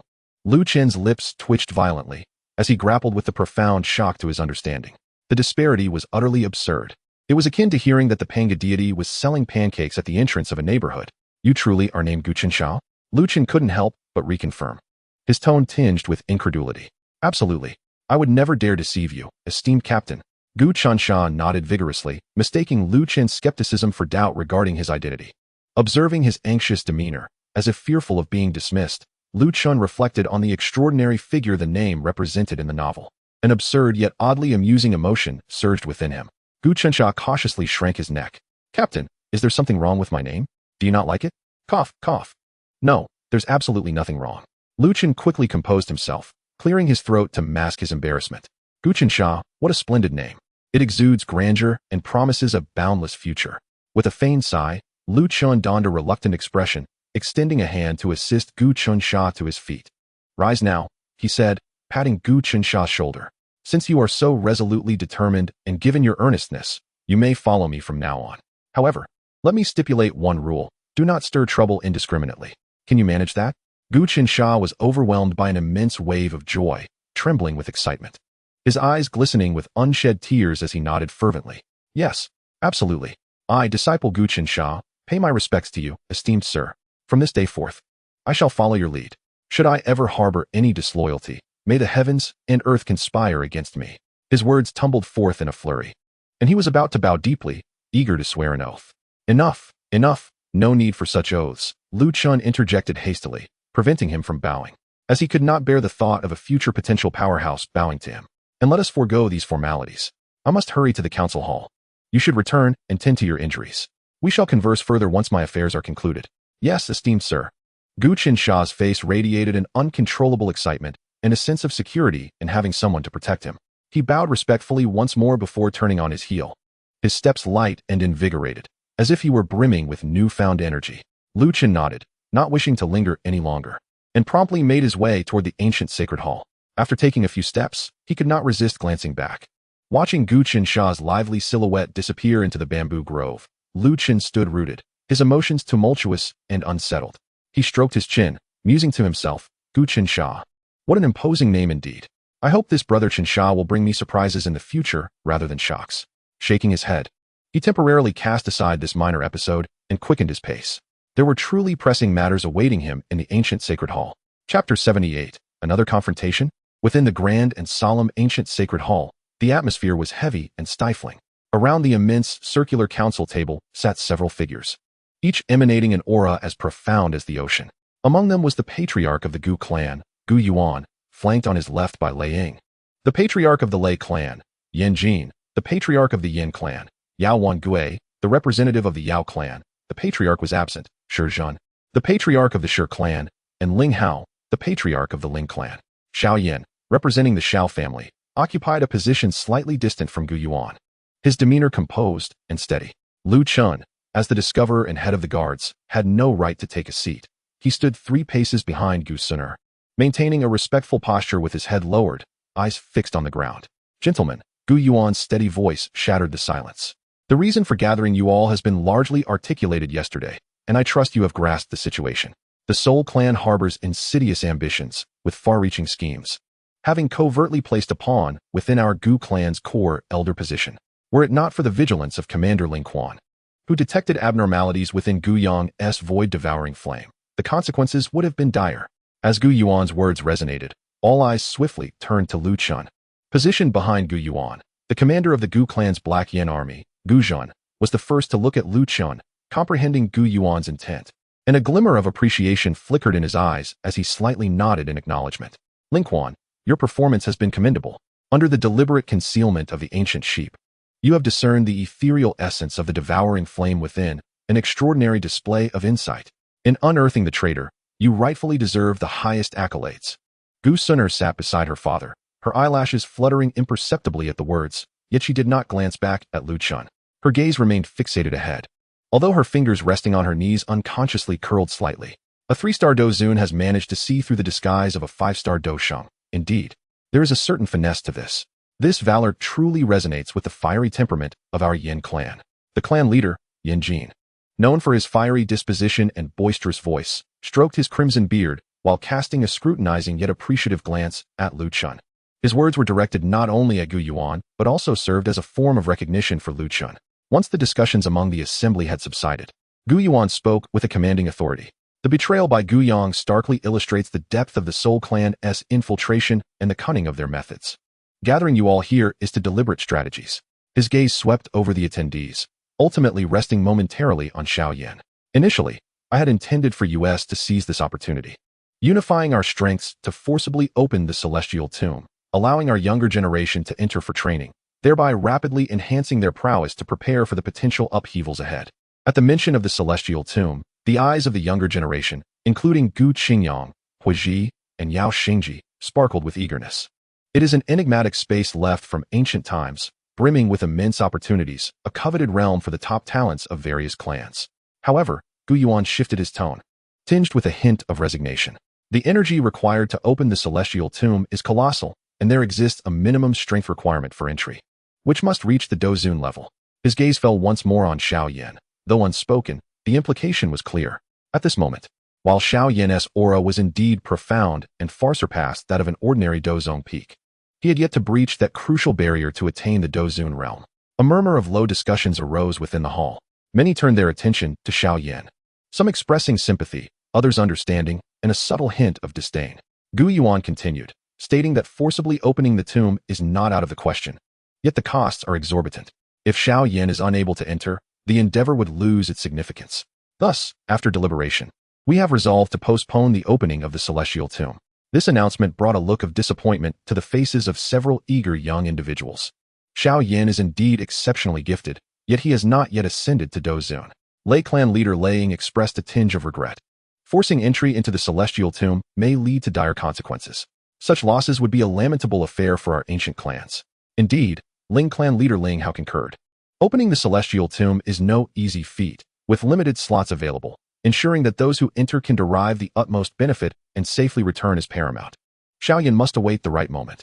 Xiao Yan maintained a calm demeanor, showing no signs of discontent at being excluded. He understood that strength is fundamental, yet his fingers tightened slightly. Thus, the matter of the celestial tomb shall be postponed for now. We shall reconvene once Xiao Yan ascends to Dozun. However, Gu Yuan's voice rose slightly, sweeping over the assembly. However, the refinement of the younger generation must not be neglected. To enhance the strength of the youth, it would be prudent to arrange a contest for the younger generation at the training grounds this afternoon, while the elites of various clans are gathered. This would serve 3 purposes: to exchange insights, to hone practical skills, and to showcase the talents of each clan's descendants. Furthermore, it would allow them to experience the diverse powers of different bloodlines. What do you all think of this proposal? It is relatively moderate and aligns with the interests of all clans. After all, the opportunities at the Heavenly Tomb are limited. and it is advantageous for our kin to gain recognition in the ancient realm. Laying, Yinjin, and others nodded in agreement. A contest? Humph. The crowd turned to the source of the voice and beheld the ancient demon, seated at the forefront of the younger generation of the ancient clan, slowly rising. His countenance was stern, silver hair as white as snow, and his gaze was sharp as a blade, directed unflinchingly at Xiao Yan, betraying no disguise of animosity and disdain. Respected clan leader, esteemed elders, forgive my candidness, but the opening of the heavenly tomb is an essential opportunity for us to enhance our strength against the Soul Clan. Yet now, due to one individual's inadequacy, the entire younger generation is hindered from entering. Is this not a trivial matter? He raised his hand, pointing directly at Xiao Yan, deliberately emphasizing the words one individual's inadequacy, clearly targeting Xiao Yan. What contest can he partake in? A mere 9-star dozone, who is not even a dozone, is to be allowed to compete. Are we to be reduced to playing house with a weakling? His tone was aggressive, filled with scorn for Xiao Yan's capabilities and status. The atmosphere in the grand hall grew awkward and tense. Yao Wangu raised the corner of his mouth in a smirk, while Yinjin frowned. Xiao Yan's gaze suddenly sharpened, an invisible aura beginning to rise. Although he was merely a dozone, the edge honed through life and death trials was by no means diminished. Ancient demon. Silence. Just as Xiao Yan was about to retort, Guzhun, too, frowned and prepared to admonish him, when a cool voice, imbued with undeniable authority, rang out even faster. It was Guzhun. The decision to open the heavenly tomb lies with my father and the esteemed clan leaders. How dare you speak presumptively here and shirk responsibility? Xiao Yan's strength is not for you to judge. Her voice carried a sense of oppression that momentarily stifled the ancient demon's aura. Sunner's defense was instinctive, a reaction deeply ingrained within her, even before she had fully untangled her complex feelings for Xiao Yan. That protective instinct remained unwavering. The ancient demon, publicly reprimanded by Guzhun, especially in defense of Xiao Yan, turned a shade of pale, his face contorting with rage. Yet, he dared not openly confront Sunner, fixating his glare on Xiao Yan instead. Ultimately, under the watchful eye of Gu Yuan's imposing presence, he let out a heavy snort and returned to his seat in silence. Simmering with frustration, a brief silence enveloped the hall. Gu Yuan seized the moment to speak, his voice steady, conveying an undeniable resolution. The matter of the contest is hereby established. The younger generation of all clans may participate. Their strengths will be revealed in due course. Young friend Xiao Yan, please be prepared. Xiao Yan rose, cupping his fists in respect towards Gu Yuan and the clan leaders, his voice resolute and powerful. I shall strive with all my might. Chapter 79, Alas. I have conceived a splendid proposition. As Xiao Yan's voice reverberated through the assembly, it set the tone for the meeting of the 8 clans and the afternoon's competition among the younger generation. The solemn atmosphere within the hall began to ease, with clan leaders and representatives engaging in hushed discussions regarding subsequent details. Xiao Yan resumed his seat, his expression tranquil, yet deep within his eyes burned an indomitable flame. However, not everyone remained composed. Seated at the forefront of the younger generation of the ancient clan, Gu Yao wore a grim expression, his fists clenched tightly, knuckles turning white. Miss Sunner publicly defended Xiao Yan, while the clan leader casually attributed the failure to open the heavenly tomb to an ill-timed moment. Yet Gu Yao found himself unjustly accused of shirking responsibility. A fierce anger ignited within his chest, seeking an outlet. His gaze, akin to that of a venomous serpent, swept across the room, ultimately resting upon the seemingly innocuous figure of Ling Quan, who stood quietly behind Miss Sunner. It was this fellow, were it not for his meddling. The revelation of Gu Yang might have been handled well. Yet Gu Yao now viewed him as the spark that ignited this entire meeting, bringing forth the embarrassing predicament of Xiao Yan, the so-called waste, into the limelight.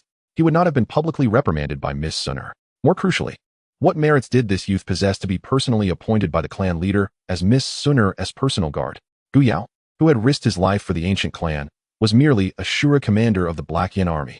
Suddenly, Gu Yao sprang to his feet, his voice laced with suppressed fury and deliberate provocation, instantly capturing the attention of all present as he pointed directly at Lu Chun.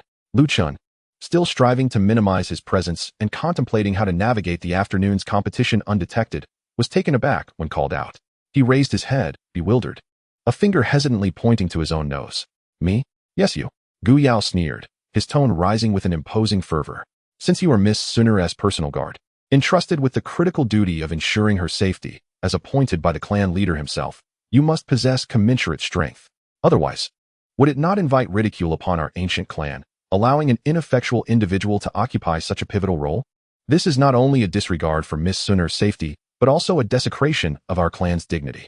Gu Zhen furrowed his brow slightly, recognizing that Gu Yao was clearly attempting to divert attention. Gu Yao, Ling Quan's strength speaks for itself, and the appointment of his protective role is a decision made by the clan leader, which you have no right to question here. Gu Zhen, are you not meddling excessively? Gu Yao retorted defiantly. I do not question the clan leader. As a member of the ancient clan S Black Yin army, I am merely concerned for Miss Sunner's safety. What wrong is there in that? If Commander Ling Quan has earned the clan leader's esteem and managed to survive under a 5-star Do Shang, he must possess extraordinary capabilities. Gu Yuan's brow furrowed. Yet he did not immediately intervene. Miss Gu Sunner tightened her hands, resting on her knees. Why not challenge Xiao Yan? The answer seemed obvious. Xiao Yan was merely a Do Zong now. Winning would be a hollow victory, while losing would bring immense shame. More importantly, Miss Sunner would undoubtedly be furious, solidifying the notion that he feared the strong and bullied the weak. However, challenging Lu Chun, who was also a Do Zun and had a unique standing, seemed far more reasonable. The gaze within the hall concentrated upon the two individuals, the ancient demon disregarding the stares and continuing to fixate on Lu Chun. The esteemed clan leader has personally appointed you as a guardian, indicating his profound expectations for you.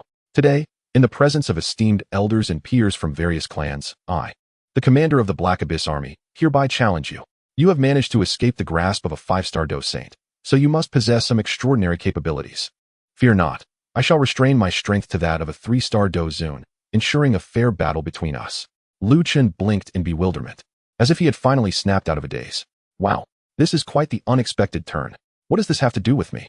You, the ancient demon, dare not vent your frustrations on Xiao Yan or confront Sun Er, so you pick on me, this soft target? Before Gu Zhen could utter another word, Lu Chen interjected. Oh, so, the ancient demon commander implies that he believes my role as a guardian is unsuitable and wishes to switch positions? Would you like me to serve as the deputy commander of the Shura? Gu Zhen's expression darkened, and he retorted sharply, nonsense. The position of the Shura commander can only be held by one who commands respect through strength.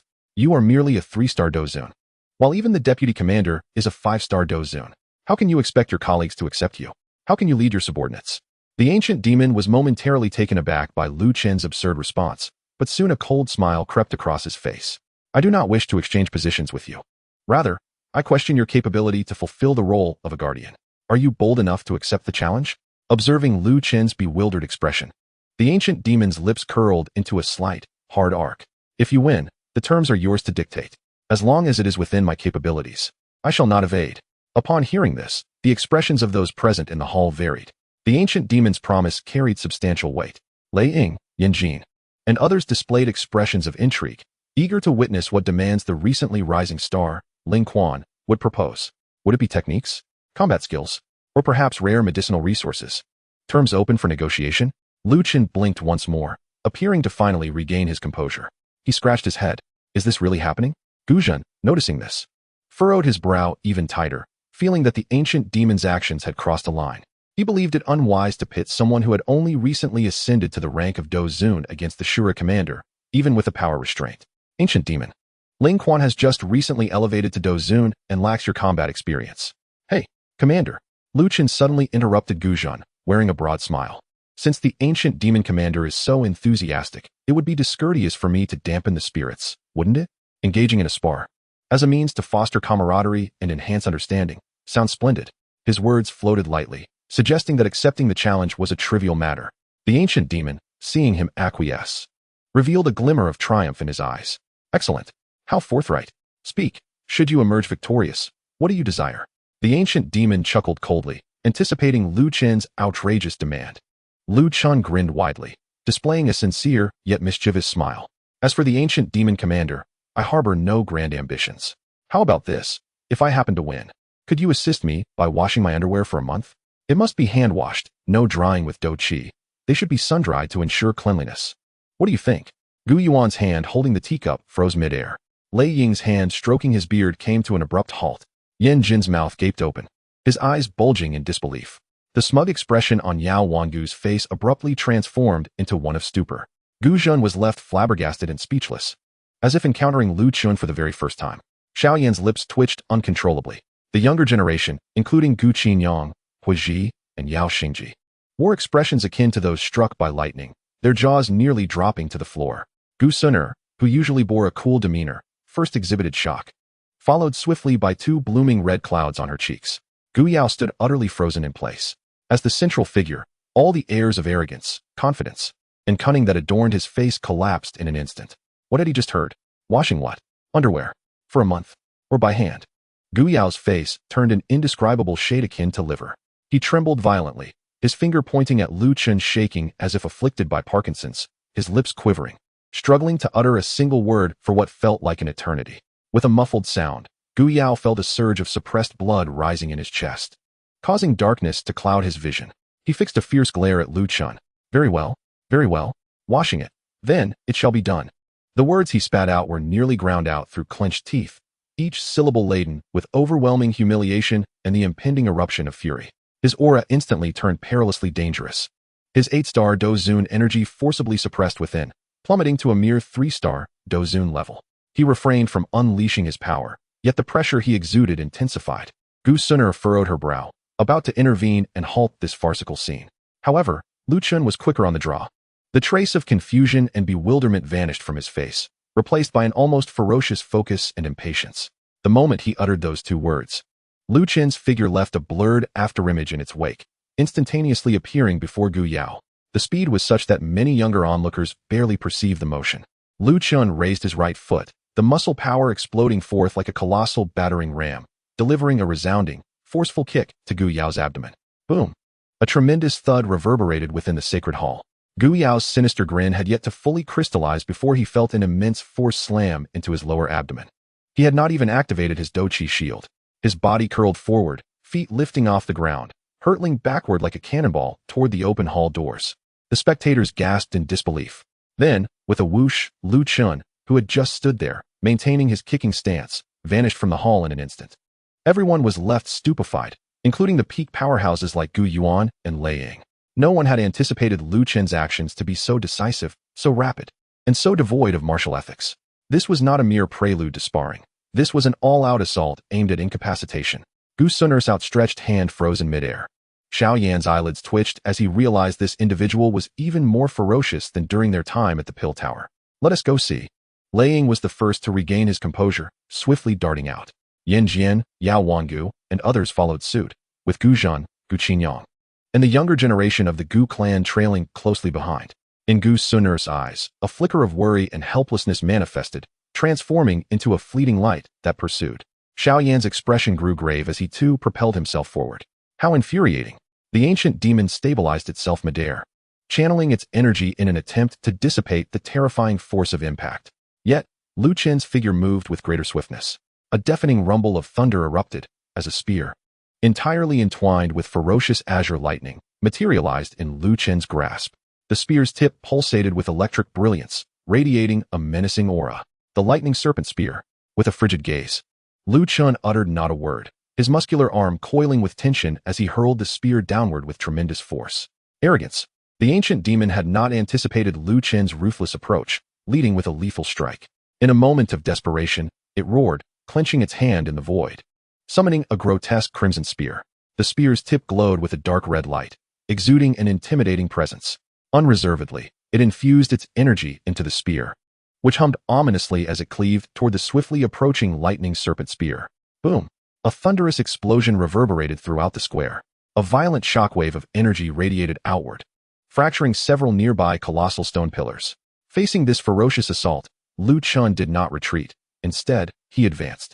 The lightning serpent spear, akin to a serpent emerging from its lair, was thrust with pinpoint accuracy.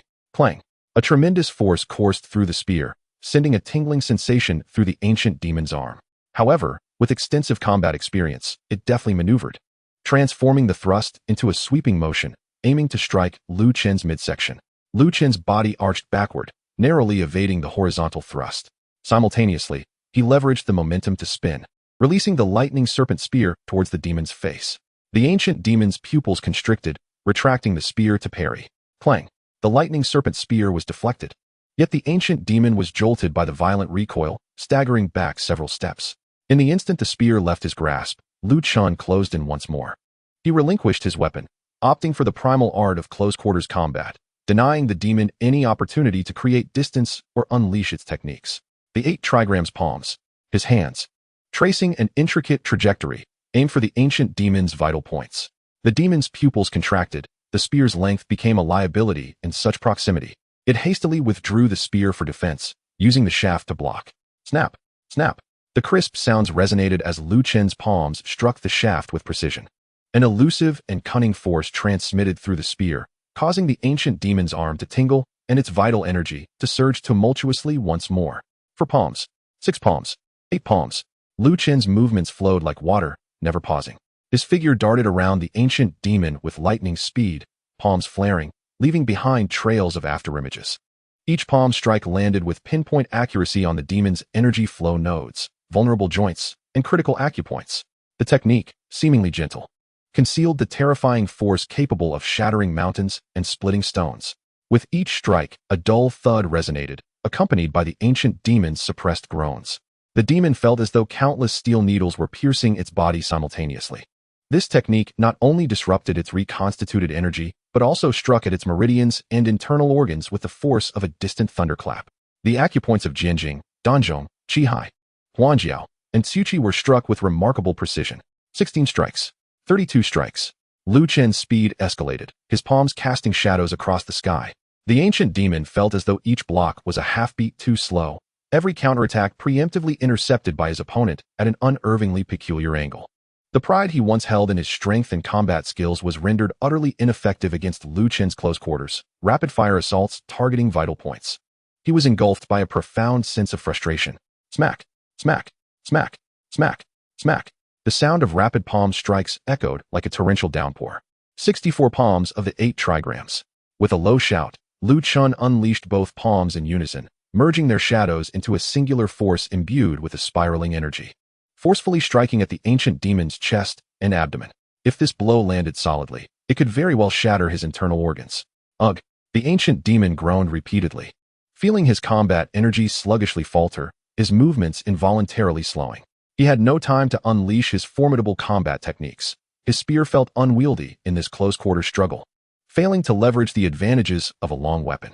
Get away from me! The ancient demon sensed a lethal threat, his eyes burning crimson, the suppressed energy within him nearly erupting instinctively.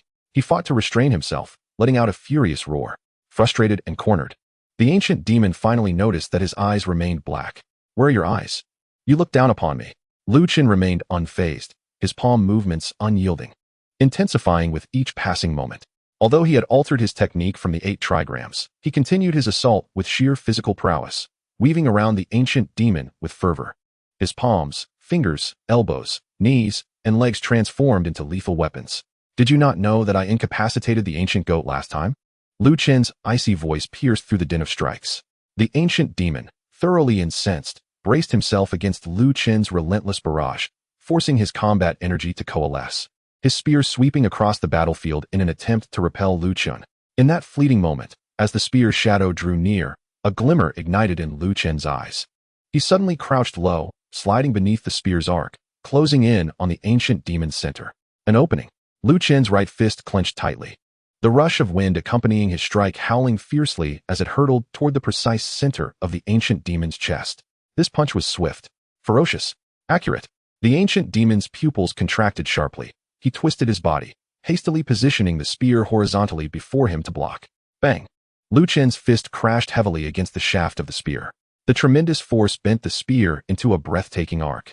The ancient demon felt an indescribable power surge through the spear, numbing his arms and causing his blood to surge violently, his body stumbling backward uncontrollably. Yet, Lu Chen's seemingly assured strike, hindered by the ancient demon's block and evasive maneuver, failed to directly hit the vital point of Danzhong, merely grazing the edge of his ribs as it thundered past. Just as a flicker of relief and the thought of counterattack arose within the ancient demon, an unforeseen twist occurred. Lu Chen's right fist, which appeared to have missed its mark, suddenly opened wide at the moment it connected with the ancient demon's side. His fingers converged like a blade, standing upright. Was he attempting a rapid punch? No, it was something else entirely. With his right palm raised, a minuscule yet dazzling blue light coalesced at the tip of his middle finger. The spiral force pierced through, shattering Lu Chen's upright middle finger. Imbued with that terrifying blue radiance, penetrated downward towards the ancient demon's heart as effortlessly as a red-hot needle piercing through thin paper. The blue light surged like lightning, reaching the ancient demon's body. Even more alarming was that the blue light, with undiminished momentum, shot forth into the distance. silently perforating a heavy slab of azure stone at the edge of the training ground, creating a smooth round hole before gradually dissipating. Time seemed to suspend in that moment. The astonishment and impending fury etched on the ancient demon's face were frozen in place. In disbelief, he lowered his gaze to his chest, where an inconspicuous, charred hole emitted wisps of green smoke, devoid of any blood. He opened his mouth as if to speak, but only a wheezing gasp escaped. The Shura spear clattered to the ground. The spark in his eyes dimmed rapidly, his body swayed, and he collapsed backward with a heavy thud, raising a cloud of dust. The entire training ground fell into a deathly silence. All who had rushed out to witness the battle, whether peak experts like Lei Ying and Yin Jin, or contemporaneous prodigies such as Gu Zhen and Gu Qingyang, as well as Xingxing and Huiji, stood frozen in shock. Gu Suner covered her mouth, her eyes brimming with incredulity. Xiao Yan felt a shiver run down his spine. The piercing power of that single finger left him trembling with fear. They stared dumbfounded at Lu Chun, who slowly retracted his finger, his expression impassive, and at the ancient demon, now kneeling on the ground, breathless. One strike. No. A pivotal blow following a half move. The victor was clear.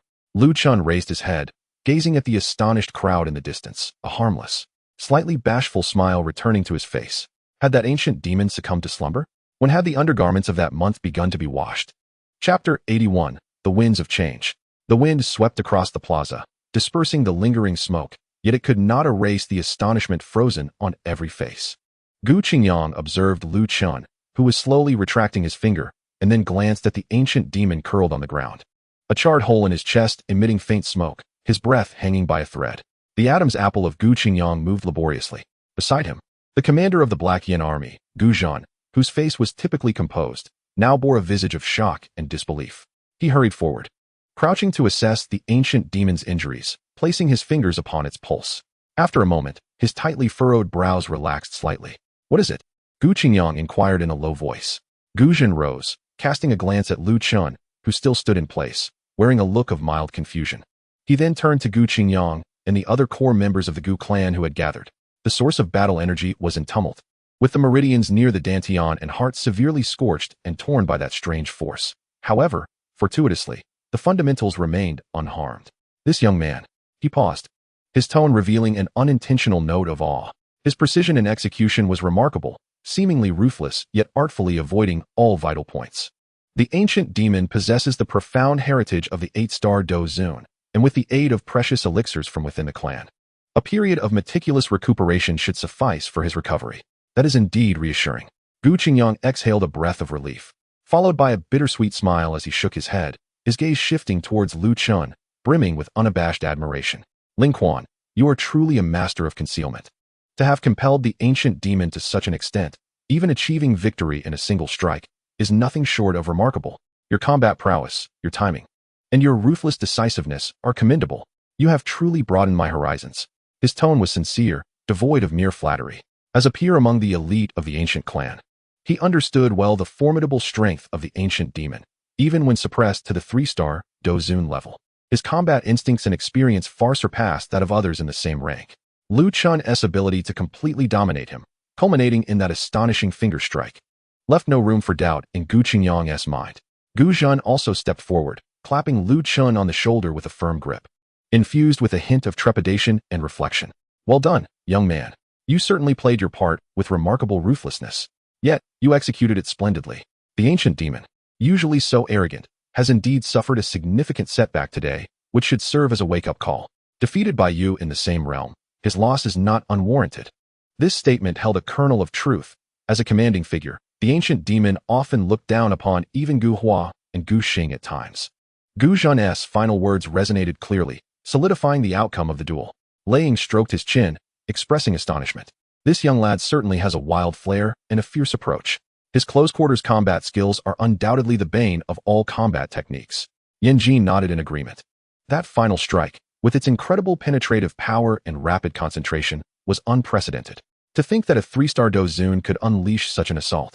The gazes of the surrounding young members of the ancient clan, including Lin Xiao, shifted entirely towards Lu Chun. The prior doubts were now wholly replaced by awe and apprehension. To defeat the ancient demon, even while suppressing his own realm, with such a dominant and ferocious method, this level of strength is enough to command their respect. Hee hee. Sheer luck, sheer luck. Lu Chun scratched his head, a bashful smile returning to his face, entirely contrasting with the earlier fierce demeanor. Primarily, the ancient demon was rather accommodating, allowing for this outcome. The fallen ancient demon seemed to have heard this, twitching slightly, emitting a sound from his throat that might have been one of pain or anger. Lin Kuan's gaze swept over the ancient demon, as if recalling something. Oh dear, it seems the ancient demon is quite severely injured. When shall he begin washing his undergarments? Should we wait until he recovers? His words trailed off, but the implication was unmistakable. Uffed. Huiji was the first to succumb to laughter, quickly covering her mouth in an attempt to stifle it. The already gravely injured ancient demon, upon hearing this, was struck by another bout of intense coughing, nearly losing consciousness, and was swiftly attended to by the approaching clan physicians. Enough, enough. Gujan interrupted Lin Kuan's concern with exasperation. Let us leave this matter for when he can get out of bed. He truly did not wish to continue discussing undergarments, as it was far too embarrassing for the ancient clan. Gu Qingyang also suppressed his amusement, clearing his throat to address the gathering with gravity. Now then, the farce has concluded. Let us not forget the afternoon-as competitions among the younger generations of each clan. Be sure to arrive punctually. Ling Quan, you should take this opportunity to observe closely. Do not be negligent. Yes, Grand Commander. Your subordinate understands. Lu Chun immediately straightened his posture, cupping his fists in salute, his demeanor exhibiting utmost sincerity. As the onlookers witnessed the ancient demon being carried away for treatment, they gradually dispersed in small groups, murmuring about the breathtaking duel they had just witnessed, occasionally casting glances at Lu Chun, who remained solitary in the center of the square. Sensing the weight of their gazes, Lu Chun felt the spotlight was rather overwhelming and that he needed to retreat and reflect. Particularly, the inscrutable gaze of Gu Yuan made him feel that lingering here was unwise. He offered a distant salute towards Gu Yuan. Chief, if there are no further instructions, I shall take my leave. Gu Yuan nodded slightly, choosing not to elaborate. Upon returning to his modest yet immaculate courtyard, he shut the door, isolating himself from the cacophony of the outside world. The smile that once adorned Lu Chen's face vanished without a trace, replaced by a profound weariness intertwined with the lingering thrill of excitement.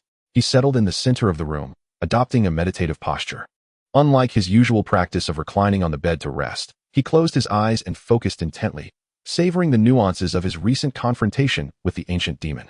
The exhilaration of close-quarters combat, the exquisite sensation of the Bagua palm's precise strikes, and the devastating penetration of the spiraling sphere, all the intricate details of each clash were indelibly etched in his mind. Recalling a prior enhancement to his perceptive abilities, he took a deep breath, allowing his mind to sink into tranquility. He ceased to consciously guide his thoughts, instead letting his body reminisce and his fighting spirit retrace its steps. He felt as if he were once again immersed in that fierce battle. The sweeping trajectory of the ancient demon's spear, the precise moment he had crouched and slid, the instant his dantian point had shifted. The transformation of his right fist into a palm, the subtle emergence of that destructive azure light, every aspect of muscle engagement, the circulation of his fighting energy, and the perception of space was magnified, deconstructed, and reassembled under the auspices of his heightened understanding and the support of his system. Gradually, he entered a state of profound enlightenment. The atmosphere surrounding his body grew dense and subdued. Unconsciously, he raised his right hand, his fingers slowly spreading and then gently closing, as if imperceptible azure arcs of energy danced and compressed at his fingertips. He was not merely cultivating, but rather comprehending and digesting, integrating the invaluable experiences gleaned from the life and death struggle into his instinctual combat prowess and fighting energy framework. Time quietly slipped away. After an indeterminate duration, Lu Chen slowly opened his eyes, a flicker of sharp, electric brilliance passing through the depths of his dark irises before returning to his serene calm.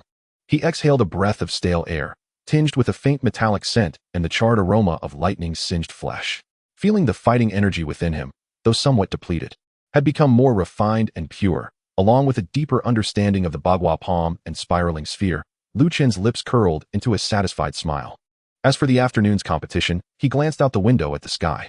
Lu Chun settled cross-legged before the cushion in the center of the room, a cunning smile playing at the corners of his mouth. He decided that a casual approach would suffice. Chapter 82, The Young Talents Competition. At the edge of the martial arts arena, discussions continued unabated. Xiao Yan stood beside a shattered stone pillar, his gaze lingering on the direction from which Lu Chun had vanished. His brow furrowed slightly, and his expression was laden with gravity. Such terrifying penetration, he murmured softly. The final strike that Lu Chun had concentrated at his fingertips, piercing through the ancient demon, had left a profound impression on him. The technique of compressing violent energy to its utmost, coalescing it into a single point, reminded him of a certain embryonic form of the flame-splitting abyssal blade he practiced. But Lu Qin's was far more pure and extreme. Had that finger struck a vital point, Xiao Yan instinctively touched his chest as a chill swept down his spine. He pondered, in a confrontation with Lu Qin's troublesome close combat techniques and that ultimately unpreventable lethal strike, how much confidence could he muster to retreat unscathed? It seemed the depths of this ancient realm were far more profound than he had imagined. The pressure from the Soul Palace, the turmoil surrounding the ancient jade, and this increasingly inscrutable Ling Quan all weighed heavily on him. Taking a deep breath, his resolve solidified. He too must hasten his path to strength. Without further delay, he turned and strode towards the guest house arranged by the ancient clan. In the afternoon, at the ancient realm's martial arts arena, the vast circular venue was already abuzz with excitement, teeming with the elite youth from various clans.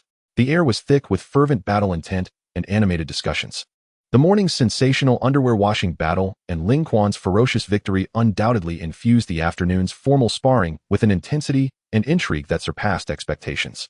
In the upper tiers of the stands, the prime viewing areas were occupied by elders and prominent figures from various clans. Gu Yuan sat calmly at the center, while Lei Ying, Yin Jin, Yao Wan Gue, and others had also gathered, their gazes sweeping over the eager young figures below. Ling Quan, over here, a loud, excited voice rang out from a nearby front row stand. Lu Chun was leisurely making his way down the aisle when he heard the call. He looked up to see the venerable Tian who was standing at a prime vantage point, vigorously waving him over. Beside him sat the cool-faced Xiao Yan and the amiable Xiao Yan. Several vacant seats in the stand were clearly reserved for them. With a smile, Lu Chun quickened his pace and approached. You young man, quite impressive. The venerable Tian Hua's large hand slapped heavily on Lu Chen's shoulder, the force causing Lu Chen to grimace. I just arrived and already heard the news. It seems that your so-called ancient demon commander was beaten to a pulp by you. Like a tattered sack? TSK, an 8-star Dozun reduced to a 3-star and still getting pummeled like that. The unabashed admiration from the venerable Tian Hua drew the attention of several onlookers. Xiao Yan wore a slightly sly smile. Who would have thought, Commander Ling Quan? You can be quite ruthless. Lu Chun awkwardly rubbed his nose, offering a dry chuckle. It was purely accidental. He quickly shifted the topic, glancing elsewhere, only to meet Xiao Yan's gaze. Xiao Yan nodded, lingering on Lu Chun for a moment, a hint of curiosity and seriousness in his eyes.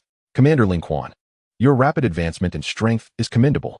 He had evidently heard of the clean and ruthless battle from the morning and was deeply impressed by Lu Chen's final piercing strike.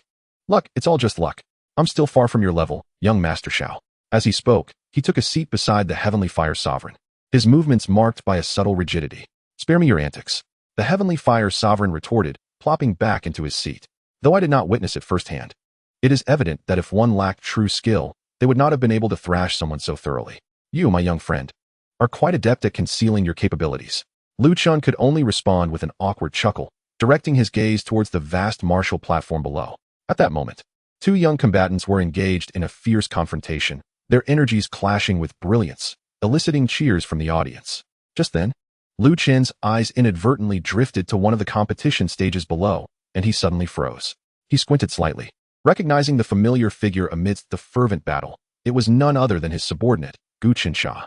At that moment, Gu Qinsha was locked in combat with a member of the Yan clan, whose prowess was comparable to his own, likely around 6-star Dozo. The opponent, evidently trained in the Yan clan's fire-based techniques, unleashed a torrent of ferocious attacks, with fiery martial skills illuminating the stone platform in a crimson glow, radiating intense heat. In contrast, Gu Qinsha displayed remarkable composure. Rather than confronting the onslaught head-on, he deftly maneuvered through the gaps in the searing flames, utilizing the agile footwork and exquisite control over power that Lu Chun had imparted. His Douqi leaned towards the earth element, presently manifesting as a thick and resilient layer of earthy armor shielding critical areas from the flame's searing touch. Simultaneously, he formed seals with his hands, summoning sharp earthen spikes to surge from beneath his opponent's feet at unpredictable angles, compelling the adversary to divert attention and disrupt their offensive rhythm. This lad possesses considerable strength, Lu Chun remarked, a subtle smile playing at the corners of his mouth. Oh, do you know that young fellow on stage? The Heavenly Fire Sovereign inquired, following Lu Chen's gaze. Well, more or less. I suppose he could be considered my disciple in the future, Lu Chen replied casually. You have a good eye? The Heavenly Fire Sovereign complimented. On the field, the Yan clan disciple, frustrated by his inability to secure victory, roared in exasperation, crashing his fists together. unleashing an even more potent fiery tempest that erupted around him. Flame Dragon Roar. A dragon composed of blazing crimson flames surged forth, roaring towards Gu Qinsha. Clearly his trump card technique. Gasps of astonishment rippled through the audience. Gu Qinsha's expression turned serious, yet he remained unflustered. Taking a deep breath, a glint of determination flashed in his eyes. Rather than retreating, he stepped boldly towards the oncoming fire dragon. His hands moved in an arcane pattern, as Do Qi surged violently into his palms. Gravity Seal, he called out, and with his command, the space before him thickened ominously. As the furious fire dragon entered this gravitational domain, its speed visibly diminished, its form wavering as if gripped by an unseen force. Now, Gu Qinsha's eyes sparkled with intensity. He crouched low, sliding beneath the decelerated fire dragon, narrowly evading its deadly head-on strike. As he executed a sliding kick, his right leg swept out like an iron whip, infused with a concentrated earthy energy, striking fiercely at his opponent's exposed lower body, a consequence of their complete focus on controlling the fire dragon. A dull thud echoed. The descendant of the Flame Clan had not anticipated that Gu Qinsha would employ such a tactic to turn the tide. Upon being struck, their balance was instantly compromised, resulting in a cry of despair as they toppled backward. The fire dragon they had conjured shattered into a myriad of sparks, caused by the sudden lapse in concentration. In an instant, Gu Qinsha sprang to his feet, delivering a powerful punch enveloped in dense earthy energy, halting just an inch from the fallen opponent's nose. The outcome was clear. Bravo! Magnificent! Such a clever maneuver. The audience erupted into enthusiastic applause. Gu Qinsha's display of both intellect and courage garnered much admiration. He retracted his fist, cupping his hands in a gesture of respect towards his fallen adversary, his face brimming with excitement. Eagerly, he raised his gaze, searching the raucous stands with urgency. When his eyes locked onto Lu Chun, who was nodding slightly beside the revered Fire Lord, the thrill on his face transformed into sheer astonishment and elation. Boss, ignoring the referee's announcement and the surrounding attention, he dashed down the stone platform, vaulting over the railing with agility, and hurriedly made his way to Lu Chun. Boss, I won. Did you see? Gu Qinsha's face flushed with excitement. His limbs animated as his voice trembled with emotion. Lu Chun, observing his fervor, couldn't help but chuckle. He reached out, patting Gu Qinsha on the shoulder, feeling the boy's body quivering slightly with exhilaration. I saw it. You performed admirably. Lu Chun's tone held a note of approval. The execution of your strategy was impeccable. Gu Qinsha nodded vigorously, tears of joy welling in his eyes. Earning Lu Chun's recognition brought him greater joy than winning 10 matches. Chapter 83, Xiao Yan Yanlai. On the opposite side of the training ground, in a secluded viewing platform with an excellent vista, Gu Shirtzi reclined in a spacious chair adorned with soft animal pelts, delicately plucking a crystal grape and leisurely bringing it to her lips. Her enchanting fox-like eyes, now keenly observing the bustling crowd, fixated precisely on a figure in the distance conversing with the Fire Lord, exuding a slight air of languor. The previous incident in the garden, the astonishing wager regarding undergarments in the Grand Hall, and the swift, ruthless victory that followed. This young individual named Ling Quan was increasingly shrouded in intrigue. How fascinating.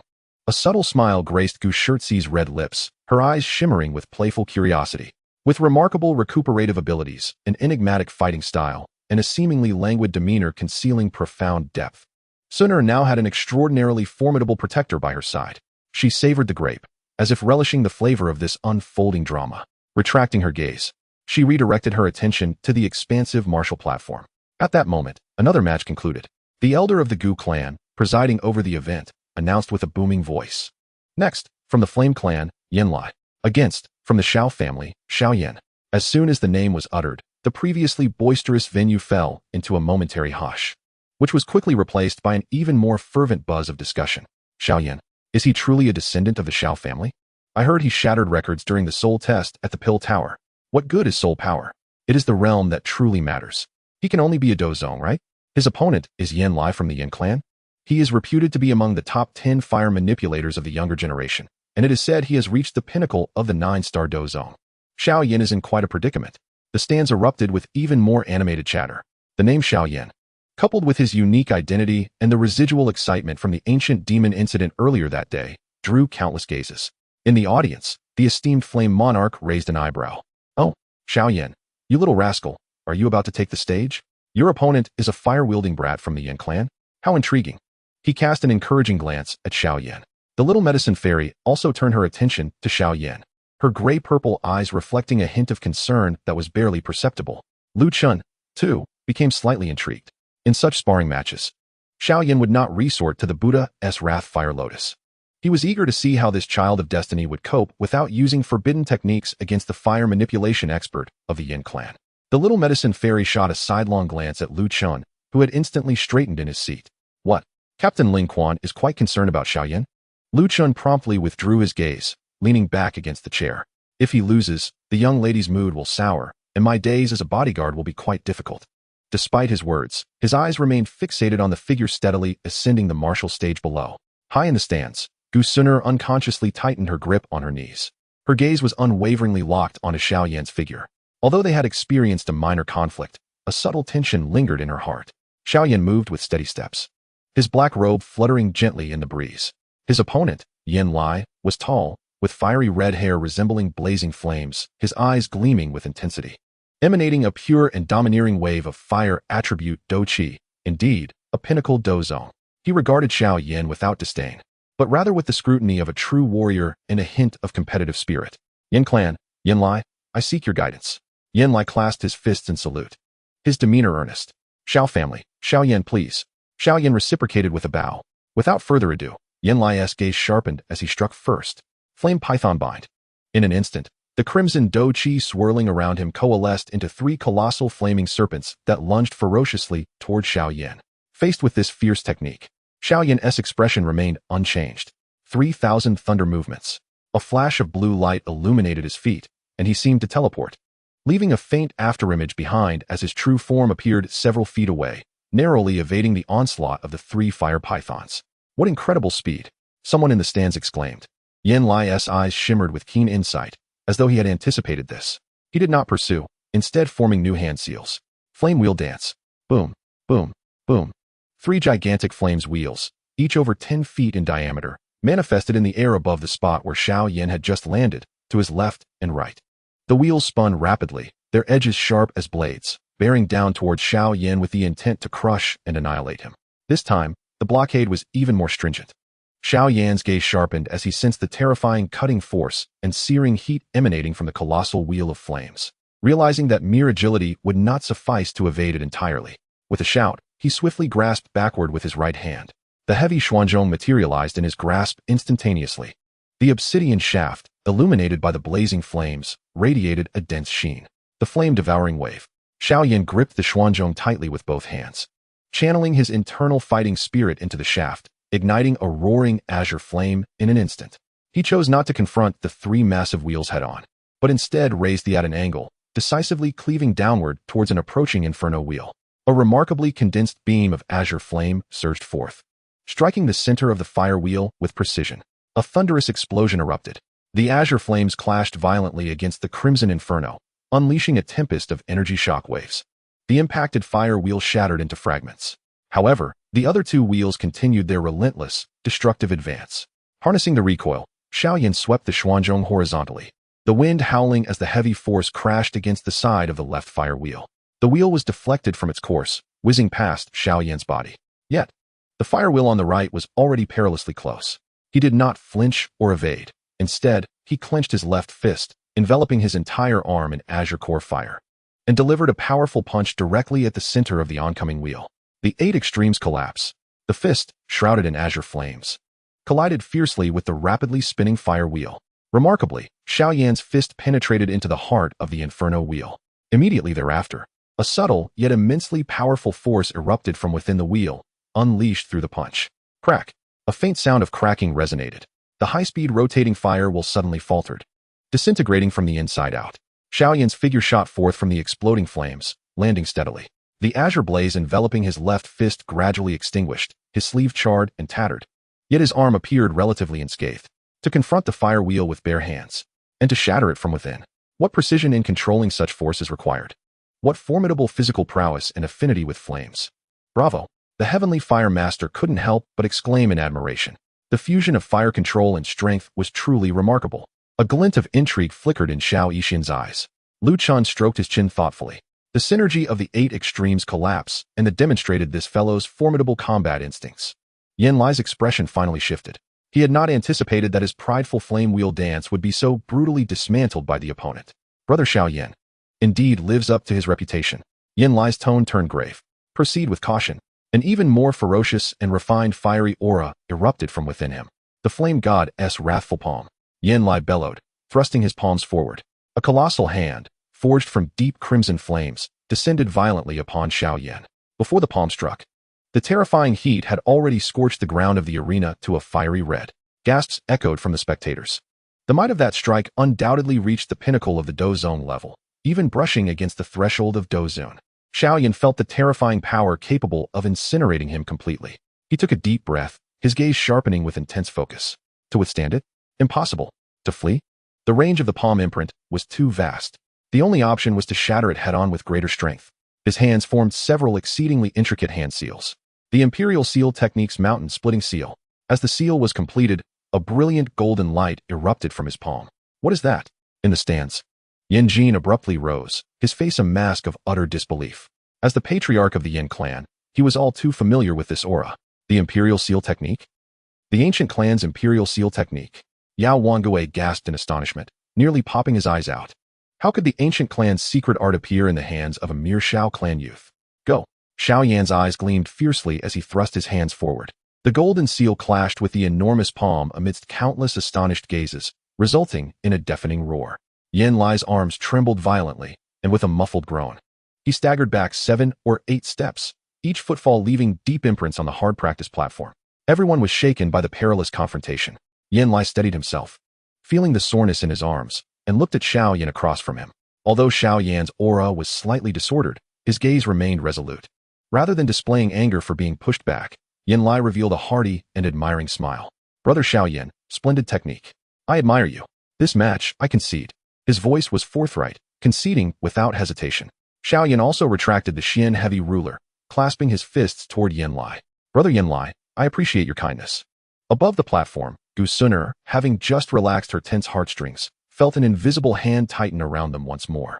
Each time she witnessed her brother Xiao Yan in danger or injured, an instinctive worry gripped her, as persistent as a parasite. Could the habits formed over the years truly be so difficult to alter? Gu Suner, with her hands resting on her knees, unconsciously clutched the fabric of her skirt tightly. Chapter 84, Encirclement. In the subsequent matches, the elite youths from various clans took turns to showcase their prowess, their fighting spirit dazzling and captivating the audience, who erupted in gasps and cheers. However, in the corner where Lu Chun sat, tranquility reigned. He appeared as an outsider, reclining in his seat, occasionally whispering a few words to the nearby Heavenly Fire Elder, but mostly lost in distant thoughts, until the presiding elder's resonant voice once again called his name. The next match, Chaotic Skirmish. Yao Clan Yao Tian, Yin Clan, Yin Feng, Lei Clan Lei Dao, Gu Clan, Ling Quan. 4 individuals took the stage. With no restrictions on rules, the last one standing would emerge victorious. Lu Chen raised an eyebrow. A chaotic skirmish? This could be interesting. Compared to a one-on-one duel, a brawl was evidently more suited for maneuvering in murky waters and conserving strength. He leisurely stood up, and just as he descended from the stands, preparing to head towards the martial arts arena, a figure silently stood in his path, blocking his way. It was Gu Suner. She stood with her back to him, gazing at the bustling arena outside the corridor, her demeanor still exuding an air of cool detachment. It was only when Lu Chun approached that she slowly turned around. Miss. Lu Chun halted in surprise. Gu Suner looked at him, her lips moving slightly. Yin Feng, Yao Tian, and Lei Dao are not to be trifled with. If they join forces and you truly cannot withstand them, it is better to concede than to overexert yourself. No one will mock you for it. Upon uttering these words, she herself was momentarily taken aback, quickly averting her gaze. She was perplexed by her own feelings, despite finding him both lazy and infuriating. The thought of him getting hurt unsettled her. Rest assured, miss. I may lack other skills, but I excel in the art of survival. If I cannot defeat them, surely I can escape. Surrender? That would be utterly humiliating. Where would that leave the reputation of my Gu clan? Gu Suner regarded his carefree demeanor, and her initial worry was swiftly replaced by irritation. She shot him an exasperated glare. Do as you wish.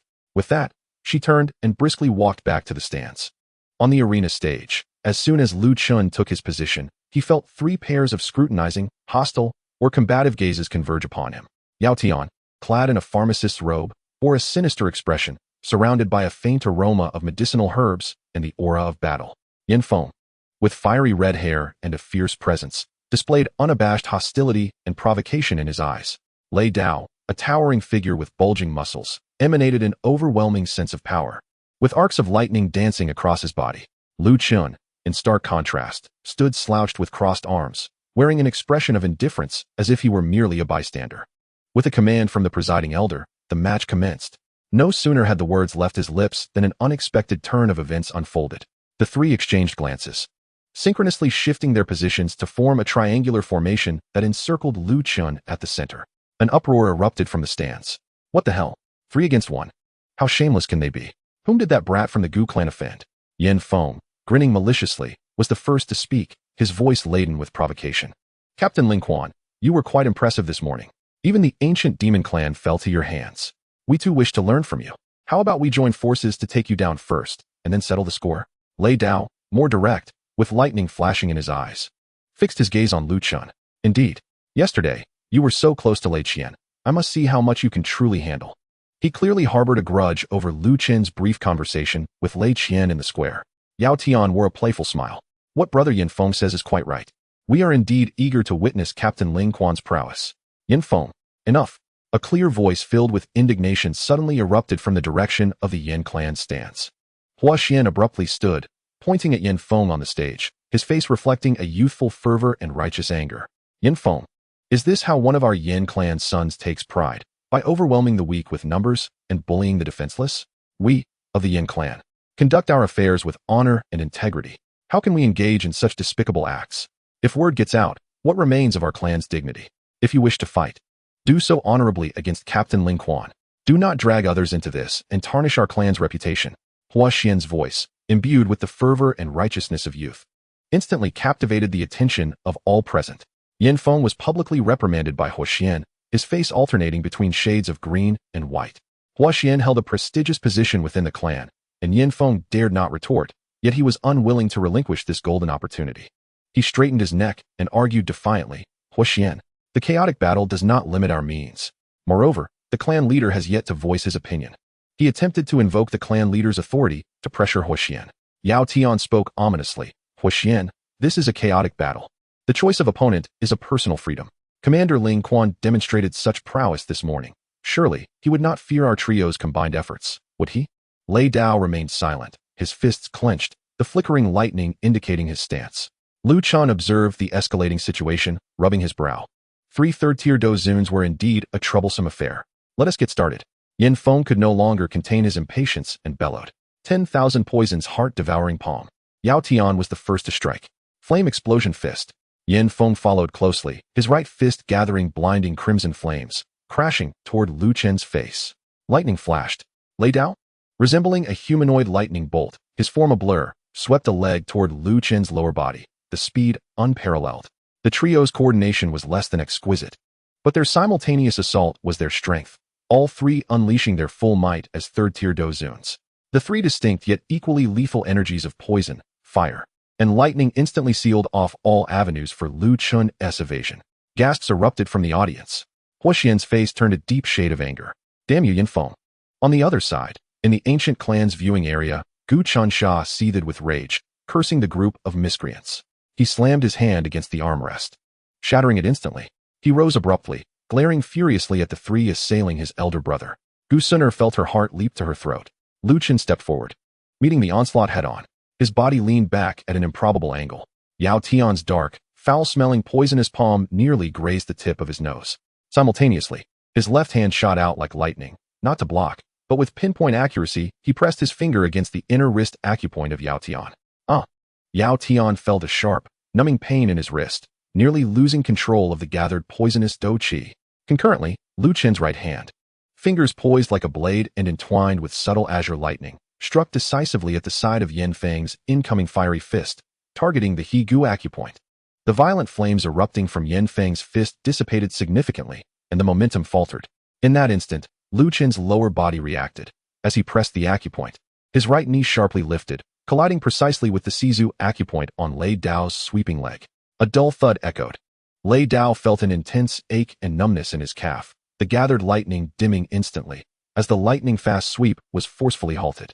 In a flash of brilliance, Lin Kuan, relying solely on his exquisite martial arts and acupoint techniques, managed to deftly neutralize all attacks from the 3, emerging unscathed even as they suffered a minor setback. Leisurely, Lin Kuan drove the thunder serpent spear into the ground beside him with a thud, leaning languidly against the spear shaft, adjusting his posture for greater comfort. Yao Tian, Yin Feng, and Lei Dao were both astonished and enraged, exchanging glances with one another. In Yin Feng's eyes, a fierce glint erupted. He had been waiting for this moment of Lin Kuan's negligence. Flames erupted beneath his feet, surging forth in an instant. In his grasp was a long crimson blade, ablaze with fierce flames. Flame slash. The blade's light targeted Lin Kuan's waist, aiming to cleave him in two. A soft thud echoed as Lin Kuan was indeed split asunder. Yet, his severed upper and lower halves transformed simultaneously into two dense clouds of pitch-black crows. These clouds, composed of countless crows, swirled around Yin Feng, Yao Tian, and Lei Dao. Conjuring tricks, Lei Dao bellowed, unleashing a torrent of lightning from his fists towards the flock, only managing to disperse a small portion. As the remaining crows swiftly filled in the gaps, Yin Feng was enraged, his fury reaching a boiling point as he wildly swung his flaming blade, only to attract even more crows to attack. Amidst the chaos, the two swirling masses of crows suddenly converged at the center. To the astonished gaze of Yin Feng and his companions, the two masses coalesced back into two figures of Lin Kuan, one on the left, one on the right. They simultaneously lunged at Yin Feng and Yao Tian. Damn it! Yin Feng roared, blocking the attack from the left Lin Kuan with his blade. Yao Tian hurriedly countered the assault from the right Lin Kuan. The two Lin Kuans worked in perfect harmony, each time their opponents attempted to unleash their techniques. They were precisely interrupted, leaving Yin Feng and Yao Tian in disarray. Scoundrels! If you have the capability, fight me honorably, Yin Feng exclaimed, feeling a gust from one Lin Kuan's palm strike his shoulder, igniting a fiery pain that provoked his ire. Dishonorable? One of the Lin Kuan scoffed, continuing his onslaught with a vicious knee strike aimed at Yao Tian's ribs. Winning by any means is a valid strategy. You three against me is a straightforward battle? Yao Tian grunted, hastily blocking with his arm and retreating repeatedly. As Yao Tian fell back, Yin Feng and Lei Dao were also driven back several steps by the other Lin Kuan. The two attacking Lin Kuan suddenly halted, and then, in an eerie manner, they fused back into the singular form of Lin Kuan, who now bore the Thunder Serpent Spear. Chapter 85. It turns out he is breaking through. Altogether, with our strongest strike, Yin Feng howled in fury. Pharmaceutical cauldron. Suppress. Yao Tian abruptly summoned a small bronze cauldron, which expanded in size against the wind, descending upon Lin Kuan. Thunder Spirit Explosion. Lei Dao conjured a deep purple lightning orb, crackling loudly as he hurled it at Lin Kuan with great force. Heavenly flames boiling the seas. Yin Feng infused his entire energy into the long blade, unleashing a colossal flame saber nearly 100 feet long, tearing through the sky with a terrifying might aimed directly at Lin Kuan. The three illustrious cultivators unleashed their most powerful strike without reservation. The blinding brilliance of their combined techniques instantly enveloped the entire arena. The energy fluctuations were so intense that many in the stands turned pale. With a thunderous roar, the explosive sound reverberated throughout the square. A violent shockwave slammed against the protective barrier of the arena. Dust and debris filled the air, and the central area of the arena was completely submerged. It's over, someone murmured from the stands. With the three formidable techniques unleashed, who among the three-star Dozun can withstand this? Yao Tian chuckled coldly. The heart of Gu Suner tightened suddenly, her gaze fixated on the thick smoke. The Fire Sovereign and the Little Medicine Fairy also anxiously observed that area. Yin Feng, what do you mean? On the high platform, Yin Jin furrowed his brow, watching the impulsive demeanor of Huoxian. Huoxian, sit down. There are rules in a competition, and interference is not permitted. Just when everyone thought the dust had settled, a flicker of dark red light abruptly ignited amidst the smoke. Following that, an enormous dark red skeleton forcefully burst forth, dispersing the raging energy turbulence and smoke. The skeleton had only condensed one arm, yet it exuded a terrifying pressure that sent shivers through the very soul. Its massive bony hand opened wide, firmly blocking the three devastating waves of combat skills from the outside. As the smoke gradually cleared, the silhouette of Lin Kuan slowly emerged at the center of the skeleton. He remained standing, yet two streams of blood tears flowed from his eyes, cascading down his cheeks in a bizarre and mournful manner. Have you all had enough of your games? His voice emerged through the gaps of the skeleton, reverberating throughout the square. Yin Feng, Yao Tian, and Lei Dao gazed at the fearsome skeleton and the blood tear shedding, yet still smiling Lin Kuan. A chill surged from their souls to the crown of their heads. The previous combined attack had nearly drained their fighting spirit. What kind of combat skill is this? Yao Tian's voice trembled. Such terrifying defense. It simultaneously withstood the mightiest strike from the three of us. The collaboration of these three prodigies is indeed magnificent, but regrettably, not even my bones can be shattered. The colossal Susanoo bone arms suddenly lifted, crashing down towards the horrified trio. The ensuing battle transformed entirely into a one-sided crushing struggle. The skeleton pursued relentlessly. Each swing of the massive Susanoo bone arm carried the force of a collapsing mountain. The three struggled to evade and sustain under the onslaught of the bone arm. Finally, after enduring a heavy blow from the bone arm, Lu Chen's body swayed violently, and the enormous skeleton enveloping him flickered several times. The blood tears in his eyes flowed even faster, and his breath noticeably weakened. He could not hold on any longer. Now is the moment. A fierce glint ignited in Yan Feng's eyes, for he was the closest. Witnessing Lu Chen's skeleton about to dissipate was a once-in-a-lifetime opportunity. He gritted his teeth against the intense pain within, channeling all the remaining fighting spirit in his body into his right fist. Launching a fierce strike towards the unsuspecting Lu Chen. I have won. Yan Feng's furious roar coincided with the strike of his fist. Bang! A dull thud resonated. Lu Chen's body was struck hard by this premeditated full-force ambush. He staggered several steps forward before managing to stabilize himself.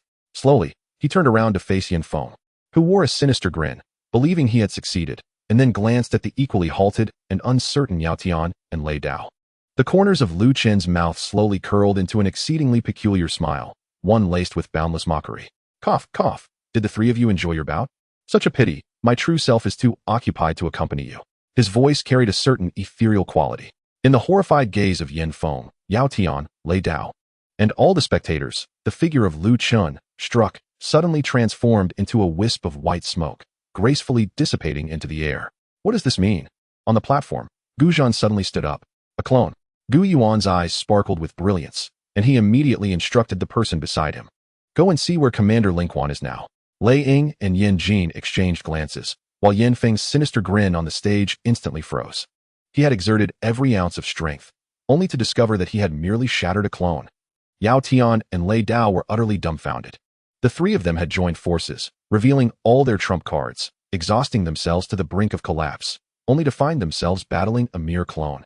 The Heavenly Fire Master was momentarily taken aback, then erupted into thunderous laughter. Ha ha. Well done, young man. A single clone has played these little brats like fools. Ha ha. Gu Suner was first taken aback, then recalled her earlier humiliation. However, upon witnessing the despondent expressions of Yan Feng and his companions, as well as the astonished gazes surrounding her, her tightly clenched fist gradually relaxed. Humph, yet again this trick. Just then, a Gu clan steward rushed breathlessly to the edge of the high platform, bowing to Gu Yuan to report. Patriarch, Commander Ling Quan has been in his room all along. My subordinate just checked and found that a barrier has been set up around his room. The fluctuations of fighting spirit inside are exceedingly intense, seemingly striving to break through the bottleneck of a 4-star Do zone. Meanwhile, his true self is leisurely making the breakthrough, so he has not come out at all. A single clone had forced the three great talents of the ancient clans to reveal their trump cards and exert their utmost effort. Gu Qinsha erupted into roaring laughter. Ha ha, brother, you're amazing. A mere clone has outplayed the three of you. Useless. Ha ha. On the high platform, Gu Yuan gazed at the dissipating white smoke, and sensed the furious energy from deep within the Commander-S estate that was breaking through. This fellow was indeed making a breakthrough. Even Gu Yuan's usually impassive face could no longer suppress a twitch, a rare flicker of speechlessness flashing through his eyes. This chaotic battle, drawing the attention of countless spectators, abruptly came to an unexpected halt. Chapter 86. Farewell. The deafening clamor and incredulous discussions surged through the Gu clan square. The three great talents stood amidst the wreckage of the training platform, with Yan Feng staring at his own fist that had shattered the clone. His face a blend of blue and red, filled with humiliation and anger. Yao Tian and Lei Dao also stood frozen, unable to regain their composure. Gu Zhan on the high platform turned his gaze towards the Commander-S estate, his expression terrifyingly grim. Gu Yuan stood with his hands clasped behind his back, gesturing for the guards nearby.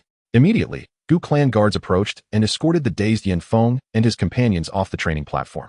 A single clone had toyed with the three great talents, forcing them to reveal their ultimate techniques and exhaust their strength, while the true self leisurely broke through in his room.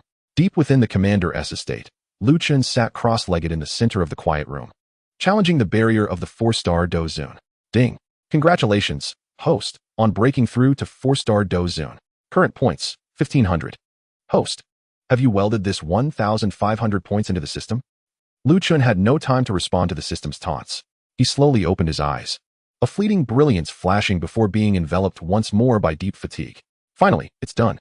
He felt the surging fighting spirit within him, now amplified several times compared to before, and a weary smile tugged at the corners of his mouth.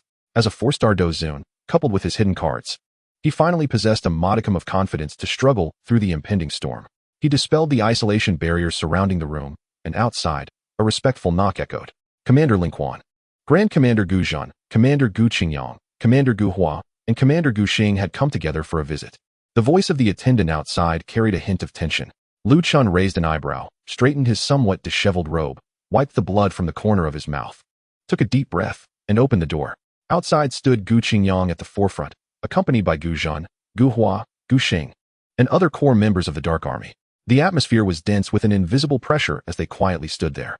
Brother Gu Zhan, esteemed commanders, Lu Chun greeted with clasped hands, his tone calm, and a touch of well-placed fatigue and a sense of elation after a breakthrough graced his face. My subordinate has just achieved a breakthrough.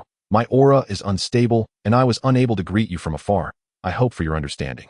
Gu Zhan's eyes scrutinized Lu Chun from head to toe, and after a moment, he spoke slowly. Congratulations on your breakthrough to 4-star Dozun.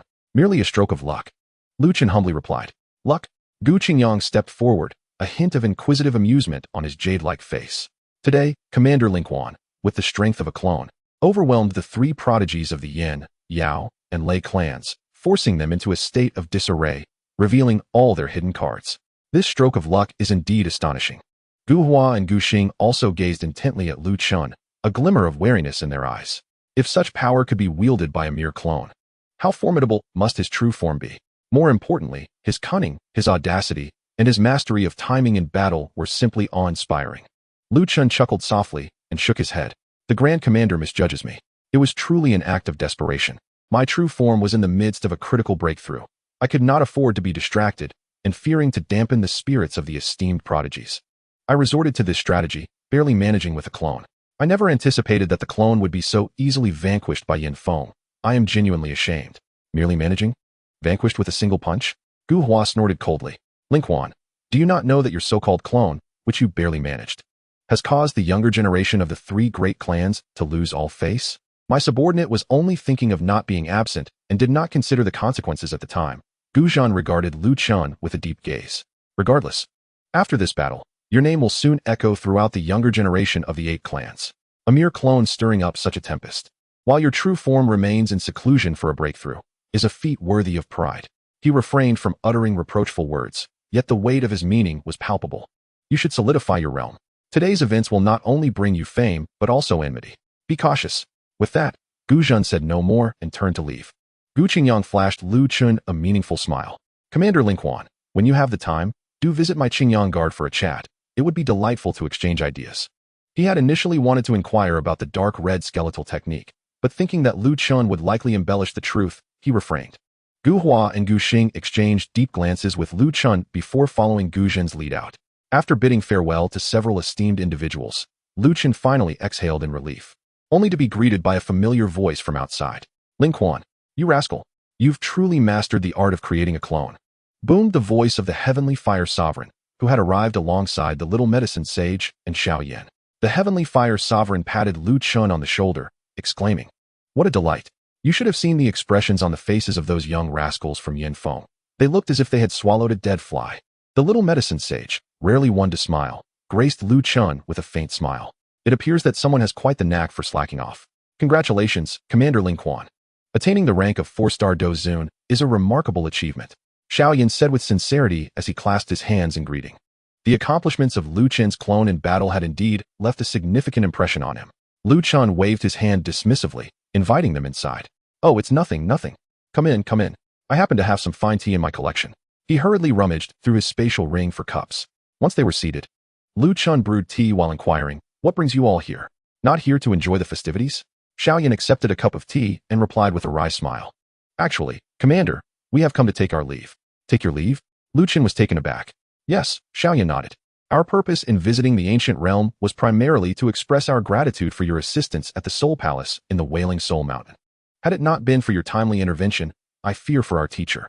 He trailed off, but the gratitude in his eyes was unmistakable. However, We did not anticipate the sudden turn of events, first with the ancient goat and then the youth exchange meeting, which has delayed us significantly. Now that the exchange has concluded, and with the need to stabilize our teacher's revival, we plan to depart tomorrow. The Heavenly Fire Sovereign took a generous sip of tea and remarked, "Indeed, old Yao has been urging us, and there are numerous matters awaiting resolution within the Flame Alliance. We have been away long enough." Lu Chen acknowledged this, his gaze drifting past Xiao Yan to the ethereal figure of the revered elder Yao behind him. The renowned medicine sovereign's soul was now more substantial, his aura far more powerful than during their encounter at the Wailing Soul Mountain. Understanding the situation, Lu Chen nodded in agreement. "Very well. All feasts must come to an end. I wish you all safe travels. Young friend Ling Quan, your kindness is appreciated beyond words." Elder Yao's voice was gentle yet firm. "You flatter me, revered one. I merely offered my humble assistance. It is my honor to aid in your recovery." Lu Chen replied. The Heavenly Fire Sovereign, now serious, patted Lu Chen's shoulder. "Young man, the depths of the ancient realm are unfathomable. Do not let yourself be ensnared. When you have the time, come to the Starfall Pavilion, and I shall treat you to a drink." The little medicine sage remained silent, placing an inconspicuous small jade vial on the table. "For healing, use it sparingly. Should you find yourself on the brink of death again, do not expect others to come to your rescue." With that, she turned and departed. Xiao Yan and the Heavenly Fire Sovereign nodded at Lu Chen before also taking their leave. After seeing them off, Lu Chen returned to his chamber and picked up the jade vial left by the little medicine sage. He uncorked it and inhaled the scent, a refreshing medicinal aroma invigorating his senses. What a splendid item, though this girl is rather harsh with her words. Chapter 87. The sky is high and birds are free. The dawn light began to break. Though still on a work-related injury leave, Lu Chen rose early. He donned a clean and crisp outfit and leisurely made his way to the teleportation square leading from the ancient realm to Zhongzhou. From a distance, he spotted Xiao Yan, the Lord of the Heavenly Fire, and the little medical fairy already gathered at the entrance of the passage. It seemed that Yao Chen's soul had returned to the ring for nourishment. "Ah, good morning, everyone." Lu Chen waved his hand, sporting his signature languid smile. "Commander Ling Quan?" Xiao Yan exclaimed in surprise, then cupped his fists with a smile. "Thank you for your escort." "Ah, since I have nothing else to do, why not?" Lu Chen waved his hand, his gaze sweeping over the group. "Have you all prepared? Be cautious on the way. The Soul Palace's spies are exceedingly astute." The Lord of the Heavenly Fire patted his chest confidently. "Rest assured, with me around, you shall be safe all the way." "All right, brother, enough boasting. The spatial wormhole is about to activate. Let us not delay." Lu Chen interrupted him with a cheerful wave. The group exchanged a few more light-hearted words. The atmosphere relaxed and congenial. Lu Chen's gaze casually drifted over the high places and distant buildings surrounding the square, yet he did not spot that familiar light azure figure. Is Gu Suner truly not coming to see them off? Xiao Yan's expression dimmed slightly. "Very well, Commander Ling Quan, we shall meet again." As Xiao Yan's voice faded, the light of the spatial teleportation array illuminated, slowly engulfing their figures, ultimately vanishing amidst the fluctuations. Once the guests departed, the square fell instantly silent. Lu Chen stretched widely, yawned, and murmured, "All right, I can return and catch a bit more sleep." However, just as he left the square, at the edge of a scenic platform shrouded in mist, Gu Suner stood quietly atop the high platform, observing the fading light of the teleportation array below. A shadow silently appeared behind her, kneeling on one knee. "Miss." The figure was Ling Ying, his voice deep and respectful. Gu Suner did not turn back, her gaze still fixed on the horizon. "He has left?"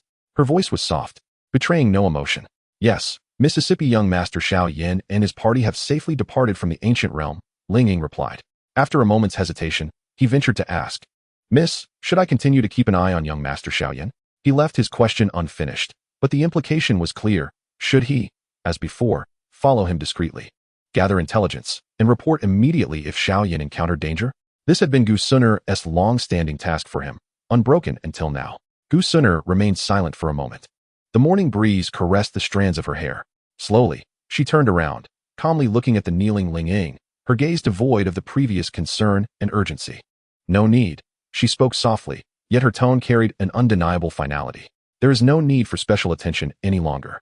Ling Ying's body trembled slightly. Having followed Gu Suner for many years, he understood her deep-seated devotion to Xiao Yan. This concern had been ingrained in her very being. And now it seemed understood. Mississippi Ling Ying suppressed the tumult within, recognizing that some matters were best left unspoken and could only respond with respect and obedience. His figure gradually faded away, leaving Gu Suner standing there, gazing in the direction Lu Chen had departed. With his hands tucked into his sleeves, Lu Chen ambled back leisurely. Suddenly, he felt a jolt in his bosom, a wave of heat coursing through his clothing. Luchan paused, perplexed, and reached into his robe to retrieve the spirit communication scroll he had kept close to him. At that moment, the scroll trembled violently, emanating waves of intense heat and powerful energy fluctuations, as if something within was eager to break free. What on earth is happening? Luchan furrowed his brow, channeling a thread of fighting spirit to unravel the scroll's seal. With a muffled thud, a surge of formidable air, accompanied by an intense heat, burst forth. Luchan felt his vision darken momentarily. A colossal shadow, imbued with an oppressive aura, enveloped him in an instant. As he focused his gaze, his eyes widened in disbelief. Was this magnificent creature still his Cobalt?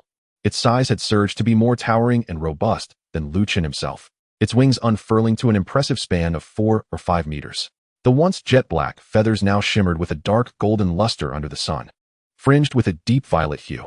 Most striking were its tail feathers, transformed from a few short, stubby strands into exceptionally elongated and resplendent plumes, radiating the overwhelming presence of a peak 6th-tier magical beast. Those originally glossy little eyes now glinted like amber, sparkling with wisdom and wildness, silently observing Luchan. Luchan gaped, struggling to regain his voice. Cobalt, is that you? Have you been on steroids? Look at how much you've grown. He circled the majestic bird in awe, entirely oblivious to the extraordinary nature of its plumage. The enormous black bird slightly tilted its head, emitting a deep, rumbling sound. As if in response, it took 2 steps forward, bringing its massive head closer to Luchan, its amber-like eyes reflecting Luchan's figure with clarity, filled with reluctance, affection, and a resolute determination. Luchan, observing its unusual behavior and expression, felt a pang in his heart. The astonishment on his face gradually faded as he tentatively inquired, "What's this? You wouldn't want to leave just because you saw them go, would you? Have your wings hardened?" He extended his hand, instinctively aiming to pat its head, only to find it out of reach, settling instead for a gentle pat on its robust wing covered in firm feathers.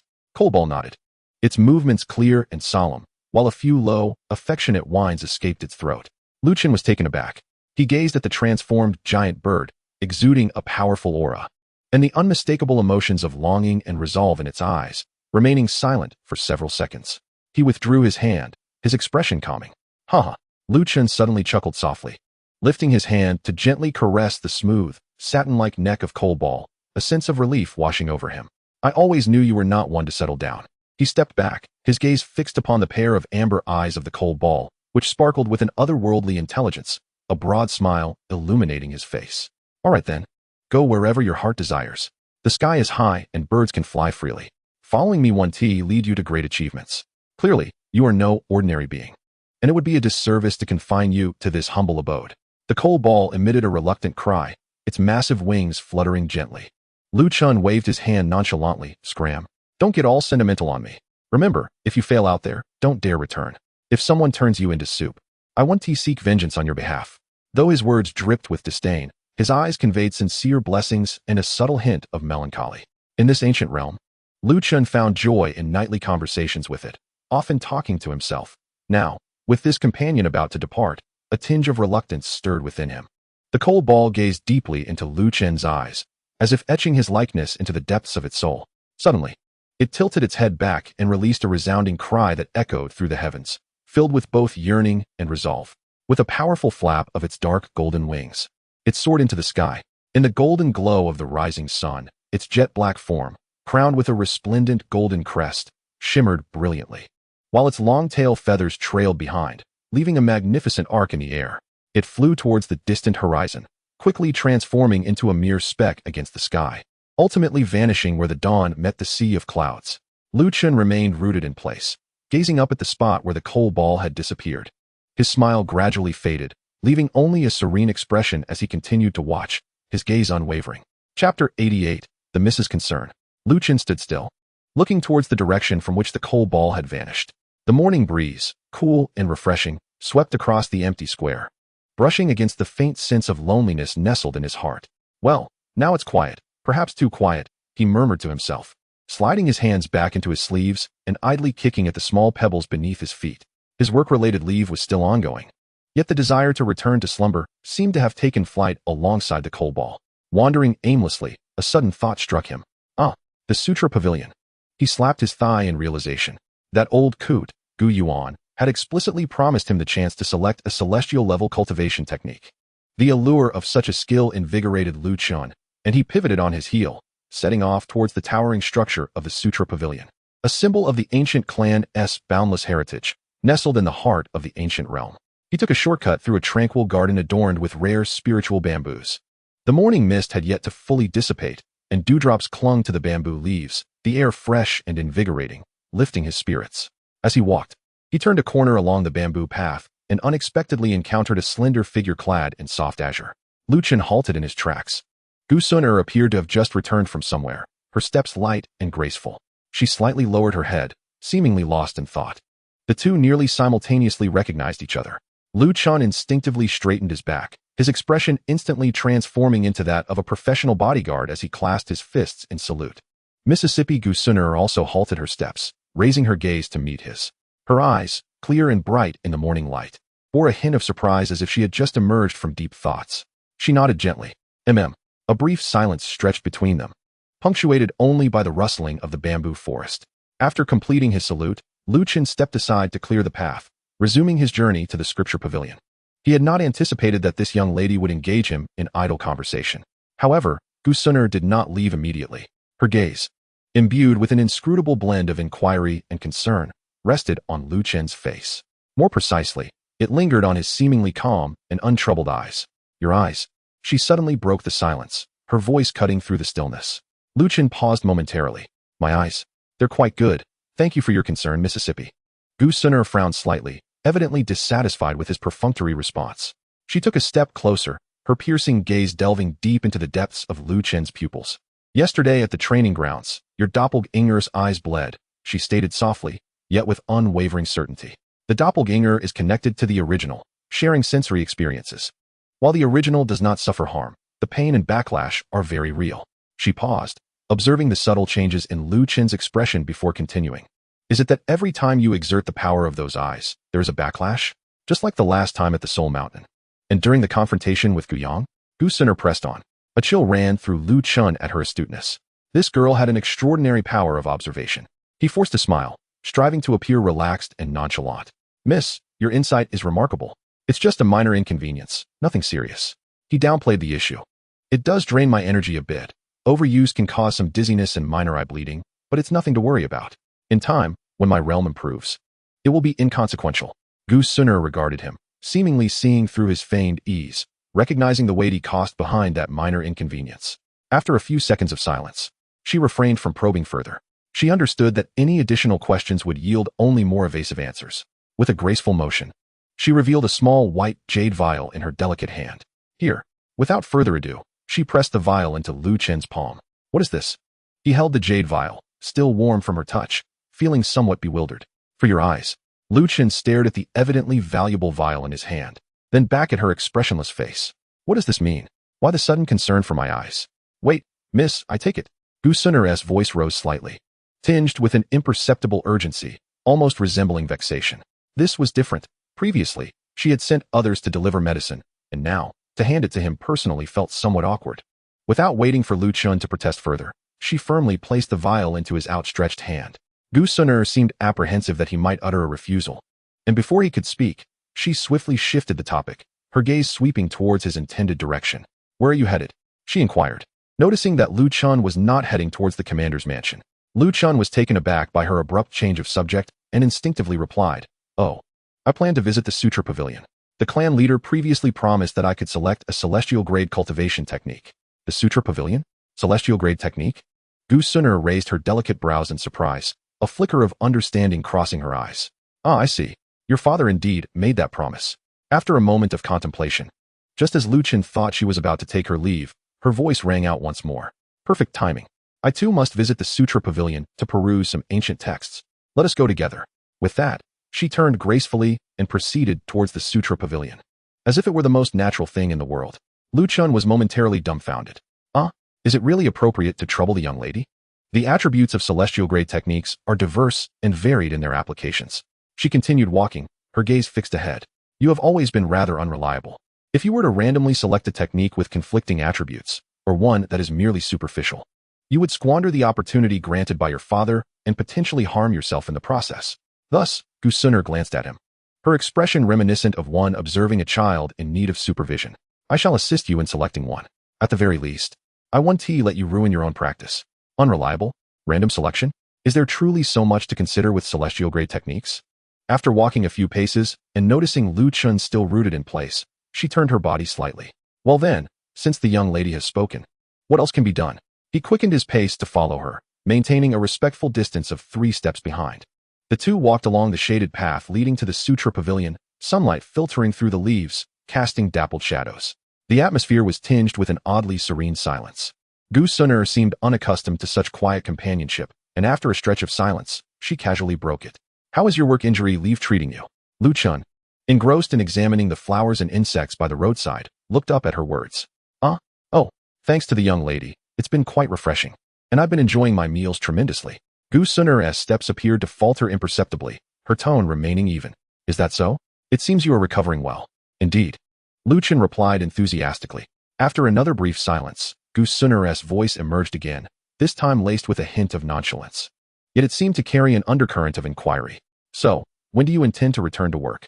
Lu Chun, contemplating the treasures that might await him in the Sutra Pavilion, casually responded, return to work? What work? My leave isn't over yet. It's a precious leave granted by Sister Ci, and I must enjoy it fully. Before he could finish his sentence, he sensed the figure ahead come to an abrupt halt. An icy pressure emanated from her, enveloping him. Lu Chun jolted, nearly colliding with her, and quickly halted. Raising his gaze, there stood Gu Suner, having turned around, her expression devoid of emotion as she regarded him. In her beautiful eyes, a chill akin to eternal ice settled, causing the surrounding temperature to plummet. Her crimson lips parted slightly. The commander Ling Quan, it seems you are enjoying your rest quite well. Chapter 89, The Self-Help Celestial Technique. The icy gaze of Gu Suner and the sudden drop in temperature instantly awakened Lu Chun, causing a cold sweat to nearly break out. He hastily sought to amend his words, a sincere expression plastered across his face. Esteemed miss, please understand. My intention in resting is to enhance my work efficiency. By nurturing my energy, I shall serve you far better. As he spoke, he nodded vigorously, attempting to melt the icy facade before him with his earnestness. Gu Suner fixed him with a cold stare for several moments, and ultimately, she said nothing, turning away to continue her journey towards the scripture pavilion. The surrounding chill seemed to recede somewhat, yet the invisible low pressure lingered. As they traversed several corridors, the guards became increasingly vigilant. Before them loomed a magnificent edifice forged entirely of dark golden metal, exuding an aura of antiquity. Upon the grand lintel, the 3 ancient characters of the scripture pavilion were inscribed with iron brush strokes, subtly emanating a sense of authority. 2 elite guards from the Black Abyss Legion, their presence formidable, stood sentinel at the entrance. Upon seeing Gu Suner approach, they immediately bowed in deference. Miss. Gu Suner inclined her head slightly, not pausing her stride. The guard's gaze swept over Lu Chun, noting his commanding attire and his accompanying of Gu Suner, thus permitting his passage. The grand doors slid open silently, revealing a rush of air imbued with the scent of ancient scrolls and pure energy. Lu Chun followed Gu Suner into the scripture pavilion. The interior space was far more expansive than it appeared from the outside, with a soaring dome adorned with countless star stones radiating a gentle glow. Resembling a true night sky, rows of massive, unknown metallic shelves stood in perfect alignment, extending into the distance. Countless luminous orbs, jade slips, scrolls, and even peculiar crystals or artifacts floated above the shelves, each emanating energy waves of varying strengths and distinct attributes, as numerous as the stars. The entire space was so quiet that one could hear a pin drop, the only sound being the faint hum of energy flowing. Goodness! Lu Chun could not help but exclaim softly, are these high-level techniques really displayed like cabbages? Silence, came Gu Suner's admonition. No noise is permitted within the scripture pavilion. The time for selection is limited to just 2 hours. Once the time elapses, regardless of whether a selection has been made, one will be transported out. She pointed to the star stones embedded in the dome. The movement of the stars indicates the time limit. Lu Chun promptly fell silent, nodding in understanding. He gazed at the vast array of techniques, momentarily at a loss for how to proceed. The celestial techniques all sounded formidable. Yet he was uncertain which would be suitable for himself. Regaining his composure, he began to browse each shelf, cautiously extending his mental energy. He sensed the faint signals emanating from the luminous orbs. The 9 transformations of the golden body, a body refinement technique? I already possess the cells of Hashirama and the thunder god technique. The great evolution of the stellar forces, harnessing the power of the stars. That sounds impressive, but it seems somewhat auxiliary. As time trickled away, Lu Quan gazed in wonder at the overwhelming array of techniques. Yet he could not shake the feeling that something was amiss. The techniques described herein, at first glance, appeared to possess unparalleled power. However, they seemed to be somewhat incongruent with his current system, or perhaps they lack a certain distinctiveness. Gu Suner did not interfere with his selection. She merely lingered nearby, perusing documents at a jade slip rack, occasionally glancing at Lu Quan's conflicted expression. What did he truly need? Even he could not articulate it. Survival? Offense? Or perhaps a means to counter the backlash from those piercing eyes. Lu Quan discreetly slipped into a relatively secluded corner, where the shelves appeared to be of a more ancient material, and the floating orbs of light appeared dimmer and far fewer in number. As his gaze wandered, it was suddenly captivated by a gray stone slip nestled in the corner. What is this? Does the scripture pavilion harbor such inferior items? Intrigued, Lu Quan crouched down and gently brushed away the dust with his fighting energy. What are you looking at? A cool voice inquired beside him. Startled, Lu Quan turned to find Gu Suner, who had quietly completed her task and stood beside him. In her hands, she held two ancient jade slips, her gaze following his to the light cover surrounding the stone slip. The jade slips within appeared dull in color. Yet the name of the technique displayed on the cover read Taishang Wanqing Lu. Taishang Wanqing Lu. Gu Suner uttered the name, her delicate brows furrowing tightly, a palpable tension threading through her tone. This won't do. Without hesitation, she reached out and seized the gray stone slip, her swift motion catching Lu Quan off guard. This item is ominous. It is no good. Gu Suner clutched the slip tightly, as if fearing it might contaminate Lu Quan. You must not touch it. It is unsuitable for you. Do not even entertain the thought. Lu Quan blinked in surprise. Miss, I was merely curious. Gu Suner's expression deepened into seriousness. Curiosity is not permitted. This is a fragment of a forbidden technique. To practice this art, one must sever all emotions and desires, their heart transformed into eternal, frigid stillness, devoid of joy or sorrow, love or hate. Only then can one glimpse the realm of Taishang Wanqing, a power truly beyond comprehension. But the cost? She paused, her voice growing more urgent than usual. The cost is the complete loss of human emotions. Those throughout history who attempted to cultivate this technique either perished or went mad, ultimately becoming soulless killing machines. You are not suited for this path. Lu Quan was taken aback by her vehement response, observing the seriousness and slight tension etched on Gu Suner's face, and nodded in understanding. Very well, I comprehend. Upon seeing him relinquish the thought, Gu Suner sighed in relief, casually tossing the jade slip of Taishang Wanqing Lu back into the light cover. She glanced at the nearby starry wall and cautioned. Time is running short. Lu Quan felt a pang of anxiety. He had yet to make his selection. With precious moments slipping away, he hastily surveyed his surroundings, neglecting thorough discernment. Not far ahead, a seemingly unremarkable object, resembling an ancient blue stone slab, drifted leisurely by. This will do. Adhering to the principle that the less conspicuous might indeed be the most formidable, he swiftly seized the blue stone slab in his hand. The object felt cool and heavy in his grasp, its texture rough. Almost instantaneously, as he seized the bluestone slab, a gentle repulsive force emanated from the space of the scripture pavilion. The moment had arrived. The voice of Gu Suner resonated. The scenery before him distorted, and in the next instant, the two were transported outside the scripture pavilion. At the registration desk, an elderly figure of the ancient clan, with hair as white as snow, stood guard. Without lifting his eyelids, he merely pointed a finger at the scroll presented by Lu Quan, a beam of light sweeping across it. The time reversal scripture. A low-tier celestial technique. The elder's voice was as calm as a tranquil pond, seemingly unperturbed by such an obscure technique. Confirm the selection? Confirm. Confirm. Lu Quan eagerly nodded. The elder acknowledged with a nod, inscribing an enigmatic mark upon the scroll with his fingertip, thus completing the registration and lifting certain restrictions from the scroll itself. He returned the scroll to Lu Quan. It is done. You may leave. Lu Quan exhaled in relief, seizing the scroll and bowing to the elder and the approaching Gu Suner before dashing out through the grand doors of the scripture pavilion. Only upon stepping into the warm embrace of sunlight did he finally breathe a long sigh of relief. It was then that he turned his gaze downward, examining the scroll he had nearly overlooked. The dark silver scroll shimmered with an extraordinary luster under the sun. He slowly unfurled it. The opening was adorned with a series of elegant characters, seemingly containing the very essence of the flow of time, the time reversal scripture. Following that, a torrent of profound and majestic information surged into his mind. One segment describing the core applications of the technique made Lu Quan's heart skip a beat. The purpose of the time reversal scripture appeared to be the ability to traverse into the past, to uncover truths, revisit pivotal events to unveil concealed secrets, or to mend regrets, attempt to convey messages, and acquire information and clues about objects, such as observing the past and seeking lost treasures. Furthermore, it could enable one to return to the past to alter significant historical events, comprehend the laws of time, and deepen one's understanding of the principles of time. However, altering any event would invoke a backlash of causality, with the intensity of the backlash being proportional to the degree of alteration, potentially resulting in misfortune, inner demons, or regression in cultivation. Lu Chun,